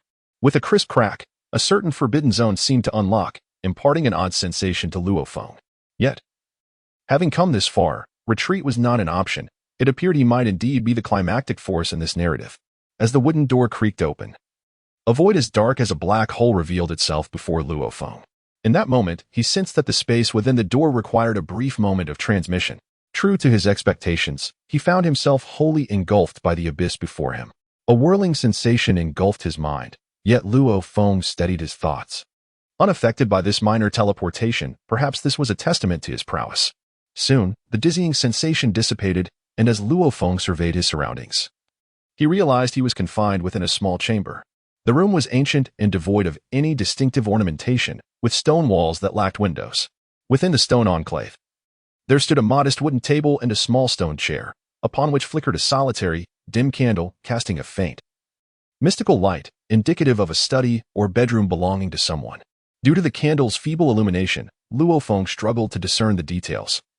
Redirecting his focus to the table before him, there lay a unique ring, ablaze with flames, quietly resting on the surface. This ring radiated an extraordinary and resplendent glow, invoking within Luo Feng a sense of uncanny familiarity. It was a ring. Yet, was it not said that the legacy of the destruction god was a golden earring? Why then was there a fiery red ring? This seemed to deviate from the script he had envisioned. However, at the very least, this ring did not bestow upon Luo Feng any malice or peculiar sensation. Instead, it evoked a sense of intimacy, as if it were an intrinsic part of his being. Perhaps there exists something extraordinary within these 18 chambers. Just as Luo Feng was poised to examine the peculiar ring on the table, a series of applause echoed from the shadows of the room. Astonishingly, there was indeed an outsider, one who had evaded Luo Feng's perceptive senses. Subsequently, a concealed door swung open, and Luo Feng was relieved to discover that it was not the individual beside him who had eluded his scrutiny. This person had been concealed within a hidden chamber, thus managing to escape Luo Feng's investigation. Since this individual chose to reveal himself, it suggested he was the guardian of the ring. With that thought, Luo Feng felt a sense of ease. Indeed, possessing a key allowed entry into the ancient castle. Into this so-called independent space. This was merely the first step. Perhaps only through genuine recognition of the legacy could one acquire the artifacts associated with the god of destruction. Contemplating this, Luo Feng directed his gaze towards the source of the applause, and to his astonishment, the figure emerging from the shadows was none other than Nephalian, who had claimed to be their guide on the first floor. Upon witnessing this young man's current demeanor, a faint smile crept upon Luo Feng's lips. For it reminded him of a certain place in the real world where this figure also appeared. It seemed there was more than just a name in common. Perhaps this was merely a coincidence within a parallel dimension, yet none of that mattered now. It was evident that this individual was the guardian of the legacy within this independent space. Noticing that Luo Feng displayed neither confusion nor astonishment, the applauding man appeared somewhat bored and shrugged helplessly. You truly are fortunate to encounter me here. Well, I shall refrain from unnecessary chatter, as I have proclaimed myself your guide. In this room, I am the guardian. Have you noticed the ring on the table? Or rather, the circlet? Luo Feng observed the grandiose entrance of this character, yet he was acutely aware of the truth behind this young man. With a resigned sigh, he thought to himself that he was merely a pet of the previous god of destruction, now masquerading as a formidable figure. Let's see how you maintain this facade. As Luo Feng remained silent, Nephalian halted his ostentatious display. With another resigned shrug, he continued, whether by your luck or the whims of fate, you have indeed come into possession of the legacy of the god of destruction, which is nothing short of a miracle. Luo Feng felt a sense of clarity. The ordinary god of destruction merely yielded the earrings of destruction. In contrast, the red ring before him was clearly distinct from the ordinary god of destruction's insignia. If Nephalian spoke the truth, then what he had acquired was the legacy of the god of destruction king, signifying the highest echelon within the realm of destruction. Though the legacy evokes a sense of familiarity, obtaining this ring seems far more complex than I had anticipated. In the next moment, Nephalian's words made it abundantly clear to Luo Feng the challenges that lay ahead. Nephalian's smile faded, replaced by a demeanor of indifference. Chapter 73. The dust on my legs, Nephalian declared with a serious tone. Hmph. I have already stated that the ring before you is the ring of the destruction god king, which is entirely different from that of an ordinary destruction god. Of course, your presence here signifies a significant connection to this legacy. However, that does not imply I will grant you leniency in acquiring the destruction god king's inheritance. Thus, adhering to the old rules, I shall dispense with superfluous words. You need only to defeat me, and the inheritance of the destruction god king's ring will be yours. As for the extent of your achievement, that depends solely on your capabilities. By the way, I must introduce myself. I was, in fact, the servant of the former destruction god king. Upon uttering these words, Luo Feng couldn't help but chuckle inwardly. Indeed, it seemed to align closely with his expectations. This young man undeniably bore a significant connection to the previous god of destruction. The so-called servant was merely a fade to enhance his own reputation. To phrase it more delicately, he could be considered a pet. Yet, in less flattering terms, he might simply be a steed of the former god of destruction. However, the true identity of this individual might soon be revealed, but before that, it was imperative to confront him. This young man exuded an air of superiority, and his apparent strength appeared commendable. Nevertheless, having arrived at this juncture, retreat was not an option. Observing the demeanor of this individual, Luo Feng chose not to engage in further trivial conversation. Regardless of the circumstances, his foremost objective was to vanquish this opponent.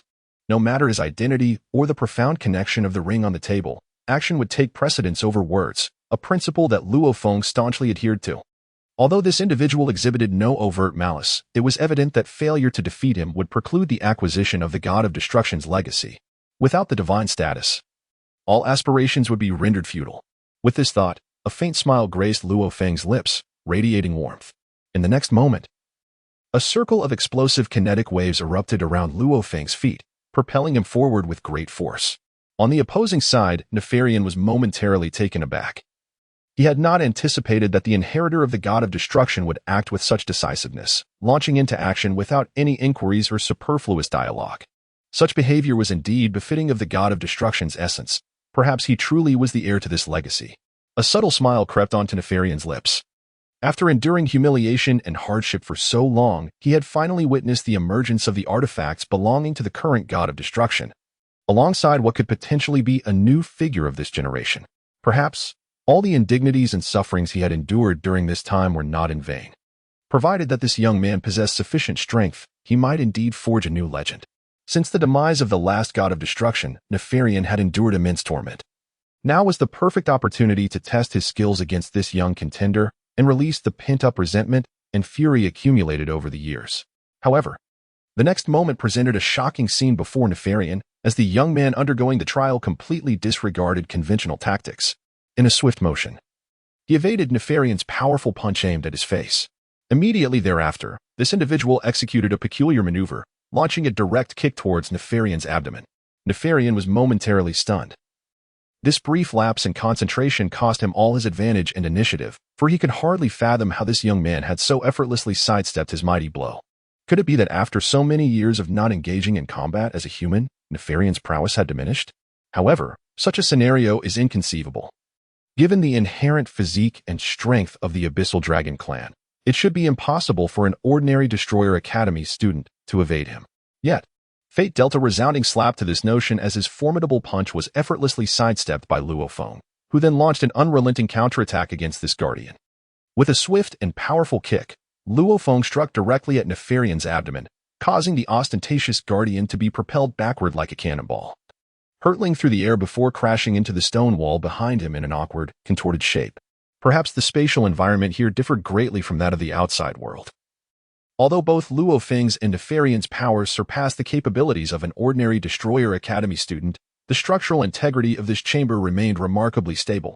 Nefarian's collision with the wall did not instigate the collapse of the entire room, but instead resulted in a resonant thud as he became tragically embedded within the stone, leaving an imprint of his form. Meanwhile, Luo Feng brushed off the dust from his trousers, feeling quite satisfied with his kick. Since his transmigration, he had executed this powerful kick against many adversaries, yet none had yielded a result that approached its full potential. The fusion of his transmigrated soul with this world's physical form required a period of adjustment, although his techniques and the power of destruction had reached a forced integration. Achieving the full force of that kick still necessitated time. The seamless fluidity of Luo Feng's counterattack, as he evaded Nefarian's heavy blow and followed up with his kick, perhaps inspired by the Destroyer King ring before him, was unfortunate for the pompous guardian. With a furious roar, Nefarian struggled to extricate himself from the hollow impression left in the wall. It was utterly unexpected that this adversary, meant to be teleported, would possess such ferocity. Embedding himself into the wall with a single kick, he felt his pride being metaphorically ground into the dirt. With a furious shout, he declared, "You little brat. I was careless before, but I shall not afford you any more opportunities." Just as he spoke, Nefarian's vision blurred, and he realized that the smiling Luo Feng had vanished without a trace. An ominous feeling gripped Nefarian's heart. Could it be? In an instant, Luo Feng reappeared behind Nefarian, his large hand gripping the back of the guardian's dark head. At this moment, Nefarian was convinced that this fellow truly was as he seemed. Indeed, Luo Feng did not disappoint him. With a gentle yet firm motion, he pressed Nefarian's stubborn head forcefully against the ground. Chapter 74. Dragon's Roar. This was the rhythm of being ground into the earth, and Nephalion, filled with rage, summoned all his strength to lift his head once more. Perhaps this was his last act of defiance. However, with Nephalion's resistance, an overwhelming force once again struck the back of his head, and just as he had raised it, Luo Feng pressed him down once more. This sequence continued with a series of thuds, 5 times in total, leaving Nephalion utterly exhausted, his head pounding from the relentless pressure. This fellow, akin to a head-banging insect, was indeed the so-called heir. Luo Feng chuckled softly. This pretentious creature, who claimed to be a deep abyss dragon, was clearly not his match in the current state. Given this, it was not in Luo Feng's character to seize the opportunity to take a life. Eliminating Nephalion seemed somewhat contrary to Luo Feng's principles. Should the opponent harbor any murderous intent, Luo Feng would certainly respond without mercy. Yet, this creature's identity was rather unique. First, he harbored no malice towards Luo Feng, merely acting as a guardian of treasures. Second, he was likely the mount of the Destroyer King, since the previous Destroyer King had tolerated this little one. Luo Feng's strategy was to subdue him first, lest he cause further trouble in the future, which would be a disservice to himself. Having considered all this, Luo Feng ceased pressing Nephalion's head, recognizing that such a humiliating tactic would leave a significant psychological scar on the dragon. Nephalion might very well become his mount someday. At this moment, Luo Feng applied just enough pressure to firmly plant Nephalion's head against the floor, leaving him no room to struggle. The shadow of humiliation loomed large over Nephalion. Luo Feng was indeed ruthless, treating him as if he were a mere head-banging insect. It appeared that this fellow had unleashed his true strength, leaving Nephalion with no opportunity to lift his head, truly a disgrace of monumental proportions. However, a moment later, an even more humiliating predicament befell Nephalion. Luo Feng forcefully pressed Nephalion's head down, pushing it into the stone slab, causing him to slide forward several meters with a screeching sound. Nephalion's face was battered and bruised, while Luo Feng, having stepped aside, calmly addressed him. "Well, Guardian, does this count as clearing the level?" Observing Luo Feng's nonchalant demeanor and mischievous grin, Nephalion's fury reached its zenith. With a swift motion, he opened the hidden door beside the stone wall entirely. "Do not get too cocky. I told you just now, Hmph. I am indeed the guardian of this realm. Given this, you have successfully passed the first trial. However, I regret to inform you that as a member of the Abyssal Dragon clan, my human form cannot fully unleash my true potential in combat. Behold the castle's terrace outside. Do you dare to step forth and engage me in battle?" It seems this fellow is ill-suited for transformation here, yearning to become an Abyssal Dragon and fight against himself. With a faint smile, Luo Feng thought, "Very well. Lead the way." In his heart, Luo Feng indulged in boundless fantasies. Although this entity's humanoid form was not particularly formidable, it could still hold its own against an ordinary destroyer. He speculated that its dragon form might indeed bring him genuine surprises. It appeared that this lad was as he had envisioned. Perhaps after acquiring the legacy of the god of destruction, he would become his steed. The thought of becoming a dragon knight in the world of dragons stirred an inexplicable thrill within him, regardless of the time or space. Becoming a dragon knight is the dream of a true hero, although this dragon seems somewhat weak at present. Once it transformed into a black dragon and became part of the Abyssal Dragon lineage, its strength would likely be unparalleled. In the next moment, Luo Feng stepped through the hidden door of the chamber and beheld a vast terrace outside, undoubtedly the pinnacle of the castle. The surroundings evoked a sense of déjà vu, and in the distance, he spotted a throne, perhaps the very seat once occupied by the god of destruction. How curious it was that this castle bore the name Destruction Castle, presumably for this very reason. Observing the strands of black mist in the sky, Luo Feng mused that perhaps this was Nepharian-esque transformation into his dragon form. Yet, such considerations had become inconsequential if he wished to bring his opponent to ruin. He must confront him at full strength and decisively overpower him. Otherwise, this fellow would undoubtedly stir up further trouble. In the next instant, a colossal black dragon with a wingspan exceeding 80 meters erupted into the sky, emitting a thunderous roar. This magnificent creature was surely Nepharion's true form, the embodiment of the Abyssal Dragon. Despite its immense size, the dragon exhibited remarkable agility, reminiscent of Luo Feng's previous encounters. Though its appearance was undeniably grotesque, the ebony scales enveloped its massive body, and between the scales flowed a blood-like substance resembling molten lava, revealing the nature of the Abyssal Dragon's essence. Were it capable of flight, Nepharion would undoubtedly reign supreme in the skies. However, it was somewhat regrettable that even in its formidable Abyssal Dragon form, Nefarian dared not launch a direct assault upon Luo Feng while suspended in midair. Perhaps the realm of offense is not solely effective for their disciples. It seemingly exerts a direct deterrent effect on the guardians present here as well. Yet, at this moment, Nefarian's mode of attack transcended the earlier humanoid form. He raised his colossal dragon head, and the magma-like blood patterns upon his massive belly underwent a peculiar transformation. Slightly swelling, a thunderous roar erupted, akin to the ferocity of molten lava, as the dragon unleashed a fierce torrent directed towards the location of Luo Feng's body. This was undoubtedly the dragon's greeting, a roaring dragon's breath. Chapter 75. Administering the potion upon the dais of the Destruction God Academy, a radiant light, as brilliant as a diamond, descended instantaneously from the horizon, landing before the high priest and the assembly of angels. At this moment, the radiance gathered, and a slender figure emerged before the assembly. This individual, with cascading silver hair and wielding a dreamlike angelic scepter, was none other than Alice, the youngest daughter of the high priest. How could this character appear so abruptly on the dais? Her siblings gazed at her with expressions of doubt and confusion, puzzled by the tardy arrival of their younger sister. Meanwhile, Alice fixed a fierce glare upon the unconcerned Makalita, as if they harbored some profound enmity towards one another. Yet, before this confrontation, Alice slightly bowed, offering a gesture of respect to the high priest, which seemed to be her final display of defiance. Then, with her eyes wide with fury, she directed her ire at Makalita, seemingly preparing for an unexpected confrontation. In contrast, Makalita gazed skyward, her expression innocent, as if this matter bore no relation to her whatsoever. Witnessing this peculiar scene, the assembly recalled Makalita's earlier remarks, and a wave of confusion washed over them. However, Alice quickly provided the answer they had been seeking. With trembling fingers, she pointed accusingly at Makalita, exclaiming, "Is this how a sister behaves? You have gone too far. You actually drugged me. I lost my pet and arrived late because of you. What do you propose we do about this? If you cannot provide me with a satisfactory explanation, even with father present, I shall confront you." Through Alice's impassioned words, the assembly seemed to understand that this unfortunate girl had once again fallen victim to Makalita's schemes. At this moment, the high priest felt a dull, throbbing pain in his head. He had merely instructed Margarita to bring Nefarian back, without asking her to administer any concoction to her sister, which seemed to complicate matters somewhat.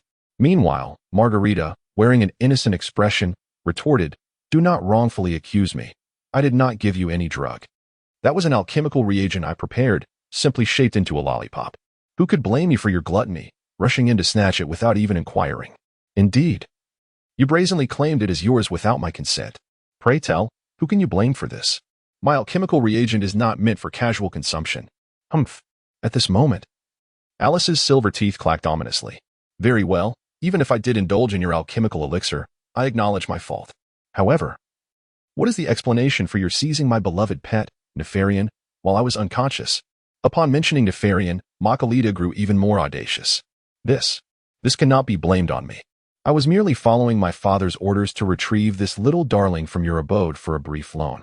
After all, the final trial site requires a guardian and a guide, and that is Nefarian's purpose. Did you think he was merely there for your amusement? She continued, "Moreover, you, my dear girl, spend your days neglecting important matters, consumed by dreams of becoming a dragon knight. Despite being a battle angel, you squander your time. And now you dare to confront me? What reason do you have for this? Dear Dean," she added, "in both public and private matters, you must support me." Seeing Makalita's brazen demeanor, it seemed she had indeed acquired the authority of the high priest. At this moment, Alice's forehead was prominently swollen with numerous blue veins, and her pure, beautiful face exhibited throbbing vessels that were visible to the naked eye. It seemed that the girl was on the brink of madness, driven to the edge by Margarita. Meanwhile, the high priest, with a hand pressed to his forehead, observed the quarrel between the two sisters with a mixture of exasperation and concern. None of them are easy to handle. "Margarita, you must be doing this on purpose, otherwise. Why would you bring your trial potion and shape it into Alice's favorite lollipop? With such trivial tactics, not only Alice, the battle angel, but even the great king himself might inadvertently fall for your charms." The high priest harbored a modicum of confidence in this regard, although it appeared that Margarita lacked the audacity to meddle with these battle angels. However, it was entirely plausible that she might indulge in a little mischief at the expense of her younger sister. Perhaps Alice's peculiar obsession with the ancient dragon Nefarian stemmed from its status as the sole spiritual relic left by the previous destroyer king. regarded as a cherished pet by Alice. There was a point in which Margarita was not entirely mistaken. It was indeed curious that Alice, the battle angel most akin to herself, would devote all her interests to pet care, particularly for an ancient dragon. Was her desire to become a dragon rider truly that formidable?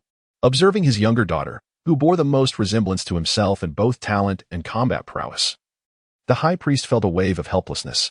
Perhaps it was a misjudgment to have tasked Margarita with seeking out Nefarian. It was acceptable for Nefarian's pet to be temporarily housed with Alice, but given that this creature was a remnant of the previous Destroyer King, its presence in the trial grounds could not be overlooked. After all, it was directly tied to the legacy of the Destroyer King. Alice likely understood the weight of this situation, yet her unwavering obsession seemed equally incomprehensible, leaving the high priest in a state of agony. As the high priest contemplated how to resolve the conflict between the two sisters, Alice's body suddenly erupted with an intense energy, radiating outward with a brilliance akin to diamonds, expanding infinitely in a dazzling display. At this moment, the atmosphere was charged with an intense and formidable energy, prompting even the high priest to secretly nod in acknowledgement. Although this daughter exhibited certain distinctions from ordinary angels, her combat prowess bore an uncanny resemblance to his own. She was the youngest child, and he had not devoted much effort to her training. Yet, the fighting talent and potential she unleashed far surpassed his own. At this juncture, Margarita was also taken aback. Her small hand gently pressed against her cherry-red lips as she widened her eyes in curiosity, exclaiming, "Alice, your strength has advanced once again. You truly are the one who resembles our father the most. However, I am no match for you. Before our esteemed father, do you dare to challenge me?" At this moment, Alice was exceedingly furious. Having unleashed a formidable aura and energy, she felt no need to be courteous to the sister who had betrayed her. Not only had this sister absconded with her beloved pet, but she had also dared to drug her, all while justifying her actions with audacity. Although it seemed her indulgence had played a role in these events, Alice had chosen to forget her own gluttonous escapades. All she recalled was that after consuming Margarita's candy, she had succumbed to a stupor. Yet, as the mightiest battle angel, to have been drugged by her own sister was an affront that was utterly intolerable. Chapter 76. The Dragon Suck and Magma. With a fierce determination, Alice brandished her angelic staff and, in a flash, transformed into a streak of light, charging directly toward Margarita. It appeared that she was indeed prepared to settle the score with her sister. Suddenly, a gentle blue light enveloped the space between Margarita and Alice, encasing them in a deep blue bubble. In this manner, the two were completely separated by layers of energy casually cast by the high priest, who regarded Alice with a bemused expression for daring to speak of confrontation before him. The high priest addressed them, "You two are truly a source of constant concern. Can't you settle down for even a moment? And Alice, what is the occasion?" This is the ultimate trial of the Destruction Academy. The potential emergence of several top-tier destroyers from this realm hinges on the results of this trial, which will also dictate the future trajectory of the universe. While I usually overlook your antics, Margarita, you two have crossed the line. I merely asked you to bring Nephilim from Alice, and look at the chaos you've both conjured. You two will have to answer for this once the dust settles. Hmph, it seems the high priest intends to impart equal measures of reprimand. At this moment, Makalita observed Alice's genuine urgency, and it was evident that the high priest had no intention of defending her. A sense of foreboding enveloped her. This father, usually so benevolent, appeared to be somewhat irked. Indeed, it was her own folly to create such a disturbance at such a critical juncture and to provoke Alice. Perhaps, she mused, conceding now might salvage the situation. In an instant, Makalita transformed from her previous haughty demeanor into a charmingly submissive figure, akin to a delicate bird seeking solace. "Father, I was wrong. I sincerely apologize. Please forgive me," she continued. "And dear Alice, my beloved sister, I promise to clarify matters with you in the future. Please grant your sister your forgiveness." Makalita's swift transition from arrogance to humility left her siblings utterly astounded. Was this truly the same alchemical prodigy, renowned for her haughty disposition?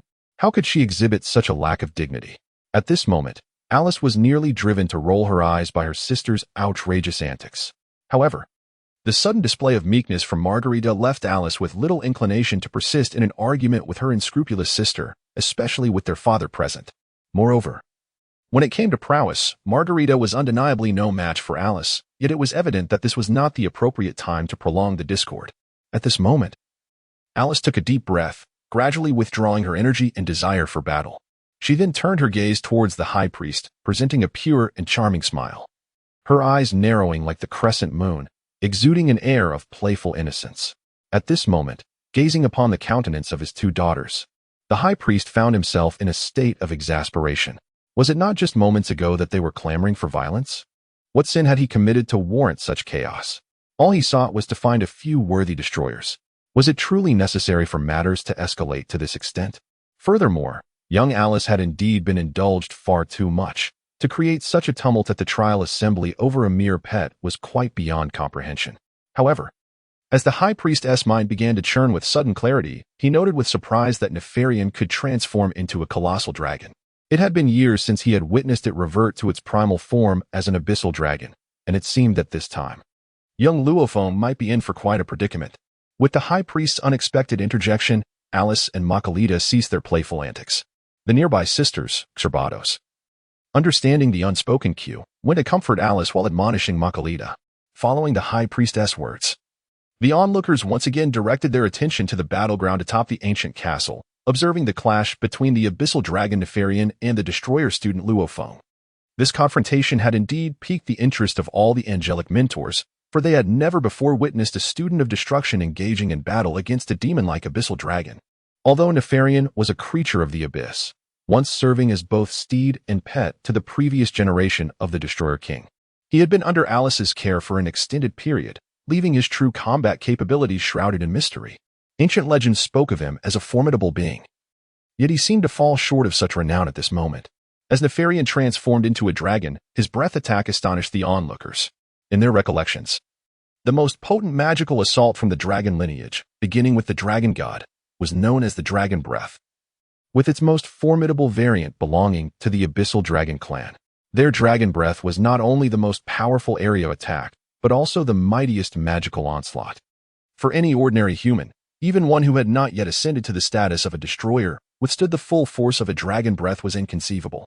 This particular attack, in terms of energy and scope, appeared to be Nefarian's utmost effort.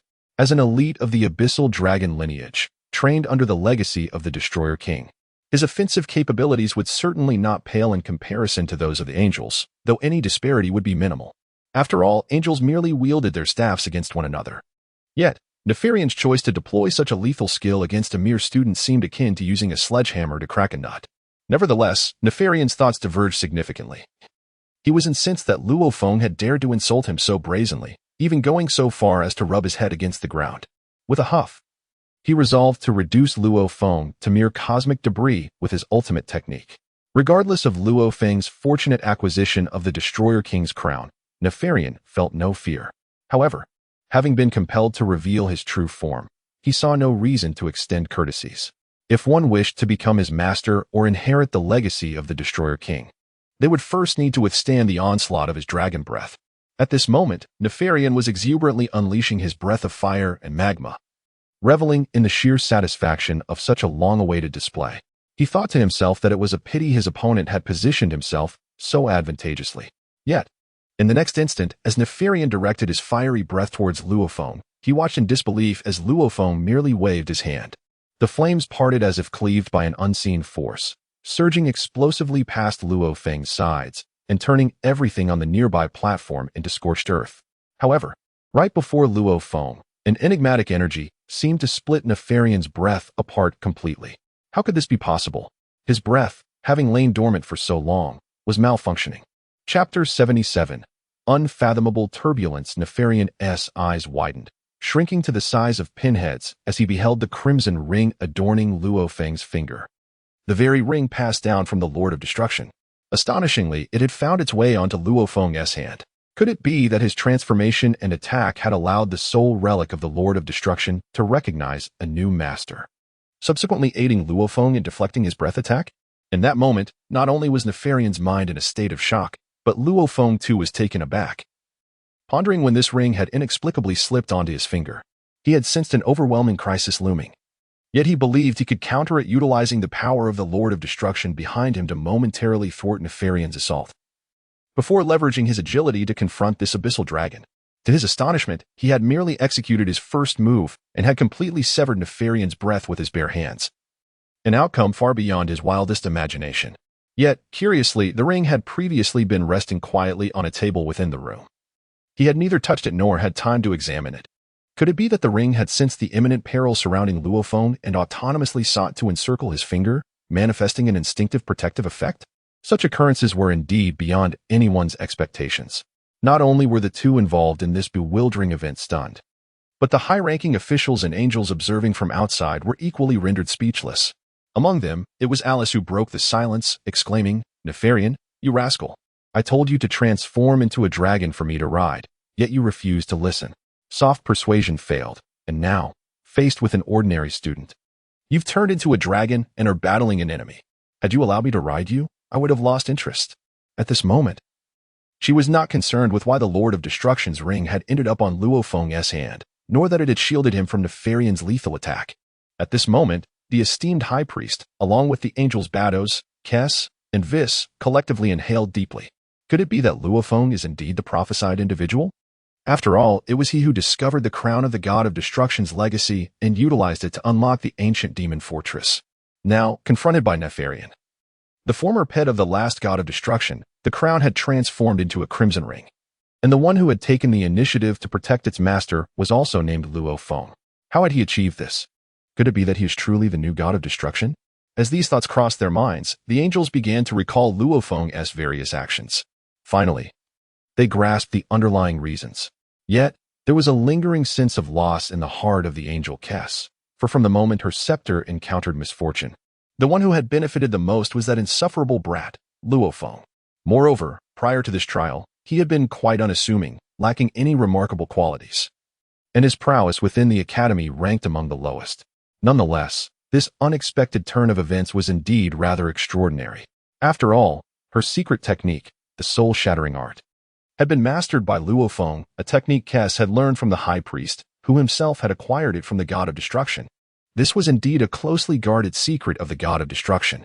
Contemplating this, Kes pointed at Luo Feng's large hand displayed on the screen and exclaimed, "Heavens! Just a moment ago, I thought his mastery of the soul-shattering art was merely an illusion. Father, no, esteemed principal, have you noticed?" When Luo Feng waved his hand just now, it was unmistakably the God of Destruction's signature move. Upon hearing this, the other angels suddenly realized the truth. Indeed, was this not the ultimate technique of the former God of Destruction? First, he had employed the soul-shattering art, and now he had acquired the ability to break spells. Alongside obtaining recognition from the ring of the God of Destruction's legacy, it appeared that this young man was indeed on the right path. The high priest then displayed a benevolent smile, saying, "It seems we have truly stumbled upon a treasure. Perhaps he is indeed the one. Maybe our new universe is saved." With this, the high priest uttered a phrase that left everyone perplexed, while Kes remained in a state of profound contemplation. Her heart surged with tumultuous emotions, and a myriad of thoughts flooded her mind. After all, Kes was regarded as an elder among the angels and the eldest among the high priest's offspring. Due to Alice's interruption, the angels and the high priest refrained from thoroughly observing the events occurring in the trial area of the ancient demon fortress. However, as Alice and Kes pondered, the high priest redirected his focus to the ongoing battle between Luo Feng and Nefarian, for this was the most intense confrontation within the fortress. The other angels, having lost interest in the performances of the other participants, turned their attention to this pivotal clash. At this moment, Luo Feng effortlessly cleaved through Nefarian's unstoppable onslaught. In the next instant, Nefarian, still bewildered, unleashed his energy with great fervor, yet his face remained etched with confusion. When had this individual mastered such a skill? This was the very ability once possessed by the God of Destruction. How could this young man possibly have acquired it? Moreover, what did the faint red glow in his hand signify? At this moment, not only Nefarian, but even the instigator, Luo Feng, found himself somewhat taken aback. The fiery red ring that had previously rested upon the table suddenly soared before Luo Feng, as if summoned by an unseen force, and with an uncanny grace. It seamlessly encircled the index finger of his right hand. As the crimson light flickered, the entire ring vanished into Luo Feng's being, as if rendered invisible. Perhaps this ring was destined to be an intrinsic part of Luo Feng's corporeal form in this temporal realm. It was not akin to the melodramatic tales of yore that spoke of blood rituals or sacrifices to claim ownership. Rather, it felt as though a belonging of Luo Feng had returned to him. This return brought with it a profound impact, for as the fiery ring melded into his body, A torrent of colossal information surged into Luo Feng's mind, predominantly comprising knowledge of techniques. It appeared as though a multitude of destructive skills inherited from the god of destruction were flooding into his consciousness all at once. While he could not immediately assimilate this wealth of knowledge into his combat prowess, it at least illuminated the essence of what the god of destruction had once been. The transformation of the crown into a ring imparted an odd sensation to Luo Feng. Yet he had not anticipated the swiftness of its arrival or the sheer magnitude of the information it bore. Chapter 78. The Art of Bodily Destruction. At this moment, 6 forms of destructive divine power flooded into Luo Feng's mind, each employing the techniques of soul shattering, law shattering, body shattering, armor shattering, void shattering, and space shattering. Furthermore, the methods of channeling energy through these techniques were thoroughly engraved within Luo Feng's being. At this moment, Luo Feng could not afford to ponder deeply. The ring had already melded with his body, and it was clearly not the time for hesitation, for Nefarian's unstoppable onslaught had surged right before him. In this critical moment, Luo Feng waved his hand, unleashing a forceful gust that manifested as a spell from the legacy of the god of destruction. After all, the dragon's breath was the most potent spell for the abyssal dragon lineage, renowned for its devastating area of effect capabilities. Remarkably, Luo Feng's impromptu execution of this counterspell managed to nullify the impending attack, causing it to whoosh past him on either side. Not allowing Nefarian a moment to recover from his bewilderment, Luo Feng swiftly assessed the situation and evaded the dragon's breath attack. In the blink of an eye, he found himself beneath the colossal head of Nefarian. This seamless sequence of actions flowed as effortlessly as a gentle stream, filling Luo Feng's heart with immense satisfaction. The technique known as Soul Break was merely a fragment of the god of destruction's legacy. The high priest had entrusted it to Kes and sealed it within a staff, urging Luo Feng to master this unique skill. Now, the remaining 5 techniques had fully integrated into Luo Feng's being. At this moment, Luo Feng found himself contemplating the next opportunity, pondering whether he might indeed succeed in fully integrating these 6 techniques. However, that was a matter for another time. Faced with the colossal abyssal dragon, it appeared that Luo Feng's ordinary moves and skills were incapable of inflicting any substantial damage. Nevertheless, having just demonstrated the technique of destruction that disrupted the dragon's most formidable spell, the dragon's roar, he felt compelled to experiment with the so-called body break technique to discern its formidable offensive potential. With a sudden surge of energy, Luo Feng unleashed an uppercut, a manifestation of the body break technique inherited from the god of destruction. The impact resonated as his fist collided with Nefarian's massive jaw. The dragon, who had been in the midst of unleashing a dragon's breath, was momentarily stunned by this unexpected assault. The uppercut not only interrupted Nefarian's spell, but also caused the seemingly invulnerable dragon's head to twist in response. Nefarian's magical incantation was abruptly halted, and his body swayed as if on the verge of losing consciousness. In that instant, he was not only bewildered but also enveloped in a sense of disbelief. How could this be possible? This technique was the body break of the god of destruction. How could it be wielded against him? Fortunately, the human before him, Luo Feng, only possessed the power of destruction, not the divine force of the god of destruction.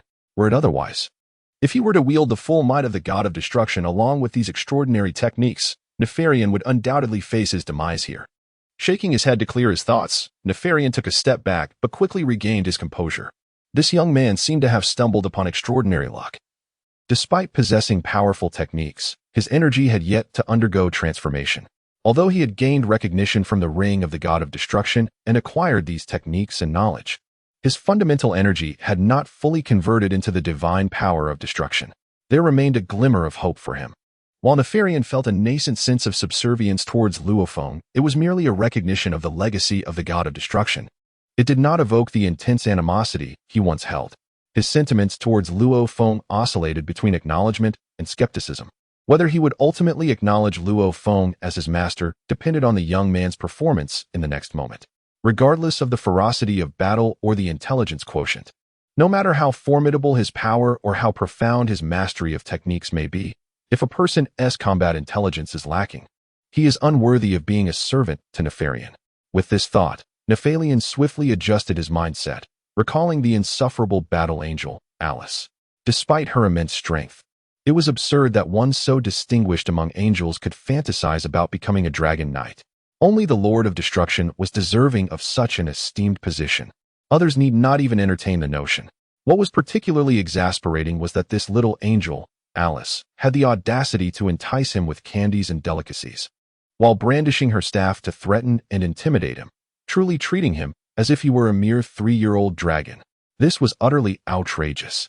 Before him stood Luo Feng, whose aura and capabilities were decidedly superior to that of Alice. At this moment, Nephalion had reached a fundamental conclusion. He could not help but wonder if, in the ultimate confrontation, Luo Feng would surprise him in some extraordinary way. Just then, Luo Feng unleashed a devastating punch, causing Nephalion to shake his head in disarray. However, Luo Feng also recognized the challenge at hand. This creature's physique was overwhelmingly massive, and the molten patterns adorning its body rendered its defenses nearly impenetrable. Although the strike had caused it to stagger, it was evident that it had sustained no real damage and would likely recover swiftly.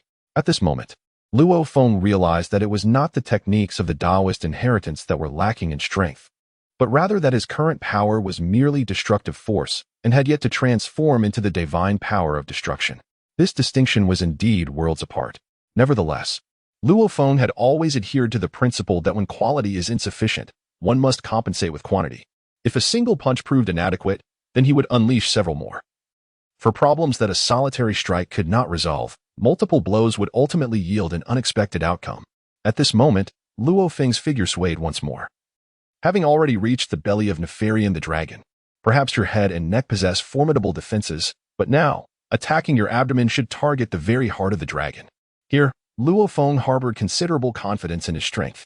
Observing his maneuvers, Nephalion, transformed into a dragon, revealed a peculiar smile at the corner of his mouth, while a mocking grin emanated from his eyes. Did you truly believe that the apparent vulnerability of my abdomen was a weakness? Do not jest. If you wish to strike at my belly, prepare to endure my physical assault. In an instant, Nephalion's 2 dragon claws transformed into mere shadows, rushing towards Luo Feng with ferocity. It seemed this abyssal demon dragon was not merely adept in conventional dragon magic, but was no pushover in physical combat either. Witnessing Nephalion's ambush, a smirk tugged at the corners of Luo Feng's mouth. Indeed, he had underestimated this formidable creature. Nonetheless, everything remained within his control. Chapter 79. Breaking the armor and the reverse scale. The greatest advantage Luo Feng possessed upon arriving in this world was the inheritance of ancient martial arts, particularly the so-called lightness skill. As Nephalion's claws descended, Luo Feng's form transformed into a mere shadow, deftly evading the fierce onslaught with remarkable ease. Strangely, none of Nephalion's powerful claw strikes left a mark upon Luo Feng's body, and even his garments appeared unscathed. Now, Nephalion seethed with anger. This fellow was as slippery as an eel. Though he seemed lacking in defense, being unable to land a hit proved futile. The primary drawback of physical attacks lies in their point-to-point nature, unlike a dragon's breath, which encompasses a wider area. Luo Feng could only rely on his skills to evade. Yet it seemed he possessed both disruptive and physical offensive capabilities. At that moment, Nephalion genuinely feared the consequences if this little reptile discerned his weaknesses. Inevitably, an unexpected turn of events transpired, catching Nephalion off guard. Luo Feng, in a flurry of movement, evaded Nephalion's claw strikes, feeling considerable pressure. It appeared effortless. Yet Luo Feng had pushed his agility to the utmost limits to dodge such swift attacks. After all, the size, strength, and speed of a dragon's claws were not to be trifled with. A single hit could shatter bones or reduce one to mere pulp. For the might of a dragon was no jest. In the vast expanse of the dimensional space, there exists a notable presence. However, the unique dragon Nephalion appears to be unaware of the combat style employed by Luo Feng, which has led to his disadvantage in physical confrontations. Yet, this is not a sustainable strategy. With time to acclimate, Nephalion's battle intelligence suggests that once he deciphers the trajectory of Luo Feng's movements, the ensuing moment will surely spell trouble for Luo Feng. Relying solely on his physical defensive capabilities, Luo Feng, who has yet to attain the might of a deity of destruction, may find it unwise to engage directly with a formidable abyssal dragon like Nephalion. At this moment, a glimmer of golden light flashed in Luo Feng's eyes, and a cold glint emerged. He immediately recalled another technique from the inheritance he had just received, the armor-piercing art. Indeed, this technique should possess a unique efficacy against the colossal dragon. However, Luo Feng was acutely aware that, when his destructive power had not yet fully transformed into the divine force of destruction, inflicting genuine harm or subduing such a terrifying creature from the abyss necessitated targeting the dragon's vulnerabilities. Where lay the dragon's weakness? It resided in the area of its abdomen, close to its heart. As a modern individual in his past life, Luo Feng was well aware that the greatest weakness of such a gigantic lizard-like creature was the reverse scale located at its abdominal heart region. This reverse scale constituted the Dragon Clan's most formidable armor, yet was also its most vulnerable point, for behind this scale lay the dragon's internal organs and heart. With this understanding, Luo Feng, with no hesitation, executed the body-breaking technique, sending Nefarian staggering backward. Now, all that remained was to locate that reverse scale. Hmph. The outcome of the battle was still uncertain. Suddenly, Luo Feng's form flickered eerily before he appeared at the abdomen of the colossal Nefarian. At this moment, Nefarian was quite vexed. It seemed this fellow possessed some knowledge. Did he truly recognize that his weakness lay in the reverse scale of his abdomen? Nevertheless, while the reverse scale represented a critical vulnerability for the dragon race, its defensive capabilities were extraordinarily robust. And Nefarian was quite confident that as long as this individual did not meet his expectations, the odds would still be in his favor. Indeed, as Luo Feng unleashed a powerful punch, it was the very body-breaking technique he had just employed. Did he think he could exploit my weakness with this feeble version of the body-breaking technique? What a jest! The reverse scale was the hardest part of the entire dragon body, and with such a minimal impact, I could easily absorb it due to my immense size. With a resounding thud, the body-breaking technique struck against Nefarian's reverse scale, yet Nefarian did not even flinch. The reverse scale emitted layers of black luminescence, effortlessly negating Luo Feng's assault. Just as Nefarian was about to revel in his triumph, Luo Feng's right hand transformed into a long blade, and with a fierce shout, he invoked the body-breaking technique. You arrogant brat, this technique merely seeks the location of your reverse scale. Once that position is revealed, the next one to fall will undoubtedly be you. It was merely a probing attack. This fellow was indeed cunning. At this moment, it was already too late for Nefarian to execute any evasive maneuvers or preventive actions. The location of one's weaknesses, the reverse scale, has been entirely exposed. And it is evident that this fellow, Luo Feng, possesses the subsequent skill known as the armor-breaking technique. As Luo Feng transitioned from a punch to a palm strike, delivering a fierce chop to the reverse scale on Nefarian's abdomen, a resounding crack echoed. The scale, renowned as the hardest on the dragon's body, shattered beneath Luo Feng's modified armor-breaking technique, leaving Nefarian utterly astonished. However, it cannot be said that Nefarian's prowess is lacking. In terms of spellcasting, physical attacks, and even bodily defenses, he is undoubtedly one of the pinnacle entities of this era. Yet now, confronted by the destructive capabilities of Luo Feng, he finds himself in quite a predicament. Despite Nefarian's enormous wings flapping in a futile display, they serve merely as a deterrent. For this ancient castle is not only designed to counter the god of destruction, but also their abyssal dragon lineage. Indeed, despite his transformation into a dragon, he can only flounder awkwardly on this rooftop like a comical duck, for dragons cannot ascend into the skies, especially with such significant vulnerabilities in their physical defenses. Even the formidable Nefarian dares not take risks. Should he attempt to soar after transforming, while his strength might increase exponentially, he would still regard this ludicrous creature with disdain. Yet, against the terrifying entity hovering above, Nefarian would rather not engage.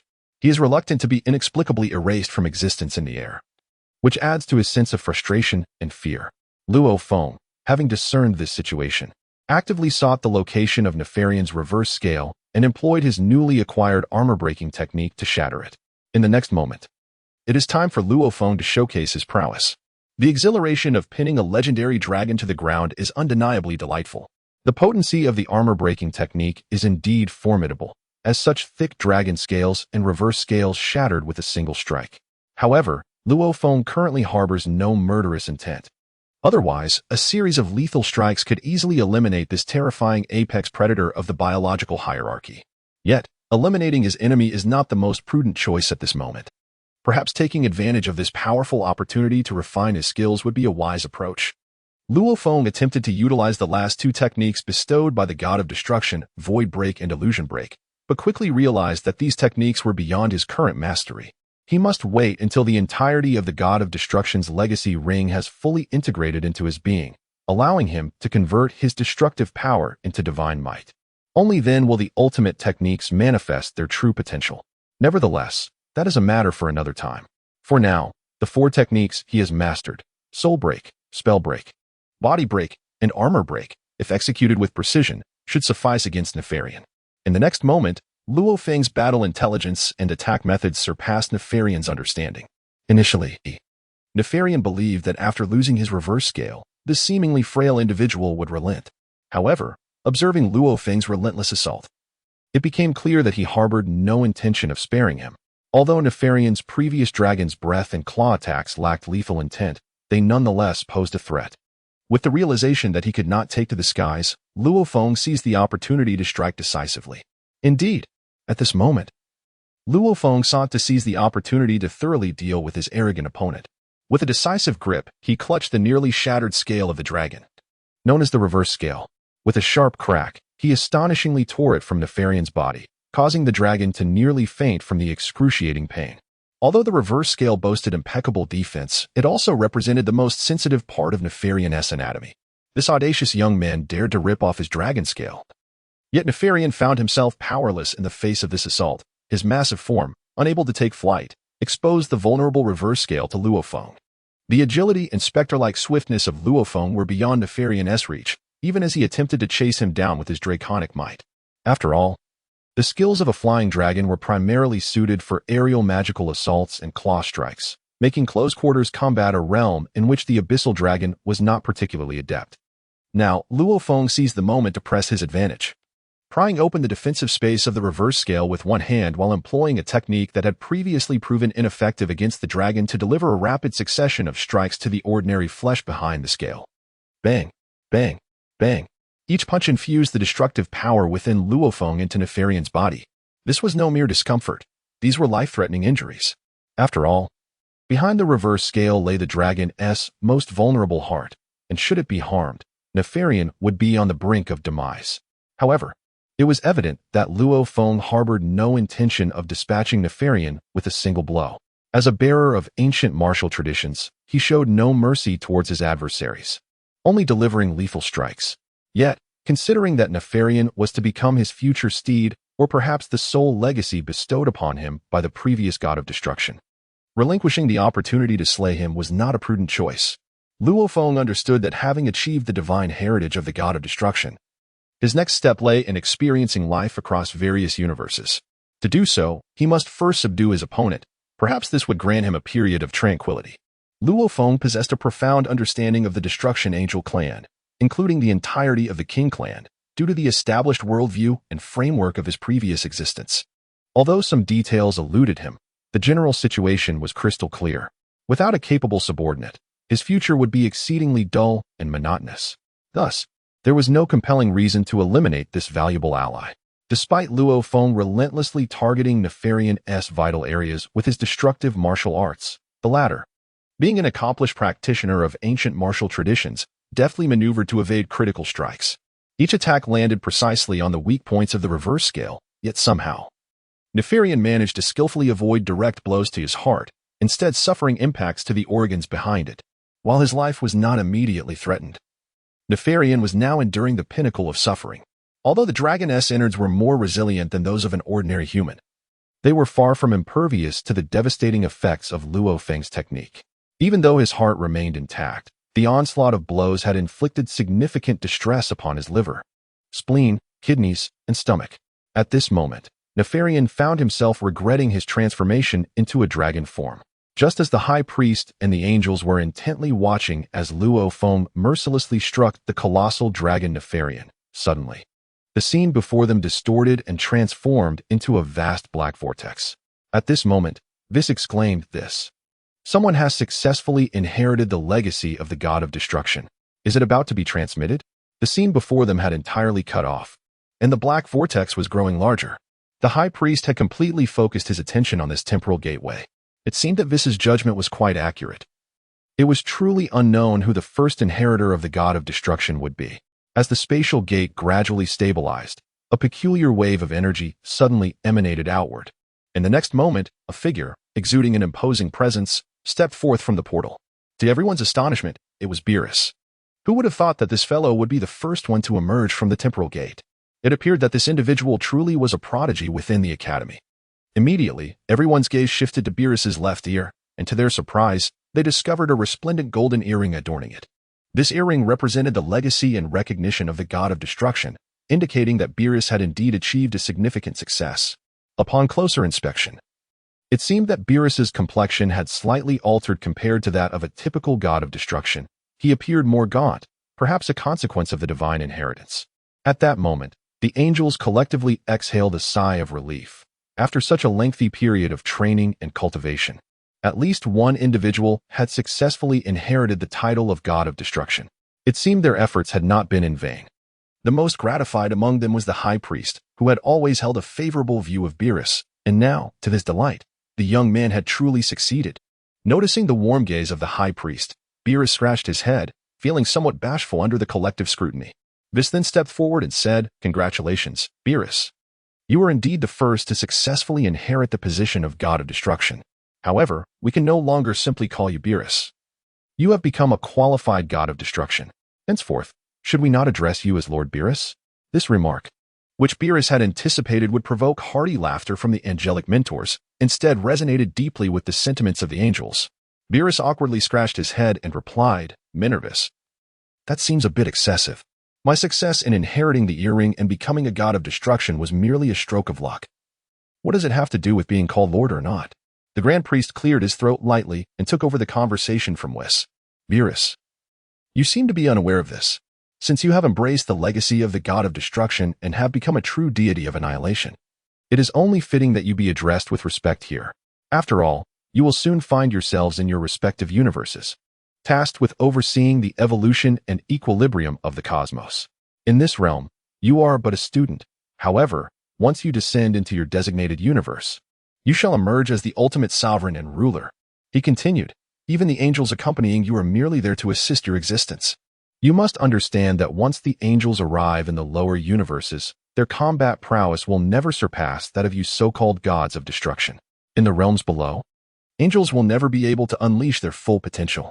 From the moment you inherit the title of god of destruction, you must adjust your mindset accordingly. Yet, discussing this further seems futile, as each of you will develop your own perspectives and insights upon entering your respective universes and territories. In due time, you will gradually harmonize with your angels and the god of forgetfulness. As for this idle chatter, I shall refrain from elaborating. By the way, how did you pass the trial? I am quite curious, given that each individual's experiences and paths are unique." Noticing the Grand Priest's inquiry, Beerus rubbed his hands together, alleviating his embarrassment. Observing the intense gazes of the angels, he quickly clarified, "Actually, it was merely a stroke of luck. My acquisition of the legacy is a long story." Just as Beerus was about to delve into a lengthy explanation of his journey to obtaining this legacy, Whis waved his hand dismissively. "Enough, Lord Beerus. We are already aware of your earlier exploits. What I wish to know is how you gained the acknowledgement of the guardian of the god of destruction's earring after entering the mysterious chamber. If you could enlighten me on this particular matter, I would ascertain your developmental trajectory." Upon hearing Whis's question, Beerus's lips twitched slightly, revealing no strong inclination to elaborate. He merely stated coolly, "Perhaps it was merely a harmonious connection with the earring. The guardian simply informed me that if I could master the Ultra Instinct technique, he would recognize my inheritance as a god of destruction. Coincidentally, just before entering the Tournament of Power, I managed to learn the Ultra Instinct through some unconventional means. I casually demonstrated it a couple of times, and the guardian inexplicably nodded and then vanished." Beerus continued, "Afterward, the earring found its way to my ear, and I now feel that my destructive power has undergone a certain elevation and enhancement, with the possibility of transforming into divine destruction energy." Grand Priest, what could this phenomenon signify? Originally, it was indeed so simple. Upon hearing Beerus's words, the most unsettled was Kess, yet she refrained from expressing any inappropriate opinions, as the origin of this matter seemed to lie with Hmph and bore no direct relation to Beerus. However, by a curious twist of fate, due to the shattering and theft of his staff, Beerus had mastered the Ultra Instinct technique, and unexpectedly, he gained the recognition of the god of destruction's guardian. This was indeed a notable accomplishment. Whis, lightly covering his mouth, exclaimed in surprise, "I cannot believe your inheritance stems from the trial of Ultra Instinct. This certainly exceeds my expectations. Nevertheless, to receive the guardian's acknowledgement is a stroke of luck for Lord Beerus. I believe you may have opportunities for further advancement in Ultra Instinct. Why not accompany me to Universe 7? It may be the most suitable direction for your development." Beerus, uncertain, cast a glance at the Grand Priest, who affirmed his thoughts, leading Beerus to clench his fist and declare, "Very well, Whis. From now on, I shall accompany you." Whis chuckled heartily, his mood considerably brightened, as he had not anticipated being the first to uncover the legacy of the god of destruction. Undoubtedly, among the angels, Whis was the strongest in the mastery of Ultra Instinct, perhaps due to his innate talent and Beerus's fortunate abilities, making them a fitting pair of god of destruction and angel. At this moment, Beerus felt exuberantly pleased and lightly patted Whis on the shoulder, casually stating, "As your angelic mentor, let us refrain from formality. Once we reach our regional universe, I shall be your teacher and servant, while also serving as a neutral observer. The development and strength of our regional universe will largely depend on the efforts of Lord Beerus. But what is this transformation of the destructive force within me into divine destruction power?" Whis chuckled softly, "You need not worry. This is inevitable. Currently, what you have learned at our God of Destruction Academy is merely the foundational destructive force. Once you receive the recognition of the God of Destruction earrings, the destructive force within you will gradually transform into divine destruction power. At that point, your strength will undergo a tremendous elevation. Without a certain level of power, how could one aspire to become the sovereign of the vast universe below? Very well. You may take a moment to rest and allow the transformation of your divine destruction power.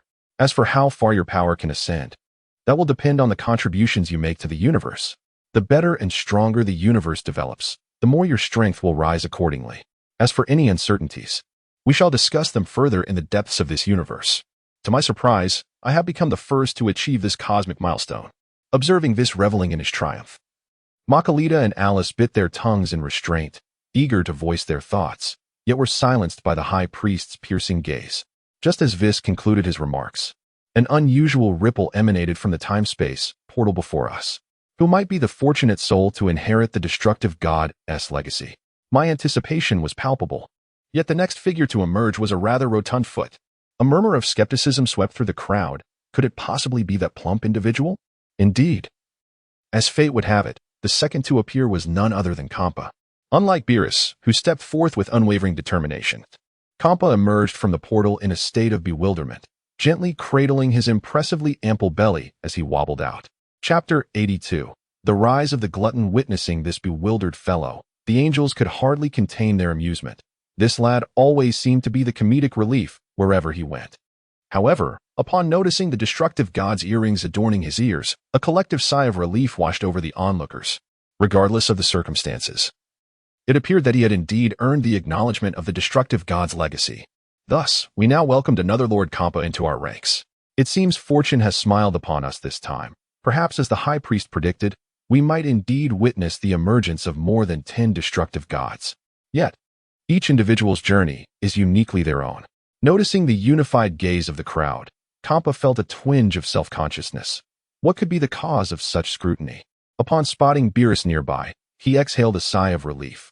The fact that Beerus had exited before him without perishing within the portal indicated that their joint efforts had borne fruit after all. At that moment, the high priest cleared his throat, interrupting the crowd, and inquired, "Hmph, how did you earn the guardian's recognition?" This question seemed to strike a nerve with Hmph, who appeared visibly awkward, fidgeting with his hands and scratching his head. The high priest continued, "Speak freely. The means of gaining recognition varies. Each individual's path and fortune differ. The fact that you have garnered the earring's approval indicates that you possess unique qualities." Under the expectant gazes of the onlookers, Hmph steeled himself, gritted his teeth, and confessed, "My experience in that room was quite peculiar. The figure in the black robe demanded that I consume an entire table of food. Only by doing so could I inherit the title of the God of Destruction and gain the earring's acknowledgement. That's how it transpired. I exerted every ounce of strength to devour all that abundant food, regardless of its flavors. To be honest, I didn't pay much attention to the taste. I was simply focused on satiating my hunger. Look at me now. I appear anything but human." Upon the utterance of these words, the assembled angels and the Grand Priest found themselves momentarily taken aback, for they had never encountered a deity of destruction whose heritage and recognition stemmed from a mere gourmand. It was indeed perplexing how this Epicurean had managed to acquire the legacy of the God of Destruction through such extraordinary fortune. While they could perhaps accept an individual like Beerus, who possessed the fortuitous talent to master the Ultra Instinct alongside considerable ability, the notion of someone like Hmph obtaining divine status solely through gluttony was unprecedented throughout history. Nevertheless, the Grand Priest, though the director and supreme ruler of this domain regarded Hmph with a mixture of incredulity and resignation. The method by which each earring chooses its master is not dictated by the Grand Priest, and even the most bizarre means must be acknowledged. Regardless of the circumstances, the emergence of a second god of destruction was, at the very least, a positive development. Subsequently, the Grand Priest surveyed his progeny and remarked, "What do you think? While Hmph's accomplishments may appear somewhat amusing, he is undeniably a qualified god of destruction. Let us consider which universe would best facilitate the development of Lord Hmph." At this, Hmph was momentarily taken aback, inquiring, "Director, what does this mean?" The Grand Priest then elucidated, "Upon fully assuming the mantle of a god of destruction and being assigned to one of the various universes, he shall become the sovereign of that realm. This entails not only sovereignty, but also the significant responsibility of fostering the evolution of each universe. Therefore, addressing him as Lord is entirely justifiable." Realizing this, Hmph reflected inwardly, contemplating the triviality of the distinction between a student and a lord being merely a meal. He mused to himself that had he known it would be so simple, he would not have exerted himself so diligently in his training. At this moment, Beerus smiled and remarked, "Lord Hmph, I believe your style and prowess are quite well suited for our sixth universe, which happens to belong to the realm of astonishing universes. This way, you and your brother can together become the wild gods of the astonishing universe." Beerus continued, "Although your path to divinity is through consumption, it seems I also possess a keen interest in food. It appears we are rather compatible in this regard. Thus, how about you join me in the sixth universe? Hee. I trust there are no objections from you all." This fellow, Beerus, has surprisingly taken a liking to a gourmand, and the others expressed no dissent. If it were in other areas of exceptional talent, they might have considered competing for him, but as for a destroyer god who ascends through gluttony, it seems that apart from Beerus, there truly are no other angels interested in this character. At this moment, the disdainful gaze of Beerus fell upon him. After all, the legacy he had acquired was rooted in true strength. The Ultra Instinct technique was not something any mere destroyer god could master. Yet, here was Hmph, managing to make a fool of himself. Truly, a being who ascended merely through indulgence was beyond comprehension. The fact that this individual could stand alongside him as a destroyer god of the universe was, upon reflection, quite embarrassing. However, it was not the time to dwell on such matters. After all, they were merely the first two among the destroyer gods. And who knew what other peculiar choices lay ahead? Beerus found himself equally uncertain about what was to come. Very well, since we are here, let us accept our fate.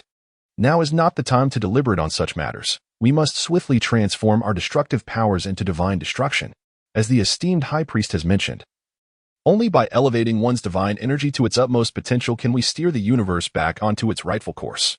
The strength of the universe will enhance our own prowess. For after all, within Beerus resides a heart aspiring to greatness.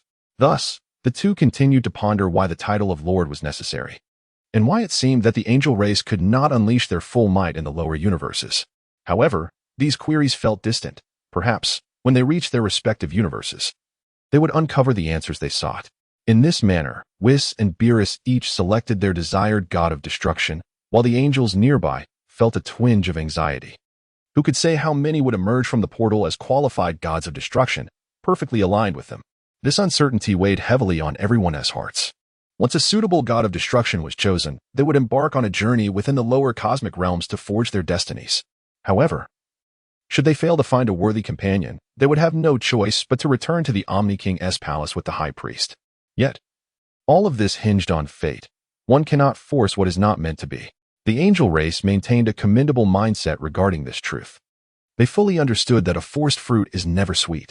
Soon, a handful of individuals emerged, selected by the angels for their respective universes as gods of destruction.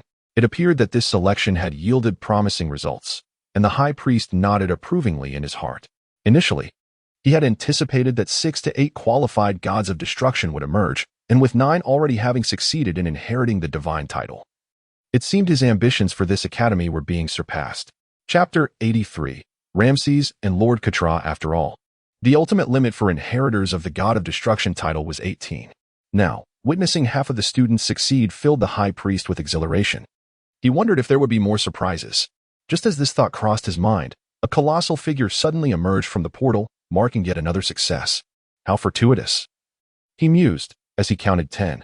However, the newcomer wore an expression of dejection, appearing utterly disenchanted. Upon seeing this endearing creature, the crowd first paused in surprise, then broke into knowing smiles. It was Ramses, the white elephant. It was indeed astonishing that he had also succeeded in becoming a god of destruction. Yet the perplexity surrounding his demeanor persisted. Had he encountered some peculiar predicament? As if reading their thoughts, Ramses shrugged his shoulders and said, "Esteemed mentors and the Dane, I shall refrain from saying much. It seems the trial I faced was to forge iron. Am I destined to be a blacksmith by nature?" It unexpectedly turned out to be the trial of a blacksmith, leaving the assembled angels in a state of bemusement. However, having this blacksmith among them seemed to be a fortuitous circumstance, for within the angelic lineage, it appeared that only Kes possessed the innate ability to mend items and staves. Otherwise, the gem on her celestial staff would not have been restored to a near-complete state in such a brief span of time. To everyone's astonishment, this individual emerged with an astonishing compatibility with Kes, leading her to immediately set her sights on Ramsey. "Lord Ramsey, you shall henceforth be the god of destruction for our 10th universe." I never imagined such a god of destruction would inherit this legacy. I thought I might return empty-handed this time. However, your talents will soon yield commendable results. The crystal orb on my staff is still not entirely repaired, and the subsequent tasks will rest upon your capable hands. At that moment, Ramsey's expression became even more captivating. Could it be that I am destined to be the mechanic among the destroyers? Nevertheless, this prospect did not dishearten him. In truth, he had little interest in battles and skirmishes. Engaging in studies related to metallurgy seemed to align perfectly with his temperament and taste. Thus, amidst laughter and joy, the crowd beheld Ramsey stepping into the ranks of Crix. This time, the wait was brief, as another figure swiftly emerged from the portal. This individual appeared rather slender, causing the angels to pause momentarily. Was this not the one who always fancied himself a jester? It was indeed surprising that this lad had gained the recognition of the Destroyer's legacy. The high priest could not help but quietly commend. "Remarkable. This makes the 11th. It seems we might return with a bountiful harvest." Initially, he had never entertained the thought of filling all 18 slots, for the notion of having every single candidate ascend to become a destroyer was a perfection he had never dared to envision. Yet, observing the flustered expression of the newcomer, he noted a hint of unease. The young man, however, soon fixed his gaze upon the angelic teacher. "Makalita, thanks to you, Makalita, my trial turned out to be the concoction of alchemical agents. Fortunately, I have learned well under your tutelage, and I managed to pass this test by mere luck, thus securing the divine position of the destroyer. What do you think, Makalita? May I accompany you in the future?" At this moment, Makalita furrowed her brows, astonished that within the god of destruction's inheritance, there existed a trial of alchemy, and that this individual, Wami, had successfully acquired the legacy of the alchemical god of destruction. It seemed that fate had orchestrated this turn of events, and now was hardly the appropriate moment to refuse. Initially, she had contemplated retreating to a secluded corner, to quietly delve into her own alchemical studies. However, with the presence of a successful god of destruction before her, it was indeed a rare opportunity. Thus, Makalita relaxed her troubled expression and smiled warmly. "We are most delighted to welcome you, Lord Wami, to our 11th universe, where you shall become its god of destruction and ruler. Once you arrive in the 11th universe, we shall engage in a thorough exploration of alchemy together. It promises to be a splendid endeavor." It appeared that this encounter might yield significant rewards. The high priest's gaze shimmered with anticipation, as the portal before them emitted an unusual wave of energy, hinting at further surprises. Could it be that a 12th candidate would emerge as this successful god of destruction? The high priest's eyes sparkled with hope. Might this individual be the one known as Luo Feng? Although Nephalion had been subdued and had yet to reemerge, could this young man possess some extraordinary fortune?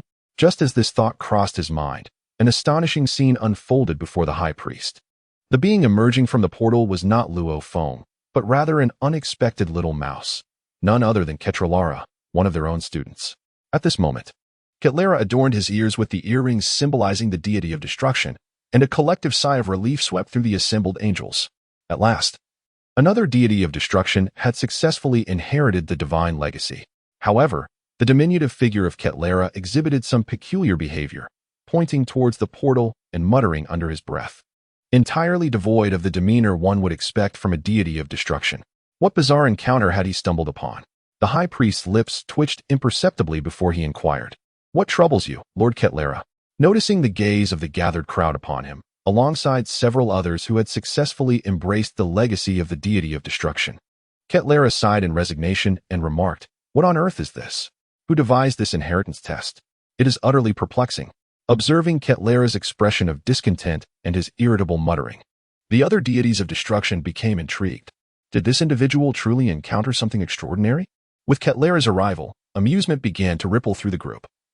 As it turned out that the guardian he encountered in the secret chamber had demanded he complete a middle school mathematics exam. Was not the essence of the deity of destruction rooted in power, strength, and character? What relevance had mathematics to this legacy? Fortunately, Ketlara's intellect was not lacking. Otherwise, to have his path to divinity hindered by a mathematics test would render him the most tragic deity of destruction in existence. Yet, despite the passage of time, Ketlara's fury remained unabated. What connection did his inheritance as a deity of destruction have with mathematical problems? Though Ketlara seethed with indignation. At least now the 12 deities of destruction were fully assembled, and the high priest was quite pleased with the outcome. Chapter 84. Distribution. Just as the high priest prepared to seal the portal to time and space, the voice of Hmph suddenly interrupted. Observing the high priest's actions, Hmph promptly exclaimed, "Director, please wait. There is still one individual yet to emerge." Indeed, the high priest seemed to recall something. It appeared that closing the portal at this moment was not the wisest course of action. However, fully exposing the strength and circumstances of that individual before the gathered deities of destruction could also serve as a setback for them. It seemed prudent to delay. The high priest smiled gently. "I know whom you refer to. Do not fret, Hmph. I shall make proper arrangements. Now that all 12 of you have ascended to the ranks of deities of destruction and chosen your respective angels, it is time for you to descend into the various universes to fulfill your divine missions. As your director, I have a splendid gift for you. Behold." With that, the high priest levitated gracefully, emanating a soft blue energy from his hands, and with a flourish, he began to unveil his gift. The high priest descended gracefully, channeling a surge of energy directly into the surface of the podium. This intricate maneuver left not only the newly appointed god of destruction utterly perplexed, but also a group of angels nearby, who wore expressions of bewilderment, pondering what their esteemed father was up to. Meanwhile, a subtle smile played upon the high priest's lips, hinting at a profound mystery as his divine power seamlessly merged with the ground. In the next moment, a thunderous rumble echoed throughout the entire Academy of Destruction. Was it an earthquake, or was the very institution on the brink of collapse? Amidst the murmurs of speculation and doubt, the Academy began to fracture under the influence of the high priest's divine energy, splitting the floating continent into 12 distinct pieces, perhaps a demonstration of the high priest's formidable prowess. As the ground fissured, massive chunks of rock and debris from the Academy emerged before the astonished onlookers. Having completed this monumental task, the high priest turned to the crowd with a benevolent smile, announcing that the Academy of Destruction had now been divided into 12 segments. Each student who inherited the legacy of destruction would receive a fragment of the Academy, which would accompany them into the cosmos below, manifesting as their own domain within the worlds they traversed. Indeed, the residents of each god of destruction and their respective planets would be directly formed from these continental shards. Do not underestimate these fragments, for they are ancient treasures, the finest gift I can bestow upon you. Thus, the origin of the god of destruction was revealed to be rooted in these fragments of the Academy, each unique to its recipient. Beerus and Hmph received a kitchen and a playground respectively, while Quitella was bestowed a library, and Ramses surprisingly found himself with a warehouse. Well, each individual's circumstances varied. Even the most disgruntled member, Waymeda, gazed resignedly at the chemistry lab he had received. Indeed, the distribution was far from uniform. Yet the entire continent had been meticulously divided by the high priest. With a decisive wave of his hand, the high priest declared, "Return to your own universes. Should you have any inquiries, consult your respective angels. I shall refrain from further elaboration, as there are matters yet to unfold." The assembly nodded in understanding, choosing not to dwell on future uncertainties. However, Hmph cast a glance at the high priest, hesitating to speak. The high priest responded with an expressive glance that conveyed understanding, leaving no further words exchanged. Hmph was acutely aware that certain secrets were perhaps beyond his comprehension and patience. Subsequently, Bardos, Makalita, Kasai, and Whis all exchanged knowing smiles, each retrieving their celestial staffs to select their preferred deities of destruction. The fragmented landmasses transformed into radiant beams of light, akin to diamonds, vanishing into the void of the entire Academy of Destruction. Observing the departure of the others, the high priest let out a gradual sigh of relief, only to suddenly raise an eyebrow in surprise upon noticing that one angelic minor had chosen to remain. What mischief was she up to this time? At this moment, Alice, who had just moments ago been embroiled in a tumultuous uproar, now gazed with sparkling eyes fixed upon the high priest and the legendary portal behind him. Alice, what are you still doing here? The high priest inquired, his question tinged with an air of feigned ignorance. Alice, with a playful grin illuminating her face, sweetly replied, Dear father, I knew you would reserve the most formidable god of destruction for me, wouldn't you? You are aware that my Universe 13 has just been established, and I have only recently returned, with nothing in my possession. Furthermore, conflicts are incessantly erupting in the front lines. I knew you would entrust me with the strongest one, and it seems my pet, Nefarian, is also part of this. I just knew you were the best father. It appears that this girl has indeed seen through everything. The high priest sighed in resignation. It seems that boy will soon be unleashed. However, how you two will harmonize and interact is a matter I shall refrain from discussing further. As it stands, this generation's god of destruction is undoubtedly him.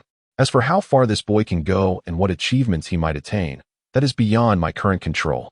At this moment, Alice lamented, Father, this seems rather unjust. The Destruction Academy is a treasure passed down from ancient times, yet you have divided it into 12 portions for my brothers and sisters. If my destruction god emerges and we return to the 13th universe, what will you provide us as our foundation?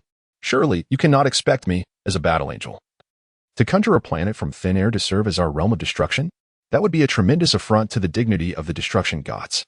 The high priest, seemingly anticipating Alice's concerns, chuckled softly. Although I have divided the Destruction Academy into 12 parts, I have not allocated the trial grounds to them. This, indeed, should be the most coveted territory within the entire academy.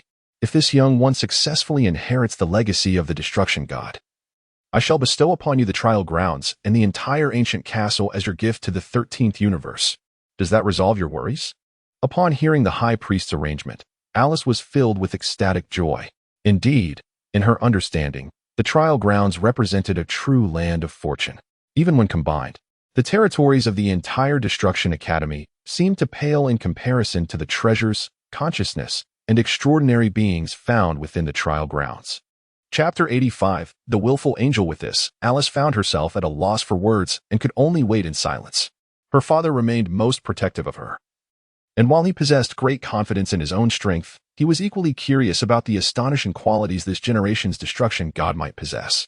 In the next moment, the spatial gate shrank to a diminutive size, then with a resounding boom, it swelled dramatically as if struck by some force. At that moment, a colossal dragon had emerged from the portal, bearing an oddly disheveled appearance. The dragon surveyed its surroundings and spotted the high priest and Alice. To their surprise, a flicker of reluctance and grievance appeared in the dragon's eyes, as if it had encountered family. The dragon had attempted to retreat through the spatial gate, displaying an expression of shame.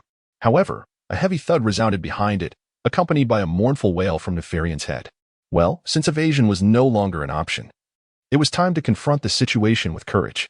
As Nefarian's anguished cry echoed, the entire dragon body slowly emerged from the swirling vortex of time and space. Once Nefarian's massive form fully emerged, a dark-haired youth stood resolutely atop its head, none other than Luo Feng, the one who had left Nefarian questioning his very existence. Indeed, when it comes to dealing with this malevolent dragon, notions of legacy and camaraderie are mere illusions. Only a fist of unwavering strength can compel such a proud creature to submit. Though Nefarian still harbored some minor grievances, he obediently soared out of a realm under the gentle reassurances of Luo Feng, departing from the world of trials and returning to the podium of the Destruction God Academy. Upon witnessing the podium, now entirely enveloped in an ethereal state, Luo Feng was momentarily taken aback. Had he returned too late? It seemed as though something peculiar had transpired here.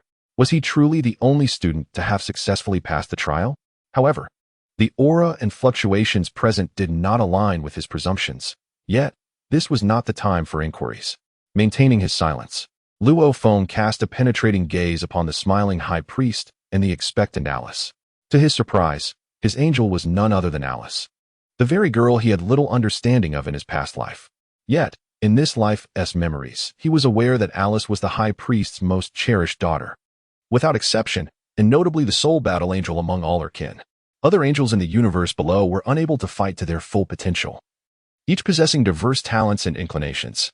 Alice, despite her exquisite beauty and graceful figure, had occasionally received the high priest's profound teachings regarding combat skills. Although she exhibited a hint of temperamental behavior, Luo Feng held no objections to being accompanied by such a captivating beauty. Alice, feeling a sense of relief, realized that this time the Destruction God King and his steed had successfully gained recognition for their inheritance. What irked her, however, was the realization that her intricate schemes to become a dragon knight seemed to have little hope of fruition. The fact that Nefarian, her pet with a lack of resolve, had truly been subdued by Luo Feng dashed her plans. Yet, a clever thought crossed her mind. If she could somehow win over Luo Feng, would not her aspirations of becoming a dragon knight also be attainable? The high priest, oblivious to Alice's myriad of thoughts and without the intention of providing clarity to Luo Feng, merely stated lightly, "Congratulations, Luo Feng. You have indeed obtained the legacy of the Divine Lord. However, you still remain considerably distant from that Lord's realm. Your journey in the universe below requires diligent cultivation. Strive to surpass the limits of that Lord's abilities. I have great faith in you." Luo Feng returned the high priest's words with a knowing glance, recognizing that his goal was to grow stronger. Regardless of whether the high priest acknowledged it, he was determined to inherit the power of the Destruction God King. Through the recent battle with Nefarian, he had gleaned numerous profound truths and capabilities. Yet, to consider the Destruction God King as his ultimate destination was a joke. He was resolute in his aspiration to transcend the Destruction God King and become the mightiest being in this world. This was the desire and dream that resided within Luo Feng's heart. However, discussing such matters seemed ill-suited for the present moment and the atmosphere. Although Luo Feng has grasped a portion of the inheritance and energy from the God of Destruction, the complete transformation of the destructive power within his body into the divine force of destruction requires a protracted period. Moreover, elevating this divine force to embody the full might of the God of Destruction is no trivial endeavor that can be achieved through mere effort. The high priest spoke lightly of this, and Luo Feng could only nod in response. "All right, esteemed high priest, may I inquire about the universe I am to venture to?" A radiant light sparkled in the high priest's eyes. "Need I even say? It is, of course, the 13th universe. Although this universe is somewhat unique and may pose a challenge for you, there is also a stroke of fortune. You will encounter Alice, my most cherished daughter and the most powerful battle angel. In the 13th universe, while you may face unforeseen dangers and difficulties, I believe that with your cooperation with Alice, you will undoubtedly bring glory to the 13th universe."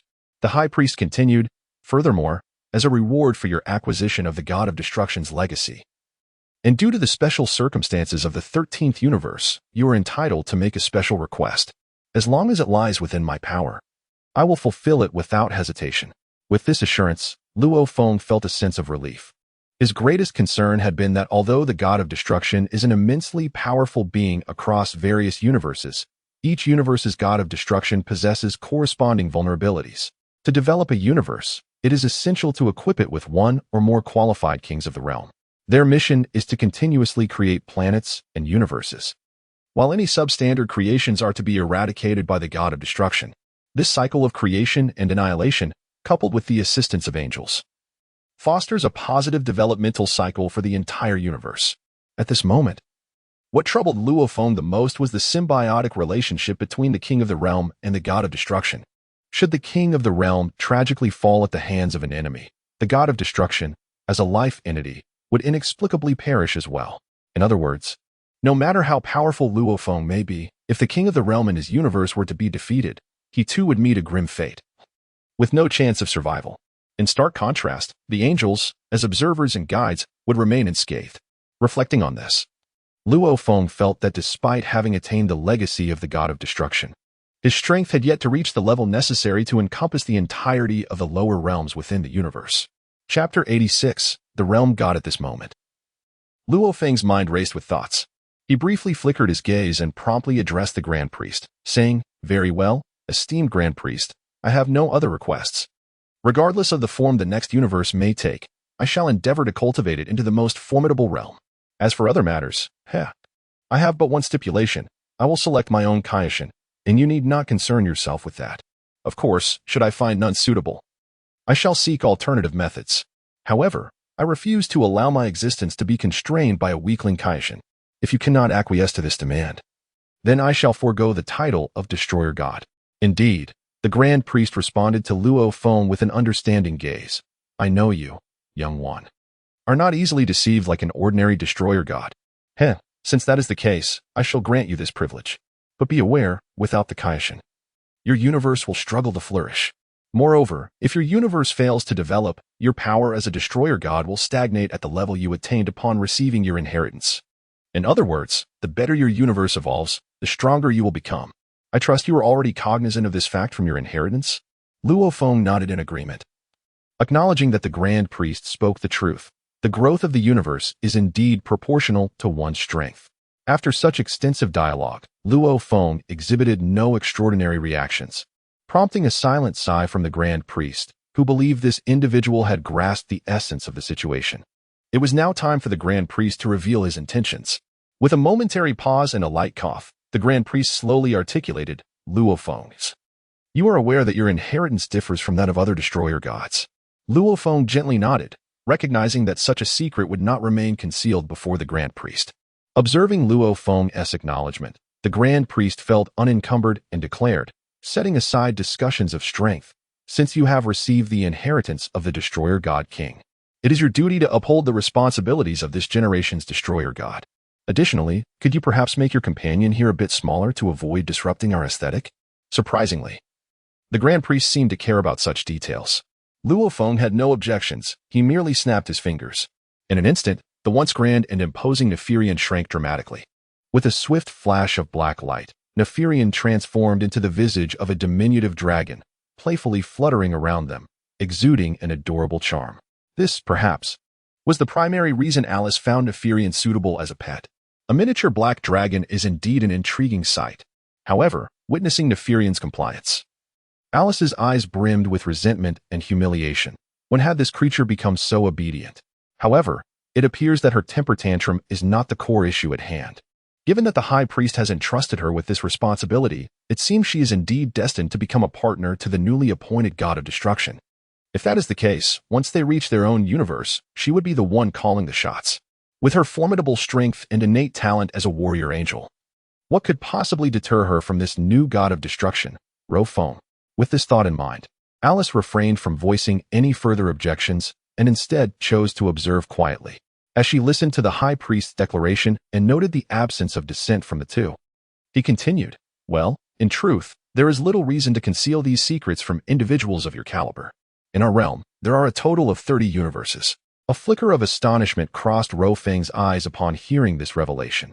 He was aware that in his memories of the Dragon Ball world, there had only been 12 major universes.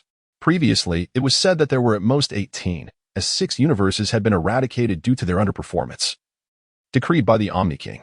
Yet, according to the High Priest, the existence of 30 universes was an astonishing secret he had never encountered before. Noticing Luo Feng's composed demeanor as he attentively listened, the High Priest proceeded to elaborate. Originally, there were indeed 30 universes. However, due to the presence of 2 Omni Kings, the universes were divided into 2 factions. This faction is governed by the angel race and the Omni King, overseeing a fixed 12 universes. Conversely, there is the elder brother of the Omni King, the Great King of Fists, who also presides over 12 fixed universes. Thus, the total number of universes amounts to 24. Yet, these 2 brothers are often in a state of competition. The remaining 6 universes serve as their battleground, a site for rivalry. Currently, the established 12 universes are managed by the Great King of Fists alongside the angel race and the gods of destruction, while the other side is governed by the demon race and the dark gods of destruction. This arrangement allows for a sort of mutual non-interference. Yet in the shared 6 universes, both factions continuously vie for dominance. Since this is a struggle, it becomes a battleground where the fate of these 6 universes is determined by strength. However, it seems there have been some unexpected developments on the side of the Omni King. Originally, 3 universes were meant to belong to him, but due to certain peculiar circumstances, they have been lost. This means that the Great Omni King currently controls 18 universes, while the Omni King possesses merely 12. This disparity elucidates why the Omni King has consistently maintained 12 universes in the later stages. Thus, after the High Priest's thorough explanation, Luo Feng began to grasp the intricacies of this new reality. Yet, he pondered how these matters were pertinent to the universe he was destined to enter. Perceiving Luo Feng's puzzled expression, the High Priest confidently stated, very well, I shall not withhold any longer. Luo Feng, since you are the inheritor of the god of destruction, what lies ahead for you is the 13th universe. I have not heard of the 13th universe before, but according to the High Priest's earlier introduction, it seems to be a realm rife with disputes. However, this is not necessarily a disadvantage. With conflict comes challenge. And it is through challenges that life becomes vibrant and multifaceted. Luo Feng paid little heed to this war-torn land, as long as he could cultivate his own territory. Who could say that he would not create miracles in the future? Noticing Luo Feng's nonchalant demeanor, the High Priest felt a slight pang of guilt towards him, leading him to speak candidly. The 6 universes have been embroiled in a struggle between the Omni King and the Grand Omni King. As you know, the ultimate skill of the Omni King is the erasure technique, while the Grand Omni King wields the great erasure technique. In the relentless erasure between these two brothers, the 13th to the 18th universes have essentially become mere shells. Apart from the spatial structure of the universes, all the galaxies and life forms within have been completely obliterated by these two mighty beings. This is why the 13th universe is now assigned under the dominion of the Omni King. In time, you will come to understand the implications of what I am saying. In other words, the 13th universe you are about to enter is devoid of anything. Will you still consider the need for a Supreme Kai? Chapter 87. A ray of golden light. Luo Feng pondered for a moment. Even if it were a realm of utter void, I would not desire a Supreme Kai. A being so feeble. Otherwise, would my very life not rest in the hands of the Supreme Kai? Let us not jest. Luo Feng asserted earnestly. High Priest, rest assured. I have my own means. Just entrust the 13th universe to me, and you need not worry. As for how far I can progress in the future, that is a matter for me to ponder. Upon witnessing Luo Feng's unwavering determination, the High Priest refrained from uttering any further trivialities. Each individual harbors their own aspirations. The words have been spoken, and how to proceed is entirely his affair. Yet, the High Priest harbored his own calculations, hoping that Luo Feng might surprise him in ways yet unimagined. Presently, the 14 to 18 universes remain under the dominion of the Grand King, and as you are aware, our angelic lineage must contend with the demonic clan under the Grand King's command. There is no need for me to elaborate further on this. However, as a god of destruction, we have already secured a qualified deity on our side.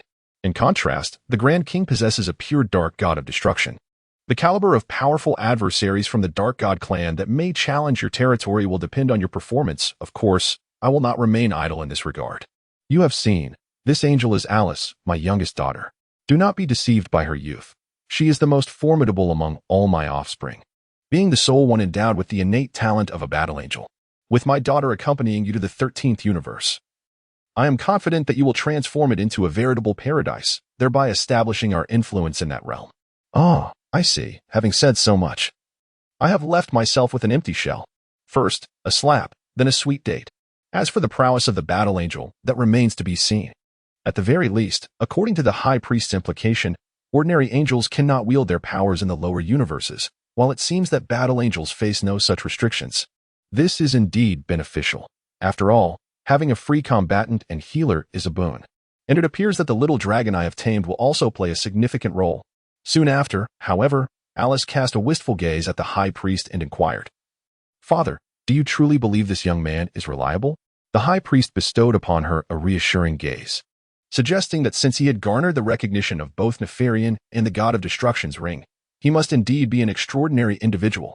You may confidently develop the 13th universe, and if the opportunity arises to reclaim the remaining 5 universes, I shall consider it your crowning achievement, one not to be overlooked.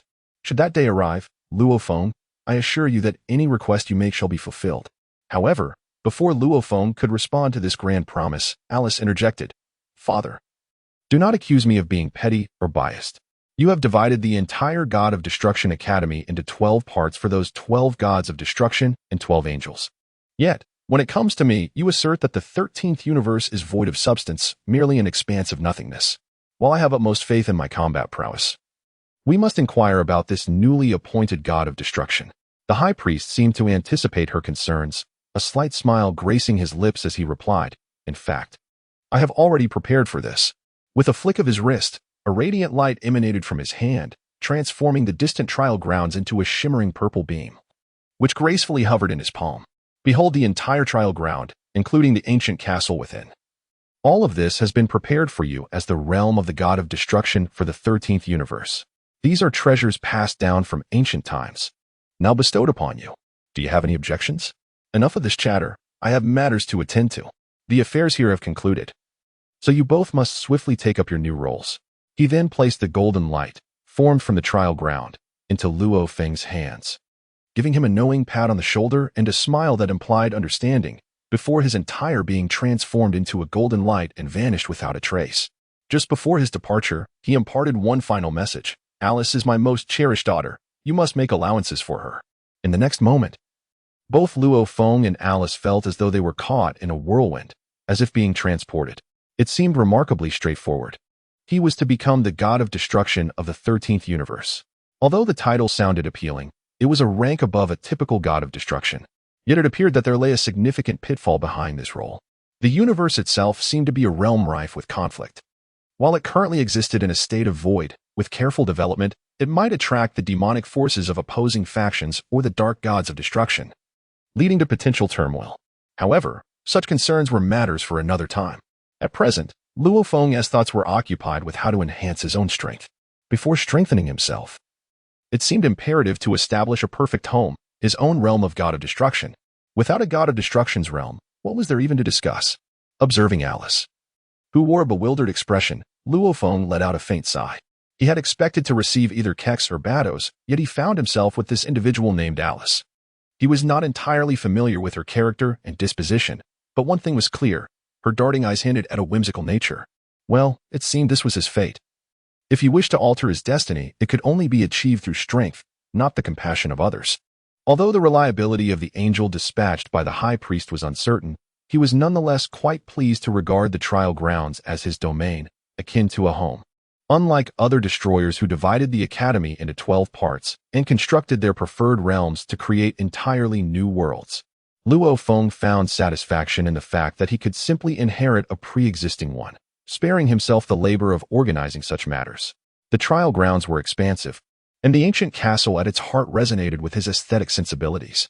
Additionally, this realm encompassed jungles, deserts, swamps, and icy plains, teeming with diverse extraordinary beings. At least within his dominion, he would not suffer from solitude. Taking leisurely strolls to explore his territory was a delightful pastime, and engaging with these extraordinary creatures could also aid in enhancing his own prowess. With this thought, Luo Feng nodded in contentment but chose not to engage with Alice, who gazed at him with an expression of longing. Regardless of her beauty or the high priest's favor, she merely played the role of a maid. What sense was there in a master offering warmth and concern to a servant? Chapter 88. Inspecting the territory with this in mind, Luo Feng disregarded Alice's mournful glance and set about activating the trial grounds and castle bestowed upon him by the high priest within the chaotic expanse. With a surge of divine power, a brand new domain of destruction quietly emerged within this chaotic realm. This newly formed chaotic space was none other than the so-called 13th universe, a place devoid of anything but chaos, an outcome resulting from the mutual erasure techniques employed by the Omni King and the Grand Omni King.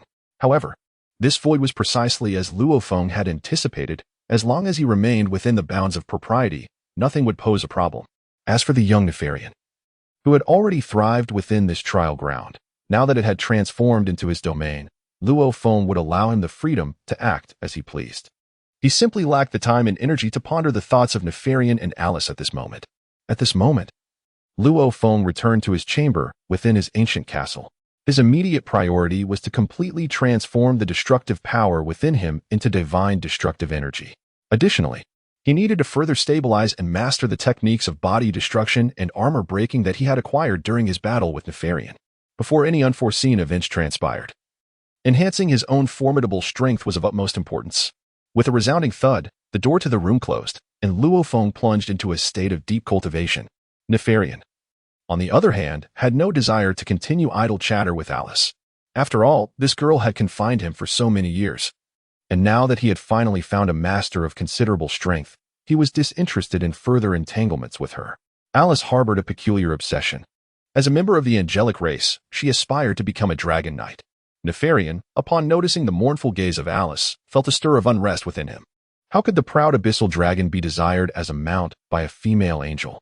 Even if she felt nothing, it was still a profound humiliation for the dragonkin. If she were a true powerhouse, it might be acceptable, but despite her reputation as a genius among battle angels, her strength and capabilities were not significantly superior to his own. Fortunately, with Luo Feng, the new god of destruction, present, he no longer had to face this so-called battle angel daily. Nefarian cast a casual glance at Alice, then in an instant, transformed into a colossal dragon, unfurling his wings to soar and patrol the newly established realm of destruction. This vast and expansive domain was, after all, Luo Feng's territory and Nefarian's hunting ground. It was only fitting that while his master was engrossed in cultivation, the responsibility of security and oversight of this realm fell to him, the subordinate. At this moment, the entire trial realm quietly hovered in midair, resembling an inverted triangular celestial body. Observing the two individuals, one patrolling the territory and the other immersed in meditation, Alice felt like an outsider.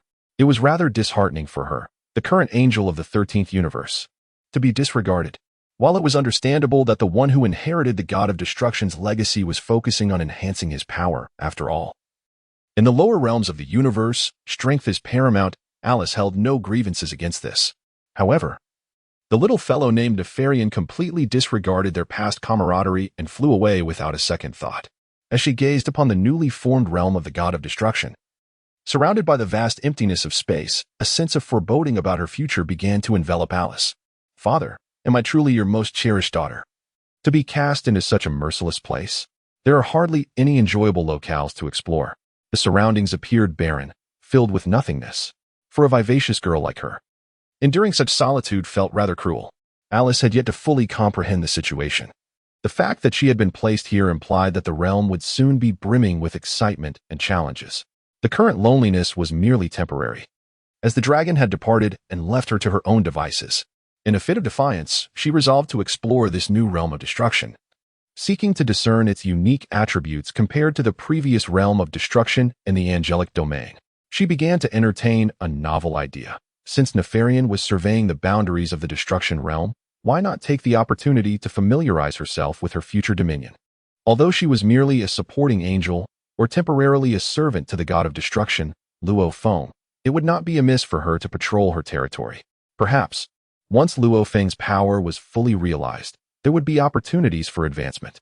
In this regard, she held considerable faith in the high priest's arrangements. Upon seeing Nefarian leave the ancient castle and noting Alice frolicking outside with her staff, Luo Feng exhaled a sigh of relief. Nefarian was manageable, but he was uncertain how to handle the newly assigned princess warrior angel. At present, he lacked the energy to contemplate others' thoughts. Solidifying his own strength to gain control over the universe was his foremost priority. His ancient martial arts seemed to have improved, and the ring of the god of destruction had bestowed significant enhancements. Earlier, the high priest had refrained from inquiring about many matters. Indeed, there is no need for inquiry, for the memories born from legends are sufficient for him to ponder for an extended period. The fragment of the soul-breaking technique he acquired from Keisai is but a truncated version, lacking the full embodiment of the powers derived from the god of destruction's ring, which represents the true inheritance of the god of destruction. As this inheritance implies, his ultimate aim is to elevate the god of destruction's abilities to their zenith, thus becoming a sovereign of a newly envisioned realm of destruction. This is the pursuit that drives Luo Feng at present. Through the cryptic utterances of the high priest, he has also discerned that the adversarial forces opposing him are far from benign. Notably, the high priest has mentioned that the formidable beings on the side of the All-King belong to the angelic race, who also assist in governance, while the All-King himself seems to be backed by the demonic faction, a name that suggests a decidedly antagonistic nature. However, it appears that neither side can gain the upper hand, and with the existence of the high priest, it is reasonable to surmise that a great demon must also be present on the opposing side. Nevertheless, all of this remains distant from their immediate concerns and is beyond Luo Feng's current considerations. Presently, the All-King's side is evidently at a disadvantage. Both factions possess a fixed 12 universes, yet amidst the ongoing conflict in 6 of those universes, it seems that the All-King's domain encompasses merely this singular universe, the 13th, which was obtained only after significant sacrifice. Chapter 89. Cultivation. In light of this, it becomes evident that the adversary holds absolute precedence over 5 of the war-torn universes, while his own 13th universe has become a patchwork of void, temporarily falling under the All-King's jurisdiction at great cost. Should he currently lack strength, and his universe remained stagnant. A direct confrontation with the opposing forces would inevitably lead to his demise. To be merely defeated would be a mild fate. Encountering a master from the demonic faction or the dark god of destruction would likely result in him being thoroughly overwhelmed. For he is but a recent graduate of the Academy of Destruction. Reflecting on this, Luo Feng's urgency to enhance his power intensifies. However, he does not hasten into the state of cultivation he had envisioned. At this moment, he senses the destructive force within him gradually transforming into the power of the god of destruction, a transition that may be protracted. Yet, during this metamorphosis, he also perceives an expansion of his sensory capabilities.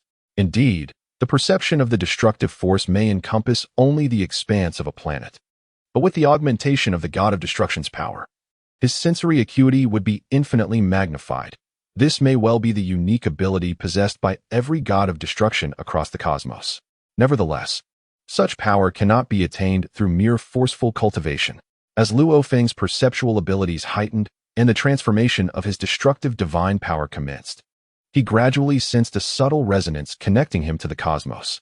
It became evident that, perhaps as the high priest had suggested, the growth of one's strength is indeed intertwined with the universe one inhabits. This explains why each destroyer god possesses a distinct domain. However, before delving into that, Luo Feng first perceived that the trial ground bestowed upon him by the high priest had astonishingly transformed into an inverted triangular planet, reminiscent of an ordinary destroyer god's sword. This planet, where Luo Feng now resided, would henceforth be his home, surrounded by a myriad of faintly visible small asteroids. This marked the nascent formation of his realm within the destroyer god universe. Unbeknownst to him, the evolution of the destroyer god realm and the destroyer god planet unfolded in such a manner. While matters concerning the King of Worlds and the so-called underworld would be addressed in due course. With this understanding, Luo Feng's thoughts coalesced. Since the framework of the destroyer god realm had begun to take shape, it seemed that the presence of angels and the King of Worlds bore no exceptional significance. As long as he, as a destroyer god, remained steadfast at the pinnacle of the universe, his powers might gradually amplify. Well then, he had established his stronghold. As for its defenses, that was a matter for another time. Presently, he felt a surge of energy within him, fervently transforming into destructive divine power. Initially, Luo Feng anticipated that this process would be exceedingly protracted. However, he was astonished to discover that the internal cultivation technique he had brought with him could indeed expedite the conversion of his destructive divine power. This was his most profound revelation. While other destroyer gods might require thousands or even hundreds of thousands of years to fully convert their destructive energy, Luo Feng realized that with dedicated and diligent training, he could achieve unimaginable feats within a century. Yet, for a destroyer god, this time frame held little significance, as these beings and angels could traverse the cosmos over the span of millions or even billions of years. Currently, he found himself immersed in this extraordinary state of cultivation. Nurturing the cosmos, future developments could wait. Without sufficient strength, even the mightiest universe would merely serve to clothe others in grandeur. Therefore, Luo Feng resolved to fully invest his mind and body into this endeavor, no longer troubled by the passage of time. After all, once the universe reached its zenith, the existence of time machines would resolve all temporal concerns. As for the future direction of his universe, Luo Feng had yet to formulate any specific plans. Meanwhile, the angel Alice, filled with curiosity, roamed the entirety of Luo Feng's planet before embarking on a fervent pursuit of his new companion, Nefarian, engaging in an exhilarating chase. At this moment, although Luo Feng was immersed in the enjoyment of training and enhancement, Alice was persistently troubled by how to capture that rascal Nefarian. Hmph. I aspire to become the foremost true dragon knight, hehe. This has become Alice's obsession. However, Nefarian, on the other hand, was filled with resentment. Why must you? A powerful angel, always oppose our dragonkin.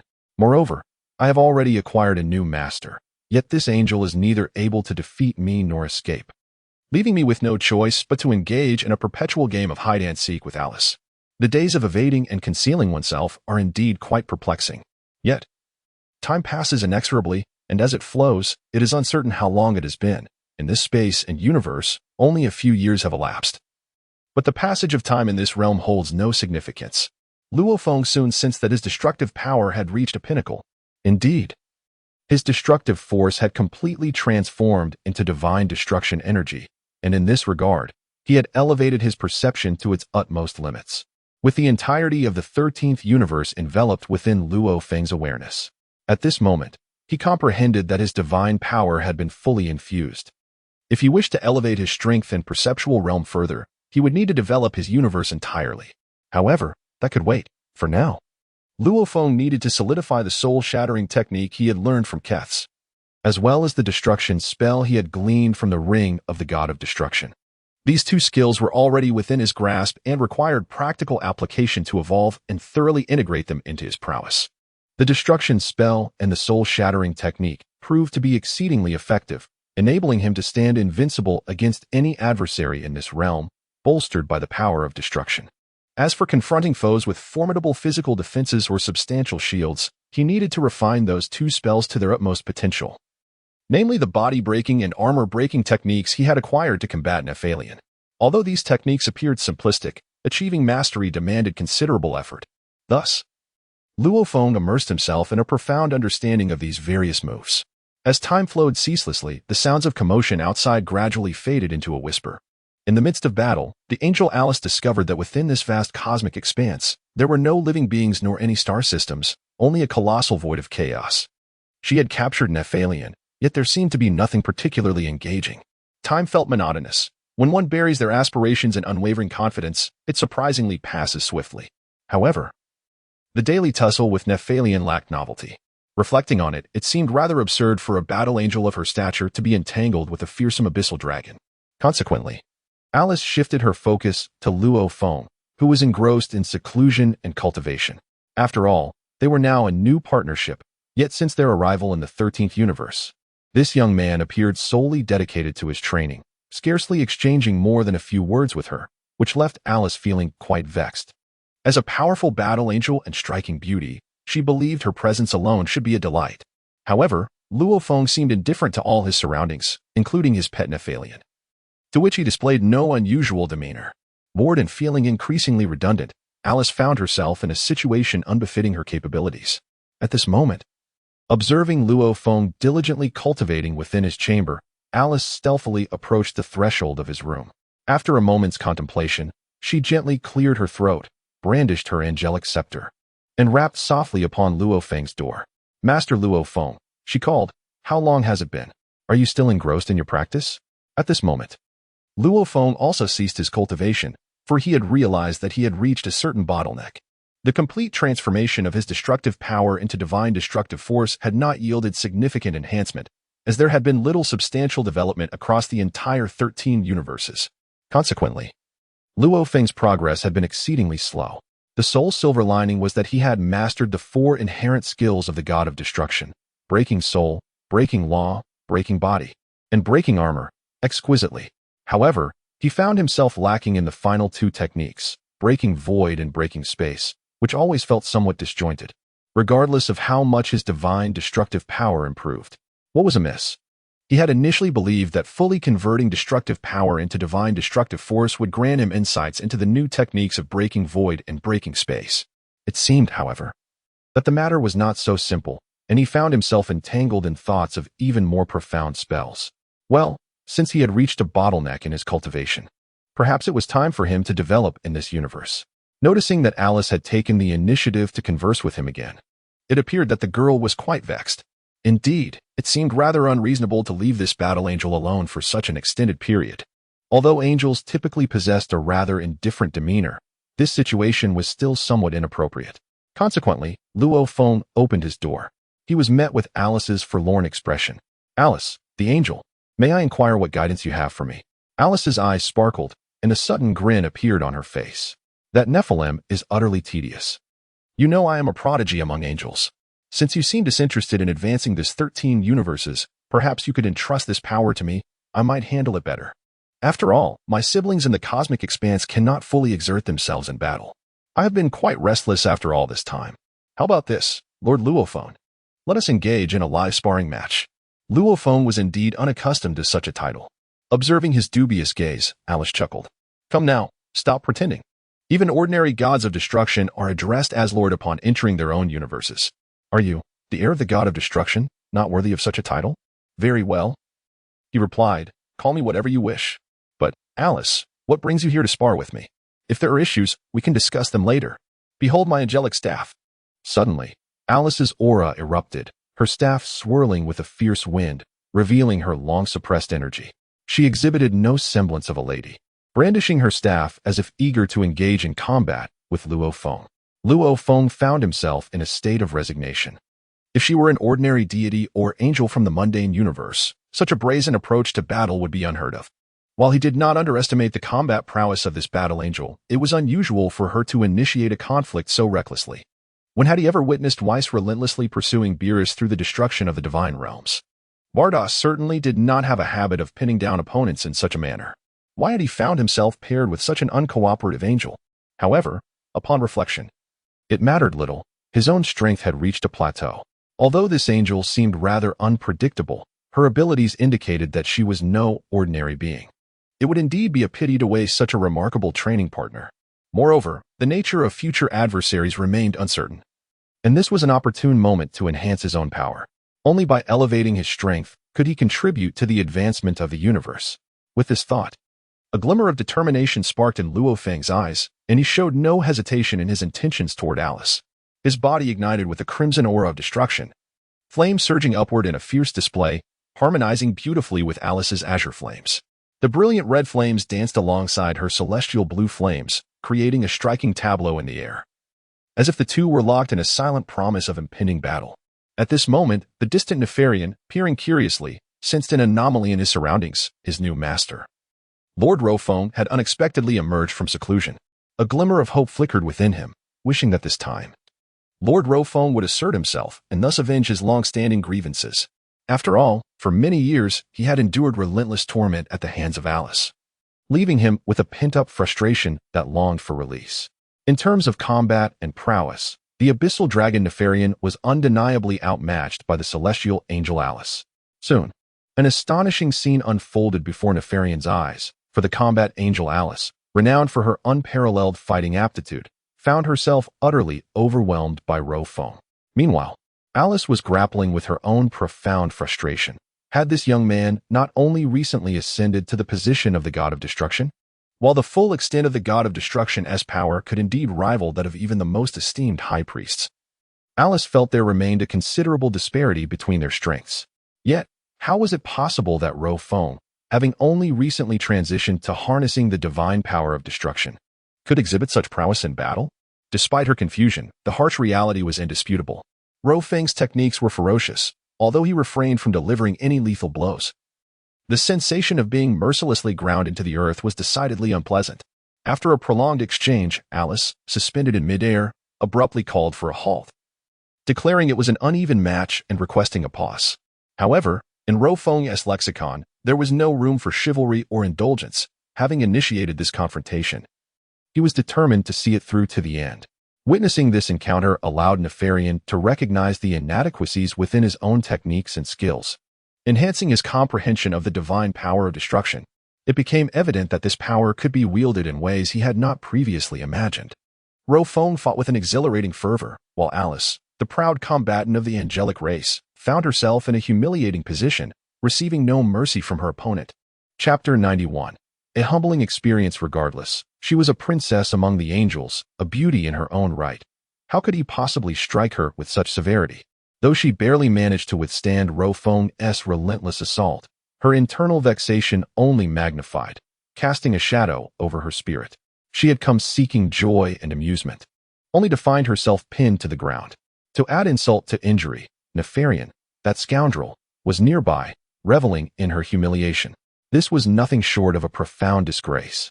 At this moment, Alice could no longer concern herself with her so-called image of a battle angel. She completely set aside her princess facade, realizing that without embracing a dose of authenticity, she might indeed be underestimated by that young man, Luo Feng. After all, the curse that prevented the angelic race from unleashing their full combat potential seemed only applicable to other angels and appeared ineffective against herself. Moreover, should she exert her utmost, it would not inflict any peculiar damage upon this already insubstantial realm. With this thought, Alice's aura suddenly shifted. Her body emanated blue energy that expanded like the vastness of the stars, radiating an extraordinary luminescence. Witnessing Alice's transformation, a ripple of astonishment stirred within Luo Feng. Was this the true gift of the battle angel? Yet, what of it? He possessed the legacy of the god of destruction, which distinguished him greatly from an ordinary destroyer. Not to mention, the purity of his destructive power was unmatched by any typical deity of ruin. Since this battle angel, Alice, had begun to give her all, Luo Feng saw no need to hold back any longer. He felt his own aura surge dramatically. The originally bright red energy began to transition into a dark crimson hue, with hints of golden light shimmering within. This must be the destructive energy inherited from the god of destruction. Now that both adversaries had revealed their true capabilities, the tentative skirmishing of earlier had given way to a genuine confrontation. Nefarian, recognizing the gravity of the situation, wisely distanced himself from the impending clash. Neither this angel nor his new master appeared to be easy opponents. Meanwhile, Alice, amidst the throes of battle, felt a pang of bitterness. She had unveiled her true strength, only to realize that the young man had seemingly trifled with her earlier, not fully committing to the fight. However, now caught in a predicament, she thought to herself, "Hmph. If I do not unleash a formidable strike, he might truly believe this battle angel is as inconsequential as a mere cabbage." With that resolve, Alice concentrated all her resplendent stellar energy into her angelic scepter. In an instant, the scepter transformed into a radiant stream of light, launching a fierce assault directly at Luo Feng's core. "Behold my stellar convergence," she proclaimed, as the entirety of her power coalesced into a singular point, unleashing a full-force attack against Luo Feng. This was surely the most potent strike a battle angel could muster. "Well then, let us see if you can withstand my might." In response to Alice's ultimate assault, a subtle smile graced Luo Feng's lips. For the moment had arrived to validate the true power of his god of destruction skills and abilities. As the destructive divine power emanating from Luo Feng's body converged entirely within, his aura transformed, resembling that of an ordinary human, devoid of any external energy leakage. By this measure alone, he surpassed Alice by an immeasurable degree. After all, Alice merely forced her angelic divine power into a cohesive form, whereas Luo Feng completely amalgamated all his destructive divine power within, enabling him to unleash its fullest potential for an ultimate attack. This ability to contain his aura was a hallmark of the god of destruction. Witnessing Luo Feng successfully retract his entire aura, Alice gritted her teeth in frustration. This fellow had indeed achieved the seemingly impossible. However, she was resolute that such a tactic alone would not intimidate her. Defeating her would require genuine strength. True to form, Luo Feng did not disappoint Alice. Once he fully concentrated the essence and energy of time within himself, his fist began to undergo a remarkable transformation. A crimson lightning danced around his fist, crackling with energy, while the entirety of his fist turned a brilliant red, akin to a newly birthed sun. At this moment, Luo Feng boldly confronted Alice's assault, opting for a direct counterattack. With a thunderous shout, he unleashed the ultimate form of the armor-breaking technique, a legacy of the destruction god king, with unparalleled dedication for the first time. Realizing that his opponent was utilizing energy concentrated at a single point for the attack, Luo Feng concentrated all his destructive power into one singularity. Only through this focused point could the essence of the armor-breaking technique be fully realized. In midair, a red fist collided unexpectedly with a blue staff, resulting in a tremendous explosion. The two combatants found themselves in a standoff, suspended in the air, as an extraordinary wave of energy surged forth, sending Nefarian tumbling backward, feeling an ominous shift in the atmosphere. Was this the true prowess of the destruction god king against an angelic warrior? With such a display, it seemed to rival that of his predecessor, the former destruction god king. Nefarian was astonished by the rapid progression of his new master, far exceeding his expectations. However, the angel before him was no ordinary foe. It was no wonder he had been unable to escape Alice's grasp. This formidable opponent, when earnest in battle, appeared to rival even the might of his father, the high priest. Indeed, Alice's strength surpassed that of many angels across the cosmos, perhaps explaining her determination to engage in full-scale combat. As Nefarian prepared to witness a historic clash, his interest piqued. A sudden sharp crack echoed in his ears. What was that? His enormous eyes narrowed to the size of pinpricks. Surely, this was not a jest? At this moment, Nefarian found himself rendered speechless, stammering without utterance. Meanwhile, the two individuals at the center of the battlefield were entirely immobilized, their once surging power gradually returning to their respective forms. At this moment, the angel Alice found herself utterly ensnared in a state of petrification. Her eyes, glazed and vacant, were fixed upon the angelic scepter in her hand. For the crisp sound of a crack had resonated from within it. As the onlookers stood in stunned silence, Luo Feng's fist made contact with the crystalline gem atop Alice's scepter, and in the next instant, a faint fissure appeared upon the surface of the gem. Chapter 92. The collapse of the scepter. Following the intense clash between the two, Alice's angelic scepter manifested a peculiar crack, reminiscent of the one seen on Klex's scepter. With a resounding bang, the situation escalated beyond comprehension. Even Nefarian, lost in bewilderment, could not fathom the unfolding events. Meanwhile, Alice, still entrapped in her petrified state, descended into sheer madness. What had begun as a mere hairline crack now felt as though her very heart had shattered with the echoing sound of the explosion. At this moment, gazing at the barren staff, Alice found herself utterly at a loss for words to articulate her current sentiments. It was not merely heartache. Her eyes were suffused with blood, veins coursing with crimson, and it seemed she was teetering on the brink of fury. If the previous incident, where she perceived certain unique techniques emanating from the crystal gem of Xia's angelic staff, resulting in its shattering, could be deemed a mere coincidence, this time it was undeniably a genuine one-on-one confrontation that had truly shattered Alice's angelic staff. Where, then, could one seek justification for such a calamity?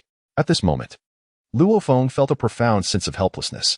He merely wished to experience the formidable and sharp techniques contained within the inheritance of the god of destruction.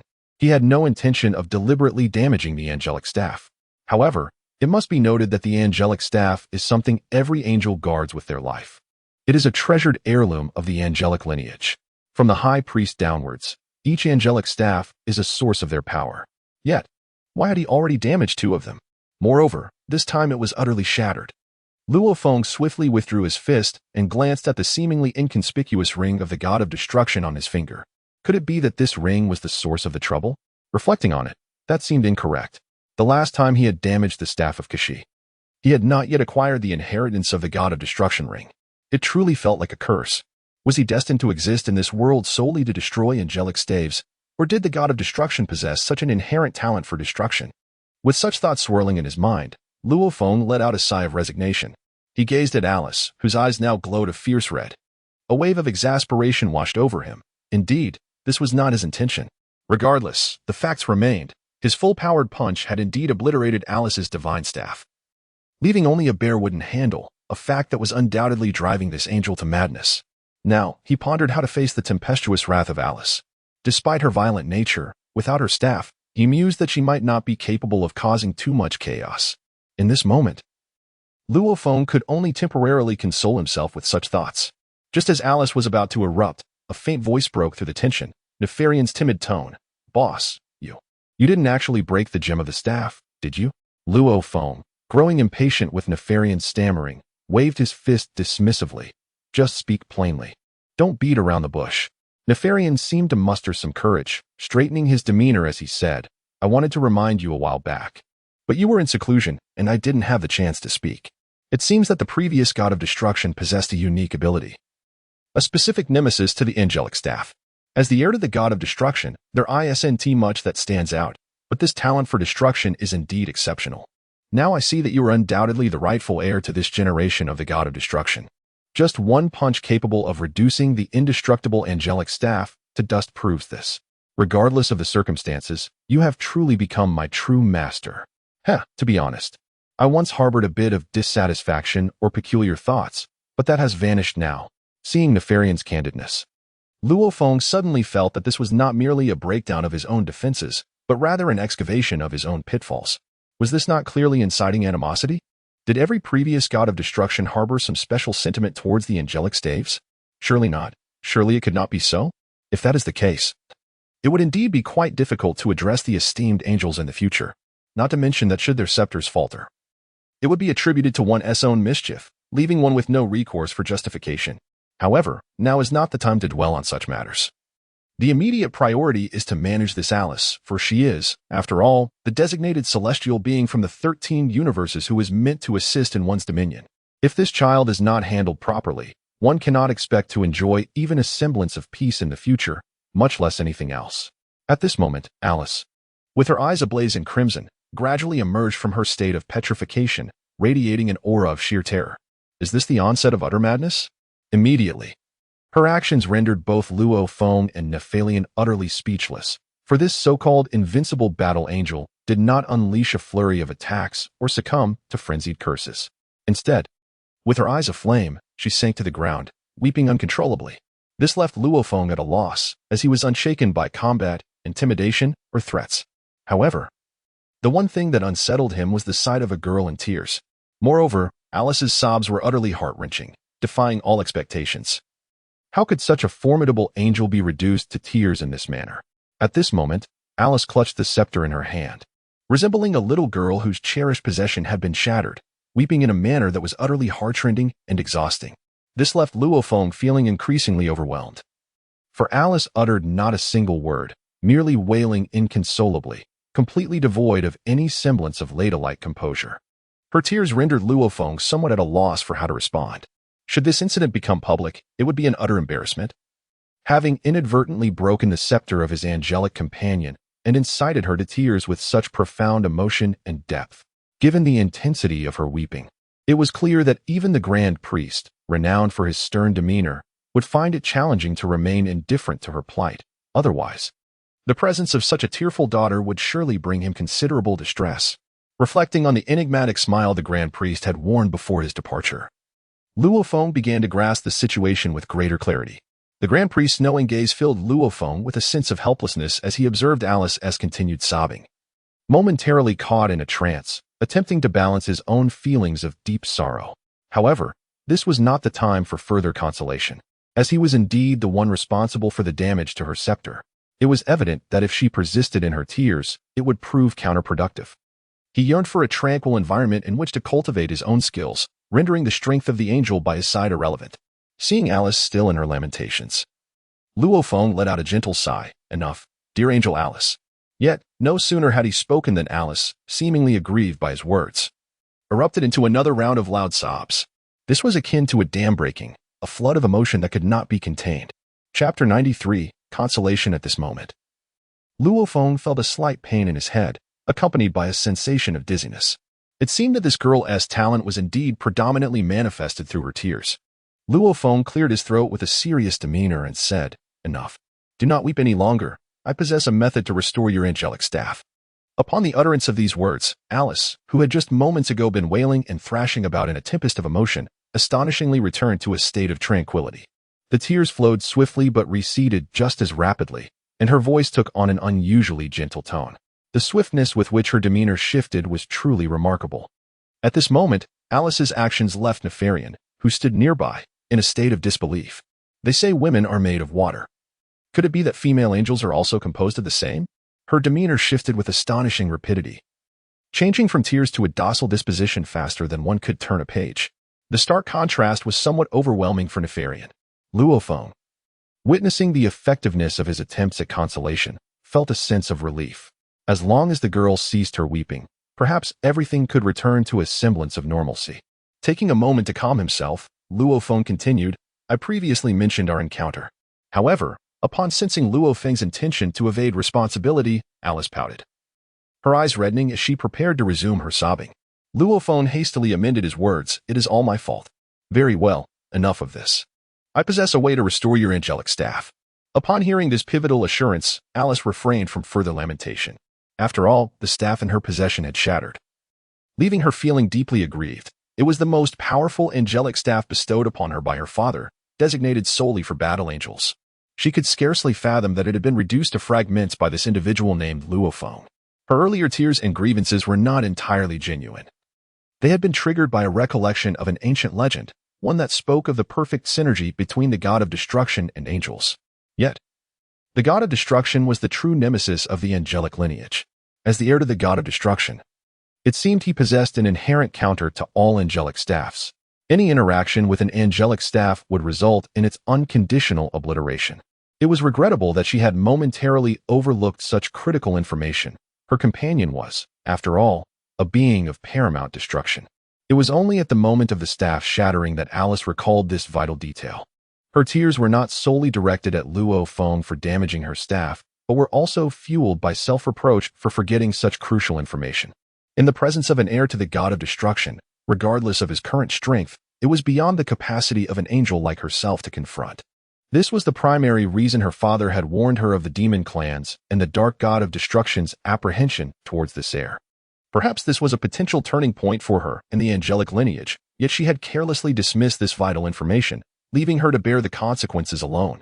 Should she now present the shattered staff to her father, not only would she face his wrath, but her siblings would undoubtedly mock her. A notion that the proud Alice could not bear. Nevertheless, the deed was done, and she must face the reality. Since Luo Feng claimed to have a means of repairing her angelic staff, she would cautiously observe what he could accomplish. If he could indeed rectify this situation, it would spare Alice from a significant ordeal, for in their realm, maintaining one's dignity was paramount. At this moment, Luo Feng gently rubbed his chin, contemplating that perhaps he could expedite his plans. It would conveniently allow him to assist Alice in repairing the angelic staff, presenting a fortuitous opportunity. With this thought, a peculiar golden glimmer flickered in Luo Feng's eyes. Leave the matter of the staff's restoration to me. You needn't torment yourself with tears any longer. Although he was aware of her inner turmoil, he found her display of emotion rather excessive. Sensing that her thoughts had been laid bare, Alice's lips curled slightly, and tears welled up anew in her eyes. Luo Feng raised his hands, declaring, "If you continue to cry, I shall no longer concern myself with your staff." Upon witnessing Luo Feng's resolute demeanor, Alice's tears ceased as swiftly as they had come, retreating back into her eyes as she tidied her hair. She then adopted a demure posture, standing beside Luo Feng with respect, and said, "Very well, Lord Luo Feng. I acknowledge my fault. If you can restore the angelic staff, I shall heed your words henceforth and refrain from provoking you." This truly was my misstep. The swiftness with which she capitulated intrigued Luo Feng, prompting him to regard Alice with a skeptical gaze. Nefarian, too, was bewildered by this seemingly fragile side of the typically tempestuous and tearful angel, finding it unexpectedly surprising, though perhaps it was more so for long. At this moment, Luo Feng clapped his hands, assuring that restoring your scepter posed no difficulty. He then recounted the curious incident of how Kashi's scepter had been inexplicably damaged by Hmph. As it turned out, there was indeed a tale to tell. Upon hearing Luo Feng's account, Alice found herself filled with skepticism. It seemed that peculiar occurrences had been plentiful of late. Could it be that the sacred artifact, a legacy of her angelic lineage, had been mishandled in this generation? How could it be that her elder sister Kashi's scepter had fallen victim to someone like Hmph? At that time, Hmph was merely a student of the god of destruction, attempting to master the profound technique known as the ultimate freedom skill through some peculiar means. Yet, Luo Feng's earnest tone suggested he was not deceiving her. If Kashi's scepter could indeed be restored, perhaps there was hope for her own scepter, though it was significantly shattered. However, Alice soon recalled a critical dilemma. It appeared that Luo Feng himself could not perform the repairs. She would need to consult her elder sister Kashi. Would this not jeopardize her secret? Luo Feng, sensing her trepidation, offered Alice a resolute gaze, reassuring her that Kashi would undoubtedly find a way to mend her angelic scepter. I firmly believe this. Yet, since the secret could no longer be concealed, there was no need for her to hide. If you choose not to adopt my approach, seek the assistance of the high priest. Perhaps you will receive more favorable treatment. Upon hearing that she might have to face the benevolent father, Alice's rising anger swiftly dissipated. Seeking her elder sister was preferable to approaching their father, after all, because she held considerable prestige among the angelic sisterhood. If it was merely a matter of repairing a shattered scepter, Kashi would likely keep it discreet, considering Alice was her most cherished little sister. With this thought, Alice endeavored to console herself. After all, the broken scepter rendered many of her powers and energies inaccessible.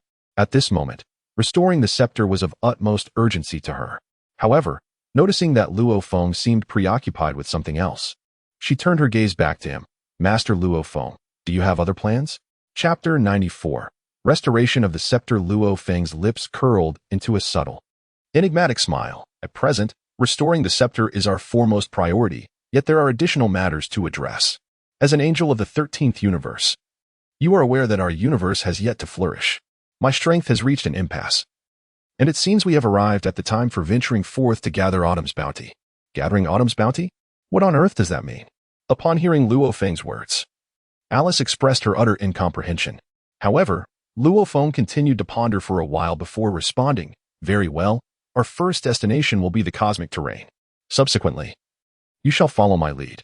It appeared that Luo Feng had meticulously devised his plan, thus alleviating Alice's concerns. Their initial stop would be at the residence of the elder sister, Kex, to restore the scepter. As long as she could repair her angelic scepter, Alice would be content to leave the subsequent arrangements entirely in Luo Feng's capable hands. At this moment, Luo Feng had firmly grasped Alice by the nape of her neck with one hand and exclaimed, "We shall commence our journey. Destination, the 10th universe. At this moment, Alice remained somewhat dazed, bewildered by the roughness of the fellow's methods as he grasped her neck. Observing Alice, who stood frozen in a stupor, Luo Feng raised an eyebrow and remarked, "Did I not mention? We must first journey to the 10th universe to seek your elder sister, Kess. She undoubtedly possesses the means to restore your angelic scepter. Why linger here in a daze? We must set forth immediately. Do you truly expect me to lead the way?" Upon hearing Luo Feng's words, it seemed as if Alice awakened to a realization. It appeared that within the cosmos, an unspoken custom had emerged. Angels were the navigators, serving as the swiftest means of transportation throughout the universe. Luo Feng, in this peculiar manner, had taken it upon himself to have her fly to the 10th universe. Under normal circumstances, this would be entirely reasonable, for the angelic race indeed boasted the highest speed of flight, excluding teleportation and instantaneous movement. Yet, did Luo Feng not comprehend that her scepter had been rendered inoperative by his actions? With her current capabilities, even with the utmost effort, it was uncertain how long it would take to reach the 10th universe. At that moment, Alice shot Luo Feng a scathing glare and teasingly remarked, "Lord Luo Feng, you are being rather excessive. You have shattered my staff. Do you truly expect that my meager strength can carry you to the 10th universe? If that is the case, well, I shudder to think how long it might take." At this moment, Luo Feng suddenly noticed the expression on Alice's face and offered an awkward smile. Indeed, he had been somewhat reckless, having forgotten that her precious artifact had just been shattered by him. Now, if they were to venture into the 10th universe, he could no longer rely on Alice's power. He then turned his gaze towards Neferian, who still appeared somewhat dazed. How could he forget his mount? It would be a pity to let the dragon beside him go to waste. Upon catching the glances exchanged between Alice and Luo Feng, Neferian shivered suddenly, sensing that something ominous was about to unfold. Luo Feng cleared his throat and said, "Neferian, it is indeed your time to shine. You may transform into your dragon form and take us on a journey to the 10th universe. Surely, it would be beneath my dignity as a god of destruction to personally escort Alice there." At this moment, Alice felt a tinge of exhilaration in her heart. Although her scepter lay shattered in her hands, and she was filled with immense regret, the prospect of soaring to the 10th universe alongside Luo Feng as a dragon knight was undeniably a thrilling affair for her, especially in the eyes of Sister Keisai. At this moment, Alice transformed her sorrow into joy, her face blooming with a radiant smile as she gazed expectantly at Luo Feng, awaiting his next move. Neferian, observing their interaction, mused that he could neither defeat them nor escape, and realizing he too shared a fate akin to that of a mere transport vessel, he ceased his resistance and struggle. With a swift motion, he transformed into a colossal dragon with a wingspan exceeding several hundred meters. This form represented the pinnacle of Neferian's capabilities. Albeit reluctantly, he accepted his role as a mount for a divine dragon. Now, with his master requiring his assistance, Neferian had no choice but to comply. Upon becoming the gigantic dragon, Luo Feng wasted no time. Seizing Alice by the neck and leaping onto Neferian's immense head with a swift motion, patting it gently before declaring their departure. Neferian, though internally perturbed, chose not to dwell on his discontent. After all, he was no match for this angel at present. He would bide his time for revenge in the future.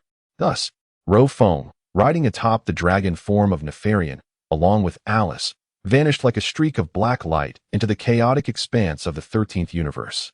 Meanwhile, within the ancient castle at the center of the planet Ramsey in the 10th universe, Ramsey, Beerus, Whis, and Kess sat quietly around a stone table. At this moment, Keisai offered a gentle smile and presented a cup of fragrant tea. Whis accepted it, taking a sip, and his eyes sparkled with delight. "Keisai, dear sister, the flavor of your tea is truly exceptional, far beyond anything found in our universe." Upon receiving such flattering praise from Whis, Keisai returned the smile graciously. "You speak the truth. Our local universe's god of destruction possesses a private tea garden, and his tea is unparalleled across all realms. Whis, you rascal, were it anyone else, I would scarcely part with my tea so readily." With this, the two siblings exchanged smiles, while Beerus, who was nearby and visibly displeased, glared at Whis and lamented. The 10th universe has its merits, yet their cuisine is utterly lacking. At this moment, Beerus was voraciously devouring an unknown dumpling offered by Ramusi. Was this truly a delicacy worthy of a guest of my stature? Observing Beerus's demeanor, Ramusi helplessly raised his hands in exasperation, saying, "Beerus, you ought not to be so finicky. This is already the finest lunch our universe 10 has to offer. Do you wish to return home on an empty stomach?" Enjoying some snacks and flavors here is surely to your liking, is it not? At this moment, Beerus was struggling to swallow a peculiar dumpling made from an unknown plant, rolling his eyes in exasperation. After a considerable effort to thump his chest and finally swallow it, he remarked with a huff, "Ramsay, if it weren't for the fact that I truly need your assistance this time, do you think I would come to this remote corner of the 10th universe?"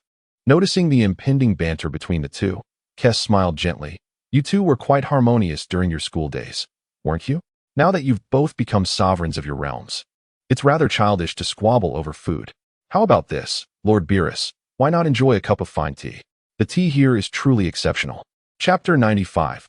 A brand new ensemble. Seeing Kess attempting to mediate, Whis chimed in with a smirk. "Indeed, Lord Beerus, you owe much to Lord Ramsay this time. Otherwise, where would you have found such a splendid new outfit befitting a god of destruction? Not to mention, Ramsay's craftsmanship has reached remarkable heights. Have you noticed that among all 12 gods of destruction, your attire and accessories are the most exquisitely made? In the vastness of the 12 universes, how many can truly match Ramsay's level? If you were to attempt it yourself, who knows what the outcome would be?" As Whis cast a mischievous glance at Beerus, Ramsay nearly rolled his eyes in response. Was he here to mediate or to stir up trouble? Contrary to Kess's expectations, Beerus did not erupt in anger. Instead, he gently produced an iron box from behind him and nudged it toward Ramsay, saying, "Ramsay, this is the promised reward. Although your food is exceptionally unpalatable, your craftsmanship is undeniably commendable. Not to mention, in terms of durability and aesthetic appeal, if you claim second place among all the gods of destruction, none would dare claim the first. However, I have only heard that you were quite fond of blacksmithing during your school days. When did you begin to delve into the art of tailoring?" As he spoke, he noticed Ramsay, the usually humble individual, was on the verge of losing his temper. Kess chuckled. "Well, it seems Lord Ramsay indeed possesses a talent in this area. But to be fair, ever since Lord Ramsay took charge of the 10th universe, things have been progressing quite well here." Kess gestured toward the iron box on the table, adding, "Beerus is quite sincere. This is a special material from the 7th universe. With this material, Lord Ramsay, your plans may come to fruition even more swiftly." At this moment, Ramsay was not being modest. He promptly opened the iron box before him.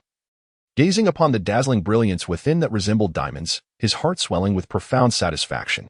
In terms of craftsmanship, he was indeed no less skilled than anyone else. However, human nature is often laced with selfishness, and even a deity of destruction is not exempt from this truth. Upon seeing the reward presented by Beerus, Ramsay chose not to dwell on the earlier slight, recognizing the straightforward nature of the transaction, payment exchanged for goods delivered. At this moment, Ramsay's confidence in the success of his plan surged, accompanied by new ideas. Suddenly, the composed and elegant Kess furrowed her brows. "Who is this? How dare they brazenly intrude upon our 10th universe? This is utterly outrageous. Do they presume that we have no guardians here?" As she spoke, Whis and Beerus were momentarily taken aback. Indeed, someone had the audacity to directly invade the 10th universe. Well, it seems our arrival in the 10th universe has been quite timely, allowing us to witness an entirely new spectacle.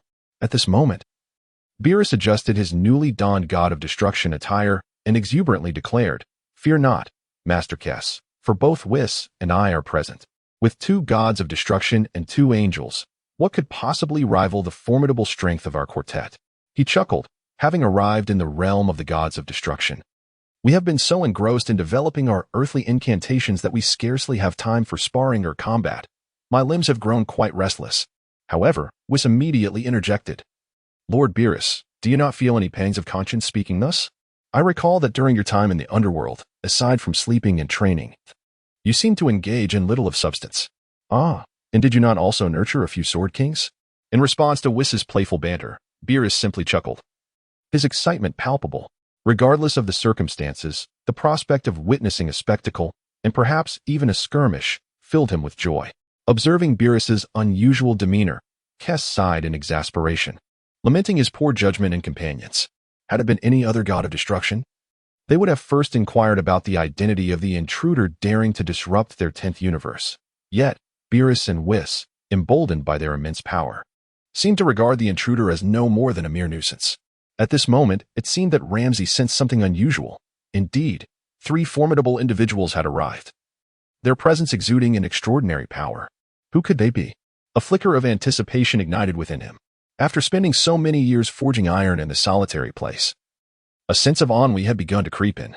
However, just as he contemplated this, his expression abruptly shifted, and he found himself frozen in place. At this moment, Kes found herself utterly bewildered. Could it possibly be him? Just as this thought crossed her mind, the expressions of Kes and Ramsey caused Beerus to pause momentarily. He had anticipated that his jest would elicit a response from the two, yet Kes and Ramsey appeared to be petrified on the spot. Usually composed, Ramsey stammered, "It's truly him, the god of death." Kes, biting her silver teeth, darkened in countenance. "Indeed, it is he. I had yet to settle the score with him. And now he dares to present himself at my doorstep. Very well. At the God of Destruction Academy, I might have been powerless against him, allowing Beerus, Compa, and Quitella to take the blame. Now this brat has audaciously come to me. Hmph. Accompanied by an abyssal dragon. Does he think I fear him? This is our 10th universe, our territory." As she spoke, Kes drew forth her angelic staff, ready to confront the impending challenge. Without a second thought, Ramsey swiftly stored the rewards he had received from Beerus into his own space, aware that such precious items could not fall into the hands of that individual. Otherwise, his safety would indeed be compromised. Truly, Ramsey exhibited remarkable foresight in critical moments. Observing the tension in Kes and Ramsey as they prepared for battle, Whis and Beerus stood nearby, equally perplexed. What on earth was happening? Just moments ago, they had been brimming with confidence, and now they were reduced to this state. Whis inquired about the situation, while Beerus, his earlier smile frozen on his face, asked, "Are you referring to the abyssal dragon?" Upon noticing Kes's serious nod, Beerus suddenly recalled something. Wait, could it be that god of death? When did you provoke him? How could he possibly be here? With Beerus's barrage of questions, Ramsey concealed his treasure, letting out a resigned sigh. How should we know? I seem to have no past dealings with him, save for some minor grievances long ago. However, since arriving in this universe, we have had no further contact. This time, he has come uninvited. I anticipate nothing good from this. Seeing the two abandon their earlier jesting demeanor, Whis grew intrigued. Oh, Lord Beerus, and you too, Lord Ramsey, who is it that instills such trepidation in both of you? I am quite eager to know. Kes, known for her typically amiable temperament, was questioned by Whis, who sensed the gravity of the situation. Ah, I see now. It is he. Remarkably, I find myself quite interested. An abyssal dragon. Now isn't that Alice's little pet? It has been quite some time since I last laid eyes on Alice. To my astonishment, she has come to your 10th universe in person, riding atop that formidable dragon. It seems that she has her own matters to attend to in seeking you out. Whis, with an air of nonchalance, appeared utterly unfazed by the arrival of both Luo Feng and Alice, as well as Nephalion. Observing the expressions of these three, Whis felt a tingling anticipation for the events that might unfold upon their arrival. After all, this is the 10th universe, the domain of Kes and Ramsey. And such a penchant for reveling in chaos is indeed Whis's true nature. With a swift motion, Whis drained the last of his tea and gently retrieved his angelic scepter, preparing to send a message to Alice inquiring about her visit. At this moment, Beerus appeared to have regained his senses, suddenly shuddering as he grasped Wiss's shoulder, directing a low growl towards him. "Whis, we must depart at once. Wasn't it just moments ago that you expressed your intent to assist Sister Kes and Lord Ramses? Such fortuitous events are a rarity, and yet you hesitate? However, the individual you mentioned earlier has piqued my interest. I am aware that he is no ordinary character within the school. Unfortunately, I have yet to find an opportunity to engage with him. By the way, Sister Kes, what is it about this fellow that leaves a lasting impression on you? Is it related to the incident involving the shattered crystal atop the angel's staff? I suspect that may have been a mere accident. Perhaps this young man has come from Universe 13 for a reason that requires your assistance. You needn't harbor any resentment towards him." Observing Wiss's nonchalant demeanor, Beerus rolled his eyes and remarked, "Mr. Whis, you do not comprehend. During our time in the trial grounds, you were oblivious to his actions. This is no time for idle chatter. I will explain everything in detail upon our return. For now, we must leave immediately." At this moment, witnessing Beerus's utter disregard for loyalty, Ramsey could only let out a sigh of resignation. "Perhaps, Beerus, your choice is indeed the correct one. This fellow has managed to subdue even the abyssal dragon, and I remain uncertain about the nature of the divine position he has inherited. I fear that even with our combined strength, we may not stand a chance against him. Despite Mr. Wiss's formidable powers, we must recognize that in this ordinary universe, neither the Angel of Kes nor Whis can unleash their full might. It appears that this looming crisis must be faced by us alone." Beerus, however, was not swayed by Ramsey's provocations. The more he spoke, the more trepidation took root within Beerus's heart. He vividly recalled the words of Hmph from years past, who had mentioned an encounter with that formidable being, Luo Feng, during the trials. The sheer magnitude of Luo Feng's strength had left him profoundly astounded. Despite his lingering defiance, he could not shake off the fact that this individual had subdued the abyssal dragon and had been dispatched by the Grand Priest to the 13th universe, a realm engulfed in warfare, unlike their own, where they enjoyed the tranquility and opportunities for growth in the rear. At this moment, Beerus was growing increasingly anxious. Whis, we can discuss this later. We must depart immediately. Whis sighed. Very well, it appears the spectacle shall not unfold. In that case, Lady Kess, Lord Ramses, we shall take our leave. Whis was unperturbed by the situation. While the entertainment was enticing, he held great respect for Beerus's opinions when he became serious. With a flicker of light in their hands, the two transformed into a radiant brilliance akin to diamonds, vanishing without a trace among the stars of Ramses. At this moment, witnessing the departure of the two, Kess couldn't help but clench her teeth in frustration. This brother of hers, along with Beerus, displayed an utter lack of loyalty. Their earlier grand ambitions now seemed to vanish as they fled at the first opportunity. However, this was not the time to dwell on the betrayal of those two young men. While Ramses and Kess were each lost in their own thoughts, a colossal shadow suddenly loomed over the periphery of Ramses' planet. It was the abyssal dragon, racing towards them at full speed. At this moment, he had extended his wingspan to an immense range of several thousand meters, showcasing his formidable prowess. How else could he traverse the entirety of the 10th universe at such astonishing speed, arriving at the very heart of it, the realm of the destroyer god on the planet Ramses? Yet, Nefarian was acutely aware that, despite his grand entrance, he was not the protagonist of this encounter. His role was merely that of a steed. Upon reaching their destination, he swiftly transformed, diminishing into a diminutive black dragon that flitted about Luo Feng's, appearing rather endearing in its antics. Who would have imagined that this creature was the abyssal dragon, one of the most fearsome beings in the cosmos? Witnessing their prompt arrival, Luo Feng felt a surge of satisfaction with Nefarian's display. This fellow certainly understood the gravity of the situation, refraining from uttering any audacious remarks.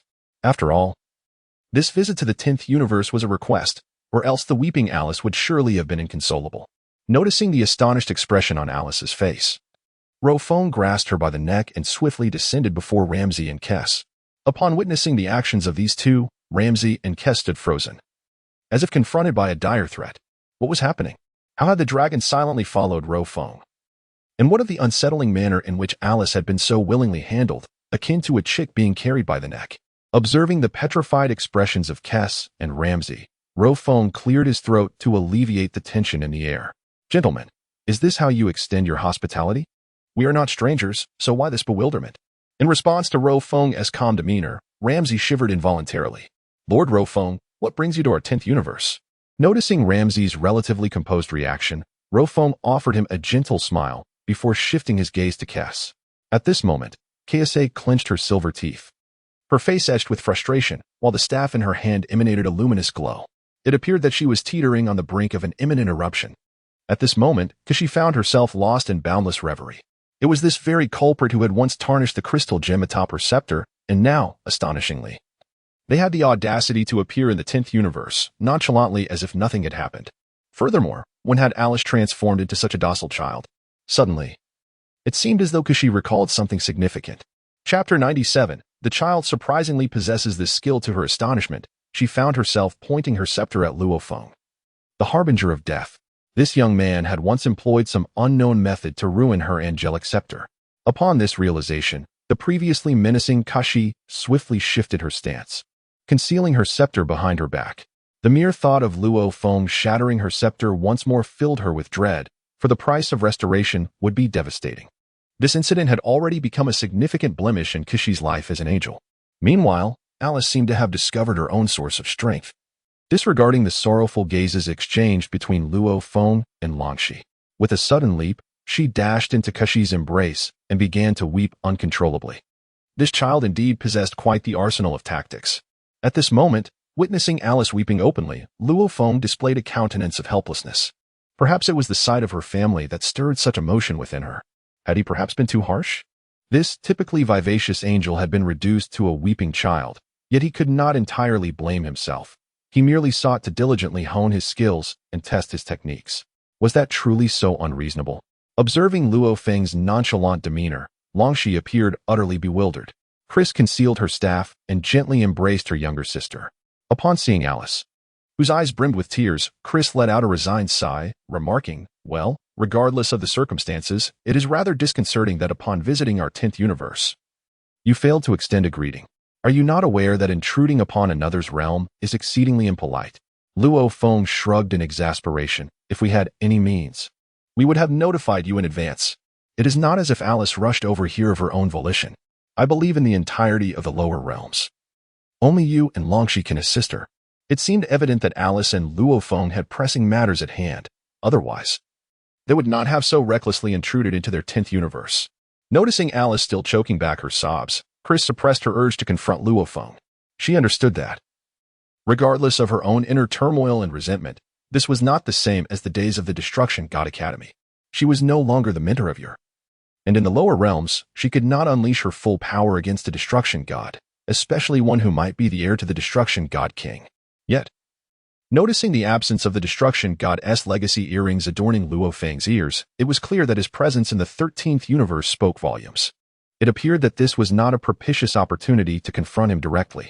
While Longxi might have the capability to handle Luo Feng, it was apparent from her demeanor that she held no intention of engaging him.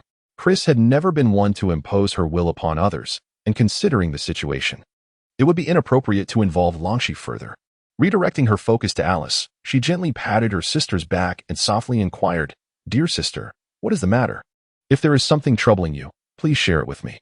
As long as we are able to assist, we shall certainly do so." At this moment, Alice seemed to be stirred by some unseen force, discovering an outlet for her emotions. She turned abruptly to point at Luo Feng, tearfully exclaiming, "Then, what of our esteemed Lord Luo Feng? What has befallen him?" Alice paused to compose herself, wiping away the tears that threatened to spill from her eyes. With a graceful flick of her delicate hand, a tattered angelic scepter stood solemnly before Kes and Ramsey. Upon witnessing the damaged scepter, Kes, who had just regained her composure, was once again engulfed by a tumult of emotions. However, Alice offered Kes a reassuring response. "Sister, you must take charge for me. It was this scoundrel who shattered my angelic scepter and then had the audacity to claim it was unintentional. What am I to do? Only you can assist me now, is it not? We did not wish to disturb you before our arrival, yet my scepter lies in ruins, and I find myself utterly incapable of reaching out to you." At this juncture, Alice's feelings of injustice threatened to bring forth more tears. At that moment, Ramsey gazed at the opposite Luo Feng with an expression akin to that of a monster, murmuring, "My Lord Luo Feng, surely you jest. How could you possibly have damaged the staff of the angel Alice?" Upon hearing Ramsey's mocking inquiry, Luo Feng sighed softly and replied, "Do you believe me if I say it was merely a slip of the hand? Am I to deceive phantoms?" At this moment, not only Kex, but even the honest Ramsey was rolling his eyes at the words of Luo Feng. What does it mean to have a slip of the hand? To accidentally shatter the Angel Clan's sacred artifact, the angelic staff? This is no joking matter. Even if one were to seek an excuse, it should not be so dismissive. Observing Luo Feng's nonchalant demeanor, Kex suddenly realized that his visit alongside Alice was no mere coincidence. They had evidently come prepared. If she carelessly passed the blame onto the high priest, it would be a disservice to her dear sister. With a flicker of inspiration, Kex sighed softly and said, "Lord Luo Feng, it is indeed possible to repair the angelic staff. My own staff has faced damage before. However, this matter seems contingent upon whether Lord Ramsey is willing to lend a hand." As she spoke, her gaze shifted towards Ramsey, who had been caught in a daze moments before, clearly a game of passing the buck. Well, for her own sake. Her younger sister Alice could only shake her head in disbelief. This elder sister truly knows how to find a scapegoat. Let us see how events unfold from here.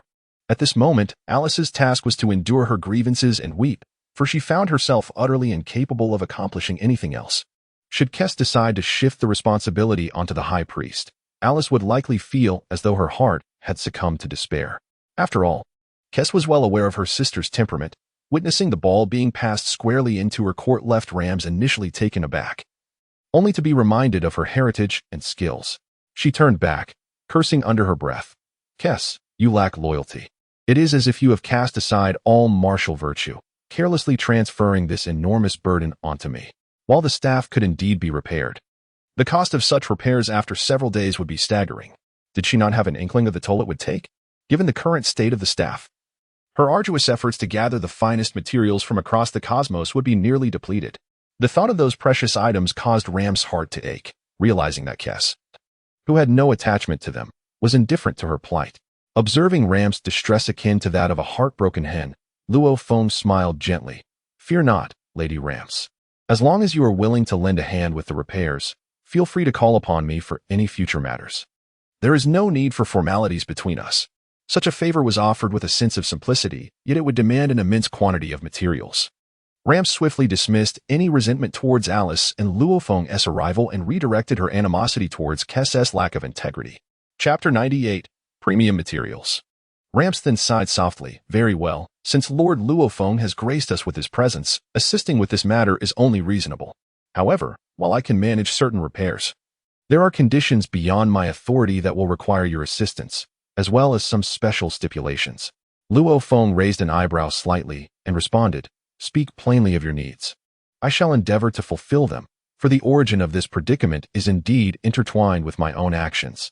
At this moment, Ramsay spread his hands before Kess and said, Lord Luo Feng has already stated that while I have prepared most of my materials, I am still lacking two primary components, one of which is in your possession, correct? At this moment, upon Ramsay's reminder, Kess was momentarily taken aback, but then recalled that it indeed seemed to be the case. Years ago, when the high priest repaired her staff, there were indeed some residual materials still in her possession, which the high priest had mentioned were one of the primary components for restoring the angel's staff.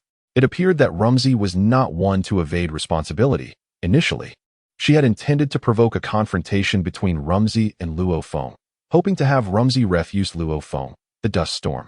To her surprise, Ramsay was willing to make sacrifices, denying Kess any opportunity and even dragging her into the fray. This scoundrel would face her reckoning later. For now, the priority was to send the Reaper, Luo Feng, on his way. Firstly, she lacked the confidence to defeat Luo Feng, and secondly, Ramsay, despite clearly possessing formidable strength, was reluctant to take action. He appeared somewhat intimidated by Luo Feng, which jeopardized her plans and cost her a portion of her materials. Nevertheless, upon reflection, since Ramsay stated that two types of materials were needed and she possessed one, it would be prudent to extend a favor while also mending her relationship with Luo Feng. After all, she had heard that their 13 universes were still in their infancy, and as the leader of the angelic lineage, lending a small hand seemed reasonable. As for settling scores with Luo Feng, the future development of the 13 universes would present ample opportunities for retribution against this young man. Once he truly advanced, perhaps she would find a more fitting moment to strike back. For now, their main responsibility was to develop their universe and stabilize their power. Kess was quite at ease with these minor internal conflicts. After contemplating for a while, a faint smile graced her lips as she gently waved her staff, causing a heap of golden powder to fall directly into Ramsay's hands. Lord Ramsay, this is all my materials. Please discuss with Lord Luo Feng if anything else is required. She then assisted the still weeping Alice to the side, choosing not to engage further with the two. It seemed that Kess had indeed made a firm decision. Ramsay furrowed his brow, astonished by Kess's promptness in handing over the precious materials left by the high priest. This truly placed a burden upon him. Resolutely, Ramsay clenched his teeth and produced a variety of exquisite materials sent from numerous universes, casting a pained glance at them. However, upon meeting Luo Feng's gaze, he steeled himself and said, Very well, what Lord Luo Feng currently lacks is a specific potion. Luo Feng was momentarily taken aback, wondering why repairing the angel's staff would require a potion. Ramsay sighed, stating that all the materials were prepared, along with the various auxiliary components. Now, the abilities of two angels were required, along with my destructive power to mend this damaged staff. It was necessary to dismantle the entire internal structure of the staff, then infuse it with these exquisite materials. Finally, utilizing the primary repair material provided by Kess from the high priest, there might be a chance to restore this angelic staff. However, what was truly lacking was a potion. In other words, if both Angel Kess and Angel Alice were to act simultaneously, our angelic power would pose no issue. Yet, to continue the process of destruction, my own destructive power seemed insufficient, requiring at least 2 doses of divine power restoration potions. With those, I believe the restoration of your staff would pose no problem. Upon realizing this, Luo Feng understood Ramsay's true intentions. Ultimately, this fellow was seeking benefits for himself. Despite Ramsey's seemingly naive demeanor, he was rather cunning, embodying the adage that one does not rise early for no gain. He wished neither to offend Luo Feng nor to profit without effort, hoping to effortlessly acquire all his materials. Nevertheless, Ramsey's request seemed fair and reasonable. After all, casually demanding others to part with their precious resources was rather inappropriate. Regardless, Angel Kess had already made a significant sacrifice, and Ramsey was willing to offer materials and assistance, making the request for some divine power restoration potions quite justifiable.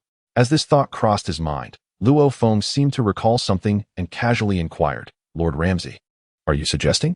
Ramsey rubbed his hands together and nodded helplessly. "Indeed, it is as you imagine. That miserly fellow, as you are aware, possesses a rather unsavory nature. Relying on the alchemical knowledge acquired from Angel Macalita, he has mastered many advanced formulas, yet he is a monopolist who has never spared a single restoration potion for me. Now, if you could provide 2 doses of divine power restoration potions, I assure you the issue of Angel Alice's staff restoration will be handled by me." It seemed Ramsey had steeled himself for this venture, prepared to plunge into the depths of this endeavor. "Very well, as long as there is output, there will be a solution. I shall take care of the potion issue. I never expected to have the opportunity to visit Universe 10. I wonder how that rascal Wei Mei is faring now, though he should be thriving." According to Ramsey, although Luo Feng had discerned his intentions, he felt no anger nor found anything amiss. With the direction clearly indicated, it was simply a matter of proceeding to act. At this moment, Ramsey felt a profound sense of relief. It seemed that his strategy of diverting the trouble had met with some success. Considering the frugality of that fellow, persuading him to part with 2 elixirs of divine restoration would likely cause him to weep in despair within the confines of a restroom. Oh, how he yearned to witness the expression of that lad upon realizing the demand for those 2 potions. Although Luo Feng was not fully aware of the rarity of these elixirs, Ramsey, as the god of destruction of the 10th universe, was acutely aware that such potions were not concocted from ordinary materials. Each batch of divine restoration elixir required a portion of the cosmic essence from both the 10th and 11th universes as its primary ingredient. However, the cosmic essence of the 10th universe was finite. To put it differently, the essence of each universe is limited. Any utilization of cosmic essence demands careful consideration. After all, the formation of cosmic essence is intimately tied to the developmental stage of the universe, and every increment of essence represents a significant treasure for the gods of destruction and angels within each universe. This wealth can only be gradually accumulated through the development of cosmic space. It is not something that can be seized at will. While Ramsey's exquisite materials were hard-won, he could exchange them for crafted equipment and other goods through his diligent efforts. Yet, cosmic essence, such a fundamental material, was not something to be easily extracted. Given this situation, he saw an opportunity for dual benefits. Not only could he forge a friendship with the formidable Luo Feng, but he could also take a measure of revenge on that miserly fellow, while acquiring 2 invaluable elixirs for life preservation. Contemplating this, Ramsey silently commended his own cleverness. Though his countenance betrayed no hint of pride, he merely sighed, acknowledging, "This is how it is," yet asking for assistance from that miser seems rather unrealistic. "I still have much preparation to undertake, as you can see with the abundance of exquisite materials before me, which I must refine into the form needed for the restoration staff." As for the Angel Kashi and the Angel Alice, they too needed to assist him in refining the materials gifted by the Grand Priest using their divine powers.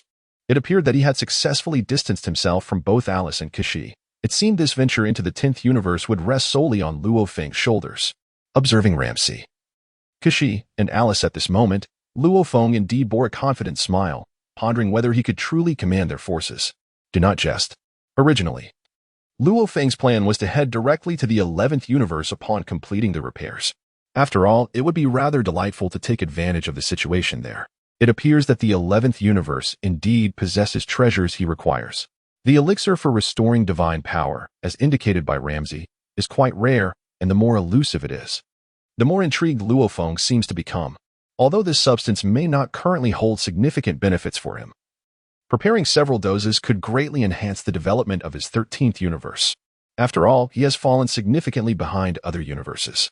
If he wishes to advance his 13th universe swiftly, the successful execution of this plan to reap rewards is essential. No matter how powerful he becomes, without the growth of his universe, it is all in vain. Well then, He might as well seize this opportunity to observe how that rascal Waymay has managed the 10th universe and to ascertain if there are any formidable experts there. Should he find any, he could potentially recruit them to his side. Luo Feng has always held a favorable impression of the experts from the 10th and 11th universes. Although he is now the supreme god of destruction in the 13th universe, lacking a few subordinates seems to impede the smooth progress of his universe's development. With that in mind, Luo Feng hesitated no longer. Noticing the scheming expressions on Ramsey and Kess, he refrained from further inquiries. He gently patted the head of his companion. Nephalian, and with a sudden surge of energy, the black dragon comprehended Luo Feng's intent, transforming into a colossal dragon stretching 1,000 meters. Luo Feng leapt onto its back, declaring, "To the 10th universe I shall go. The materials you require will soon be in your possession. There should be no significant issues. Prepare yourself, Alice. Remain here to assist Kess and Ramsey and ensure your staff is restored." As for everything else at this point, Alice appeared to struggle internally. Reluctant to stay in the 10th universe, especially since it was Kess's domain. Observing Ramsey's expression and Kess's subtle gestures, Alice realized that the root of this predicament indeed stemmed from that rascal Luo Feng. Regardless of the circumstances, facing Sister Makalita and Lord Waymay alone seems to be a responsibility he must bear. As for whether she could retrieve 2 doses of the elixir, it concerns her angelic staff. However, from Ramsey's demeanor, it seems that without the divine powers of herself and Kess, they may be unable to refine the materials bestowed by the high priest. With this thought, she clenched her teeth and nodded. Luo Feng, return swiftly. I will be waiting here for you.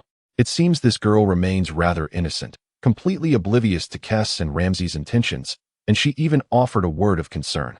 At this moment, Luo Feng felt a slight tremor in his heart. The girl, who claimed to be innocent, was indeed quite naive. However, it no longer mattered. With a gentle push of his toes, the colossal head of Nefarian transformed into a shadowy streak of darkness, vanishing instantaneously from the surface of the planet Rancher. Rancher and Kess exchanged glances, both perceiving the cunning intent reflected in each other's eyes. Rancher quickly cast a sidelong glance at Alice, contemplating the presence of an outsider, and resolved to suppress any unseemly expressions. He then turned back to his laboratory, genuinely preparing materials. Aware that if Luo Feng succeeded in procuring 2 doses of the potion for restoring divine power, he would be at a loss without any preparations of his own. Kess, understanding Rancher's intentions, conjured 2 cups of freshly brewed tea from the table and handed one to Alice. Let us not dwell on it any longer. Lord Rancher is preparing materials for the 10th universe, and for now, it is just the 2 of us sisters here. Let us enjoy this exquisite delicacy from our 10th universe and discuss the recent events. It seemed as though the 2 were unaffected by the circumstances. Yet Alice harbored a twinge of suspicion in her heart. Were these 2 plotting against them? Unlike her reliable elder sister Kess, this felt precarious. However, pondering excessively seemed futile. As she needed their assistance and they had set forth conditions, all she could do was try her best. Without full commitment, her prowess as a battle angel would be significantly diminished. With her current meager abilities, she realized she had neither the grounds to be arrogant nor domineering. Observing Alice's newfound calmness and restraint, Kess sighed softly. When had her younger sister undergone such a transformation? It had only been a short time since she joined Luo Feng in the 13th universe, and now she exhibited the demeanor of a well-behaved girl. This was certainly worthy of further discussion. At this moment, Alice herself could not comprehend the reason behind her transformation. How could the once arrogant and imperious battle angel have devolved into this weeping figure?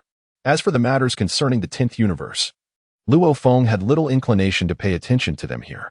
Chapter 100, Psychological Development and Preparation. At this moment, standing atop Nefarian, Luo Feng conceived a novel plan regarding another matter, indicating that his original intentions would indeed be realized ahead of schedule. However, he harbored no concerns regarding this expedition to procure items from the 11th universe. At this moment, he recalled the divine energy restoration potion mentioned by Ramsey. It seemed to be a truly remarkable item, and perhaps through this potion, he could rapidly develop the 13th universe, a feat that was not entirely impossible. As for the price to be paid, it appeared that the fellow named Waymay could hardly stir up any significant waves. Regarding Makalita, he was hardly a formidable adversary. However, at present, Luo Feng's thoughts were focused on Whis and Beerus. Those 2, upon realizing his presence, had inexplicably retreated into their universe without even a word of greeting or a chance to mingle, as if they were avoiding a ghost. It seemed that after completing his journey in the 10th universe, a visit to the 7th universe to see that rascal Beerus was in order, though for now, he would let that matter rest. Luo Feng had grand plans concerning Beerus. After all, the 13th universe was in dire need of what the 7th universe possessed. Moreover, Beerus had prepared several opportunities akin to this for his own survival, which were indeed rare, coupled with the divine energy restoration potions obtainable from the 10th universe. Perhaps his plans could genuinely come to fruition. Initially, Luo Feng had aimed at the 6th universe's Kampa and the 4th universe's Katra, but now he had conceived an even more perfect scheme. With the plan set, it was time to act. Speaking of anything else was mere nonsense. In order to navigate the vastness of these great universes, the essential task was to strengthen oneself. And the foundation for that strength lay in the development of his own universe. Everything else was trivial. The reason the 13th universe was currently so peaceful was that it possessed nothing, aside from the realm of the Destroyer and his own divine self, with no development whatsoever. Once the 13th universe was fully developed, the number of those eyeing it hungrily would inevitably increase. With this thought, Luo Feng resolutely committed himself. Having arrived in the dragon world, he was determined to achieve something monumental. As for nurturing subordinates or disciples, that was a matter for another time. His own strength had reached a bottleneck, and thus, he must first elevate the cosmic status of the entire 13th universe. In this regard, his first target would have to be that fellow Wei, though it could not be termed as a ruthless strike. Rather, it would be more akin to a gentle breeze. Luo Feng quickly corrected his earlier unrealistic thoughts, yet at this moment, he was indeed correct in his reasoning. Seeking that divine energy restoration potion was not too different from seeking Wei Mei's very life, as it was indeed his most cherished possession. At this moment, Luo Feng, who was on a journey, remained oblivious to the turmoil brewing in the 10th universe, where the ever-composed and serene Makalita was cursing that bastard Ramsey under her breath. She had just received alarming news from the angel Kes, revealing that a terrifying deity of death was hastening towards their 10th universe. Kes, without any attempt at concealment, had recounted the recent visit of Luo Feng and Alice to discuss the restoration of the angelic staff.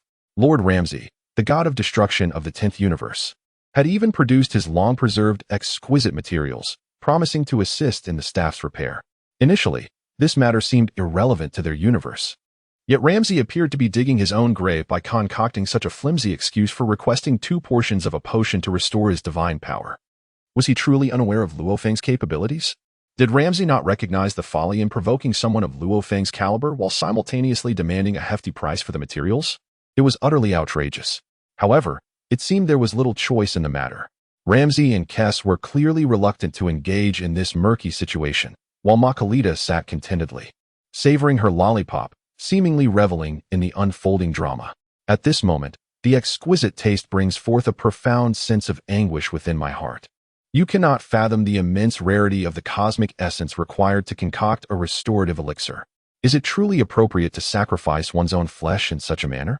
Now, with Luo Feng already en route, it appears that the situation has become irrevocable. After all, both he and Makalita possess unparalleled expertise in alchemy and potion making, standing as the foremost authorities in the entirety of the 12 universes.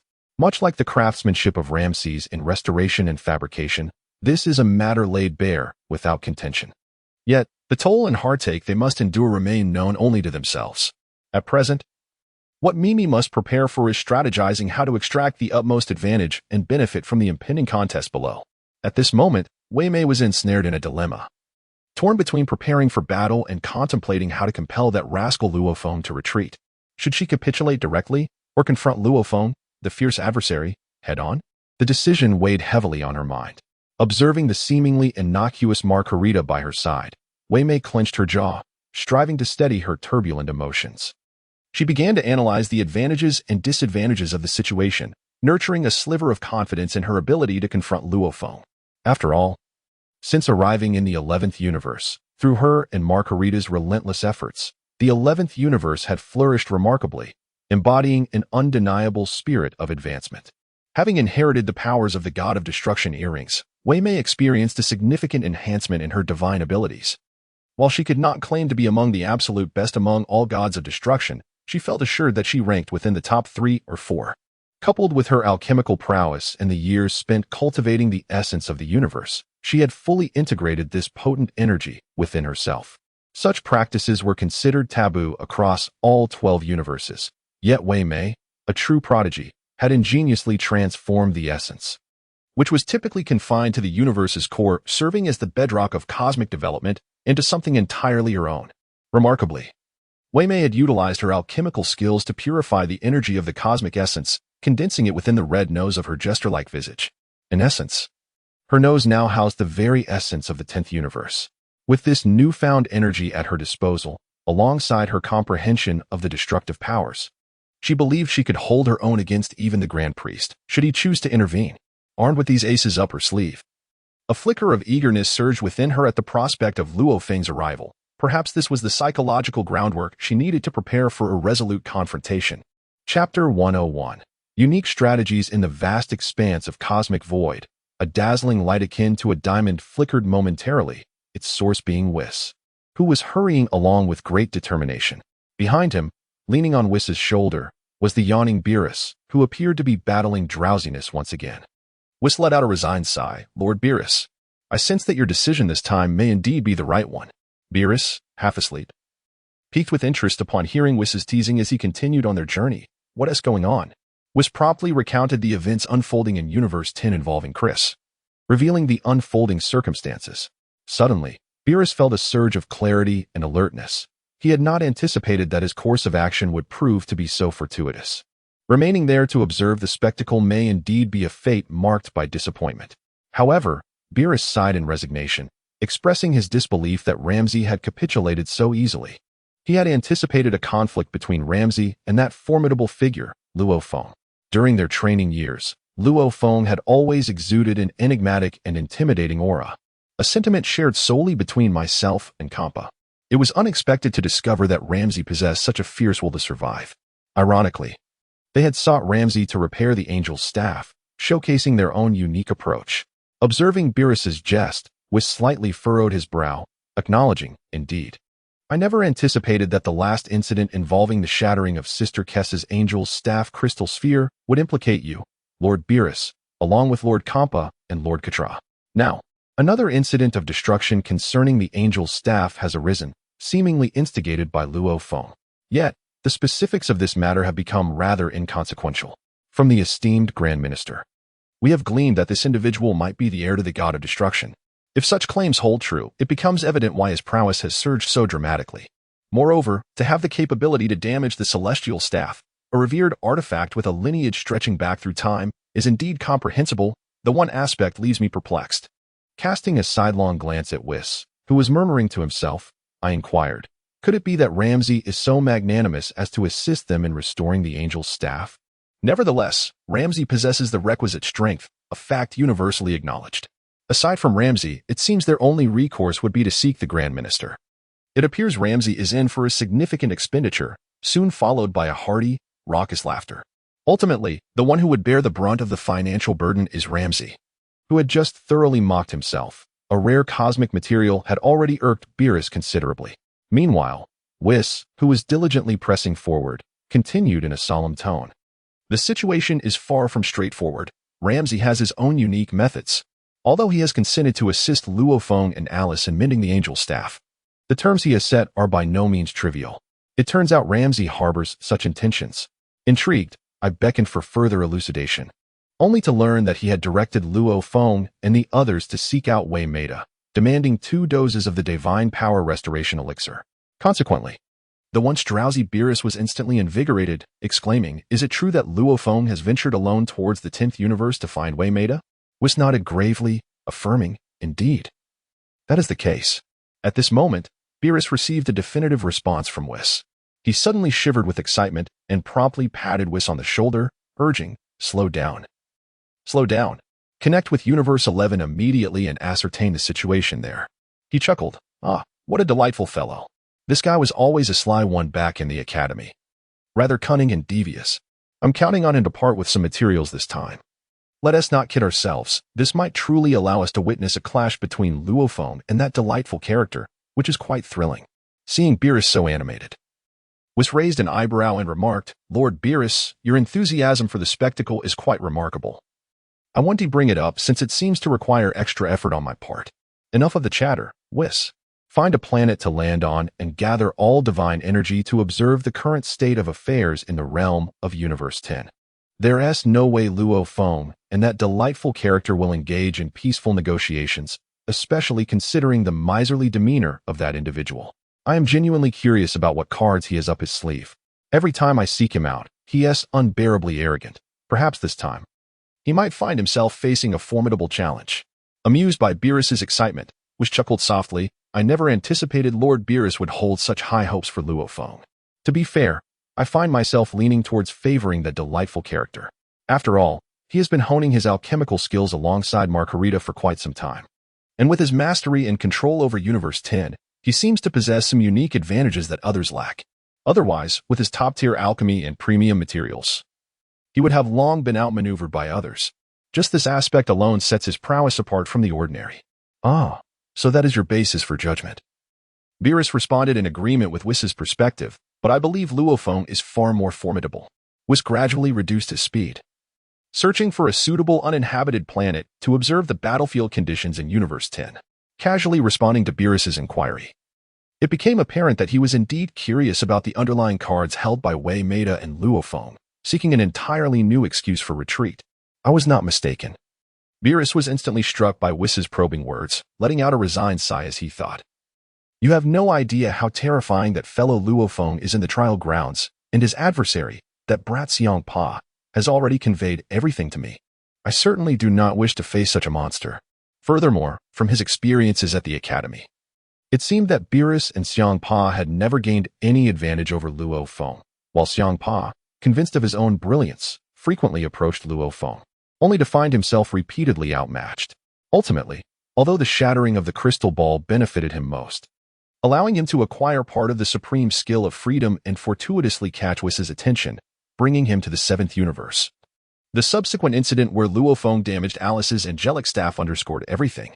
At this moment, he was indeed very intrigued about the extent to which the impending world war in the 10th universe would unfold. Chapter 102, A Great Show. After all, he was quite well acquainted with Wei Maida and genuinely looked forward to the events ahead.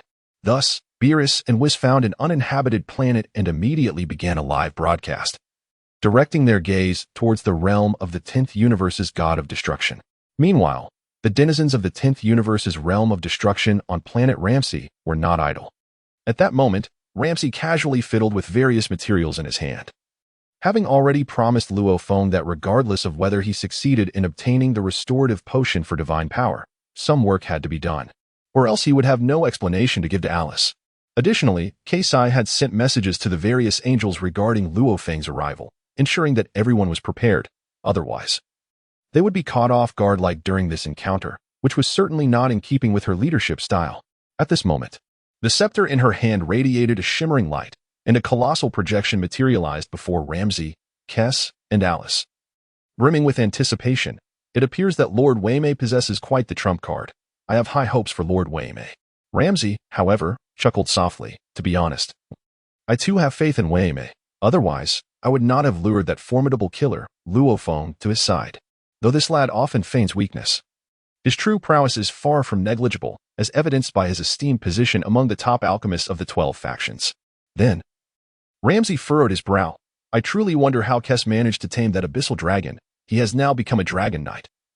And he certainly appears far more impressive than I, the blacksmith, or Waymay, who is merely adept at handling vials and jars. Noting Ramsey's curiosity, Kes chose to disregard him. This is of no concern to you. Focus on your blacksmithing. She then turned her gaze toward Alice. Alice, the presence of outsiders is no longer an issue. You need not continue with your charade. Pray tell, what is truly amiss? Why did your scepter shatter inexplicably? Are you not the sole princess among the angels who fights with all her might in the ordinary universe? What, then, has transpired? Was there an accident that led to the scepter's destruction? Such a significant matter, and yet you did not seek your father, but came to me instead. Can you not speak the truth now? Regarding your tearful state, you must be forthright with me, or I assure you, I shall not be lenient. Upon having her secret exposed by Kes, Alice initially froze in surprise, her cheeks flushing a deep crimson, seemingly caught off guard by Kes's revelation. At this moment, Alice had shed her previous demeanor of helplessness and sorrow. With her hands on her hips, she huffed and remarked, Sister Kes, I must admit, this charade has indeed been quite exhausting. Yet, one cannot entirely blame me. Is there perhaps some hidden truth? Kes, with a look of persistent curiosity, pressed on. Noticing Kess's relentless inquiry, Alice retorted somewhat irritably, "Do I even need to explain?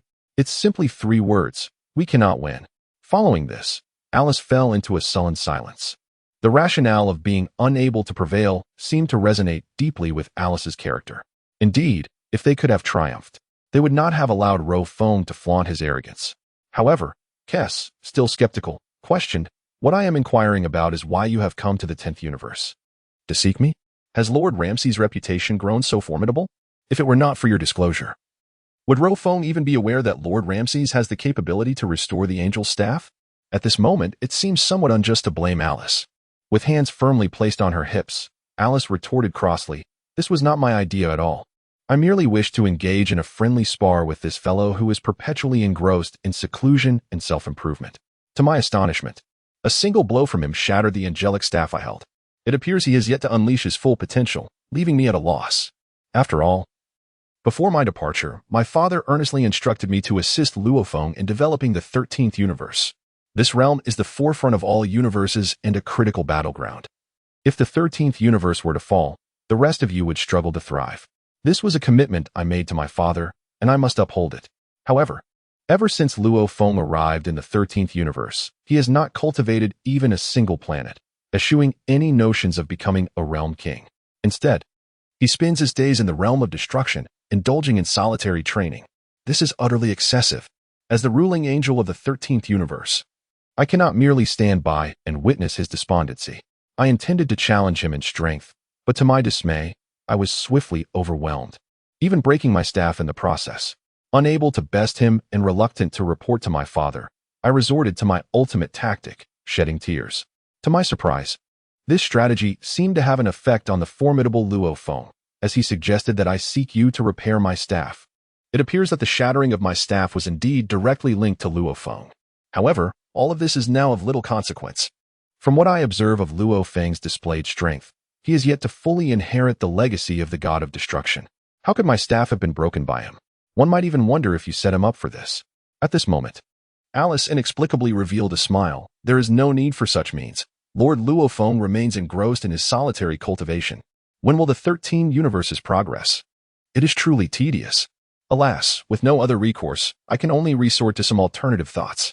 At this moment, observing the dialogue between Alice and Kess, Ramsay, feeling somewhat disgruntled, remarked, "So it turns out you 2 sisters are digging a pit. Heh, now I'm also caught in this predicament. Though it seems the one who will truly suffer is that fellow, Wymite. Typically so domineering yet miserly, he will surely have to pay a price this time. From what you imply, it appears that Luo Feng has inherited not merely the title of a typical destroyer god, but rather the legacy of the destroyer god king. If that is indeed the case, then all the preparations Wymite has made seem rather futile. For the disparity between the destroyer god king and a mere destroyer god is not merely quantitative, but a transcendental difference in realms. This time, it seems Wymite will have quite the bitter drink to swallow. I must admit my cautiousness was not misplaced. Otherwise, I would be the one clashing with Luo Feng.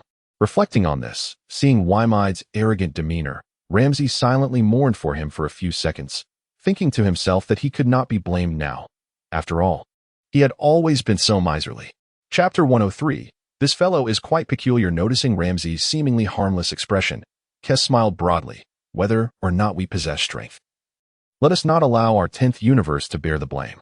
Your task remains to find a way to swiftly repair Alice's staff, or else our temperamental little princess might engage in some rather bizarre antics in the future. Alice, however, offered no further room for idle chatter. She casually took a cup of clear tea and drank it all in one go. Discussing this is pointless. I merely wish to see to what extent Master Wymite of the 11th universe can truly perform. At this moment, the 3 individuals directed their full attention towards the realm of the god of destruction in Universe 11. At this moment, the attention is not solely drawn by Kiers, Alice, and other celestial beings. Even the informed Konnik and Bardos are there, observing everything that transpires in the realm of the god of destruction of Universe 10 with their staffs. At this moment, the flavor was exquisite, yet he remained steadfastly engaged in his preparations for battle as Luo Feng arrived. He sighed softly, caressing the newly crafted uniform of the god of destruction that adorned his form, contemplating that perhaps this entirely new armor would serve him well. He then touched the earring on his ear, a symbol of the legacy of the swift deity, and his confidence surged considerably. Subsequently, he retrieved a vial of golden elixir from his pocket, pondering that this might indeed be his ultimate trump card for survival. If all went smoothly, there was a genuine possibility that he could achieve fame through a single battle. Gaining the attention of others seemed advantageous. If he could rise to prominence through Luo Feng's arrival, he could finally rid himself of the incessant nuisances that buzzed around him like bothersome flies, each one needing to be dismissed, which was truly exasperating. However, in the ordinary universe of the divine realm, one could not afford to act recklessly. Each day, he immersed himself in alchemy in the creation of top-tier potions. It was a relentless pursuit, with his fellow persistently clinging to him. If he could establish a reputation through this encounter with Luo Feng, it was likely that he would enjoy a much quieter existence, granting him ample time to delve deeper into the art of alchemy. Moreover, through the triumph of this battle, he could attain a certain level of prestige and lay the foundation for his own alchemical empire. At this moment, the allure of exquisite flavors had enveloped him in a blissful ideal. Yet, a crisp voice intruded upon this reverie. "Are you truly prepared, Master Wymide? I sense that matters may not be as straightforward as they appear." Margarita's voice shattered Wymide's daydream, prompting him to furrow his brow. "Margarita, my angel, do you truly lack faith in my capabilities? I must extend my gratitude to that rascal, Ramsay, were it not for his timely warning. My lack of preparation might have rendered me unable to contend with that fellow, Luo Feng. Although this lad possesses a peculiar nature within the academy, when it comes to a direct confrontation, given my preparations, defeat is not a foregone conclusion." Margarita frowned. "I ponder that the situation is not so simple. For at the time of the incident, both Lord Beerus and Whis were guests in the 10th universe, and it seems Ramsay is not one to be trifled with. Just as Luo Feng arrived in the 10th universe, Whis and Beerus intervened with their own cosmic affairs. This alone suggests that the situation is far from straightforward. Moreover, the fact that Ramsay requested 2 vials of potion and is willing to make significant sacrifices to assist Alice in repairing her staff is quite telling. I am aware of all this." Wymide, somewhat impatient, waved his hand dismissively, failing to grasp Margarita's implications. At this moment, he remained steadfast in his confidence regarding his own strength, especially with that final vial of golden potion, crafted using a 10th of the 10th universe's cosmic essence to create a supreme restorative elixir.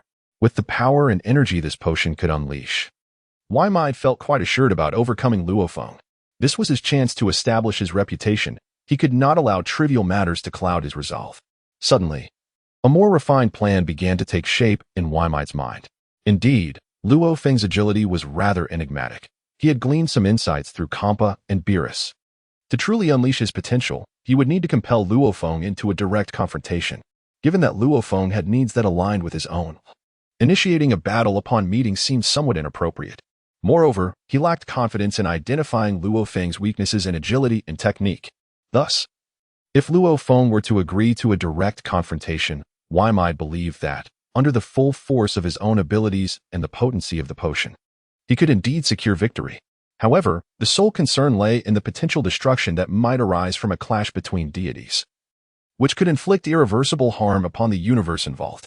As a destroyer, Wymide was acutely aware of this reality. He understood that establishing his reputation could not come at the cost of jeopardizing the fate of the 10th universe. For any damage inflicted would be a tremendous burden for him to bear as a destroyer.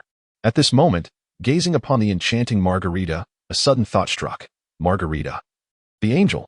Instead of engaging in this mental exercise, it would be far more beneficial if you could assist me. What do you mean by that? Upon noticing the look in Waymade's eyes, Margarita seemed to grasp something, letting out a resigned sigh. Very well, I understand your intentions, esteemed Waymade. However, Margarita could not help but inwardly curse, pondering who bestowed such audacity upon Waymade to challenge the heir of the god of destruction. Yet, despite the futility of further discussion, the inflated Waymade seemed impervious to reason. Could it be that alchemy has truly clouded his judgment? Nevertheless, all of this was inconsequential, for Margarita held immense confidence in her new reagent. After all, the golden potion in Waymade's possession represented the culmination of her alchemical endeavors, a distillation of years of labor and brilliance.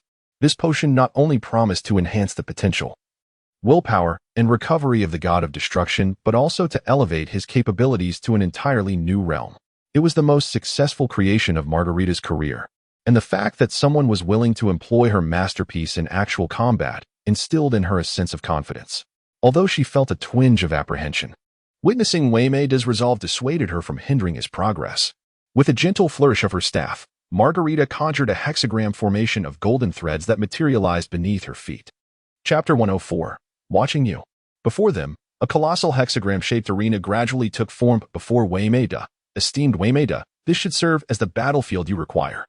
I have utilized all my divine power to create this arena, fortified by the strongest cosmic structural integrity I could muster. If all goes as planned, it should not inflict any damage or disruption upon our 10th universe within the next 5 days. Here, on this arena, you and Lord Luo Feng can engage in combat with all your might, including the use of your trump cards alongside the final potion, correct? Ah, Margarita. You truly understand me. Wei Mei was exceedingly pleased with Margarita's cooperation, as having his servant architect construct the arena was indeed a grand concession from her. Observing Wei Mei's insincere expression of gratitude, Margarita rolled her eyes in exasperation and remarked, Esteemed Wei Mei, I truly do not wish to dampen your spirits. But since you have chosen to engage in battle, you must give it your all. Regardless, I must inform you that the god of destruction and angels overseeing our 10th universe are not few in number. Many eyes are fixated upon you. If you succeed, it may well lead to a resolution for all time. However, Wei Mei, with a grand gesture, leaped onto the stage. Assessing the stability of the surrounding space and the sturdiness of the arena, feeling quite satisfied. After all, having arrived in an ordinary universe, there truly had been no opportunity to engage in a wholehearted battle, apart from the occasional alchemical endeavors. At this moment, Makalita furrowed her brow and gazed skyward, softly uttering, How swiftly they have arrived. Wei Mei's eyes also turned towards the heavens, where a fleeting streak of black light vanished in an instant. The next moment, Luo Feng's figure stood quietly before Wei Mei and Makalita, a miniature black dragon perched upon his shoulder, exhaling tiny fireballs in a display of excitement and arrogance. This was indeed Luo Feng, who had journeyed from the 10th universe. Witnessing Luo Feng's imposing entrance, Wei Mei initially raised an eyebrow, but soon composed himself. For this was his domain, and he could not afford to diminish his own presence. A slight smile, laced with insincerity, graced Wei Mei's lips as he remarked, Ah, is this not the esteemed Luo Feng, my old classmate? What a rare visit. It has been quite some time. Upon seeing Wei Mei's faint smile, Luo Feng felt a sense of relief, realizing that they had clearly prepared for his arrival. Indeed, having visited the 10th universe, he understood that information flowed freely among them. It was only natural for Wei Mei and Makalita to be ready for his coming. He cast a subtle glance at the arena behind him, pondering that Wei Mei remained as treacherous as ever. Yet, none of this mattered, for in the face of absolute power, all schemes and deceptions appeared to be mere trifles. It was unclear who had bestowed such formidable confidence upon Wei Mei, allowing him to greet Luo Feng in such a manner. However, it was evident that this was not the time for pleasantries or feigned goodwill. Noticing Luo Feng's gaze, Wei Mei recognized that it was not the moment for camaraderie, especially with the arena looming behind them. Both he and Makalita awaited Luo Feng in a posture of readiness, having evidently made ample preparations. With this thought in mind, Wei Mei ceased his idle chatter, lightly waved at Luo Feng, and extended 3 fingers. Observing Wei Mei's bold demeanor, Luo Feng raised an eyebrow and replied, Very well. I trust you are fully aware of my purpose here, so please, state your business. I am ready to respond. While you may casually refer to me as an old classmate, your arrival in the realm of the destroyers of our 10th universe signifies your role as a destroyer. Thus, I shall speak candidly. If you desire my potion, that is entirely feasible, albeit with some requisite sacrifice. However, to think that you can simply demand it without offering anything in return is rather unreasonable. I trust you are not one to disregard fairness. You still possess that penchant for excessive chatter, just as you always have. Let us not dilly-dally, speak your mind. It seems that Luo Feng's patience has been stretched to its limits. Wei Mei extended 3 fingers with a gentle flourish. The matter is quite simple. As you can see, the arena behind us is designed for destroyers to engage in sparring and competition. This hexagram arena has been specially prepared for us by the celestial beings of our universe.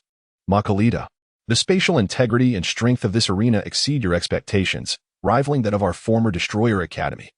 My request is rather straightforward. If you can withstand 3 of my strikes without succumbing, then we can amicably discuss the potion. Upon hearing Wei Mei's words, Luo Feng raised an eyebrow, then turned to Wei Mei with a discerning gaze. Are you certain it's just 3 strikes? Is it truly that simple? Wei Mei, brimming with confidence, clenched his fist. Indeed, it is that simple. However, Let me stipulate this. You are not permitted to evade or dodge. You must take my 3 punches directly to fulfill my condition. Though this demand may seem excessive, I believe it is entirely commensurate with your esteemed status. Lest I underestimate you. Observing Wei Mei reveling in his bravado, Luo Feng could not help but smirk inwardly. It was apparent that this fellow sought to use him as a stepping stone to demonstrate his prowess to other destroyers. Yet, it seemed Wei Mei had perhaps overestimated the situation. Luo Feng shifted his gaze back to Wei Mei, scrutinizing this mysteriously confident destroyer. Although he possessed a unique talent in alchemy, what emboldened him to so openly challenge someone of Luo Feng's caliber? Did he not realize that he was a prodigy among the destroyers, inheriting the legacy of the Destroyer King? Even without that, with his ancient martial arts and the power of destruction he had inherited, Wei Mei was no match for him. However, sensing Luo Feng's scrutinizing gaze upon him, Wei Mei felt a surge of unwarranted confidence. He assumed that Luo Feng was grappling with self-doubt and contemplating some extraordinary maneuver. Suddenly, as if recalling something, Wei Mei promptly added another condition. Remember, I am referring to receiving 3 punches. You must not evade or dodge. Otherwise, it would be futile. Witnessing the overly confident and self-assured demeanor of Wei Mei almost brought a smile to Luo Feng's face. I merely wished to ascertain who instilled such courage and confidence in you, and to my surprise, you have unveiled such a ploy. It was believed that this information might have been divulged by Xiangpa concerning Luo Feng's combat prowess. Chapter 105. 3 conditions. Xiangpa was well aware of the peculiarities of Luo Feng's martial arts, and on that basis, Wei Mei speculated that he would evade his attacks utilizing ancient martial techniques. However, Luo Feng pondered that Wei Mei was underestimating the complexity of the situation. Yet, upon observing the pristine god of destruction attire adorning Wei Mei, it was evident that it was crafted by the hands of Ramxi. Luo Feng mused about the extensive network of friendships this fellow maintained, though he was curious about the benefits Ramxi had accrued from this transaction. Despite the overarching theme of mutual development among the universes, competition remained an undeniable reality. As the rules of engagement were established and the need for posturing arose, it was clear that this confrontation was inevitable. Given that Wei Mei sought to establish his authority, Luo Feng considered leveraging this opportunity to elevate his own standing. After all, he was merely the rumored heir to the title of God of Destruction. While the various gods from the 12 universes had yet to witness the true extent of his capabilities, leaving them in a state of intrigue regarding his prowess, many still believed that his strength was only marginally superior to that of certain gods of destruction or slightly inferior to others with hidden cards. Yet none of this had been substantiated through genuine combat experience. The only individuals aware of his formidable power were Xiangpa and his brother Beerus, while others merely speculated. Then, Luo Feng's gaze fell upon the earrings adorning Wei Mei's ears, which radiated a golden light, a symbol of the god of destruction's might. It seemed that Wei Mei had fully inherited the divine power of the god of destruction, transforming his destructive force from the academy into that of a deity. Coupled with alchemy, this might very well be Wei Mei's trump card. However, the significance of his cards meant little to Luo Feng. Seeing Wei Mei extend 3 fingers with a condescending smile, Luo Feng sighed in resignation. He too raised 3 fingers. Oh, what does this signify? Is this fellow attempting to draft 3 conditions alongside me? Noting the confusion on Wei Mei's face, Luo Feng sighed gently. Very well, since you possess such confidence. I shall also propose 3 conditions.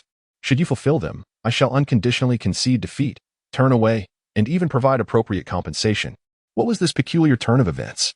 Upon witnessing the perplexed expression on Wei Mei's face, Luo Feng merely smiled faintly before articulating, firstly, regardless of the tactics you employ. Should you manage to force me to step back even a half-step, I concede defeat. Secondly, do not accuse me of bullying you. I shall refrain from utilizing any of the ruined God King's inherited skills or techniques. Should I resort to such powers, it would also signify my defeat. Thirdly, if you can endure a single punch from me, I will consider myself vanquished. What say you, esteemed Wei Mei? Is this condition unreasonable? Hearing Luo Feng's audacious words and stipulations, Wei Mei, standing nearby, was already glaring with fury, the veins on his forehead pulsating ominously. It was evident that Luo Feng's arrogance had genuinely incensed the otherwise composed Wei Mei. Meanwhile, Makalita, who had been observing the spectacle with an eye for mischief, glanced at the arena she had constructed, confident in its robustness. Although she felt somewhat dissatisfied with Wei Mei's arrogance, after all, challenging someone to endure 3 punches seemed rather unsportsmanlike. She couldn't help but narrow her beautiful eyes at the audacity Luo Feng exhibited. Having been an angel for such an extended period, she had encountered numerous formidable figures across various realms. Yet it was rare to witness someone so brazenly confront a cosmic destroyer. Moreover, the stringent conditions and harsh methods he proposed were no trifling matter. Even an ordinary destroyer could not possess such prowess. Achieving such a feat would likely require the direct intervention of their high-ranking divine officer. And that was contingent upon Wei Maida not revealing his trump cards. If Wei Maida were to unveil his hidden advantages one by one, accomplishing this would be utterly impossible. Despite her myriad frustrations, Makalita had no intention of intervening in this contest. After all, witnessing the unfolding drama was her greatest enjoyment. Now, with the challenge laid before them, she left the resolution to the esteemed Wei Maida, for the dominion of this universe ultimately rested in his capable hands. Though one may regard oneself as an angel, one also occupies the role of a supportive corner. With this in mind, Makalita procured a lollipop from some hidden nook, gently placing it in her mouth. Refraining from further interjection, and merely observing the unfolding situation with a frosty demeanor. Meanwhile, Wei made his eyes widen in fury, veins bulging, yet he gradually regained his composure. Very well, you boast with such bravado now, but once you step onto the arena, the tables may turn. If you seek your own demise, I shall oblige. With a pointed finger directed towards the arena, he continued, since Lord Luo Feng is so confident, I invite you to teach me. In the next instant, Wei Maida had already appeared at the center of the arena, gesturing for Luo Feng to proceed. This audacious fellow displayed a remarkable lack of shame, presenting such shameless conditions without any inclination to negotiate, clearly indicating that he wished to allow Luo Feng to bask in his own pretentiousness fully. I harbor no qualms about delivering a thorough thrashing to a drowning dog. If you wish to perceive yourself as a figure of grandeur, I shall gladly facilitate that illusion. This indeed showcased Wei Maida's shamelessness to its fullest extent. Observing Wei Maida's current demeanor, Luo Feng merely smiled faintly, his form shifting to also appear at the center of the arena. At this moment, the two individuals stood at the center of the arena constructed by Makalita, enveloped entirely within a resplendent spectrum of colors that radiated from the surrounding stage. The 6 verdant corners, illuminated with a vibrant green glow, emitted 6 dazzling beams of light, while 6 crimson gemstones were seamlessly nestled within these corners.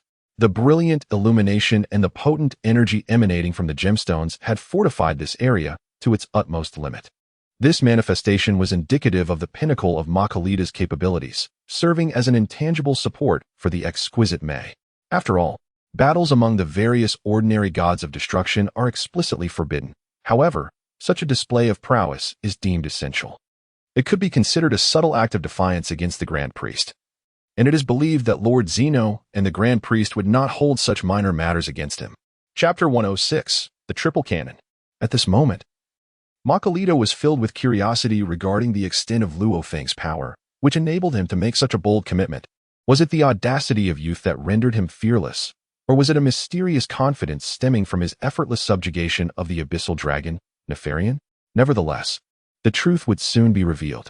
As she savored the sweetness of her lollipop, Makalita's demeanor belied her inner turmoil. She tightened her grip on her staff, her palms beginning to bead with sweat. Observing her evident anxiety, Luo Feng's strength seemed to be as formidable as he had described.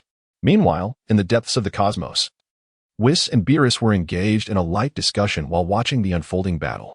Whis sighed softly, remarking, "It appears, Lord Beerus, that your assessment may be slightly off this time. If Luo Feng possesses considerable strength, he indeed surpasses the typical destroyer god. However, to issue such a challenge is rather presumptuous." Whis's evaluation was quite astute. Beerus, however, merely smirked. "Whis, I must admit, I have a good feeling about Luo Feng. He does not strike me as the arrogant type. How about we make a wager?" Whis shrugged nonchalantly, responding, "A wager, you say? Very well, Lord Beerus. If you win this time, you may indulge in slumber and leisure for a century, while I handle all the trivial matters. But if I emerge victorious, you shall devote yourself diligently to the advancement of the regional universe for the next 100 years, with no lazy days allowed." The two were amusingly engaged in their wager, indicating a harmonious rapport between them. Despite their banter, their focus and attention remained entirely on the combatants in the arena, while the thoughts of others were left to individual interpretation. At this moment, Luo Feng on the arena adopted a composed and unhurried combat strategy, standing quietly, evidently awaiting Wei Maida's offensive move. At this moment, Luo Feng stood quietly, devoid of any imposing aura, clearly preparing to fulfill his promise. Observing such arrogance, it was evident that this individual regarded himself as invincible. Mei's heart trembled slightly in response. Perhaps it was prudent to first demonstrate her own prowess. Her gaze sharpened as she recalled what Xiangpa had once said. Luo Feng appeared to possess unique insights in close combat, particularly with his remarkably elusive movements. Thus, engaging him in close quarters seemed an imprudent strategy. Instead, long-range attacks would serve as the most effective means of probing his capabilities. With this thought, a subtle smile graced Mei's lips. She refrained from unleashing any bizarre aura or energy. After all, allowing her opponent to stand there and absorb her attacks was the ideal opportunity. Unable to initiate a physical assault, she resolved to employ her magical abilities instead, which instantly filled her with confidence. What was the most formidable aspect of the God of Destruction? Undoubtedly, it was the power of destruction itself. Since her opponent had promised not to evade, this presented the perfect chance. Without hesitation, Mei extended a finger toward the sky, and a swirling vortex of purple energy began to coalesce in accordance with her gesture. This was none other than the signature skill of the God of Destruction, the Destruction Egg, the most fundamental magical attack of her repertoire. Although she was uncertain of the damage this technique would inflict upon Luo Feng, it served as an excellent means of testing the waters. Given his audacious claim to withstand her 3 attacks, launching a lethal strike from the outset would seem somewhat dishonorable and would not effectively establish her reputation. If the concentrated energy of the destruction power could compel Luo Feng to make a defensive maneuver, she would not need to resort to her more potent cards, thereby asserting her dominance without incurring his wrath. With this realization, Mei commended her own strategy. As the energy of destruction amassed in the air, the aura of the energy blast became increasingly unstable, exuding an overwhelming might. The energy coalesced into a sphere the size of a basketball, resembling a miniature sun. This was the most formidable energy she could summon from her God of Destruction power. Although her opponent appeared nonchalant, he had indeed begun to face a lethal challenge. He remained motionless, not employing any skills to withstand her strike, while Mei seized the opportunity to threaten his very life, gathering all her destructive energy in midair. Mei barely curled her lips into a smile, refraining from issuing any warning to Luo Feng. With a gentle flick of her finger, the miniature sun-like energy orb, crackling with purple lightning, surged toward Luo Feng with tremendous force. With a thunderous roar, the immense energy condensed into a powerful blast struck directly before Luo Feng. At this moment, the scene was extraordinarily tragic, with immense explosions and destructive energy saturating the arena. Fortunately, the arena crafted by Makalita was sufficiently robust. Otherwise, with just this one move, a tenth of the 10th universe would be utterly annihilated by Wymide's attack. After all, the power of a God of Destruction is unparalleled by ordinary divine abilities, as their essence revolves around destruction. Meanwhile, Longxi, who was observing the spectacle from afar in the 10th universe, sighed softly. That Wymide fellow is indeed vindictive, despite appearing overwhelmingly powerful on the surface. His pettiness is glaringly evident. To launch such an assault by condensing the God of Destruction's power into a destructive egg right from the outset is rather unsporting. Upon hearing Longxi's words, Keisai also sighed in resignation. Fortunately, that girl Makalita possesses foresight to create such an extraordinarily sturdy barrier in space. It's just uncertain whether this strike will inflict any fatal harm on that young man, Luo Feng, although he stated he would not dodge or evade. Enduring such formidable destructive energy is indeed formidable, even if this incident transpired within our 10th universe. Lacking the miraculous ability to reverse time seems inadequate to remedy the impending losses. Wymide has truly gone too far. As the voices of the onlookers echoed, the spectators from various universes expressed their disdain for Wymide's lack of sportsmanship. This individual was not as nonchalant as he had initially claimed. Rather, he seemed intent on delivering a lethal blow. Chapter 107. The interdependence of lips and teeth evokes a sense of pity for Luo Feng, the inheritor of the God of Destruction's legacy. Such immense power, even if they were present in person, would hardly fare better against such an assault, an embodiment of the feeling that when the rabbit dies, the fox grieves. As the sound of explosions gradually diminished, the shimmering purple arcs of electricity began to settle, and the dust slowly descended.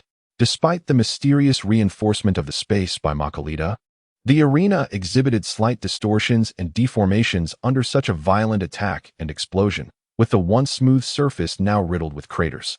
It appeared that Wymide had indeed elevated his magical assault to its zenith. As the dust began to clear, the renowned principle of the Dragon Ball world, the miraculous duality of words, once more unfolded before Wymide's eyes. At that moment, Wymide's pupils constricted sharply, shrinking to the size of pinholes. As an incredible scene materialized before him, under the intense explosion and the full force of the god of destruction's attack, the figure before him, Luo Feng, who bore none of the inheritor's earrings, stood there completely unscathed. From his vantage point, there was not the slightest sign of retreat or movement, nor any attempt to evade. He had astonishingly withstood Wymide's full-force assault without incurring any damage. How could this be possible? With pupils constricted to the size of pinholes, Waymade's eyes widened in disbelief at the unfolding scene before him. Could it be that this young man had executed some maneuver or evasion in the fleeting moment of the explosion? No. At this moment, Waymade furrowed his brow, for he had sensed that during the peak of the explosion's ferocity, there had been no fluctuations in space nor any discharge of energy. If all calculations were accurate, it meant that Luo Feng had withstood the tremendous force of destruction solely with his own body. How could this be possible? Even if he were the inheritor of the Destruction God King, possessing such a formidable physique would still be inconceivable. Yet, the evidence lay starkly before Waymade. As the smoke cleared, Luo Feng remained steadfast, brushing off the dust with a mocking smile directed at Waymade's conflicted expression, casually uttering, "Is that all?" This remark was, for Waymade, not merely a trivial insult but a deeply cutting affront. At this moment, the exquisite flavor of the situation rendered further contemplation unnecessary. One could not help but wonder why the violent explosion, born from the essence of destructive divinity, failed to inflict any damage upon this individual. Not even a fragment of his garment was torn asunder. Perhaps it is plausible to suggest that Luo Feng, having inherited the legacy of the god of destruction, possesses an immunity to this very destructive force. At this moment, the exquisite taste serves as a mere solace for oneself, while the onlookers have succumbed to a profound silence, unable to comprehend how Luo Feng remains unscathed. Naturally, Luo Feng refrains from launching an aggressive attack, for he is acutely aware of the conditions set forth by Waymade. Should he strike now, it is unlikely that he would achieve the desired effect of decisively overwhelming Waymade. At this moment, the delectable atmosphere compelled him to muster his resolve and adjust the attire of the harbinger of destruction. His gaze sharpened, radiating a chilling brilliance. "Very well, Lord Luo Feng. You have forced my hand. I am now prepared to engage earnestly." However, Luo Feng merely chuckled, raising his hands in a gesture of indifference. "That is precisely my intention. Should you wish to continue this game of mutual probing, I fear you may find yourself devoid of opportunities. You shall pay dearly for your arrogance." At this moment, the confidence of Waymade was not as abundant as before, for Luo Feng had completely disregarded his magical attacks, leaving Waymade in a state of silent shock. Since his magical assaults proved ineffective, he resolved to resort to his cherished trump card, his potion. The ineffectiveness of his magic might not be such a dire revelation after all. Given that his opponent had pledged not to evade or dodge, perhaps his ultimate move could indeed come into play. No longer troubled by Luo Feng's mockery and insults, Waymade delicately adjusted the earrings on his ears, retrieving a vial of golden elixir from his robe. Without hesitation, he tilted his head back and consumed the entire contents of the vial in a series of swift gulps. Observing this audacious act, the pantheon of gods and angels from various universes spectating the battle could not help but scorn Waymade for his blatant disregard for the code of combat. Clearly, the warm-up had yet to commence, yet he had already resorted to enhancing himself with potions, displaying a shamelessness that knew no bounds. While disdain for Waymade surged among the spectators, a sense of trepidation gripped them on behalf of Luo Feng. Was Luo Feng perhaps being overly arrogant? After all, he was facing a genuine deity of destruction. Even if he possessed the legacy of a god of destruction, would it not be folly to stubbornly endure the opponent's lethal strikes without evasion, especially under the circumstances of his adversary consuming enhancements? Could this individual truly be as formidable as he seemed? Certainly, within the depths of his heart, Luo Feng possessed a profound understanding of the situation. Appearing far from the tranquility perceived by outsiders, the formidable energy blast wielded by Waymade, a manifestation of destructive power, would indeed render any ordinary individual vulnerable if faced with it unprepared.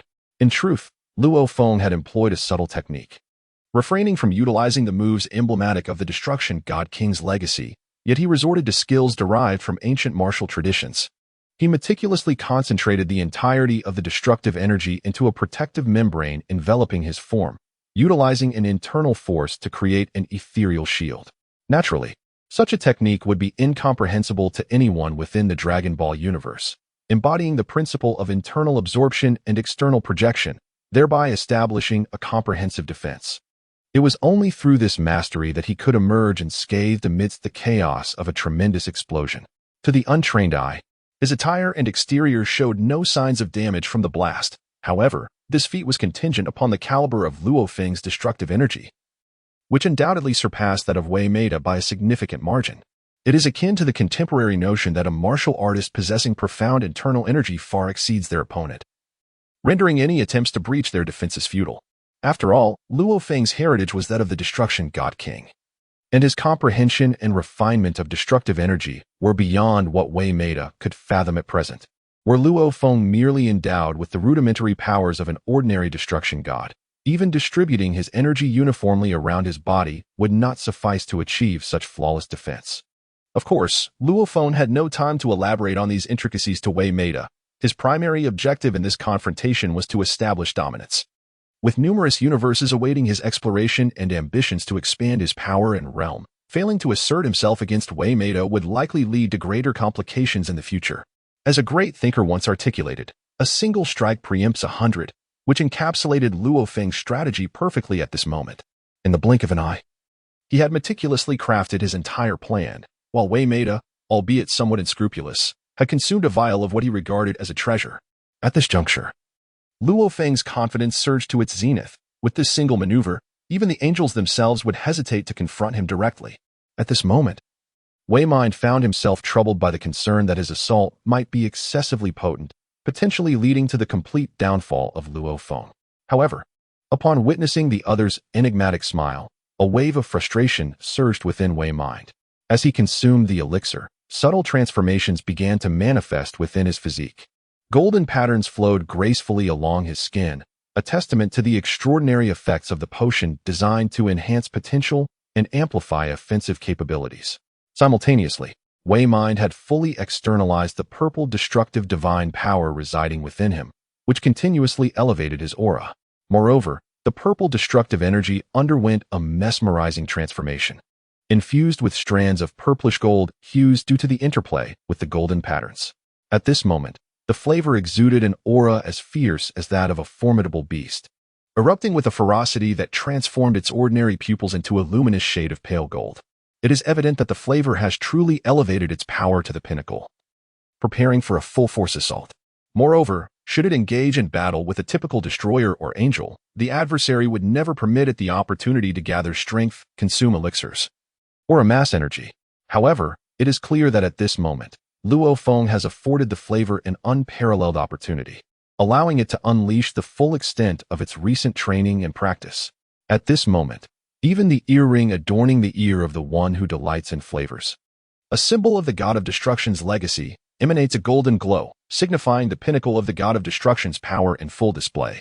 At this moment, the exquisite flavor has culminated in a peak of both momentum and energy, representing the most formidable power he has attained since inheriting the title of the god of destruction.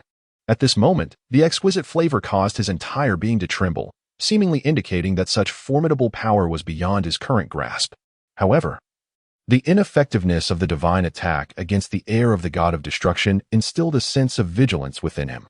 If he could not vanquish his opponent at this level, the consequences would indeed be dire. At this moment, Wei Mei's physical limits had been reached, and without further hesitation, he propelled himself off the ground. With a resounding thud, a surge of energy radiated outward, creating 2 indentations in the surface beneath him. This arena, fortified by Makalita, bore the brunt of his forceful advance, evidencing the extent of Wei Mei's enhanced power. His massive hand formed into a fist, emanating a resplendent glow of purple and gold, signifying an impending, decisive blow aimed directly at Luo Feng's chest, slicing through the air with a fierce swiftness. In the next instant, Wei Mei's fist, infused with a blend of potent elixirs and the destructive force of a god, was poised before Luo Feng. Should this strike land, it was not merely Luo Feng who would find himself at risk. Even the most formidable angels would likely hesitate to withstand such a ferocious assault. This blow epitomized the zenith of Wei Mei's potential and prowess, showcasing immense strength, albeit with a slight deficiency in speed. Indeed, although his potion has sacrificed agility and the ability to alter angles, it has significantly amplified his strength. This is precisely why Wei Mei has established a rule that his opponent must neither evade nor dodge. This cunning old fox has indeed prepared a trap for Luo Feng from the very beginning. Witnessing such imposing momentum, Luo Feng did not appear as nonchalant as he outwardly seemed. Having committed to enduring a potentially lethal strike from his adversary, he hesitated not for a moment. Luo Feng silently activated the destructive divine power within his body. For his divine strength had been augmented severalfold compared to Wei Mei's. Even as Wei Mei consumed drugs and concentrated all his might into his singular point for a decisive blow, Luo Feng was far from an easy target. Although outwardly imperceptible to any observer, he channeled all his energy inward, focusing it entirely at his chest, the very point Wei Mei intended to target. Layer upon layer, he amassed his divine power beneath his skin, demonstrating the skill of countering an attack with a defense of equal might. This was the essence he had comprehended from the ancient martial legacy, now applied in its entirety within the Dragon Ball realm. After all, the most formidable attack from the ancient martial tradition had been to concentrate power at a single point for an explosive release, correspondingly. The strongest defense involved condensing all one's strength into a singular point for utmost protection or counterattack. This was the pinnacle of Luo Feng's capabilities. In truth, he harbored no absolute confidence. Yet, faced with such a formidable opponent willing to confront him head-on, Luo Feng was eager to test himself, to discover the extent of his destructive divine power fused with his ancient martial techniques. As for the legacy of the destructive God King, it belonged to another realm. Luo Feng was determined to forge his own path. After all, inherited power, no matter how potent, pales in comparison to one's own potential. Had the former destructive God King been truly invincible, his legacy would not have reached Luo Feng's generation. Acknowledging that even a divine king has limitations, Luo Feng, endowed with both the ancient martial legacy and the inheritance of the destructive God King, aspired to meld these two heritages into a novel trajectory. Indeed, while the High Priest and angels represent a mid-tier existence, the ultimate entities are the Omni King and the Grand Omni King, terrifying presences. If he could not carve out a new avenue and transcend the energy limits of the destructive God King, it would be impossible to navigate the dragon world with any semblance of authority. With Wei Mei present, many matters could validate the correctness of his thoughts. However, to outsiders, Luo Feng appeared somewhat overconfident. Standing unwaveringly in place, a glimmer of amusement danced in the corner of his eye, his lips curled upward, hands resting at his sides. He made no defensive moves. This was not a moment for any underhanded tactics. Wei Mei was evidently launching a full-force strike. Was Luo Feng truly prepared to meet Wei Mei's lethal blow with his chest? Chapter 109. A moment of awakening. Are you serious? Is Luo Feng truly unafraid of the repercussions? The one most anxious in this moment was Hmph, who resided in the 6th universe. Although he had often sought to undermine Luo Feng, he regarded him as a genuine friend, especially given the considerable assistance Luo Feng had rendered during their time at the academy and in the tournament. Witnessing Luo Feng's extraordinary prowess, Hmph felt a pang of anxiety and murmured to himself, "This fellow is exceedingly arrogant, brazenly disregarding the onslaught from Wei Mei. How can Wei Mei be so unscrupulous?" Noticing Hmph's turmoil and trepidation, Beerus beside him gently waved her hand. "Lord Hmph, your concern seems somewhat unwarranted. Do not forget, my sister Makalita is nearby. With her presence and the ability to reverse time, should you still fret about any unforeseen calamity befalling Luo Feng?" Upon hearing Beerus's reasoning, Hmph appeared to awaken to a realization. Indeed, your angelic kin possessed the remarkable ability to manipulate time within the ordinary universe. Given Makalita's formidable strength, reversing time by 7 minutes should pose no challenge. Even if Luo Feng were to suffer a lethal blow during this interval, as long as Makalita intervenes, he would be safeguarded from harm. However, it was evident that Makalita was merely spectating, which was uncharacteristic of her. Would she truly intervene to rescue Luo Feng?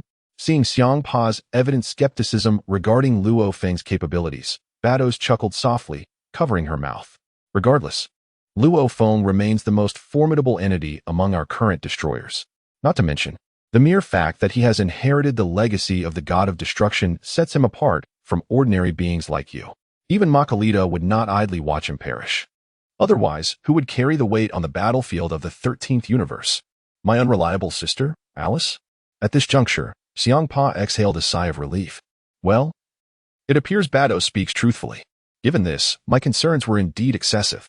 However, while his life may not be in jeopardy, enduring a direct, full-force strike to the heart is a torment that few could withstand. I genuinely wonder if Luo Feng is of sound mind. Yet, the subsequent scene left all the angels and destroyers observing this battle utterly stunned. Even the usually composed Bados widened her eyes in disbelief at the unfolding spectacle. Hmph, who had been so anxious moments before, now stood petrified before the scene before him. For on the battlefield lay a spectacle that defied comprehension, a relentless, thunderous attack had landed squarely upon Luo Feng's chest.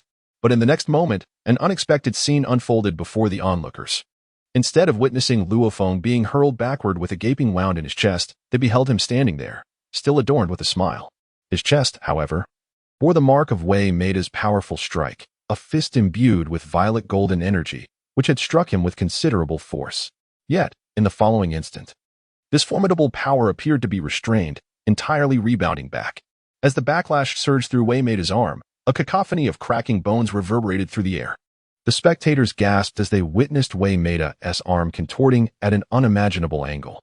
It seemed this encounter was diverging from the expected script. Luo Feng remained unscathed, while the one who had launched the ruthless attack, Wei Meida, found himself grievously injured. At this moment, not only was Wei Meida's arm utterly shattered, but all the retaliatory force surged back towards him like a relentless tide. At this moment, the exquisite flavor lifted his feet off the ground, causing him to retreat in a cacophony, carving a deep trench upon the arena. This was no ordinary stage. It was a testing ground crafted by the divine power of Angel Makalima. In an attempt to mitigate his backward momentum, he inadvertently etched a profound groove into the surface. The spectators were utterly bewildered by this spectacle. Such a formidable onslaught, such unparalleled strength, had been effortlessly repelled by Luo Feng with a mere flick of his wrist. This was merely the power of a common destroyer god.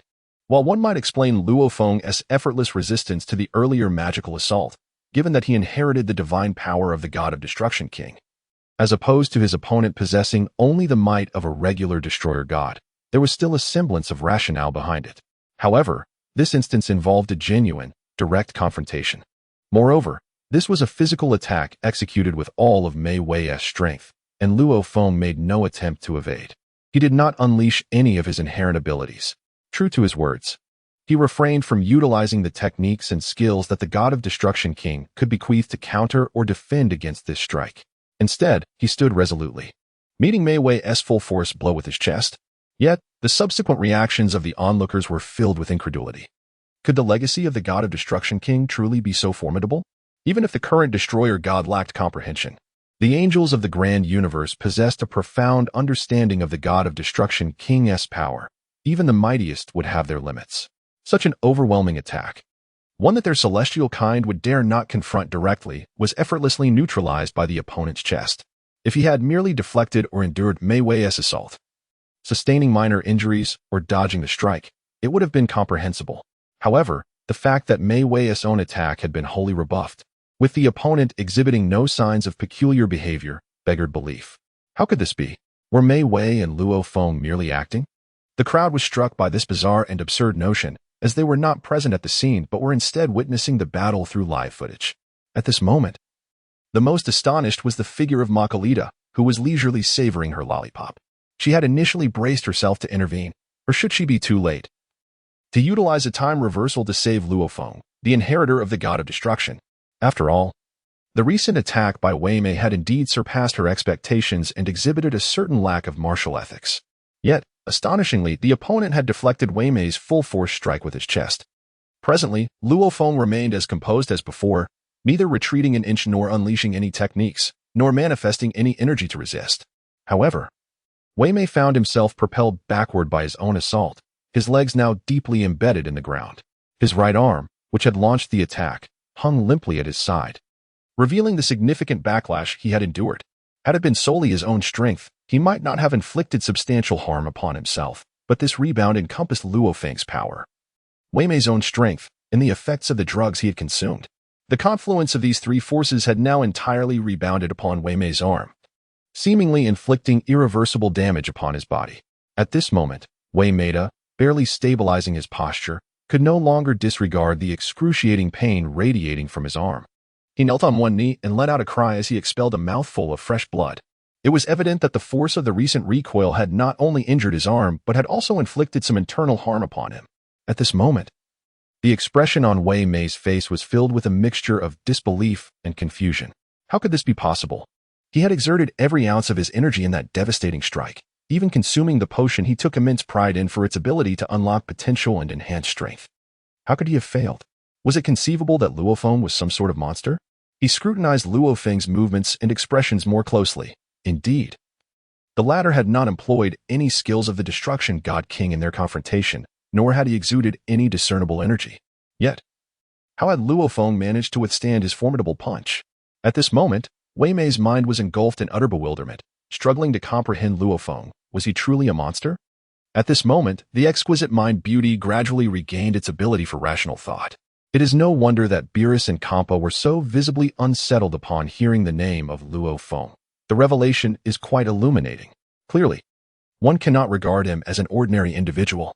However, despite graduating alongside his peers, he possesses a unique legacy, setting him apart. Though he too harbors his own pride and hidden strengths.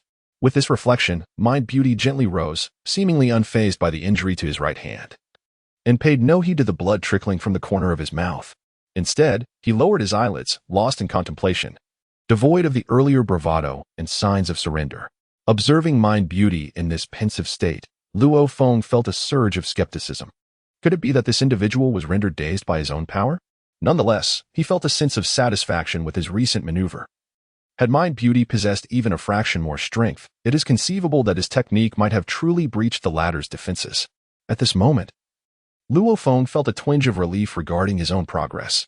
Without this practical experience, he would have remained uncertain about the extent of his physical defenses. After all, there exists a qualitative leap between the power of destruction and the might of a destroyer. Having comprehended the essence of destructive power, he had, for the first time, successfully concentrated it entirely at a single point, employing it solely for defense without allowing it to explode outward. However, this was evidently insufficient, merely integrating ancient martial traditions with destructive power at this initial stage. He contemplated the potential of further developing skills of the god of destruction and fully merging ancient martial arts with destructive energy. Perhaps this could pave the way for an entirely new path. Observing the dazed Makalita, who had been leisurely enjoying a lollipop, a sudden premonition of dread washed over her. Could it be that the esteemed Wei Mei intended something drastic? Indeed, Makalita's thoughts seemed cursed, manifesting before her very eyes. On the arena, Wei Mei hung his head low, emitting a contemplative laughter that grew increasingly manic. Would this fellow truly succumb to madness again? Makalita's heart swelled with concern. While Luo Feng speculated whether this individual had been stunned by his own power, having sustained such grievous injuries, yet still laughing heartily. It was perplexing to fathom the extraordinary workings of Wei Mei's mind. Meanwhile, numerous angels and destroyers from other universes looked on in astonishment at the spectacle. Never having anticipated that Wei Mei, this young lad, would disregard martial ethics and possess such hidden trump cards and potions. If only they could acquire a dose for themselves, their strength would significantly augment. Yet, alchemy is indeed a costly profession. Without his formidable mentor, Makalita, and the unique resources of the 10th universe, it seemed impossible for Wei Mei to attain such heights. What further intrigued the onlookers was the unassuming Luo Feng, the god of destruction from the 13th universe, who possessed such formidable power. Even in the face of Wei Mei's apparent enhancements, Luo Feng emerged unscathed, leaving everyone bewildered about his training methods. Was his destructive power fundamentally different from that which others cultivated? After all, Luo Feng was the last to emerge from the trial grounds and had secured the soul slot for the 13th universe. The only point of curiosity remained. It appeared that Luo Feng had once destroyed the staff of the angel Kashi, yet this remained speculative. At that time, Kashi had punished Hmph, Beerus, and Quitella, showing no particular consideration for Luo Feng. Furthermore, this individual was the god of destruction designated by the Grand Priest.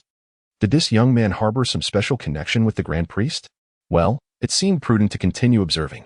Now, the strength of Luo Feng has been unequivocally acknowledged by all, as it is evident that he operates on an entirely different plane.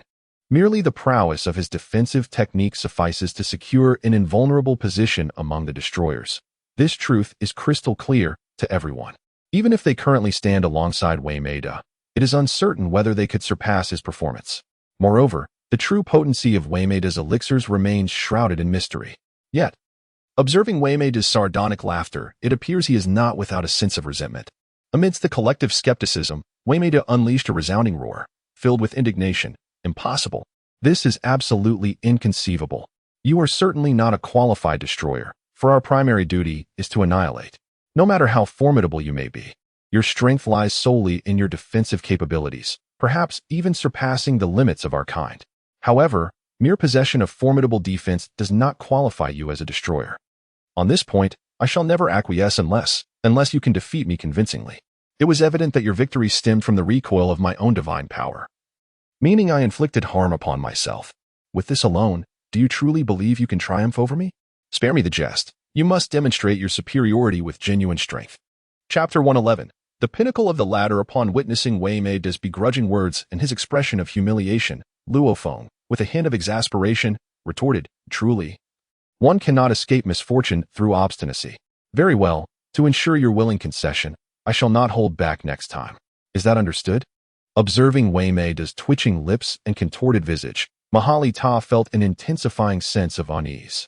Indeed, as Mahalita had anticipated, Weimeda had been grievously wounded by the very force he had unleashed, yet continued to bellow in defiance. Perhaps Weimeida's fervor is a manifestation of a pride that transcends the comprehension of an ordinary destroyer. Is it truly worth risking everything for merely 2 vials of elixir? Worth it or not? Mahalita could not ascertain, but she recognized that this might very well be a reflection of Weimeida's pride as an alchemist, showcasing unwavering confidence in the creations he has forged. At this moment, the exquisite taste did not compel the onlookers to wait any longer. With a grand gesture, he extracted a vial of crimson elixir from within his being and gulped it down with fervor. As the red potion coursed through his veins, his fractured arm began to mend at an astonishingly visible pace, while the concavity of his chest and the bloodied areas reverted to their normal state. It was astonishing. This was indeed a miraculous healing potion, and this individual was willing to invest significantly. Not only could he concoct unique potions, but he also had access to these life-restoring elixirs with ease. Were alchemists truly this affluent? The assembled gods of destruction and angels watching from the sidelines could only marvel in astonishment. No wonder the girl, Makalita, seemed unconcerned with everything, lost in her alchemical pursuits. Could she be similarly endowed? If everyone were as wealthy as this individual and Makalita, their prowess among the gods of destruction and angels would surely place them in the upper echelons of power. Perhaps this was the combat style of their 10th universe, where strength was complemented by opportune timing. Although his injuries were healing rapidly, the depletion of his godly power was a tangible reality that would not restore itself in the short term. Meanwhile, the clarity in his gaze returned to a state of normalcy, and his distorted visage reverted to an untroubled countenance, resembling someone who had never faced adversity. Completely disregarding the exhaustion of his divine energy and the recovery of his injuries, he regarded Luo Feng with a sinister grin. Luo Feng, while we share the same academic year, I concede that my talents and abilities may not rival yours. However, do not underestimate my prowess in alchemy. To be frank, this is my final pride. You might consider me mad, but which alchemist is not a little insane? As he continued to prattle on, Luo Feng, growing impatient, waved his hand dismissively. Enough. Reveal your trump cards swiftly. I have no inclination to engage in banter with you. You are well aware that with your recent display of strength and potions, you couldn't even breach my defenses. What other tricks do you possess? Bring them forth. Very well. He replied, you asked for it, so do not blame me for lacking martial ethics. As an alchemist, I thrive on potions, and indeed, my ultimate elixir is ready to make its entrance. Makalita immediately gasped in alarm. No, Master Weimei, are you truly intending to use that? Do not jest. This is merely a sparring session. There is no need to go to such extremes. Moreover, that substance may jeopardize your very essence. Essence? What is that? Where does it lead? At worst, I would retire. If I cannot triumph over my adversary in strength, what meaning does life hold? Unexpectedly, at this moment, Weimei has completely succumbed to a frenzied state. It appears that an extraordinary technique is about to be employed, one that taps into primal sources and inflicts irreversible harm upon oneself. This is merely an exchange of skills. There is no life-threatening adversary present, is there? Margarita, with a fierce exclamation, admonishes Lord Weimei, you must think carefully. At this moment, the eyes of Weimei shimmered with a frenzied intensity. Hmph. I have long contemplated this matter. In truth, I possess no interest in the role of a god of destruction. My aspiration is simply to become a competent alchemist, crafting powerful potions, which is the true essence of my life's ambition. By a twist of fate, I have found myself in the position of a god of destruction. Initially believing that this would grant me access to abundant materials and allow me to excel as a researcher. However, contrary to my expectations, I find myself leading a monotonous existence in the 10th universe. In fact, I have grown weary of the title of God of Destruction. Makalita, you have been my mentor in both alchemy and the divine role of destruction, for which I am profoundly grateful. Yet this time, that rascal Luo Feng has rendered me utterly ineffective in the realm of alchemy, which is, to me, a grave humiliation. Nevertheless, if this is the case, it is time for me to resort to my final measures. Please do not impede me. Should you do so, I will not accept my fate even in death. Rest assured, I have already selected a successor for the position of God of Destruction. If I were to encounter any irreversible harm or misfortune, I will ensure that the mantle of destruction is passed on to someone I deem worthy. Upon hearing Waymaida's words, Makalita, who had been anxiously fretting, gradually regained her composure. It appears that beneath Waymaida's exterior lies a grand ambition and idealism. Were he an alchemist, he would indeed be proficient. However, to continue as the god of destruction for the 10th universe seems a mismatch of virtue and position. Nonetheless, it cannot be denied that Waymaida has now fully succumbed to madness, and no one can deter him. Observing Waymaida's demeanor, Luo Feng furrowed his brow. This fellow appears to be quite resolute, while he himself seems rather untroubled. Yet, from their dialogue, it is evident that Waymaida's next move will be one of utmost desperation, employing a technique that draws upon his very essence. With this realization, Luo Feng set aside any notions of underestimating Waymaida, for in his mind, Waymaida's power is indeed formidable among the gods of destruction. However, should his opponent wield forces that inflict damage at the core of one's essence, it may very well command newfound respect. At this moment, Luo Feng gradually adjusted his posture, embodying a stance that was ever ready for both defense and counterattack. Chapter 112, Unforeseen Consequences. Observing Luo Feng, one could discern that he was not reveling in his recent victory or adopting an arrogant demeanor. Instead, he was enveloped in profound contemplation, fully immersed in a state of combat, nodding in satisfaction. Ah, this is the essence of a true warrior, one who never underestimates an opponent, regardless of the circumstances. Even when my divine energy is nearly exhausted, he does not regard me as a mere trifling adversary. In light of this, I too must extend him the respect he deserves. The impending clash is a matter of life or death. One must not blame me for my fervent approach. The role of a destroyer has become a burdensome mantle that I can no longer bear. This may very well encapsulate the innermost thoughts of Waymaida. While others may aspire to the status of a destroyer, a pinnacle of existence in the cosmos, for him, it represents an inescapable burden. Perhaps this confrontation with Luo Feng, whether resulting in victory or defeat, will allow him to identify a worthy successor, ensuring the legacy of the destroyer endures. Ultimately, he yearns to indulge in the life he desires, which truly reflects his inner self. Upon witnessing Waymaida's resolute determination, Makalita ceased her attempts at dissuasion, gently wielding her staff to reinforce the spatial integrity of the arena and the surrounding restrictions, thereby rendering this segment of the cosmos more compact and stable. After all, what level of power might Waymaida attain following the execution of that technique? Even Makalita felt a shiver of trepidation. Yet, observing Luo Feng's profound demeanor, Makalita could only shake her head in resignation. She understood her disciple well. Though she was reluctant to see him reach this juncture, it was an unavoidable reality. Each destroyer possesses their own aspirations and ambitions, and Waymaida's focus does not lie in the role of a destroyer. Forcing him toward that path holds no significance. Even if no conflict arises between him and Luo Feng this time, there remains the possibility of an explosive resurgence at a critical moment in the future, yielding consequences that are utterly unpredictable. At this moment, the effects of the potion consumed moments ago seem to have reached their zenith. The exquisite flavor has alleviated the injuries, and the skeletal structure of the right hand appears to have returned to its original state. To my astonishment, the healing elixir I concocted has proven remarkably effective, albeit somewhat slow in its action.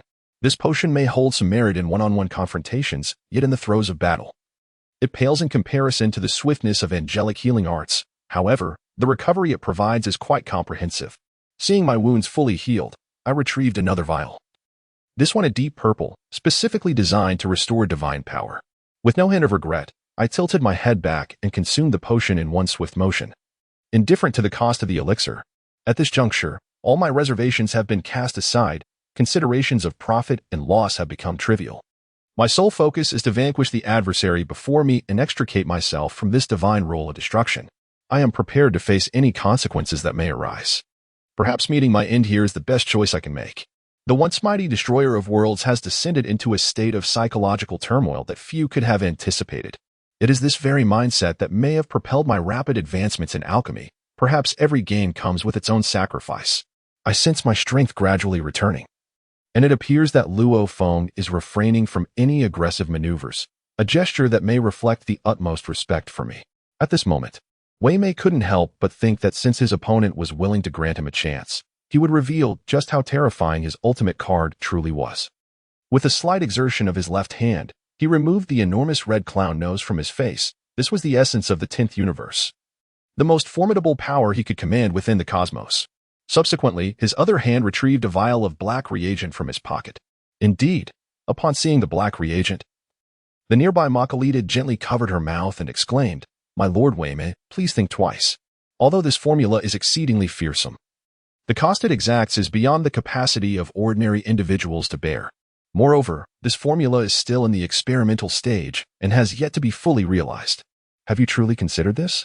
Despite Makalita's fervent warnings, Wei Mei dismissed her concerns entirely, his ears deaf to her words. His eyes, however, gleamed with a frenzied determination as he gazed at the cosmic essence of the red nose in his hand, coupled with the vial of black experimental reagent. "Allow me to demonstrate a true miracle. Luo Feng, perhaps I may not be your match in sheer strength, but beneath this vial of potion, I believe you shall pay dearly for your arrogance." Observing Wei Mei's prolonged fixation, Luo Feng developed a peculiar interest. Could a combination of a black reagent and cosmic essence truly yield a miracle? Nonetheless, he did not underestimate Wei Mei. This destroyer, who seemed indifferent to his own life, might indeed unleash some extraordinary brilliance. Furthermore, as Makalita had mentioned, this individual appeared to be engaged in an experiment. Without a formidable opponent like himself, Wei Mei might never have concocted such a reagent throughout his lifetime. It would be intriguing to witness Wei Mei's extraordinary display. Perhaps it would aid in enhancing his own strength and understanding. As Wei Mei cast the red nose into the vial of black reagent, an extraordinary aura erupted violently. This peculiar energy was perceptible only to Luo Feng within the arena. To outsiders, however, a strange transformation occurred. The once pitch-black reagent began to shimmer with vibrant colors. A kaleidoscope of hues, 4 or 7 colors intertwined and danced, evolving into a dazzling new potion. This might well be the true essence of alchemy. Through relentless experimentation and adjustments, crafting an extraordinarily potent elixir is the lifelong pursuit and aspiration of any alchemist. Upon witnessing the multicolored potion in Wei Mei's hand, Makalita gasped softly, "My Lord Wei Mei, I truly did not anticipate your endeavor would succeed. Yet, you must remember, this is in your 10th universe. Are you certain you wish to utilize this potion? The consequences are indeed irreversible. Although my theory may seem somewhat insane, there is no need to resort to such drastic measures against an ordinary destroyer. This is not the moment for desperation." Chapter 113. The colorful potion. At this moment, Wei Mei was utterly impervious to any counsel. His gaze fixated with a fervent intensity upon the bottle of the colorful potion. Without a second thought, he turned, tilted his head back, and consumed the entire potion in one swift motion. As the elixir coursed through him, Wei Mei's aura ascended geometrically. His body emitted a series of cracking sounds as his bones underwent a tumultuous transformation. This was not mere intoxication, rather, it was a profound structural metamorphosis. It appeared that Wei Mei had indeed achieved a significant breakthrough in technique, akin to that of Makalita, accompanied by the sound of bones fracturing. Wei Mei's form abruptly doubled in size, his muscles surging under the potion's influence. Though his appearance was somewhat grotesque, it was undeniably a manifestation of power pushed to its limits. Not only had his stature increased, but he had also become impressively robust. Could this alone be insufficient? By mere presence, the current Wei Mei was a stark contrast to the Wei Mei of moments ago. If he had previously been akin to a mere puddle, he was now transformed into a vast lake. This was a qualitative leap. Witnessing such a terrifying surge in power, Luo Feng was now fully attentive. This potion had indeed catalyzed a fundamental change within him, yet it seemed to remain within the bounds of what was bearable. standing outside the arena, Makalita, deeply attuned to the intensity and magnitude of Wei Meida's aura, could not help but be struck by the extraordinary transformation unfolding before her. At this moment, there is no inclination to fret over the state of Wei Meida. The moment he consumed that potent elixir, his fate was sealed. After all, although Wei Meida has fully unleashed his strength and potential, reaching the zenith of destructive power, this is merely a primal reagent. While the effects and side effects remain somewhat ambiguous, Makalita is acutely aware that, regardless of the outcome of this battle, Wei Meida's career as a destroyer is irrevocably concluded. The nature of his injuries is irreversible, even with the utmost assistance from the Archangel and numerous angels post-battle. Returning to a normal state as a destroyer seems utterly implausible. It is truly astonishing that Wei Meida is so resolute in his choices. Well, all of this is ultimately his decision. At this moment, Makalita directed her gaze towards Luo Feng, observing him as he chased after the latter. She extended her hands, cupping them to amplify her voice, exclaiming, "Lord Luo Feng, the situation has spiraled into chaos. This is not the time for a direct confrontation. I possess the elixirs you require. We must retreat swiftly and not engage in a futile struggle here. This adversary has become a veritable monster, merging his essence with that of the universe itself. His attacks transcend what an ordinary destroyer can endure. Even a destroyer king may falter against his might. Fleeing now is not an act of cowardice. Regardless of the outcome of this clash, Lord Weimei has forfeited his qualification as a destroyer. It would be prudent to refrain from further confrontation." Seeing Luo Feng standing resolutely, Makalita, in a state of exasperation, continued to shout, "Is it truly necessary to adhere to our previous commitment at this juncture? I have already pledged to supply you with the elixirs you seek. Do not linger here in this madness with Lord Weimei. This is merely an exchange of techniques, not a life-and-death struggle against an external foe. Must we really escalate to this level? Furthermore, I believe in your lineage as a destroyer king. Should you be unwilling to retreat, you could employ the life-preserving skills bestowed by your heritage. Otherwise, you may indeed find it impossible to withstand." As Weimei descended into a frenzied state, Luo Feng exhibited no signs of underestimating the threat. He assumed a stance, preparing to strike, consolidating his energy within. His poised movements were interpreted by Weimei as nothing short of provocation and disdain. How strong could this individual truly be? Did he not realize that he had exhausted all his trump cards and jeopardized his essence to unleash such power? It appeared that Luo Feng's arrogance knew no bounds. Yet perhaps this was indeed his singular opportunity to forge a name for himself. The glint in Weimei's eyes was no longer merely madness. It was laced with a fierce intent to kill, suggesting that he was prepared to fight to the death.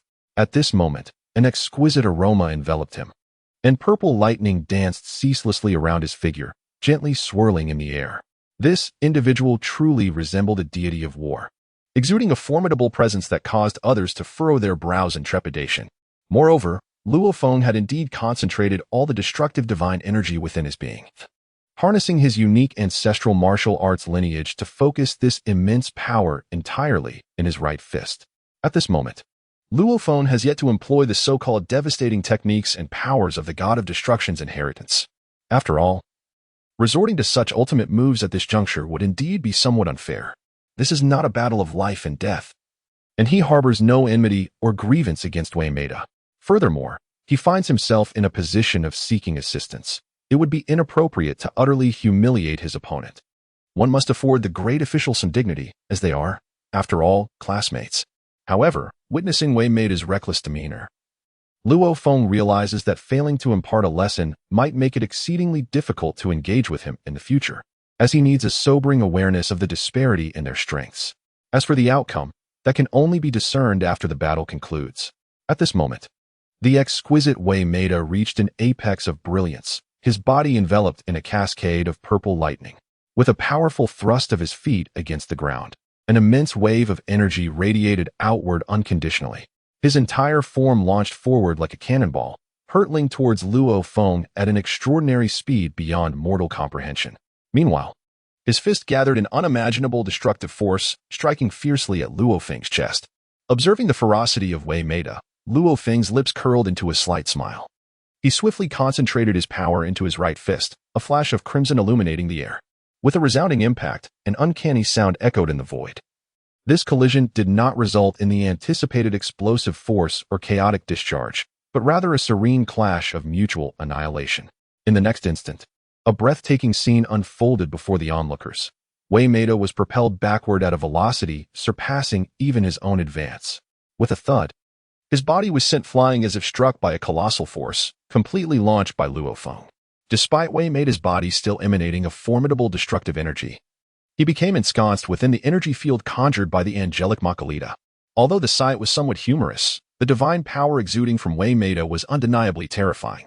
What left the spectators bewildered was the realization that such a potent punch, coupled with Wei Meida's sacrifice of his intrinsic power, was effortlessly countered by Luo Feng. Observing Luo Feng maintain his punching stance, it became evident that he had not retreated. Instead, he had merely executed a nonchalant punch, completely neutralizing Wei Meida's assault. Moreover, he sent Wei Meida hurtling backward, and though his body still radiated chaotic divine energy, the expression on his face and the look in his eyes indicated he had succumbed to unconsciousness. Indeed, Wei Meida had been rendered dazed by the recoil of Luo Feng's punch. Logically, under the circumstances of unleashing absolute potential and intrinsic power, one would typically lose any sensation of pain or awareness. Yet the fact that Wei Meida was stunned by Luo Feng's strike suggested an even greater strength behind the latter's blow. Alternatively, there might have been some hidden intricacies that eluded understanding, with only the angel Makalita, who was observing in real time, fully grasping the entirety of the scene. At this moment, Makalita has covered her small mouth with her hand, her astonishment evident in her expression. At this moment, Makalita's heart was tumultuous, even with his immense strength.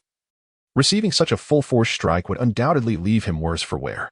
Unlike Luo Feng, who appeared unfazed and unscathed, Makalita could hardly fathom how he had managed to absorb the blow while seemingly holding back his full power. The energy radiating from Luo Feng suggested he had not exerted himself to the fullest, nor did any energy overflow from him. How could this be possible? Doubt filled Makalita's mind. Meanwhile, the gods of destruction and angels from various universes observing the event were equally perplexed by the unfolding situation. Particularly, Katra, the god of destruction from the fourth universe, found himself in a state of uncertainty. Even with overwhelming power, it should not have been enough to incapacitate a transformed Vimeda. The vivid barrier conjured by Makalita had seemingly enveloped Vimeda entirely, demonstrating the sheer magnitude of power behind that strike. Clearly, Luo Feng's strength surpassed the imagination of even ordinary gods of destruction, having ascended to a level akin to that of angels, suggesting that even typical angels might not pose a challenge to him. The crowd was left in astonishment, but it was Luo Feng, the architect of this event, who felt the most astonished. He realized that the impact of this attack had exceeded his expectations. After all, he had meticulously channeled the internal energy of the ancient martial arts lineage to its utmost limit, aligning all the destructive energy with the meridian pathways of that lineage and concentrating it in his right arm, as he unleashed what appeared to be a casual strike. It belied the immense power contained within. Yet, Luo Feng was acutely aware that this was the most formidable attack he could muster at that moment, sufficient to render Vimeda unconscious without reducing her to mere fragments, a testament to Vimeda's commendable strength. With a sigh, Luo Feng concluded his offensive, dusting himself off and remarking, "Makalitas, could it be that you have lost yourself in thought? Swiftly attend to the esteemed Wei Mei, lest dire consequences ensue." Upon hearing Luo Feng's words, Makalita seemed to awaken from a stupor. It was evident that this was not the time to marvel at the clash between the two combatants. Instead, Wei Mei appeared to be teetering on the brink of oblivion, her aura fluctuating alarmingly.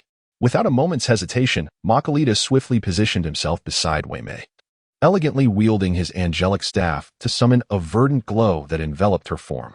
He then retrieved a vial of crimson elixir from his possession and administered it to her lips. This was a manifestation of divine healing and Makalita's unique restorative concoction. In this domain, he held unwavering confidence. As long as Wei Mei clung to life, he believed he could salvage her, regardless of her condition. However, the extent of her recovery post-rescue remained uncertain, especially considering she had recently consumed the entire contents of a vibrant potion, which had undoubtedly compromised her very essence. With a soft sigh, Makalita reflected on the matter. This individual was far too fixated, too trusting of the so-called alchemy. Yet, he could hardly blame Wei Mei. Had he been in her position, he might have acted with even greater recklessness. At this moment, Makalita regarded the towering figure of Luo Feng with a gaze imbued with complexity. It was astonishing that this individual had not employed the techniques or powers derived from the legacy of the god of destruction, yet had managed to render the fully unleashed Wei Mei in such a state solely through sheer destructive energy. Well, in this moment, Makalita found herself somewhat unencumbered by attachments. With a grand gesture, she summoned 5 vials of restorative divine energy, which gracefully floated before her and began to drift towards Luo Feng. These are the restorative potions of divine energy from our 11th universe, now bestowed upon you. I truly did not anticipate your strength could ascend to such heights. Perhaps this will prove beneficial to your 13th universe. It is the utmost compensation I can offer.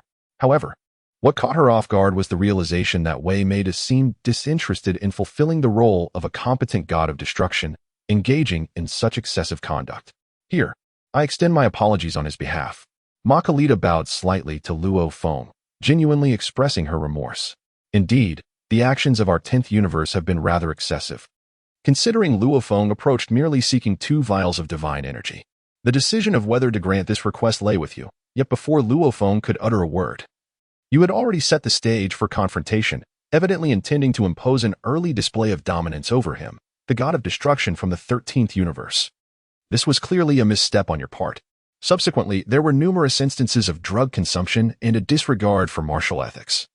Treating Luo Feng as an adversary rather than a fellow being, unleashing your full might against him, such behavior is indefensible. In the end, that rascal Wei Maida even resorted to forbidden techniques, utilizing a prohibited potion and harnessing the essence of the universe itself. In such a self-destructive endeavor, inflicting significant harm upon Luo Feng while suffering grievous injuries himself, he now found himself in a predicament, especially with so many witnesses observing this battle. Makalita felt a twinge of guilt, aware that despite her earnest efforts to heal Wei Maida, she remained uncertain about the future developments of the 10th universe. Conversely, Luo Feng exhibited no inclination towards niceties or politeness with Makalita. With a swift gesture, he gathered the 5 vials of potions into his embrace, for they were rightfully his.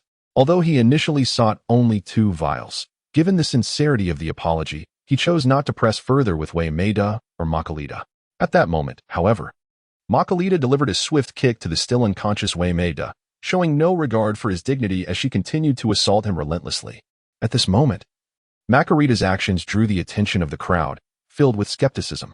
What are you doing? He is already gravely injured and in a state of unconsciousness. Why do you continue to kick him? Seeing the doubtful gaze of Luo Feng, Makarita retorted with irritation, "Hmph. This fellow either does not trust my elixirs or doubts my healing abilities. I am employing a dual approach. Even the gravest of injuries can be remedied. As long as he still breathes, he will not perish.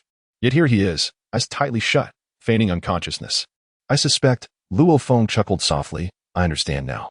You simply wish for Lord Wei Mei to remain unconscious for a while longer. Otherwise, it would indeed be rather awkward if he were to awaken.